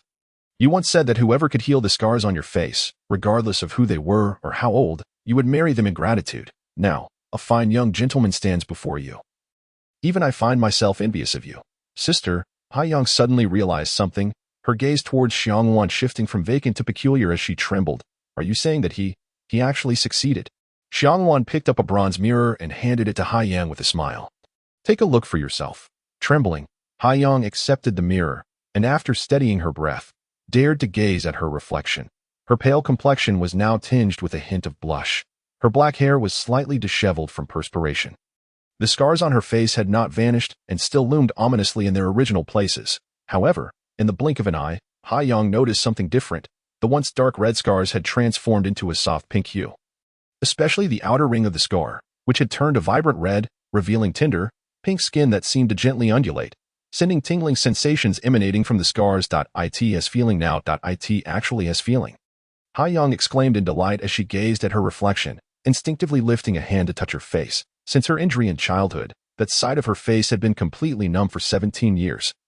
This was the first time it had felt anything, albeit faintly. Yet, this sudden sensation blossomed like a seed of hope, taking root and sprouting within her heart. Xiangwan remarked, Do not ask me how he accomplished this. I do not know. His movements were swift, and I could see he was exhausted, nearly unable to stand. He mentioned that your facial scars would require multiple treatments, approximately 10 sessions, to heal, with your appearance restoring to at least 70 to 80% of its former self. Tell me, should you not fulfill your promise to him? Haiyang was left in a daze, knowing that tonight would be a sleepless night for her. As dawn broke, and the first rays of sunlight streamed through the small window of the dormitory.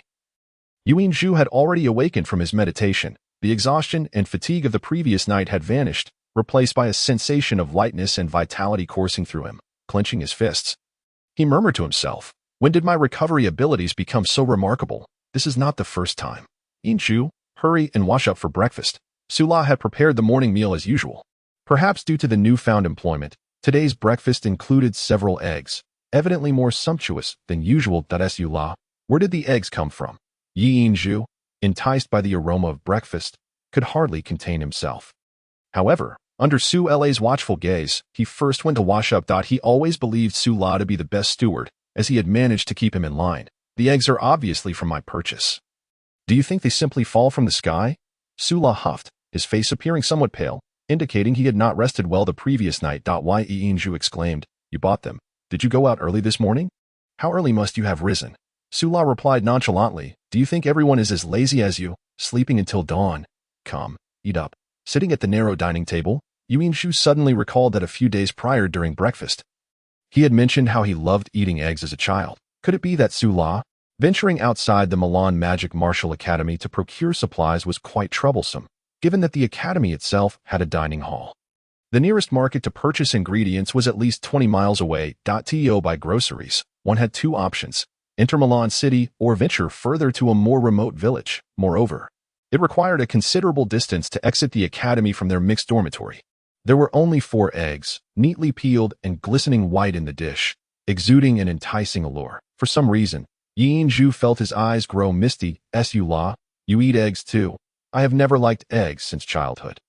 Only you enjoy them. What is so delicious about eggs? Su La quickly gulped down the thin porridge before rising to wash the dishes, not sparing a glance at the eggs. Yi Yinzhu consumed only 1 egg, carefully wrapping the remaining 3 in a clean cloth before stealthily placing them into his spatial ring, away from Su La's sight. Just then, a cold voice echoed from outside. Is Yu Yinzhu here? While Su La was outside washing dishes, he exclaimed, Is it you?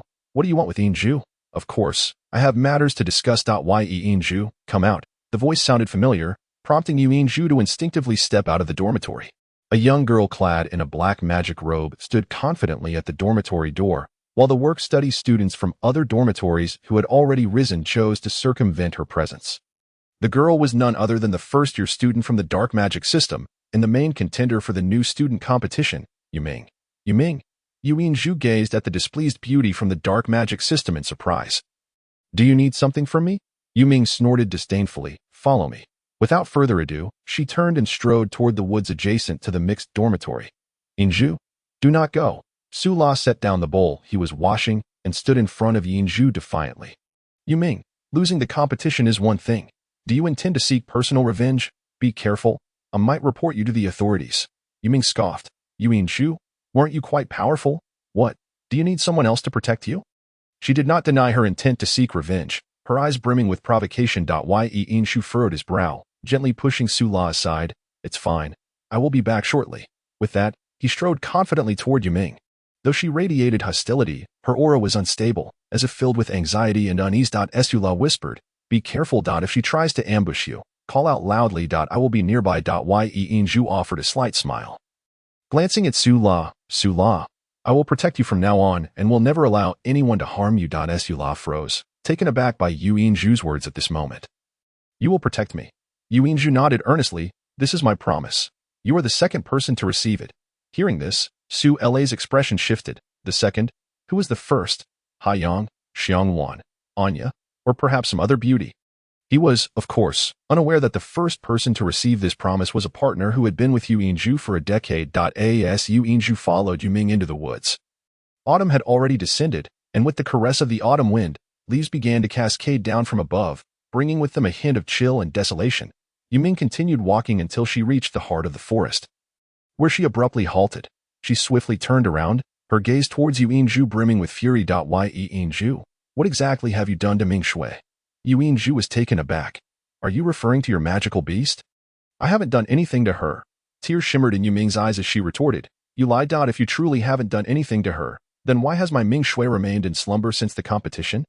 No matter how I summon her, she has yet to awaken. Yi Yinzhu furrowed his brow and replied, I cannot say. That day, when I used my lute to fend off her attacks, I suddenly sensed her emotions. She seemed profoundly sorrowful, as if she were struggling to break free from your contract. Hence, I advised you to treat her well and care for her. A magical beast is your companion, not merely a tool. Upon hearing Yu Yinzhu's words, Yuming paused for a moment, and her emotions softened somewhat. However, she added, Yet, Ming Shui has never slept like this before. She was a birthday gift from my grandfather when I turned 12. For over 4 years, I have been with Ming Shui every day. Though she cannot speak, her companionship has kept my loneliness at bay, even while I practice dark magic. How could she possibly be sad? She possesses no intelligence, nor even emotions. Yin Zhu shook his head and stated earnestly, "No, you are mistaken. Everything possesses emotions.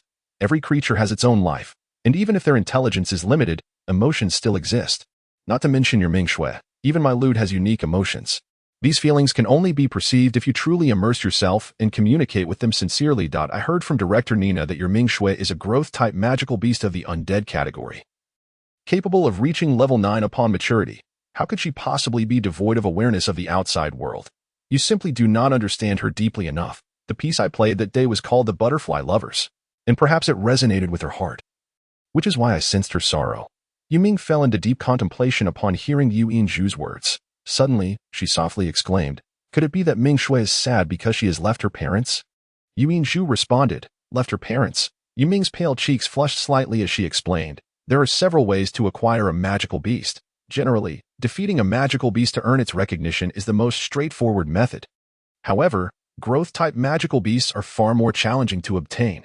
Until they reach level 7 and evolve into intelligent beasts, their parents will carefully protect them. Once they surpass level 7, capturing them becomes exceedingly difficult. It was only after my grandfather expended considerable effort to divert her parents that he was able to bring her back and sign a master-servant contract with her. How could you do this? What is the difference between this and the actions of a robber or a thief?" Yin Zhu glared at Yuming. "Have you ever considered how you would feel if someone stole you away from your parents? How heartbroken would your parents be? It is no wonder Ming Shui harbors sorrow. She yearns for her distant parents. What she seeks to escape from is your contract. So, you have resorted to such despicable means to acquire growth-type magical beasts. Are you scolding me?"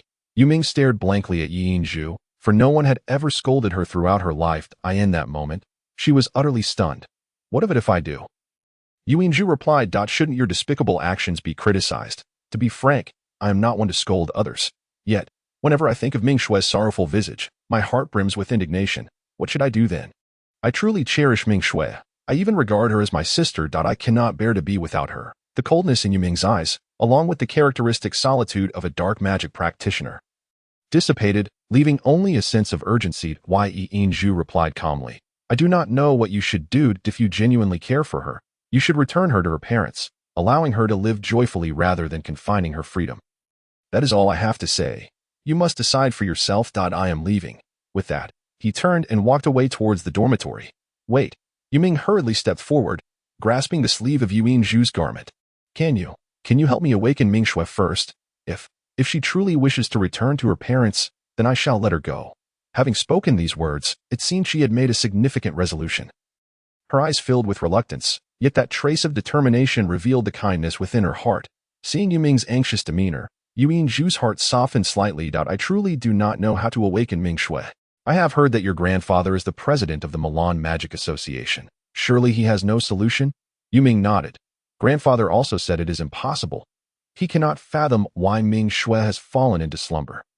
Otherwise, I would not have sought you out. He also mentioned that this situation arose during a fair competition, and he would not assist me, urging me to find you to resolve it myself."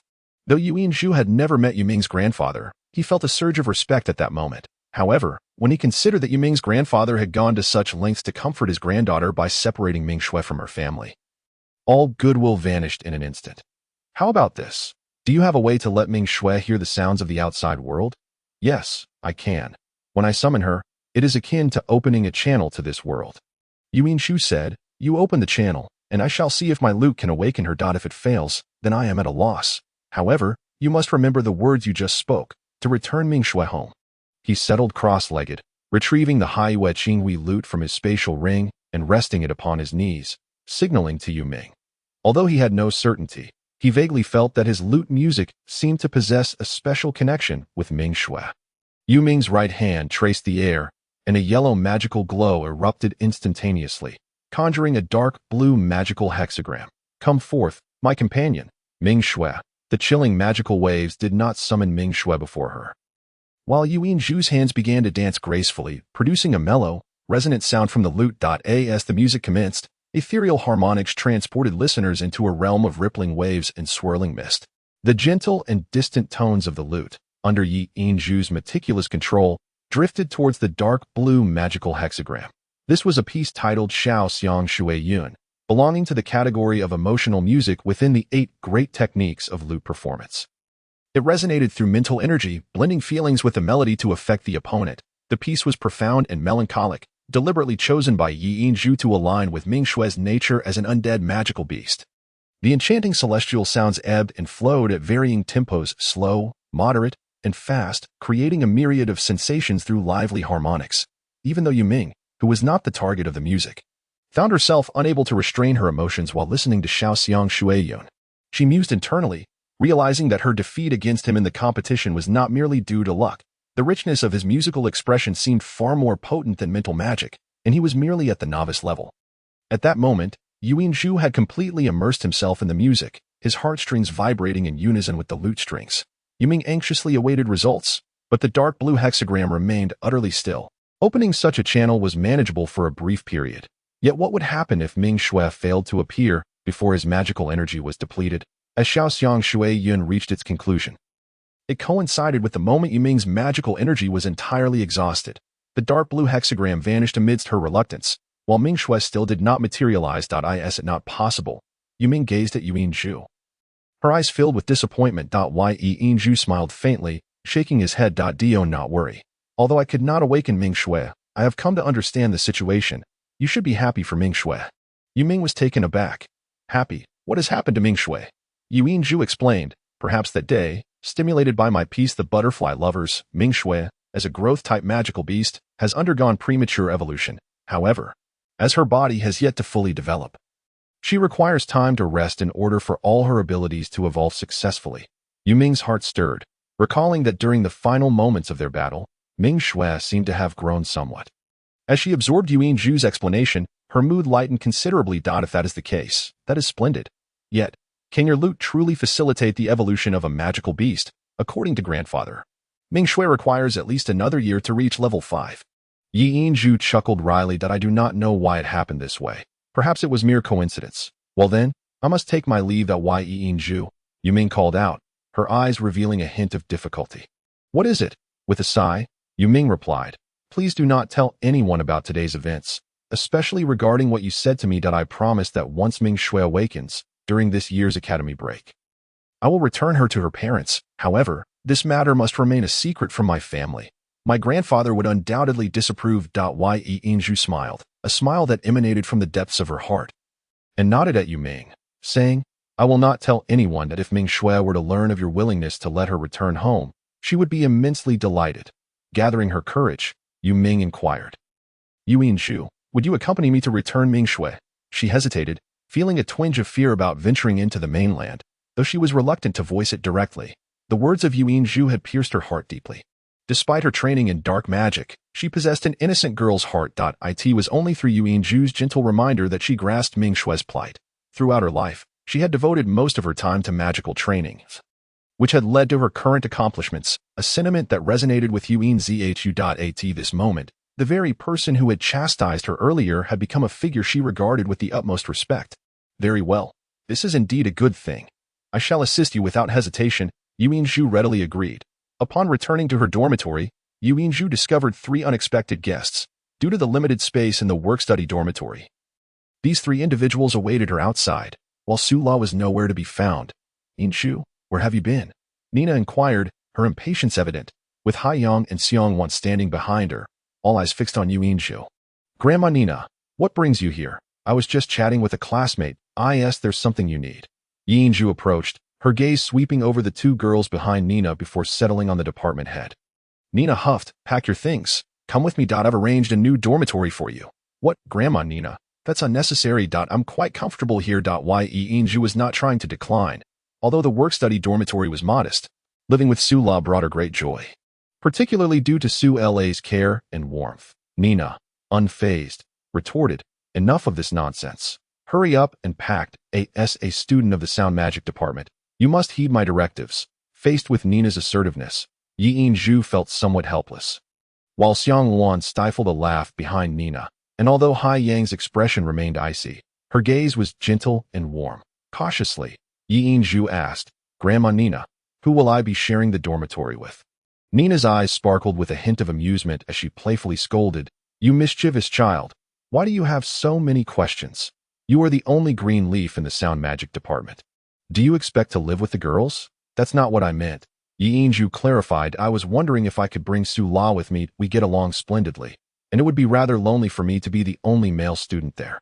Nina replied with mild irritation, "Absolutely not. That boy is from the assassin department. He cannot stay in our sound magic dormitory. Now, gather your belongings. I have no time to waste with you." Yi Yinju furrowed her brow and shook her head. "Then forget it, Grandma Nina. I won't move." Nina narrowed her eyes, and Xiang Wan, familiar with the signs of Nina's impending anger, quickly interjected, "Yi Yinju, the dormitory Nina has prepared for you is a private villa. Just like Hai Yang's. You should hurry and pack your things to move in. Express your gratitude to Director Nina." As she spoke, she shot Yi Yinju a meaningful glance. Yi Yinju, however, did not grasp Xiang Wan's intent and continued to shake his head. "No, Su La is my good friend. I do not wish to part from him." To Xiang Wan and Hai Yang's surprise, the Nina they expected to explode with anger suddenly softened, saying with resignation, "Do as you wish. There is enough space there. However, I do not want to see any male students harassing the female students of our department. If that happens, you will be out as well." With that, she turned and walked away without looking back. Xiang Wan covered her mouth in astonishment and whispered, "Oh my! Has Auntie Nina turned over a new leaf? When did she become so agreeable?" Hai Yang looked at Yi Yinju and said, "Thank you for yesterday." Her voice was somewhat awkward, yet the sparkle in her eyes caused Yi Yinju's heart to ache unexpectedly. "Senior, if it weren't for you, I wouldn't have been able to officially enroll in the academy," Yi Yinju replied, feeling a bit bashful under Hai Yang's unusual gaze. Xiang Wan leaned in and playfully teased, "Hee, today is a special day for you, as Hai Yang came specifically to thank you. And there are still 9 more treatments. We'll be counting on you then. All right, let's help you move," she added, her eyes scanning the surroundings with a hint of distaste. "Your place is too messy. The environment in our sound magic department is far more comfortable." At that moment, numerous work-study students passing by turned their attention to the entrance of Yi Yinju's dormitory. Xiang Wan's reputation as the most beautiful girl in the sound magic department was well-deserved. Even a pure-hearted individual like Yi Yinju felt his heart race in her presence. Let alone the ordinary students. Each of Xiang Wan's smiles and simple gestures was akin to a goddess descending to earth, exuding an irresistible allure. Yi Yinju glanced around, realizing Su La was nowhere in sight. "Senior sisters, why don't you head back first? We can move once Su La returns." Just as Xiang Wan was about to speak, a calm voice interrupted, "I'm here," emerging from the shadows beside the dormitory. Su La walked forward, his eyes revealing a hint of unusual emotion unbeknownst to Yi Yinju and the others. At this moment, his hand, which held a black dagger within his sleeve, trembled slightly. As Yi Yinju departed with Yuming, Su La followed closely behind, having overheard everything that transpired between her and Director Nina. Su La, it's good that you're here. Director Nina said we need to switch dormitories to our sound magic department. You'll have to walk a bit further for classes now, but is that all right?" Su La nodded gently, his gaze meeting Yi Yinju's clear eyes. "Then let's start packing." The dormitory arranged by Nina for Yi Yinju was not far from Hai Yang's. Also a charming white villa. The bedroom remained singular, yet it was significantly larger than all the rooms in the work-study dormitory combined. The living room, kitchen, and bathroom were all vastly superior to what he had previously experienced. What Yi Yinju cherished most was the surrounding environment. Positioned at the edge of the sound magic dormitory area, it was enveloped by tall trees, providing fresh air and a tranquil atmosphere. Occasionally, the sound of melodies drifted from nearby, creating a refreshing ambience. In the following days, Yi Yinju and Su La's lives gradually settled into a routine. Each morning, after breakfast, Su La would head to the assassin department's training grounds, while Yi Yinju remained in the dormitory to practice his music magic. Before noon, Su La would return to prepare lunch, and after dining together, they would go to work at the restaurant, with Su La serving as a regular waiter and Yi Yinju performing throughout the afternoon until the restaurant closed in the evening, at which point they would return together after dinner. It was once again time for practice, each seated on their respective beds, winding down from the day. During his time at Baikong High, Yi Yinju enjoyed this peaceful and orderly life, which he cherished. However, he noticed that since moving here, although Su La remained diligent as ever, he spoke far less and occasionally sat in silence, seemingly lost in thought. Whenever Yi Yinju inquired, Su La would simply shake his head in silence.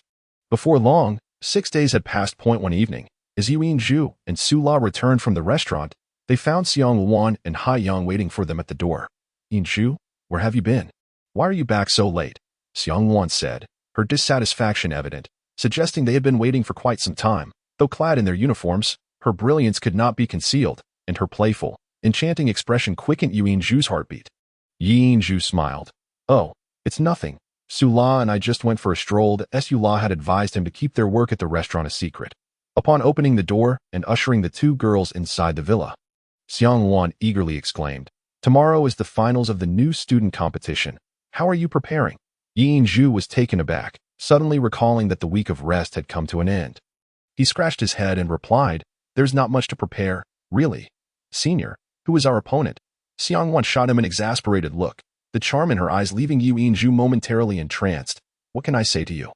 Our opponents in the sound magic department tomorrow are not as easy to handle as those from previous competitions. The 4 departments that made it to the finals are the summoning department from the magic division, our sound magic department, and the 2 traditional powerhouse departments of the martial arts division, the great sword warriors and the heavy cavalry. Those 3 departments are formidable opponents. In fact, we are quite fortunate to have made it this far. The 3 traditional departments of the magic division, spirit, space, and summoning, are not as well balanced as in previous years. The summoning department has emerged triumphantly, entering the finals with an unblemished record in the preliminaries. In contrast, the mental and spatial departments, having fiercely competed against one another, each forfeited their matches with us and the summoning department, securing a joint 3rd place in the Ministry of Magic with a record of 2 losses and 7 victories.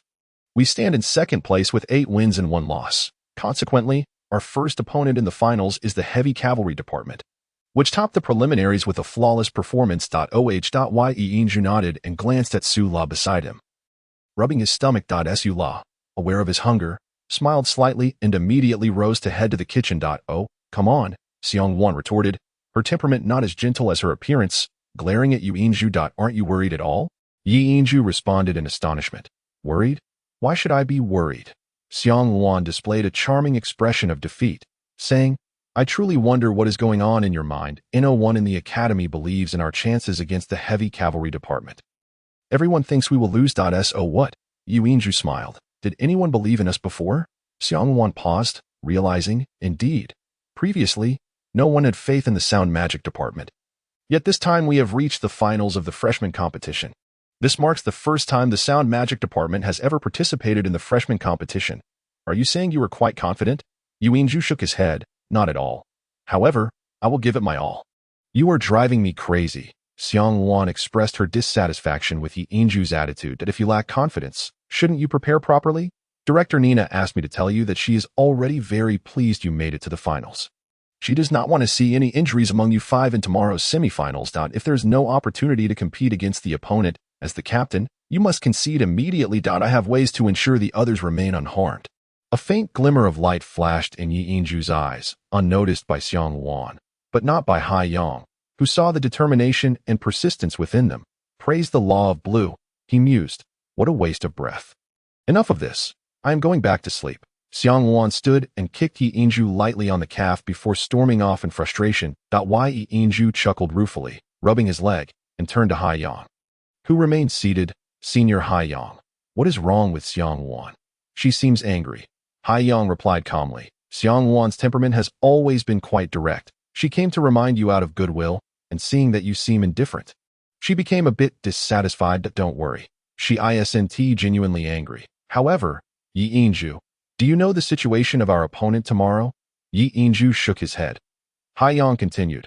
The heavy cavalry is a formidable force in any nation on the Dragon Chisi continent.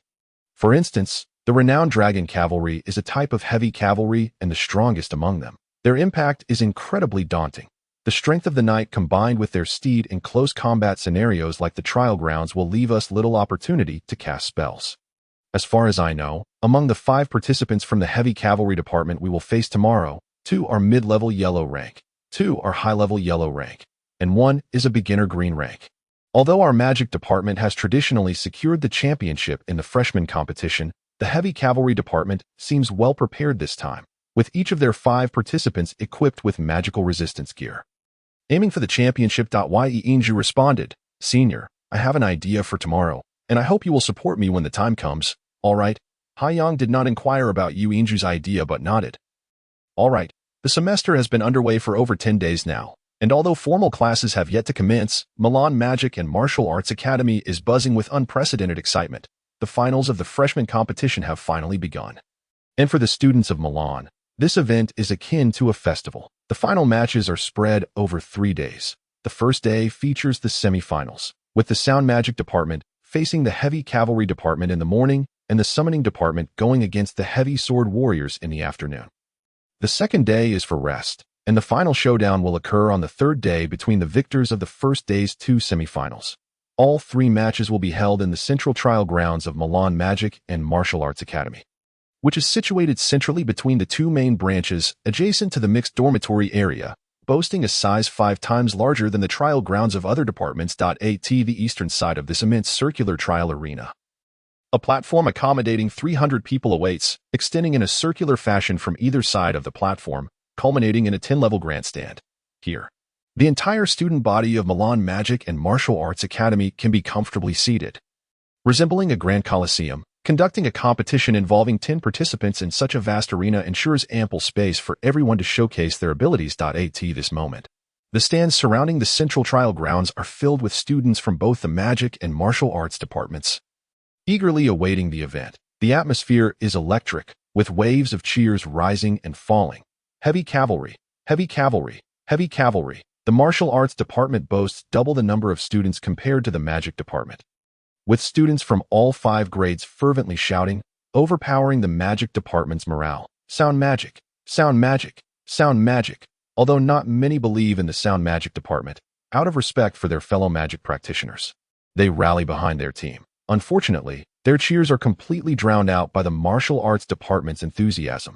Even before the competition officially begins, students from both departments are subtly vying against each other, with faculty members mingling among the students, not hindering the shouts of their respective departments, as the competitive atmosphere is essential for student growth. Yu Yingzhu stands at one side of the central trial grounds, accompanied by the other 4 participants from the Sound Magic department.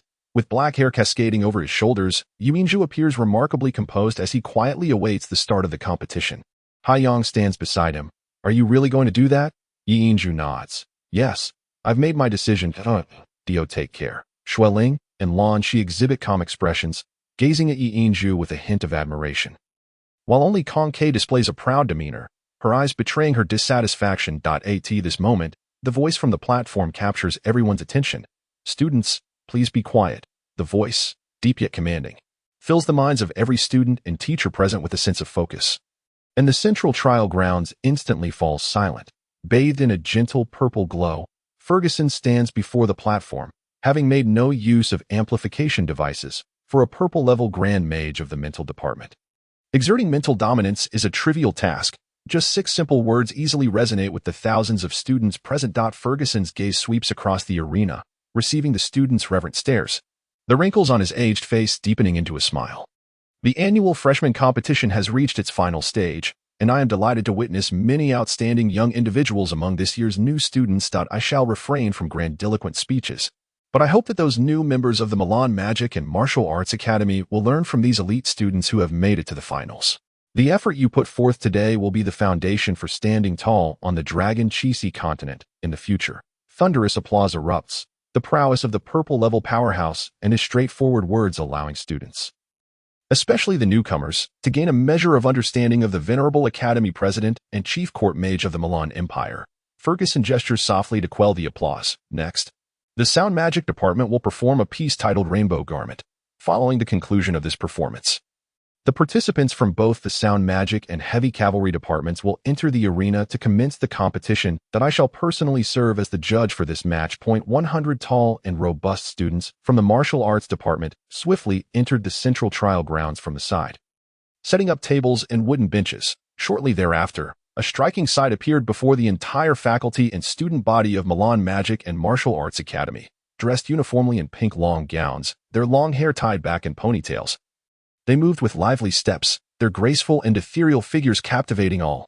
Leading the group is none other than the most beautiful girl at Milan Magic and Martial Arts Academy, Xiang Wan. Today, she looks especially radiant. her already stunning features enhanced by subtle makeup, resembling the most exquisite creation of a divine artisan, almost defying belief that such perfection exists in this world.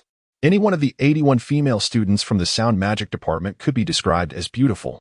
Yet at this moment, the remaining 80 are destined to serve as mere embellishments to her brilliance. With star-like eyes adorned by a gentle smile, every aspect of her being epitomizes perfection, rendering all adjectives pale in comparison. As the melody of Rainbow Garment begins, the majority of the audience is still entranced by Seong-won's stunning presence. 81 students, nearly 20 different instruments resounding together, without the sound mage's melodic magic. Only enchanting music fills the air. Seong-won sits at the table, cradling a pipa that appears as if carved from jade. She is the heart of the performance, while the others merely accompany her, with fingers as delicate as spring onions. She gently plucks the strings, and the melody of Rainbow Garment gracefully unfolds. The strings of the zither resonated with a few gentle notes, imbued with emotion even before a melody had fully formed. From her, one could entirely comprehend why the sound masters are revered as the most noble of professions. The enchanting melodies floated continuously from her fingers, and Yi-Ju gasped in quiet admiration. In the midst of a hazy dream, as the sweet strains broke through the silence, it was unexpected to discover that Senior Seong-won, known for her straightforward temperament, possessed such profound insight into the art of music. Ha-young remarked, Senior Seong-won is undoubtedly the foremost among our sound department students. While many only recognize her as the most beautiful, few realize she is a genius among sound masters.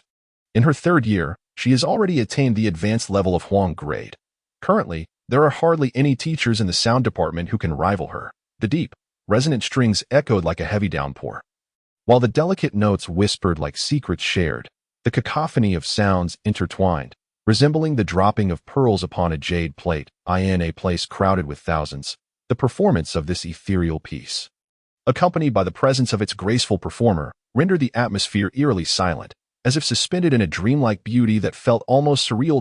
As the melody of the ethereal garment concluded, when Seong-won bowed with her pipa towards the podium, the thunderous applause reverberated, causing the entire Milan Magic Academy to tremble.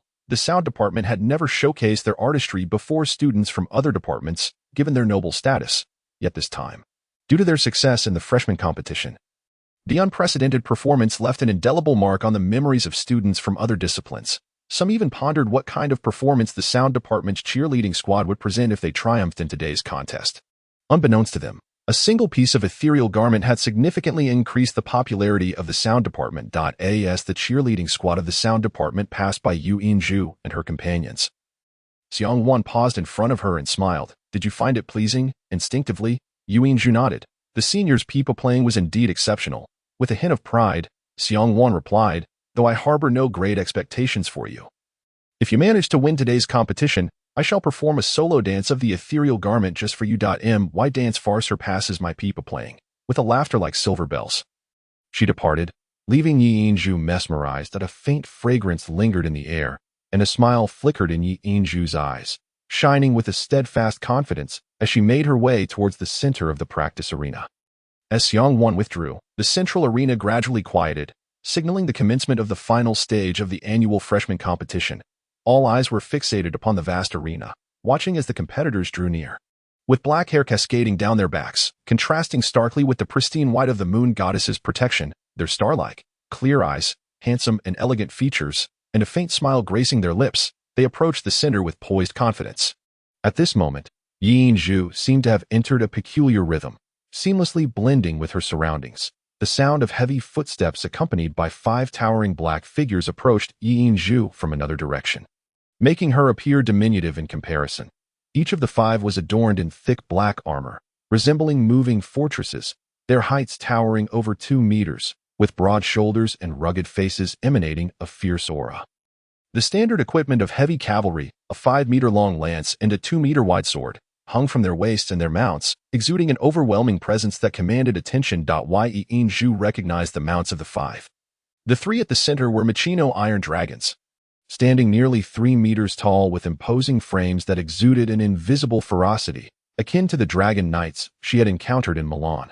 Their might surpassed even that. The other 2 rode Eric Min dragons, which, though smaller, were considerably more agile. The standard configuration of 5 dragon knights sent the martial arts department's students into a frenzy, for in any nation, Dragon Knights were the unequivocal elite, despite Machino Iron Dragons and Eric Min Dragons being among the most numerous in dragon taming.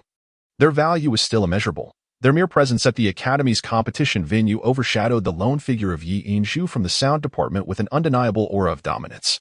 On the podium, Nina's expression shifted slightly, and with a cold snort, she remarked, "The heavy cavalry department has truly brought out their trump cards. They might as well summon some real giant dragons for these students." The head of the heavy cavalry department, a robust man in his 40s, remained silent in the face of Nina's mockery, his stern visage showing no sign of reaction as he intently observed the competition grounds. Ferguson smiled slightly and whispered to Nina, "Your sound department reaching the finals has already astonished many. Director Nina, you shouldn't be too greedy. In battles of equal rank, warriors could never hope to match mages. For those who stepped onto the battlefield as mages invariably possessed their own magical beasts as shields. Magical beasts could withstand the assaults of warriors of the same level, as long as a mage could unleash their magical prowess. The outcome for the warriors would be grim. This was a situation where heavy cavalry stood as an exception, for they too had their mounts, and if those mounts were sufficiently powerful to contend with a mage's beast, victory was within reach. It was challenging for the sound department's mages to possess formidable magical beasts, while the 5 heavy cavalry members were entirely structured as dragon knights, with the speed of the Eric Min dragons and the formidable offensive and defensive capabilities of the Machino Iron Dragons. Ferguson had every reason to believe that if the sound department attempted to employ their previous strategy of group combat, before the power of music could even manifest, they would likely be trampled by the Dragon Knights. The Moon Goddess's protection could hardly withstand the onslaught of Dragon Knights, and although Yi Yinzhu wielded the sound blade, the heavy cavalry would equally possess their own fighting spirit in every regard. The heavy cavalry had already secured a decisive advantage. The only element that left Ferguson with a flicker of uncertainty was Yi Yinzhu herself. Regardless of the outcome, he hoped to witness yet another surprise from her. The two sides had now faced each other in the center of the arena, with the commander of the heavy cavalry, Nesta, seated atop the Machino Iron Dragon, his stature nearing 5 meters in comparison.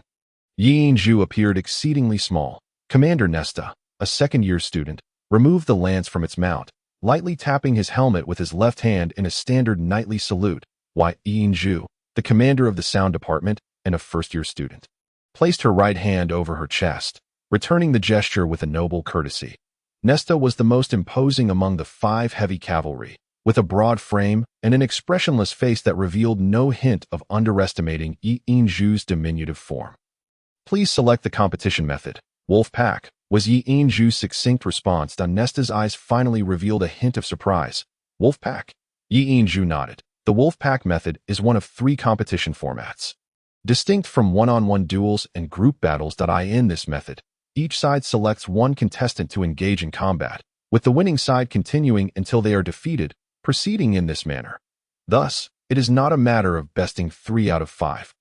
But one side must conquer all of the opponent's contestants to secure ultimate victory. Upon confirming Yi Yinzhu's choice, the crowd erupted in an uproar in everyone's eyes. The sound department was already in a perilous position even if they chose a group battle. Yet, by opting for the Wolf Pack strategy, it meant that every vulnerable sound master would be exposed to the ferocious charge of the Dragon Knights, seemingly eliminating any remaining suspense in the competition. Only Ferguson on the podium displayed a hint of approving smile, slowly nodding. A commendable choice. By avoiding the heavy cavalry's most advantageous collective charge and coordination, perhaps Yi Yinzhu will indeed bring us a miracle. In truth, most of the students from other departments were unaware that the heavy cavalry's strength lay primarily in group combat. "Sister Haiyang, are we truly not going to help Yinzhu?" Longqi whispered anxiously. Haiyang glanced at her. "Do you think we could be of any assistance?" Looking up at the enormous figures of the Dragon Knights, Longqi's complexion turned pale, and she gently shook her head. Before the competition commenced, Yi Yinzhu had already determined the Wolf Pack strategy. However, only she from the sound department was participating. This implied that if the opposing side succeeded in defeating her, it would equate to vanquishing the entire sound department, and for her to achieve victory, she would need to defeat each of the 5 opponents in succession, just as everyone believed. The sound masters faced the onslaught of the heavy cavalry with the potential for even the simplest contact to result in fatal harm. Yi Yinzhu had vowed to protect her companions. Hence, upon reaching the finals, she chose the Wolf Pack approach. This endeavor is not only a responsibility towards everyone, but also a manifestation of profound self-confidence. The 5 participants from the heavy cavalry department gradually retreated to the sidelines. However, Yuanzhu did not return to his half of the field to prepare for his performance as others might have expected. With a swift gesture of his left hand, the highway Qing Wei Qin materialized out of thin air, cradled within the crook of his left arm. As the competition commenced, the first contestant from the heavy cavalry department emerged. A student mounted on an akin dragon. A faint yellow aura shimmered at the tip of his lance, and amidst the enthusiastic cheers from the martial arts department, he charged toward Yuanzhu. This was Yuanzhu's first encounter with a dragon knight. Though the akin dragon was not particularly large, its powerful legs, when set in motion, unleashed a force akin to a tempest. In mere moments, the creature accelerated hundreds of meters forward, bearing down on Yuanzhu with ferocious wind. The lance's sharpness glinted ominously, and under the combined velocity of the akin dragon and the intensity of its yellow intermediate aura, even a thick wall would be pierced through effortlessly. Yuanzhu, embracing the highway Qing Wei Qin, stood motionless without even attempting to evade as the akin dragon loomed closer. His expression remained unchanged, prompting whispers among the martial arts students, questioning whether this leader of the sound system had been rendered speechless by fear. At last, Yuanzhu made his move. Just as the akin dragon closed into within 10 meters, his right hand swiftly glided across the strings of the qin, unleashing a resonant blast of sound. This explosive sound, known for its increasing power at close range, was deliberately released at this moment to deliver a comprehensive shock to his opponent. Although heavy cavalry boasted significantly greater physical defenses than mages, their mental fortitude was often far more vulnerable. The sudden eruption of sound could momentarily daze even a yellow-grade mage, let alone a first-year knight from the heavy cavalry. The knight's once ferocious charge faltered instantly. His mind blank. For the already accelerating akin dragon, 10 meters was merely a fleeting instant. As Yuanzhu's right hand swept across the highway Qing Wei Qin, he leapt from the ground, his body enveloped in a radiant yellow glow. In midair, Yuanzhu maintained an elegant posture, akin to a cloud shrouding his adversary. With minimal complexity in his movements, he ascended 3 meters into the air, lifting his right knee just enough to evade the lance. While the knight, still bewildered, remained oblivious. With a resounding crash, the knight's armored chest collided with Yuanzhu's right knee. The akin dragon's speed seamlessly became part of Yuanzhu's offensive force. The massive, 2-meter-tall knight in heavy armor was sent careening over 10 meters away by the impact. A significant dent appeared on the front of his armor, and his helmet flew off as he fell to the ground. The once menacing dragon knight now rendered unconscious. The akin dragon, now bereft of its rider, swept past Yuanzhu, while he himself was propelled backward a few meters by the force of the collision. Gracefully landing after a soft twist in the in the central training arena, where thousands had gathered, silence fell as everyone gaped in disbelief at the spectacle before them. Throughout the encounter, Yuanzhu had executed only a few simple maneuvers. Yet these had sufficed to incapacitate a dragon knight who rode an akin dragon. A mage had, with pure physical strength, vanquished a dragon knight. This alone was enough to leave the crowd astounded. Most had already overlooked the explosive sound that emanated from Yuanzhu's qin. Ferguson's eyes sparkled, Nina's eyes lit up, and the members of the sound system cheerleading squad shared in the exhilaration. Sound system, let us go. Sound system, victory is ours. The students from the magic department finally found an outlet for their pent-up emotions, their fervent cheers erupting once more, igniting the arena with renewed fervor. Though this time the spotlight had shifted, the wolf pack strategy allowed no respite. Before the thunderous cheers had subsided, the second contestant from the heavy cavalry department charged forth. This time, Yuanzhu faced an opponent mounted on a Maginot Iron Dragon. The Maginot Iron Dragon was considerably slower than the akin dragon, yet once it began to move, it resembled a mobile fortress. The heavy cavalry's earlier disdain for Yuanzhu had vanished entirely as this student, equally endowed with yellow intermediate aura, urged his steed closer to Yuanzhu. This time, Yuanzhu did not wait. Instead, he approached his opponent. His pace was unhurried, reminiscent of an ordinary stroll. While the highway Qing Wei Qin that had previously rested in his left arm was now returned to his spatial ring. Confronting the fully armed dragon knight with bare hands. As they closed the distance, the audience held their breath, anticipating yet another thrilling clash. A roar erupted, and the 5-meter-long lance conjured a shimmering yellow shadow in the air as the Maginot Iron Dragon's massive head charged toward Yuanzhu's chest. Although Yuanzhu's speed was not particularly remarkable, certainly inferior to Sula's, he was still considerably swifter than the renowned defensive capabilities of the Maginot Iron Dragon. In an instant, he sidestepped the impending collision, and as the lance's shadow loomed over him, he executed a seemingly reckless leap toward the sharp tip of the lance, With the same yellow aura coalescing around his right fist, Yuinju's eyes gleamed with determination. And he struck upward, aiming directly at the lance's shadow. The Dragon Knight could only sense that no matter how he attempted to maneuver his lance, he could not escape the enveloping might of Yuinju's fist. The only course of action left was to consolidate all his aura upon the lance and confront Yuinju head-on. Flesh and blood collided with the razor-sharp lance, both imbued with the same yellow aura. And it seemed the outcome was all but predetermined. Suddenly, just as fist met lance, Yuinju's right hand transformed. His fist morphed into a palm, executing an extraordinary twist that allowed him to seize the lance's tip in an instant. The knight, rather than being taken aback, felt exhilarated. However, today's match truly seems peculiar. The students from your Ministry of Magic astonishingly triumphed over our martial arts department through sheer martial skill, which fills me with a sense of sorrow. It is not merely martial skill, but rather an absolute power. The head of the heavy cavalry department, known as Iron Arm, spoke coldly, his voice as frigid as his demeanor. Yet, his gaze towards Yuinju bore a hint of fervor, showing no signs of anger despite his department's defeat.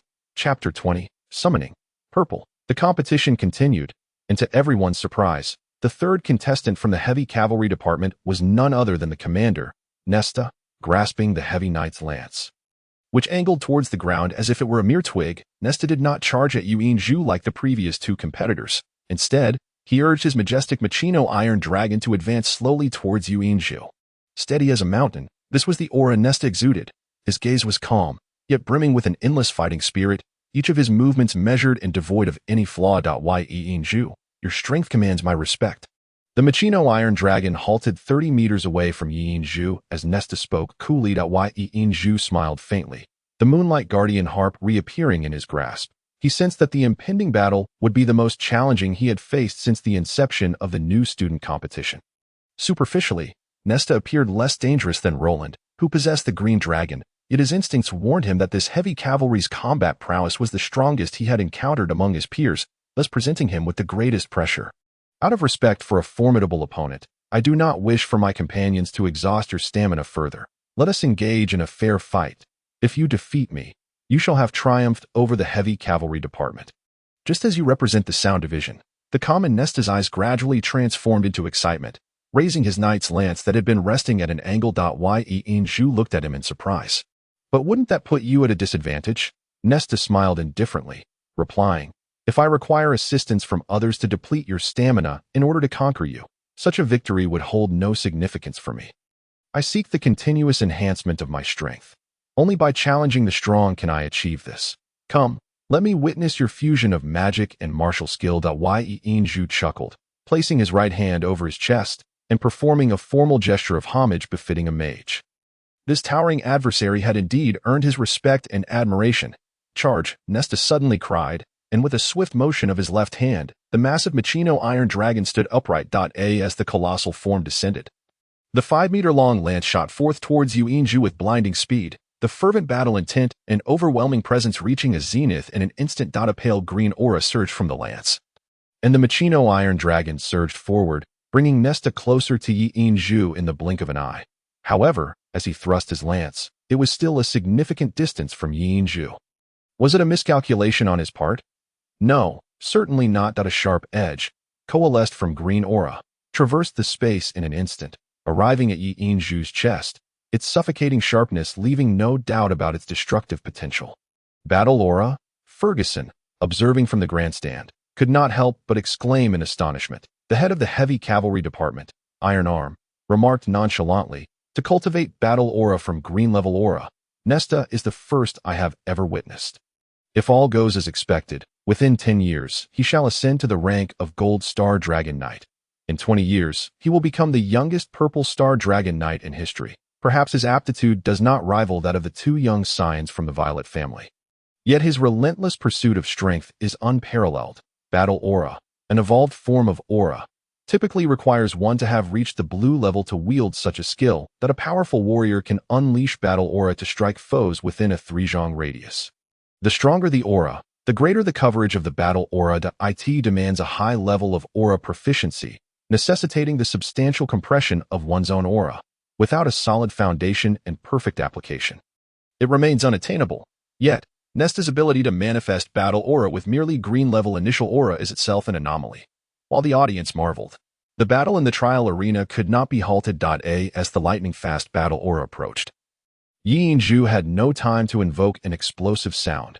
The Moonlight Guardian activated immediately, the milky white light colliding with the pale green battle aura in an instant. A ring of milky white radiance appeared at the point of impact, rapidly expanding, the piercing sound of friction causing discomfort. The battle aura diminished under Nesta's onslaught, yet the lance's body drew ever closer to the Moonlight Guardian. Yi Yingzhu understood he could not retreat. Nesta was entirely unlike his previous opponents. Should he falter, he would forfeit any chance to counterattack, and Nesta's subsequent tempestuous assault would obliterate him. Thus, he did not withdraw, leveraging the cushioning effect of the Moonlight Guardian. He stepped forward with his left foot, and, with a swift right fist, aimed directly at the lance's tip. Was Yi Yingzhu attempting to employ the same strategy as before? No, certainly not. Employing the same tactic twice in quick succession would be an act of folly. This time, he truly confronted the opponent's aura head-on. Yellow and green, the two hues of aura collided in an instant, the space seemingly freezing for a brief moment. Yi Yingzhu's fist and Nesta's lance did not actually make contact. Rather, it was their auras that clashed. The yellow and green auras compressed in close proximity, their luminosity distorting under mutual pressure. Yi Yingzhu stood firmly on the ground while Nesta loomed above. In terms of weight, Nesta and the Machino Iron Dragon held an undeniable advantage. Yi Yingzhu's frame, not particularly robust, appeared diminutive before them, yet it was this seemingly slight body that, through sheer force, managed to withstand Nesta's attack. Yi Yingzhu's legs remained steadfast, anchored to the ground without yielding. The massive Machino Iron Dragon found itself unable to advance another step. Yi Yingzhu, now at the yellow bamboo second stage, equivalent to green-level intermediate aura, indeed held a slight edge over Nesta in terms of aura. However, the disparity between their auras was negligible. Relying solely on this minor advantage, Yi Yingzhu would undoubtedly struggle to resist Nesta's onslaught from atop the Machino Iron Dragon. What enabled him to do so now was his physical strength, the raw power emanating from his body. The moment Nesta thrust his lance downward, a voice echoed within Yi Yingzhu's mind, urging him not to retreat, as if his very dignity demanded it. The earlier surge of heat rekindled, and only when his fist truly struck out and blocked Nesta's assault did Yi Yingzhu realize the frightening magnitude of his own strength. Boom! The combined pressure of their auras finally reached a breaking point, resulting in a tremendous explosion. Nesta and his Machino Iron Dragon staggered back 10 steps before regaining their footing. Yi Yingzhu did not retreat. The resolve swelling within him forbade any withdrawal. The protective energy released by the Moonlight Guardian dissipated into specks of white light, leaving his visage somewhat pale. A profound silence enveloped the arena as everyone held their breath. Witnessing this earth-shattering confrontation, a glimmer of purple aura flashed in Yi Yingzhu's eyes as he seated himself upon the ground, placing the Moonlight Guardian harp flat upon his knees. Nesta, too, emerged unscathed. The setback of the initial strike only reignited his fighting spirit as he glared at Yi Yingzhu, demanding, "Are you belittling me?" Yi Yingzhu shook his head, replying, "No, do not forget, I am a sound mage, not a warrior." Seizing the moment while Nesta was momentarily taken aback, Yi Yingzhu's hands simultaneously descended onto the harp strings, with a flick of his right hand and a pressing motion of his left. A resonant hum erupted from the strings, explosive sound. Nesta faltered for a brief moment, yet his gaze quickly regained its clarity. Within his chest armor, a faint milky white luminescence emerged. It was a magical item blessed with light, designed to stabilize a knight's mind. For formidable warriors, the greatest fear does not stem from direct confrontation, but from mages, especially those specializing in mental magic. No matter how formidable a warrior may be, their mental fortitude can never be compared to that of a mage. Consequently, high-ranking warriors often possess specialized equipment designed to defend against mental magic. Otherwise, should their opponents breach their mental defenses, their martial skills would be rendered utterly ineffectual, leaving them at the mercy of their adversaries. Under the influence of the blessing of light, Nesta's momentary stupor lasted but an instant, and in the next heartbeat, his lance thrust forth once more, not as a mere flash of combat prowess, but as an overwhelming deluge of spear shadows. None could discern the sheer number of thrusts Nesta unleashed in that fleeting moment. All that was visible was a faint green luminescence, enveloping Yi Yingzhu's form like a protective shroud, sealing off every avenue for escape. It is crucial to note that Yi Yingzhu remained seated on the ground. Even if he wished to evade, the possibility was non-existent. The most profound realization for Yinzhu was that while Nesta's strikes were numerous, the true terror lay not in their quantity, but in the fact that each thrust bore an equally immense aura of fighting spirit, rendering any distinction between reality and illusion meaningless. The initial stage of green-tier fighting spirit was wielded to its utmost potential. Each thrust was suffocatingly potent. Has that rascal Nesta learned your 1,000 Shadow Strike, Iron Arm? That was a tale from last year.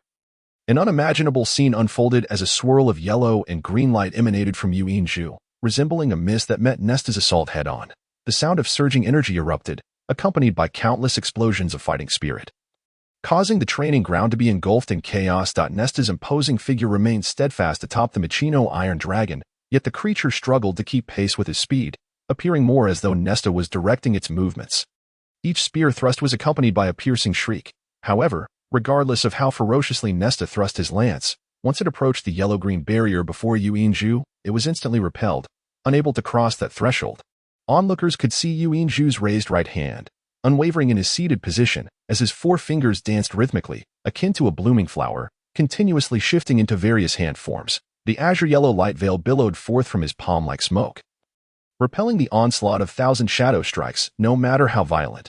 Martial skills. Yinzhu had only trained for a year while in the Azure Sky Sea. For a warrior, a year is scarcely sufficient to master an abundance of techniques.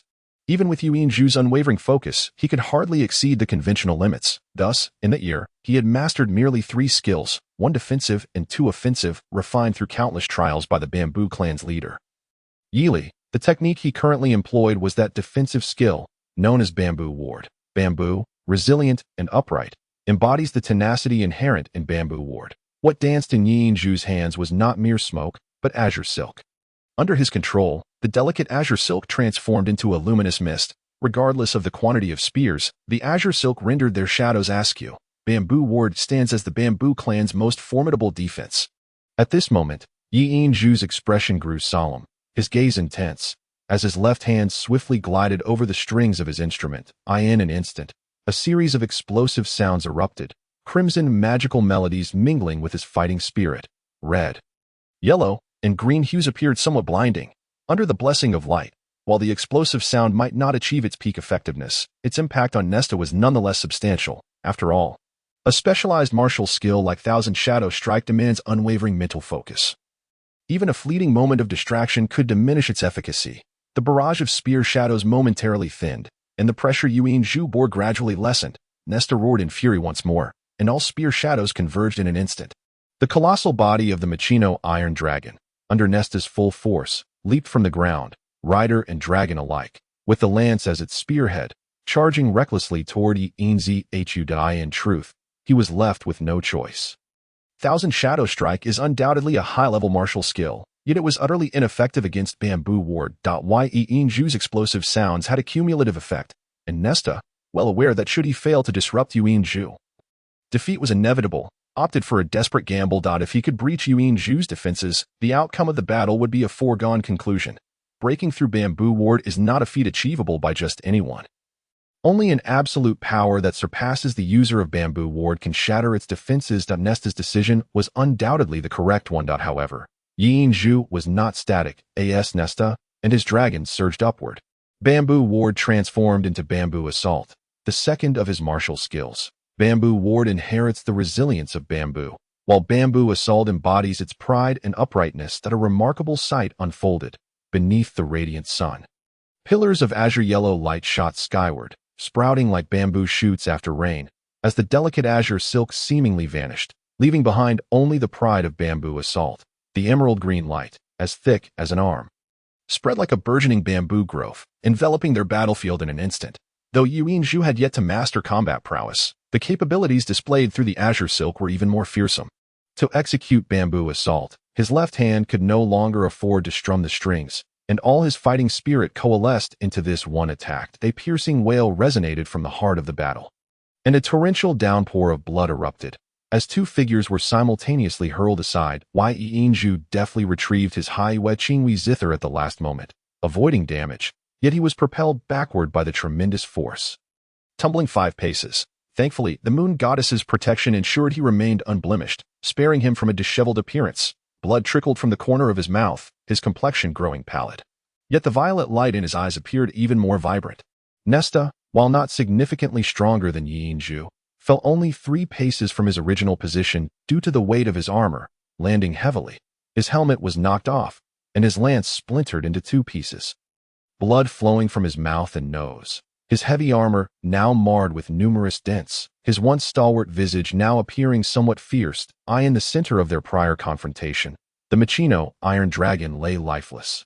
Its body, once resilient, now riddled with dozens of gaping wounds, blood gushing forth, its mournful cries growing ever weaker. Just like the moon goddess's protection, the azure silk remained untouched by blood, perhaps due to recently having claimed a life. Now sparkling with an even more lustrous emerald hue, the attack power rivaling that of divine artifacts, bolstered by bamboo assault, was fully revealed, which explained the immense damage inflicted upon Nesta with Yuinju's current fighting spirit. He lacked the strength to slay a beast of the Machino Iron Dragon's caliber in one blow. Thus, the azure silk's contribution was invaluable. Rising unsteadily from the ground, Yuinju managed to regain his footing. Casting a rueful glance at the distance where Nesta stood, I apologize. I had no intention of harming your dragon. However, had I not given my all at that moment, I would have been unable to withstand your assault. Nesta, having also regained his footing, wiped the blood from his mouth and nose, defiantly declared, "It matters not. To me, there is little distinction between a match and a battlefield. Engaging in a contest with all one's might is what renders it truly interesting. It has been far too long since I have felt pain. Yield. Your injuries must be more severe than mine," Yinju replied. His fondness for the heavily armored knight had grown, and he wished to refrain from further hostilities. The first use of bamboo ward and bamboo assault in combat had proven far more powerful than he had anticipated. Nesta shook his head. From a competitive standpoint, you have slain my mount. I should have already lost. Yet, as long as I possess the strength to fight, I shall not concede. It appears that the secret I intended to reserve for the finals must be unveiled now. Come forth, my partner. Digga. With a thunderous call, he raised his left hand, a red 6-pointed star illuminating his palm. Golden light shot skyward, vanishing into the heavens in an instant. A contract. Yinju gazed at his opponent in astonishment. Realizing that Nesta still had a mount, in a wonder the coordination between him and the Machino Iron Dragon had seemed lacking. A warrior's mount can be replaced, unlike a mage's beast. Moreover, a warrior has but a single opportunity in their lifetime to contract a mount. Only when a warrior discovers their true companion do they forge this bond. Once a contract is established, the beast will accompany them for life. Such contracted mounts can resonate with their master's intentions. Yielding unparalleled strength, warriors cannot summon their mounts. They must invoke them through the contract. Generally, contracted mounts do not stray far from their warriors. A deep, resonant dragon's roar echoed from the distant horizon, and amidst the rolling sound waves, a crimson cloud rushed forth. Nesta bowed toward the judging platform, requesting, "Please activate the protective barrier to allow my mount entry." During the commencement of their match, the Central Training Ground's protective shield had been activated under Ferguson's supervision.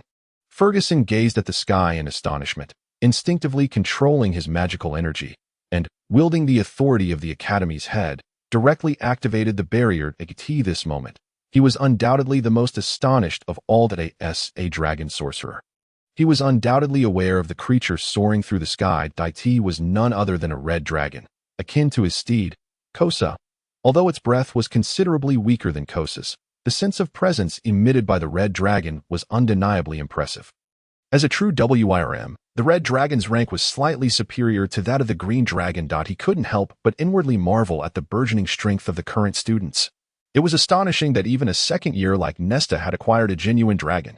One must understand that all true dragons belong to the category of growth-type magical beasts. Once fully matured, they possess formidable powers exceeding the 7th rank. The red dragon, renowned for its offensive prowess, was a fire-type dragon, exhibiting extraordinary strength in both physical attacks and fire magic.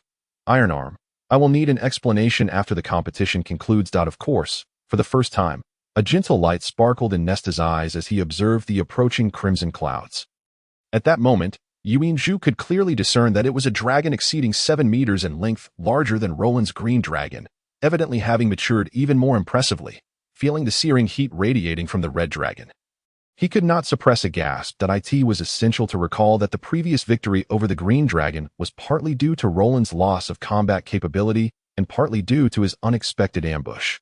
The red dragon before him was evidently stronger than the previous green dragon, and with the formidable Nesta present, how could he possibly face the upcoming battle? For the first time, Yinzhu felt a flicker of helplessness. After all, he was up against not just one, but a dragon rider. The red dragon circled once in the sky before folding its wings and descending gracefully beside Nesta, with a triumphant roar. Nesta leapt onto the broad back of the red dragon, and with a flourish of his left hand, a brand new lance materialized in his grasp, while the spatial ring required magical energy to function. Some advanced rings only needed a modicum of mental power. The lance in Nesta's hand was even longer than Austin's dragon lance, measuring a staggering 8 meters, exceeding the length of the red dragon itself. The lance bore a dark red hue, with 4 blood grooves running along its shaft, shimmering ominously in the sunlight as though blood flowed within. Yinzhu, behold my true weapon and steed. This lance is named Bloodsoul, and my companion is the fire-type growth level 5 red dragon. In the forthcoming battle, I shall unleash my full strength. If you possess a magical beast, it would be prudent to summon it now. Yinzhu shook his head slowly. I do not have a magical beast. Since you are still able to fight, let us commence. I bestow upon you a tune. The falling wild goose on the plain. His gaze shifted. The clear light within his eyes gradually retreating as a faint silver luminescence began to emerge from the depths of his gaze. Without uttering another word, he placed his 8 fingers upon the recently reappeared sea moon's clear radiant zither. With Nesta's command, the red dragon Digga soared into the sky, swiftly ascending to a height of over 100 meters. The Bloodsoul lance in his hand radiated a dazzling dark red light. Contrasting sharply with the pale green aura of his fighting spirit, the red dragon unleashed a thunderous roar, spewing forth a torrent of fiery breath that intertwined with the Bloodsoul in Nesta's grasp. The air ignited as waves of heat rippled outward, propelled by an unstoppable momentum straight toward Yinzhu below. This formidable combination of an 8-meter lance, a level 5 red dragon, and a green-tier warrior could pose a significant threat even against a blue-tier warrior without a steed. Let alone Yinzhu, who was merely a sorcerer at that moment. The scorching wind seemed poised to rend the sky as Nesta and his dragon surged forth like a flash of red and green lightning. Racing toward Yinzhu, the true strength he spoke of was not limited to his dragon and lance. It also encompassed the elemental affinity of his fighting spirit. In previous encounters, Nesta had fought Yinzhu solely with raw fighting spirit. But now he unleashed the fiery aspect of his power. Yinzhu's wooden fighting spirit, renowned for its rapid rejuvenation through life force, found itself countered by the fire affinity, effectively nullifying any disparity in their fighting tiers. Yinzhu remained seated, his hands caressing the zither strings with profound emotion, the deep red magical energy swirling around him. At this moment, he even relinquished the equivalent of his mid-tier green fighting spirit. Hurry, stop them. Nina urged anxiously toward Ferguson. No, wait a moment longer. A faint purple magical aura began to envelop Ferguson, who stood poised to intervene at any moment, yet for reasons unknown. As he observed the composed and graceful Yinzhu, he felt an instinctual belief that Yinzhu would not easily succumb to defeat, prompting him to hold back from acting. As Nesta drew ever closer to Yinzhu, Ferguson's heart raced with mounting tension. Naturally, he possessed the strength to effortlessly halt the ongoing contest, but he found himself uncertain as to when he should intervene. Please, hurry, Director. If anything were to happen to Yinzhu. Nina's words faltered as the situation in the arena shifted once more. Seated serenely, Yinzhu suddenly lifted his head, rising to meet the descending red dragon. His clear eyes brimmed with yearning emotion as he released a call that was not particularly loud. Purple, the magical radiance enveloping Yinzhu dissipated, revealing a soft white halo, as if the moon goddess were guarding what burned beneath. From the depths of that pearlescent glow, a burst of purple light ignited from his brow, swiftly radiating throughout his body. Without the manifestation of a magical hexagram, a phantom figure of purple emerged from him. The illusion coalesced into substance: purple hair, purple eyes, a towering physique, and a cold countenance, akin to the most unyielding of walls. He stood resolutely before Yinzhu. No words were exchanged, for there was no need for superfluous dialogue between them. The figure lifted his head, meeting the diving gaze of the red dragon Digga with fierce intensity. Without a fighting spirit or any luminescence, he merely unleashed his fist. At that moment, Yinzhu returned to the ground, as though he knew with certainty that purple would be able to withstand the oncoming flames. With both hands, he placed his 8 fingers upon the zither strings, and a deep, resonant melody flowed forth from his touch. What magnitude of power could a dragon in full charge combined with a heavy knight unleash? 1,000 pounds would scarcely suffice to describe it. This was compounded by the fighting spirit and the fire-type dragon's magic. All of these elements converged upon that singular charge, facing only Purple's fist in response. Boom! The instantaneous collision sent red and green light scattering in all directions, causing the powerful defensive barrier surrounding the central arena to tremble violently. Astoundingly, the immense dragon's form rebounded, and the terrified roar of the red dragon mingled with Nesta's strained groan. Indeed, Purple had used his fists to block the full force of Nesta's and the red dragon's assault. This moment, his legs were buried knee-deep in the ground, and within a 10-meter radius around him. The earth cracked, leaving only Yuanzhu's position untouched. Foul play. This is a violation. How can an outsider intervene in the competition? I suspect that he is at least a blue-tier warrior, exclaimed the astonished head of the heavy swordsman department. Old Monkey. Ferguson's expression turned grave as he scrutinized the center of the arena, shaking his head. No, while he may be a warrior, he is not human. I sense no human essence emanating from him. This is a primal summoning, legendary ancient primal summoning. Iron Arm's face also displayed astonishment. He certainly understood the magnitude of Nesta's charge. Even he would be reluctant to face such an impact head-on. Are you saying that is a magical beast? Only level 9 magical beasts can transform into humanoid forms, aside from the undead. Yet his power seems insufficient to be classified as level 9. If he were a level 9 magical beast, even the combined impact of Nesta and the red dragon would not be able to force Purple's legs into the ground. Ferguson responded solemnly. He is certainly not an undead. This transcends my understanding. Only the great lords of the Phelan Seven Towers could elucidate the nature of this phenomenon. The thunderous clash did not disrupt Yuanzhu's performance. At that moment, his melody unfolded. The falling wild goose on the plain resonated as if inviting wild geese to gather, ethereal as clouds suspended high above, harmonizing with the flight of the geese. Fleeting in appearance, yet ever present, circles of dark red magical ripples radiated outward from Yuanzhu's form. Upon hearing the melody, the lines on Purple's face softened, and he effortlessly withdrew his legs from the ground. His movements fluid and natural, clearly unscathed by the earlier impact. At this juncture, the most astounded was undoubtedly Nesta. To him, Purple's fists felt less like human hands and more like the very mountains forged from mithril. The moment of impact felt as though he had collided with an immovable fortress. His arms went numb, and under the tremendous backlash, he coughed up blood. The fire attribute of his fighting spirit had not harmed his opponent in the slightest. Rather, it rebounded upon him.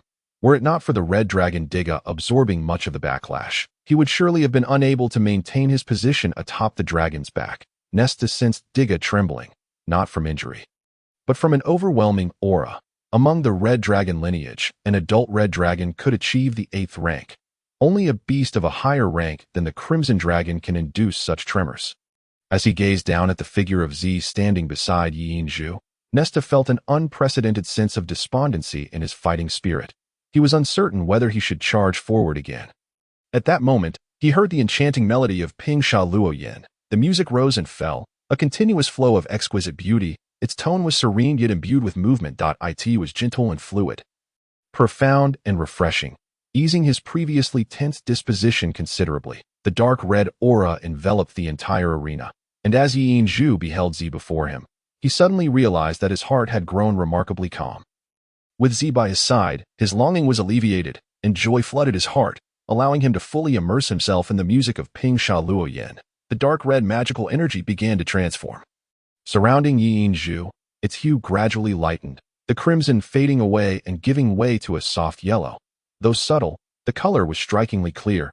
All who witnessed this scene widened their eyes in astonishment.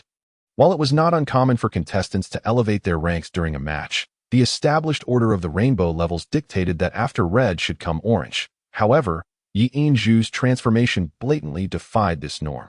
The yellow hue unmistakably represented the initial stage of the yellow level. If they were to discover that Yuanzhu's magical prowess had already reached the initial stage of the green level, they might very well be rendered speechless in disbelief. The heartfelt essence of the zither, which Yuanzhu had diligently honed for 16 years, finally transcended at this moment. The faint yellow did not signify the yellow level in the audience's hearts, but rather symbolized the second major stage of the zither sect, the courage of the sword and the heart of the zither. Through relentless effort and insight, Yi Zhu completed the most significant transformation in his zither magic practice.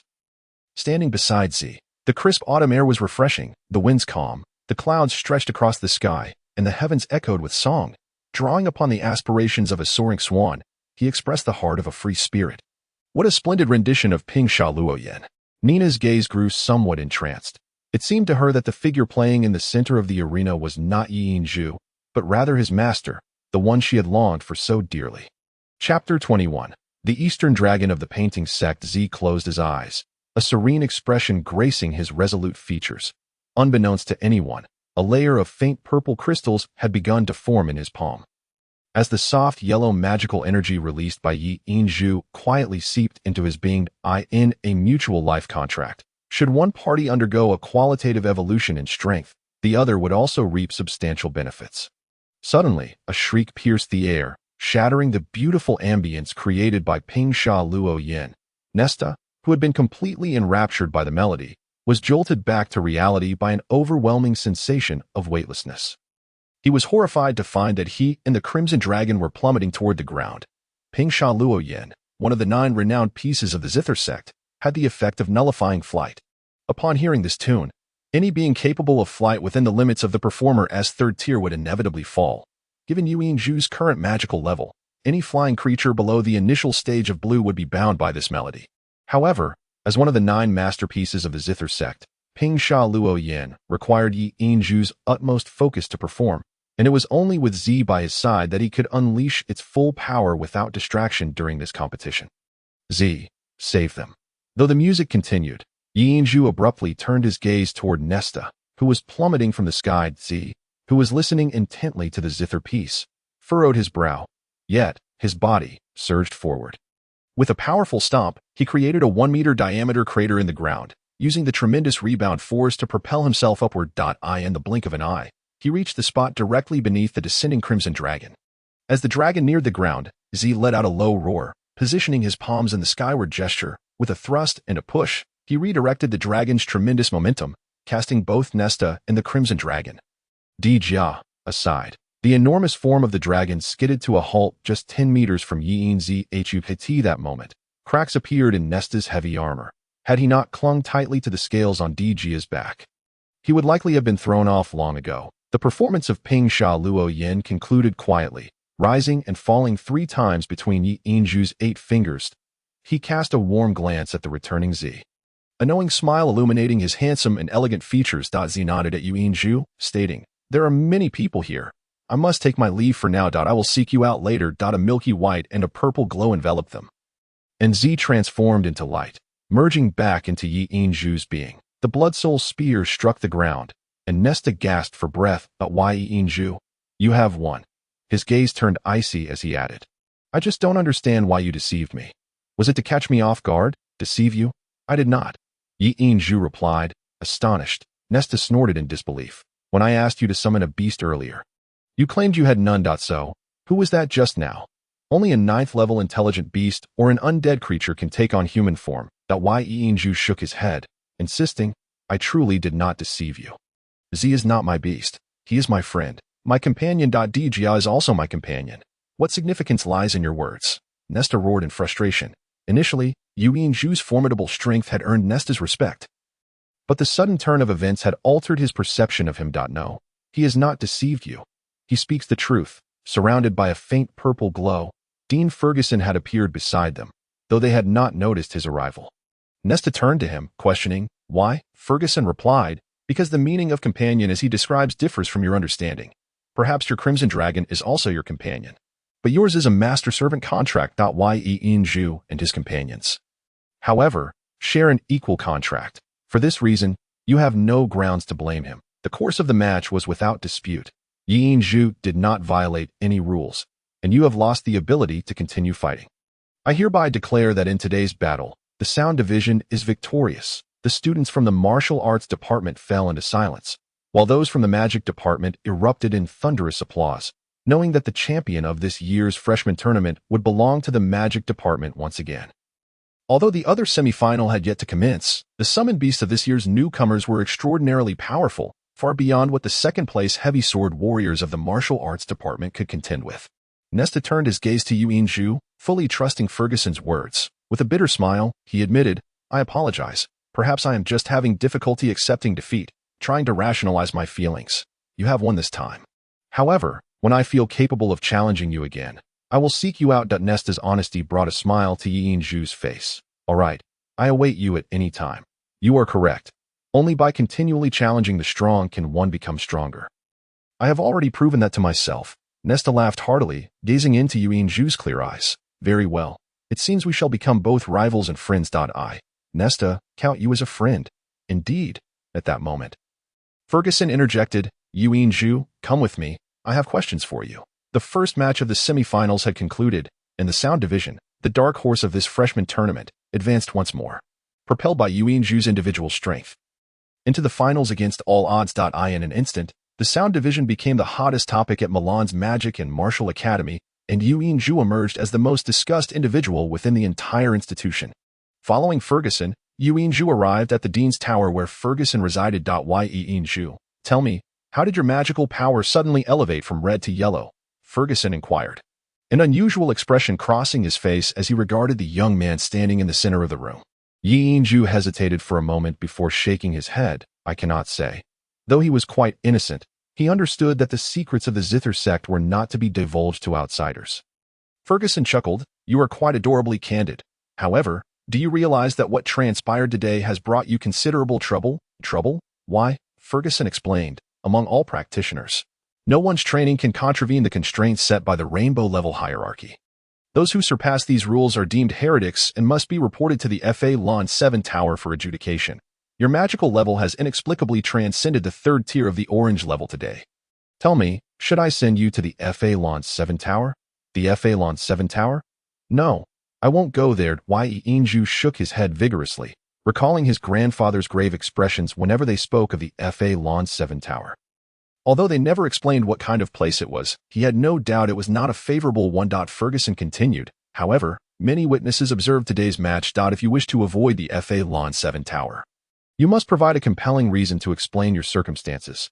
How do you expect me to silence the multitude? Yuanzhu scratched his head, uncertain. I do not know either.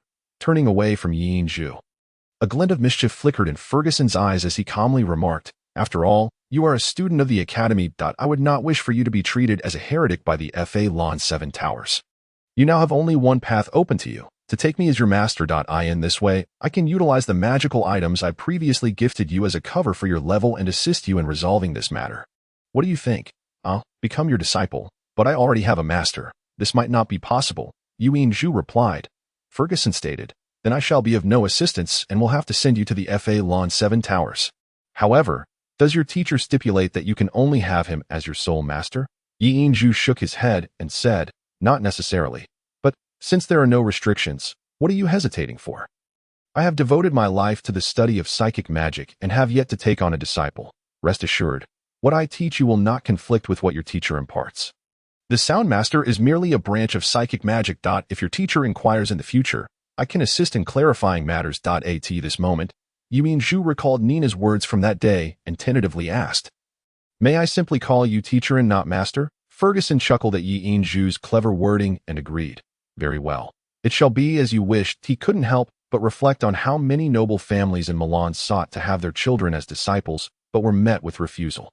Yet this lad dared to negotiate terms. Teacher, Yuanzhu sincerely bowed to Ferguson.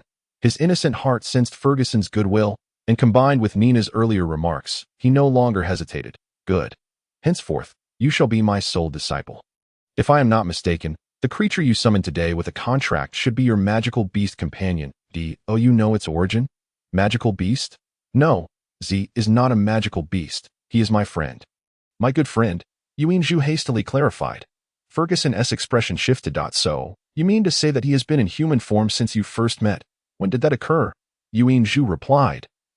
10 years ago. I was 6 at the time, and Z appeared while I was practicing the piano. He came to listen to me play every day thereafter. He was my only friend before I arrived in Milan. We have never been apart in these 10 years. Upon hearing this, Ferguson's weathered brow furrowed deeply. The situation Yuanzhu described exceeded his understanding. But what about the equal contract you share? I have seen references to such equal soul contracts in ancient texts. It seems akin to binding your lives and souls together. Are you aware of this? Yuinju nodded. I am. Z is my good friend.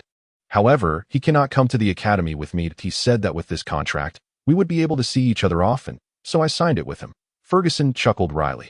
However, such a contract will also restrict you from having your own magical beast. And don't you wish to know where Z learned about this contract? Yi Yinju's answer was straightforward. I trust Z. Gazing into Yi Yinju's determined, yet somewhat stubborn eyes, Ferguson fell silent. A disciple with such character was indeed commendable, yet he could not shake the feeling that Z was not merely an ordinary being. The strength to withstand the full force of a green-level dragon knight, without any combat aura or magic, was something he had never witnessed among humans. The equal soul contract, in legend, was meant for couples, requiring their bond to reach a level of intimacy where they would forego the right to possess magical beasts just to be together. No, that Z could not possibly be human. Though he bore no outward differences, he lacked any essence of humanity. If he were a magical beast, what kind of beast could possess such formidable physical strength and still transform into human form? With these thoughts, Ferguson felt a headache beginning to form. Very well. Yinju, you should return now. Rest well and prepare for the final match. I need to ponder how to impart the knowledge of psychic magic to you. Do not forget what I just told you. That if anyone inquires, tell them that it is the magical items I gifted you that have concealed your true strength. I will handle the rest. Thank you, teacher, Yi Yinju expressed with gratitude as he prepared to depart, only to be called back by Ferguson. Wait a moment, Yinju. There is something I must inform you. After the conclusion of the new student competition, the Academy will organize a practical exercise, which is not in the format of a competition, but rather a true battlefield. Outstanding students will be selected from various departments to participate, and I hope you will join as well. The trials of war often lead to rapid personal growth. Specific details will be communicated by the Academy in due course. Understood. That I will heed your advice. Teacher. Yi Yinju's simple mindset led him to have no further questions, even failing to wonder why a peaceful continent could be embroiled in war. Watching Yi Yinju leave, Ferguson allowed a smile to return to his face, secretly pondering whether this constituted coercion or persuasion. Such an exceptional disciple was likely unparalleled across the entirety of Longqi Nusi. His pure and unadulterated spirit, combined with his profound psychic energy and combat aura, alongside the miracles and equal soul contract he brought to the Sound Master, all symbolized one word: genius, and a genius devoid of any impurities. Since witnessing Yi Yinju's performances in several matches, Ferguson had set his sights on him. With each passing contest, Yi Yinju continued to surprise him. Today, upon seeing Yi Yinju's magical power abruptly elevate to yellow level, he no longer hesitated and, seizing the opportunity, half-coerced him into becoming his disciple. He sensed that in the near future, Yi Yinju would undoubtedly emerge as a new star in the magical realm of Longqi Nusi. As soon as Yi Yinju departed from Ferguson's residence, he encountered Su La, who seemed to have been waiting for him. Upon seeing him emerge, she hurriedly approached, her voice laced with urgency. Yinju, what did the dean want with you? Did he inquire about the sudden leap in your strength? You have been far too careless. How could such an issue arise? Do you realize the danger? How have you been training? Yi Yinju, overwhelmed by Su La's barrage of questions, replied, Su La, please slow down and don't rush. There is nothing to worry about. My teacher has already devised a solution. He proceeded to recount his entire conversation with Ferguson. Within the academy, Yi Yinju trusted only two individuals, Nina and Su La. Aside from the secrets regarding the Qinzong and Zhuzong, he felt there was nothing left to conceal. Thank goodness. You truly scared me, Su La said, patting her chest. Who was that creature you summoned today? When I saw Nista and his dragon charging towards you from the sky, I was terrified. The dean didn't even stop him. Thankfully, you had a way to handle it. Yi Yinju replied. That was Z, my friend. Honestly, I don't know how strong he is. Ever since we signed the equal contract, I have sensed that his strength surpasses mine. Which is why I summoned him at that moment. Sula's gaze shifted, becoming somewhat peculiar. Equal contract? You mean the equal soul contract? Is that not acceptable? Yi Yinju looked at Su La in surprise. Oh, forget it. I won't discuss it with you.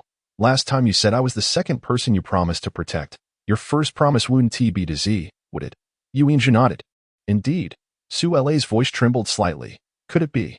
Do you really have feelings for him? Yi Yinju responded earnestly. Of course I like Z. He has been by my side for 10 years. He was with me when I practiced the piano at 6 years old. We grew up together and left the Baikong High for this place. He is my only friend. Really just a friend? Su La asked. Her tone tensed. Yinju affirmed. Why say just? We are undoubtedly friends. Su-la retorted. As a friend, you signed an equal soul contract with him. Are you out of your mind? Yinju replied.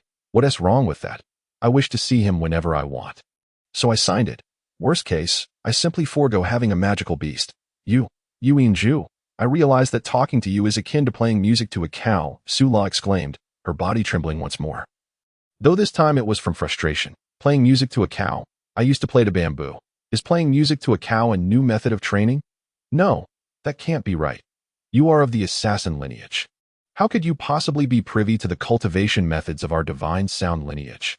Hey, Su-la, don't leave. Wait for me. Su-la's speed was indeed remarkable, by the time Yinju had just begun to move. Su-la had already vanished amidst the winding paths of the academy. Yinju understood that he must be heading back to the dormitory, for the previous battle had taken a considerable toll on him. Deciding against pursuing further, he leisurely made his way toward the dormitory area of the divine sound lineage. Upon entering the magical department, he had not walked far when he encountered a familiar face. It was Roland, the wind magic prodigy who had challenged him on his first day at the academy and subsequently lost to him in competition. Roland was munching on something from a bag. Her eyes devoid of vitality. In less than 10 days since their last meeting, she had noticeably gained weight, her face becoming rather round. Yinju spotted her, and she, in turn, noticed him. It's you, she said, her voice suddenly turning cold as if she were a practitioner of ice magic. Oh, hello, Roland, Yinju replied cautiously, aware that their relationship was less than amicable. You seem rather pleased with yourself. I heard you even defeated Nestor from the heavy cavalry lineage, Roland remarked, stepping closer to Yinju. The moment she laid eyes on him, her fury surged to its peak, her eyes seemingly ablaze with rage. From childhood, she had enjoyed a life of luxury and, blessed with exceptional magical talent, had reached the yellow-level realm by the tender age of 16, aided by her green dragon. She had always believed herself to be the strongest among her generation, even surpassing her older brothers. However, that battle with Yinju had shattered her confidence completely. For her, it was not merely a defeat but a profound insult to her pride. The challenge had originated from her. Yet she was the one who fell in defeat. The sheer humiliation was unbearable. In the days since, she had been unable to escape her anguish and had sought revenge against Yinju. Yet, acknowledging the fairness of their competition and the remnants of her pride prevented her from resorting to her family's influence. Perhaps she transformed her frustration into an increased appetite. Eating was the only thing that temporarily alleviated her distress. Despite knowing she was gaining weight, she could not control her cravings. Now, upon seeing Yinju, her anger and hatred reached a boiling point, nearly overwhelming her. Roland, you seem to have put on some weight, Yinju said, unsure of how to engage her, wishing only to return to his dormitory. However, Roland happened to block his path, leaving him with no choice but to utter those words. Are you mocking me? This is all you're doing. If I end up as a large, rotund figure in the future, I will hold you accountable, clinging to you for eternity and driving you mad, Roland said, her eyes reddening as she spoke thoughtlessly. Yinju was at a loss for words. Suddenly, a story his mother had told him before leaving by Kong Hai came to mind. Roland, it's not good for girls to be excessively plump. I don't need your advice, she retorted, though deep down, she was unsure how to confront Yinju. She knew she could not defeat him, but did not wish to let the encounter pass without consequence. Let me tell you a story. As Yinju spoke, he subtly began to sidestep, attempting to create distance. Once, there were 2 pigs, a male and a female. Each night, the boar would stand guard for the sow. Fearing their owner would take her away to slaughter while they slept, days turned into weeks, and the sow grew increasingly plump while the boar grew thinner by the day.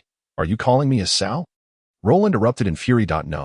No, let me finish. Yinju continued. One day, the boar overheard the owner discussing with the butcher plans to sell the now well-fed sow. Heartbroken, the boar underwent a drastic change.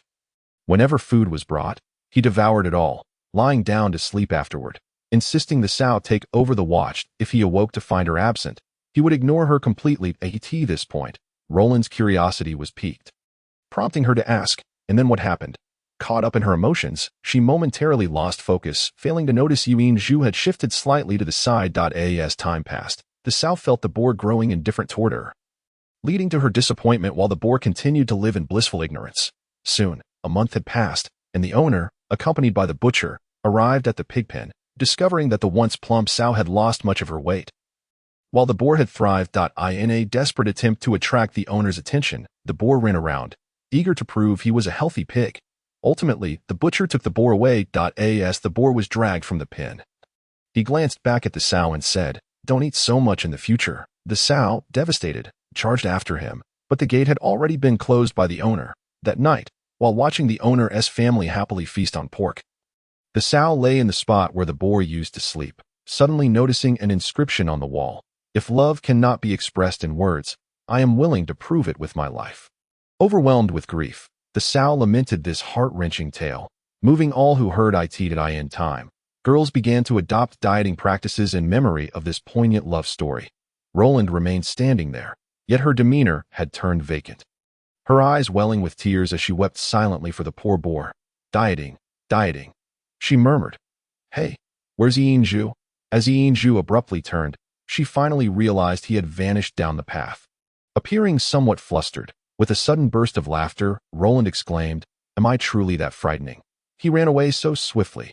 However, that story was quite touching. Was he advising me to lose weight, or was he genuinely afraid I would cling to him? Humph, how absurd. With that thought, a smile spread across her face, and the resentment she harbored for Yinju gradually dissipated. As her hatred faded, she surprisingly found that Yinju was not as unbearable as she once thought. In truth, when Mei Ying recounted this tale to Yinju, she had concluded with, "If one day you encounter a girl for whom you would willingly sacrifice your life, then bring her home." As anticipated by many, the second semi-final held that afternoon saw the summoning lineage triumph decisively over the heavy sword warrior lineage, advancing alongside the divine sound lineage to the finals.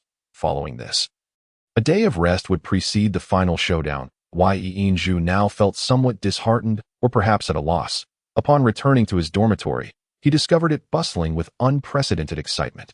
As the beautiful girls from his academic year in the divine sound lineage gathered, along with Hai Yang and Xiang Wan, over a dozen girls chattered animatedly, awaiting his arrival. As soon as they spotted Yinju, they converged upon him.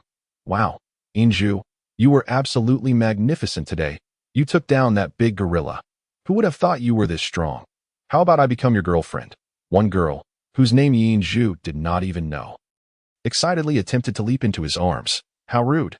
No way. Yinju belongs to all of us. How can you monopolize him?" Another interjected. "Let us not forget, he is the lone green amidst our divine sound lineage's blooming flowers. Our cherished little prince. None can claim him as their own." "Well, that does make sense. How about we each take turns for a day?" suggested another. "Not a bad idea. Classmates, what is going on here?" Yinju finally found an opportunity to speak. His face flushed with embarrassment as he was surrounded by a throng of girls. Though the atmosphere was fragrant and delightful, it felt rather overwhelming. He would have preferred to be alone with Su La. Seeing his discomfort, Xiang Wan and Hai Yang could not help but giggle, their bodies shaking with laughter. "Yinju, pretend to faint. Quick." A whispered voice surged in Yinju's ear, perhaps overwhelmed by the pressure. He reacted swiftly, closing his eyes and collapsing to the ground, triggering a chorus of gasps. Su La emerged from seemingly nowhere, wrapping her arms around Yinju and frowning. "Enough noise. Yinju has just come from a fierce battle. Let him rest, please." The dormitory finally quieted down, and under Su La's strong insistence, the beautiful girls of the divine sound lineage gradually dispersed. As Xiang Wan and Hai Yang exited last, Xiang Wan leaned down, whispering in Yinju's ear, "Your acting skills are abysmal. I have not forgotten my promise. I will fulfill it when the opportunity arises." With that, a hint of blush graced her enchanting face, and she hurried away with Hai Yang. As the door closed, Yinju sprang from Su La's embrace, gasping for breath. Su La, I feel like being surrounded by them was more exhausting than battling Nestor. Thank goodness you reminded me. Who knows how long they would have stayed otherwise. Su La huffed a couple of times. Isn't it your fault for being so careless, flirting with everyone, gazing at the now closed door? Yinju felt a tickling sensation in his ear, the faint fragrance left by Xiang Wan causing his heart to race once more. Promises? What did she mean by promises? Was it merely a dance of the rainbow attire? Anticipating a quiet rise in his heart, he made a playful grimace at Su La before hurriedly retreating to his room to rest, in order to participate in the final competition in the best possible condition. Yinju refrained from going to work at the Piao Longqian the next day, asking Su La to request a day off on his behalf. and devoted himself to solitary cultivation at home. After 16 years of diligent practice, he finally broke through to the realm of sword courage and lute heart. Unbeknownst to him, his entire mindset seemed to have matured a few degrees compared to before. Even the aura of the melodies he played underwent a significant transformation. If his previous tunes were gentle and soothing, imbued with innocence and harmony, now his music resonated with a sense of balance and purity. Rich and profound, akin to a fine aged wine with lingering aftertastes. Qin Shang had once told him that upon entering the realm of sword courage and lute heart, he would enter a period of rapid advancement in lute magic. The speed of enhancement would even surpass that of cultivating the innocent lute heart, and this would continue until reaching the bottleneck of sword courage and lute heart. The cultivation of lute magic within the lute sect differs markedly from the conventional practices of sound mages on the continent, exhibiting a notably accelerated pace. Typically, a normal person would require approximately 10 to 15 years to complete the first stage of lute magic training, achieving the 9th tier. However, once entering the sword courage and lute heart, the training speed diminishes considerably. Qin Shang had taken 50 years to break through the bottleneck of sword courage and lute heart and ascend to the realm of purple micro lute heart.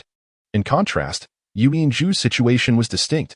He was the first in the history of the lute sect to successfully cultivate the innocent lute heart. This method is the most challenging entry-level cultivation technique of the lute sect, demanding exceedingly high standards in all aspects. The difficulty of cultivating the innocent lute heart ensured a more solid foundation. To remain undistracted for 16 years is nearly unimaginable for an ordinary person.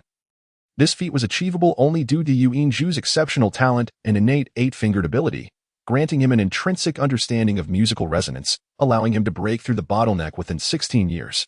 Once the innocent lute heart was successfully cultivated, Yu Yingzhu's path to the purple micro lute heart would become smooth sailing. Each time he played a piece, he could distinctly sense a slight enhancement in his lute magical power, something that was previously unimaginable. Spending a day playing the lute was nothing unusual for Yu Yingzhu. By the time the finals commenced, he had fully entered a state of peak performance. Even Ferguson was unaware that his newly recruited disciple had achieved a level exceeding that of a green grade in the fusion of magic and martial arts. The opponents in the Sound Mage division were the Summoners, who had also showcased a plethora of exceptional talents this year. The 10 participants from both sides gathered simultaneously at the center of the trial grounds. Leading the summoning side was a youthful lad of about 17 or 18, with a handsome visage and lively eyes, lacking the aloof demeanor typical of other mages. "Hello, I am Ma Liang, the captain of the summoning division." First year, the opponent extended his right hand in a friendly manner. Yu Yingzhu reciprocated the handshake, and at that moment, he suddenly felt something additional in his hand. Surprised, he glanced at Ma Liang, who returned his gaze with deep significance and nodded slightly. "Sound Mage Captain, Yu Yingzhu."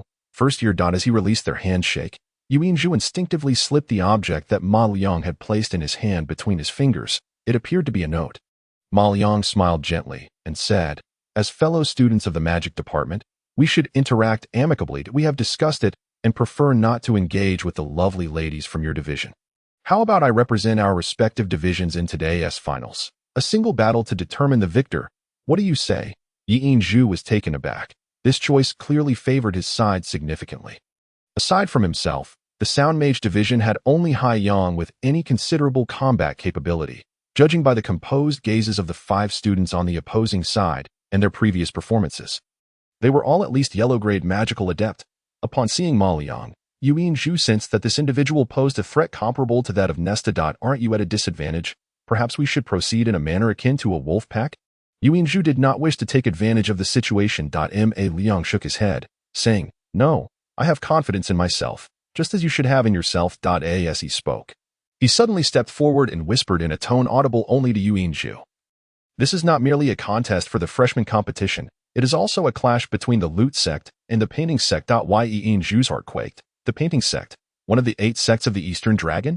Chapter 22. The Battle of Lute and Painting. Yu Yingzhu's heart raced. The painting sect, one of the Eastern Dragon's 8 sects. Although Qin Shang had not elaborated much on the 8 sects, he had informed him that they were divided into 2 main categories, magic and martial arts. The 4 sects representing magic were the lute, chess, calligraphy, and painting, while the 4 representing martial arts were plum, orchid, bamboo, and chrysanthemum. The lute sect ranked first among the magical sects, while the painting sect was positioned at the bottom. although this ranking did not denote an absolute comparison of strength among the four sects. It did reflect their relative power within the Eastern Dragon's 8 sects to some extent. Yinzhu refrained from asking questions, recognizing that it was not the time for inquiries. He nodded in agreement. Very well. The other students gradually withdrew, and amidst the cheers and encouragement from the magic department students, the final battle of this year's freshman competition was about to begin. A Liang donned the standard gray robe of the summoning division.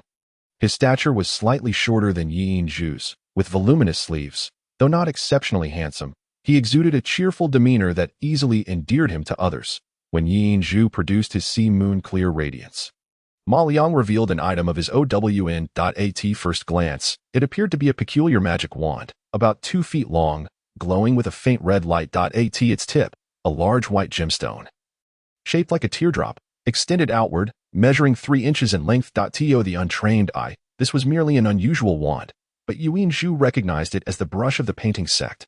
The 4 sects of lute, chess, calligraphy, and painting represented 4 branches of magic. The lute sect belonged to the spiritual magic branch, known as the Sound Mage Division. The chess sect was affiliated with the spatial magic branch, specifically the sealing domain. The calligraphy sect was akin to the elemental branches, being the only sect among the 4 that practiced comprehensive magic. Meanwhile, the painting sect specialized in summoning magic. Yinzhu had heard a brief overview of the 4 sects from Qin Shang, but this was his first real encounter. Ma Liang smiled slightly, saying, "Brother Yi, I witnessed your previous matches, but it was your battle against Nesta that confirmed my judgment. I know you possess formidable strength. Today, let us engage in a fair contest. The evolution of strength beyond the rainbow level is emblematic of the Eastern Dragon's 8 sects." As he spoke, he twirled the wand in his palm, and his previously relaxed demeanor transformed into one of seriousness. With a swift motion of his right hand, he seemed to chant an incantation, and arcs of yellow light began to materialize at the tip of his wand, gradually sketching a pattern in the air. Onlookers, it appeared as though Ma Liang was inscribing a magical array exclusive to summoning magic, accompanied by his incantation. Yet Yinzhu understood that the movements of his lips were merely for show. Except in extraordinary circumstances, the mages of the Eastern Dragon's 8 sects do not require incantations to wield their magic. In this moment, the brush held by Ma Liang was his true weapon. Ma Liang's movements were swift. The brush-shaped wand danced in the air with fluid grace. In the blink of an eye, a wolf-shaped illustration was completed. An astonishing scene unfolded as all the lines he had drawn instantaneously expanded and fused together upon the completion of his final stroke. With a howl, a colossal azure wolf, measuring over 3 meters in length, emerged from the illustration, charging directly at Yinzhu. Ferguson, seated at the judge's table, could not help but express his astonishment at the scene before him. What an unusual summoning array. I don't believe I've seen anything like it before. The young people nowadays truly never cease to amaze me. Summoning magic is the most peculiar and unique form of magic. Apart from being classified according to the rainbow level, its other aspects differ vastly from those of other magical schools. Moreover, the methods employed by summoners to call forth various magical beasts are incredibly diverse, which is why Ma Liang was unafraid of his identity as a member of the painting sect being exposed. The 3-meter-long azure wolf was a 3rd-tier magical beast, known as the wind wolf. A common creature, although Ma Liang appeared to be at the yellow grade level, Yinzhu, familiar with the rankings of the Eastern Dragon's 8 sects, understood that Ma Liang was at least of the same green grade initial level as himself. He simply did not know what the 2nd tier of the painting sect was called. Given his current magical level, he could summon beasts of the 4th or 5th tier. Once the number of magical beasts reached a certain threshold, it would become challenging to contend with them. He had not forgotten the troubles caused by the dragon in his previous 2 matches. With this thought in mind, Yinzhu propelled himself toward the charging wolf. With the left hand cradling the ethereal glow of the sea moon and the right hand extending forward, the verdant silk quietly unfurled, casting a luminous circle of emerald light imbued with a yellow aura towards the head of the windwolf. The windwolf, swift as the breeze, released a flurry of wind blades from its maw as it lunged at Yinzhu.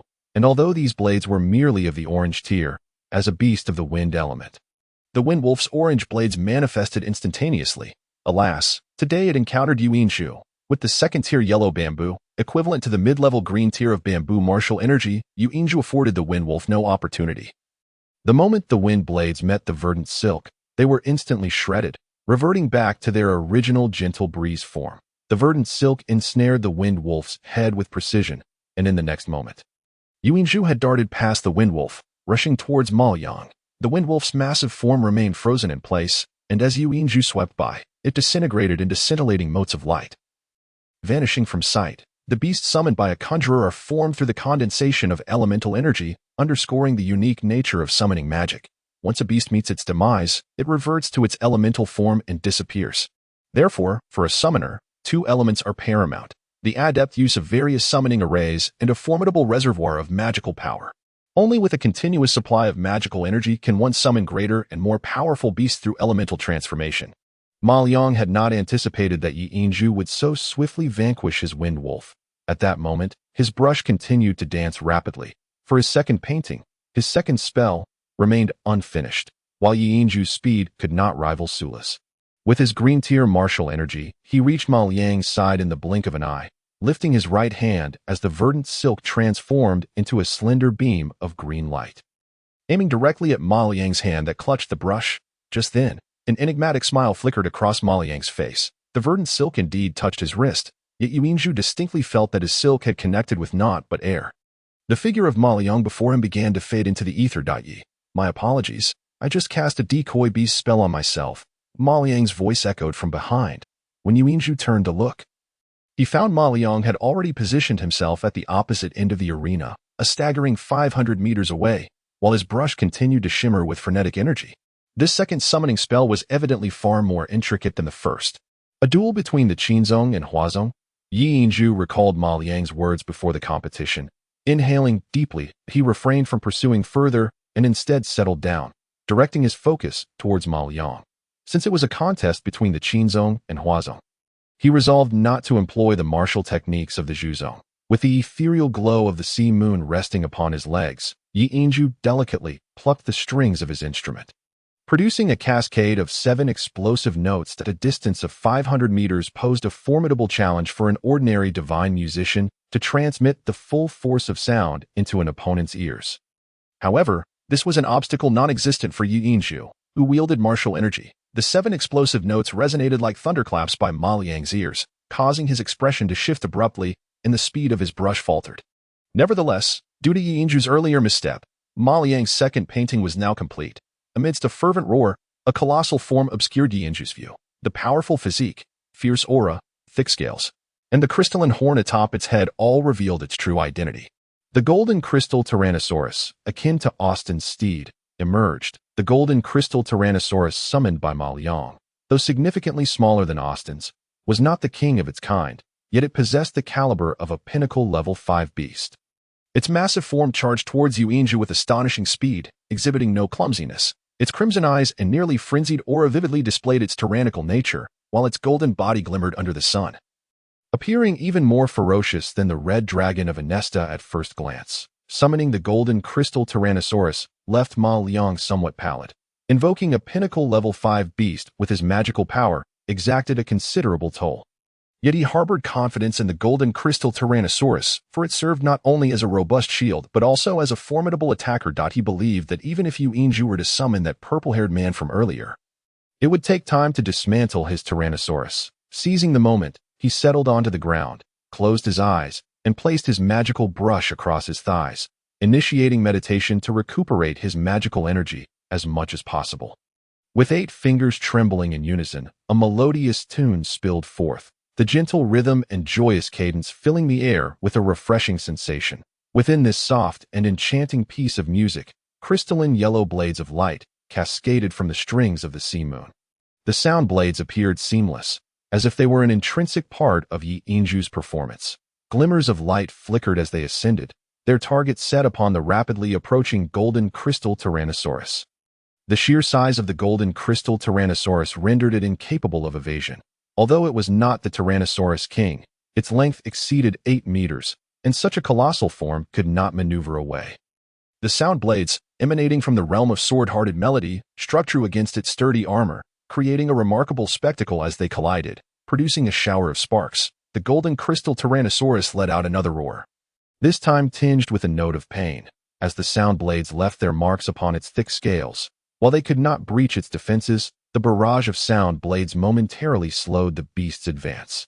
At this juncture, Yi Yingzhu's focus had entirely immersed itself within the strings of his instrument, everything flowing seamlessly. Upon entering the realm of sword-hearted melody, the long-standing dilemma that had plagued him, the inability of the sound blades to harmonize with the melody, was effortlessly resolved. Each simple note now intertwined with a destructive sound blade.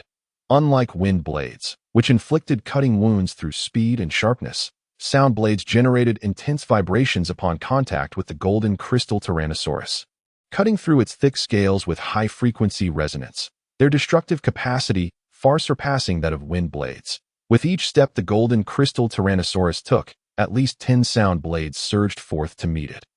Under Yi Yingzhu's precise control, all sound blades were directed towards a specific area on its chest, and amidst the relentless assault, the fissures in its scales widened, with some delicate scales being shattered and flung away. Intensifying its agony, the golden crystal Tyrannosaurus drew closer to Yi Yingzhu. The onslaught of sound blades grew increasingly dense, Yi Yingzhu's hands danced across the strings, unleashing 14 sound blades simultaneously, intertwining in the air as they flew towards the golden crystal Tyrannosaurus. At that moment, the beast's blood-red eyes suddenly transformed into a brilliant gold, as a surge of elemental power enveloped its crystalline horn. A dazzling beam of golden light erupted forth, meeting the 14 sound blades head-on. The metallic clang echoed as sound blades and light beams shattered simultaneously. Metallic magic, a niche branch of elemental sorcery, serves to bolster one's defenses internally while unleashing formidable offensive capabilities externally. It is the innate magic of the golden crystal Tyrannosaurus.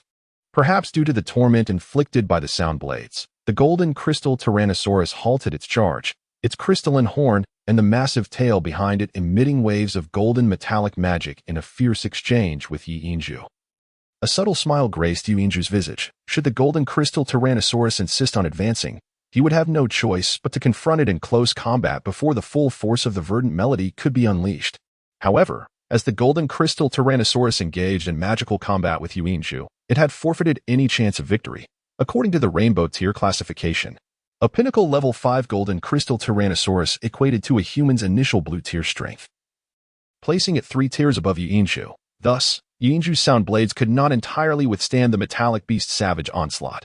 Yet, the speed of the sound blades far surpassed that of its opponent.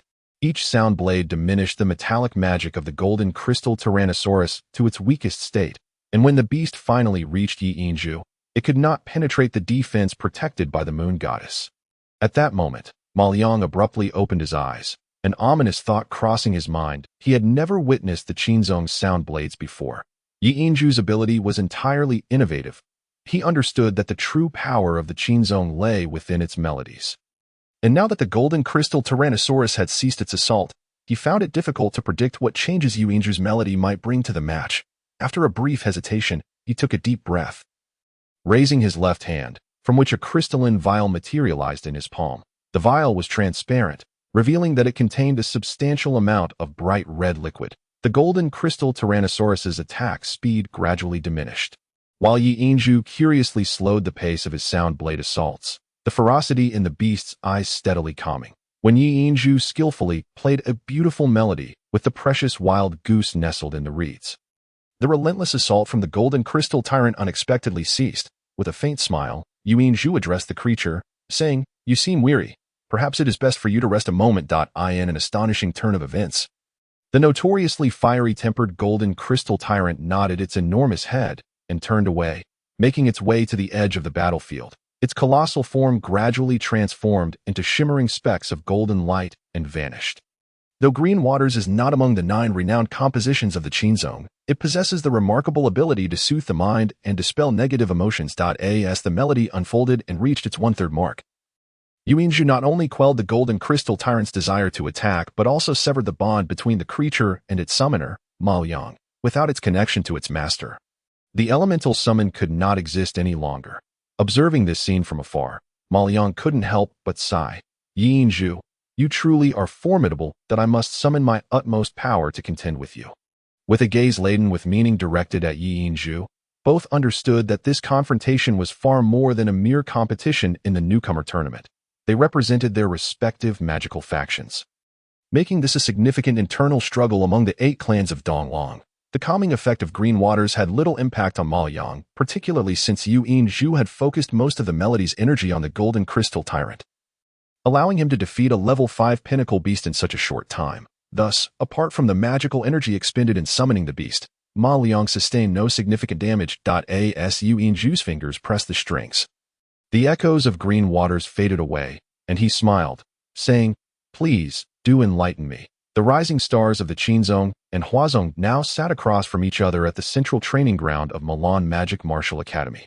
And at this moment, their contest was set to truly commence. Ma Liang extended his left hand, and as he circled it before him, a ring of antiquated silver adorned his left middle finger, which suddenly radiated a brilliant silver light. In that instant, 5 formidable objects materialized before him, floating gracefully and emanating a soft silver glow. Each of these items was substantial, hovering in front of Ma Liang, creating an extraordinary sensation that thickened the air around them. A massive influx of elemental energy surged towards these 5 artifacts. The 5 objects included a long silver horn, a set of enormous teeth from an unknown creature, a silver sphere of light, a gigantic silver eyeball, and a massive diamond-shaped scale. At the judges' table, several department heads of the magic division rose almost simultaneously, including the head of the summoning department, all displaying expressions of shock.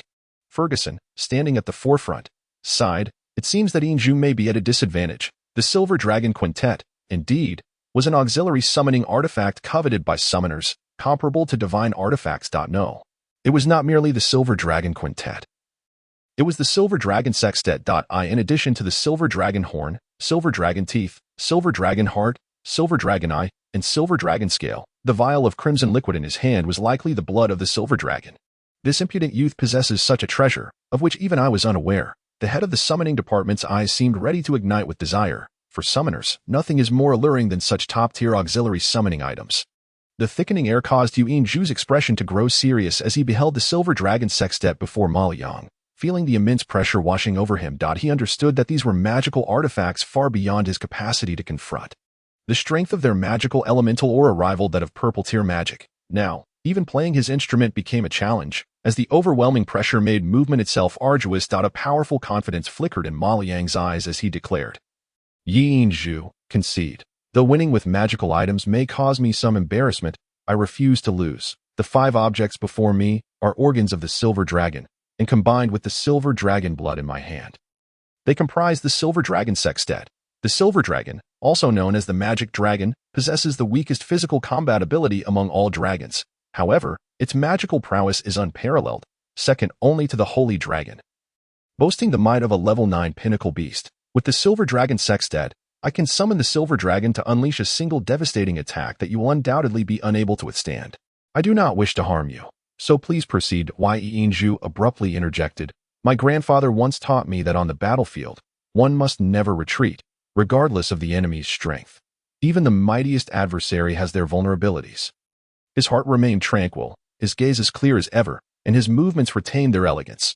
Despite the immense pressure exerted by the Silver Dragon Sextet, he sat resolutely, earning the admiration of the professors at the judges' table, with Ferguson nodding in approval. However, he was already preparing to intervene and halt the match. With resignation, Ma Liang asked, "Do we truly need to continue? If you cannot withstand the Silver Dragon's attack, please concede. I believe I can still retract my magic." Retracting cast magic can be tremendously taxing on a mage, especially in circumstances of overexertion. The Ma Liang did not wish to harm Yu Yinzhu. He yearned for victory, viewing this as an exceptional opportunity for the Huazong to surpass the Qinzong. Thus, he was willing to risk the backlash from his own magic to fight until the very end. As he slowly opened the vial containing the Silver Dragon blood, the magical elements in the air surged toward him with fervor. Simultaneously, the Silver Dragon Sextet before him glowed with a silvery radiance, forming a halo that absorbed the incoming elemental energy. Dipping his brush into the Silver Dragon blood, Ma Liang swiftly capped the vial, as if fearing to waste even a single drop, and with a flick of his wrist, a blood-red image began to take shape in his hand. The faint silver glow intensified, and the silver halo expanded, imposing an invisible authority and immense pressure that caused the air to thicken. The unique magical pressure of the Silver Dragon compelled all magical elements within the central training ground to retreat from Yu Yinzhu. converging instead around the Silver Dragon Sextet point. One of the significant advantages of employing the Silver Dragon Sextet for casting magic is that within its aura, all other mages are rendered incapable of utilizing their spells, a critical reason it is likened to a divine artifact. Yi Yinzhu remained motionless, his focused gaze fixed on Ma Liang as he meticulously outlined the image of the Silver Dragon. His mental energy could no longer perceive even the slightest hint of magical elements. Even his own music magic was rendered ineffective at this moment. He refrained from utilizing his fighting spirit, knowing that his bamboo clan's fighting spirit could never breach the silver halo surrounding Ma Liang. However, he sensed the familiar surge of intense heat within him, reminiscent of his battle with Nista. The external pressure seemed to stoke this heat even further. A subtle disturbance rippled through his mental connection, a trace of confusion emanating from Z. It was evident that far away, Z sensed Yinzhu's peril and was attempting to communicate, hoping to be summoned to join him in facing this formidable foe. Yet this time, Yinzhu chose not to summon Z, for he clearly understood that even with the assistance of the Silver Dragon Sextet, summoning magic would be well beyond his reach.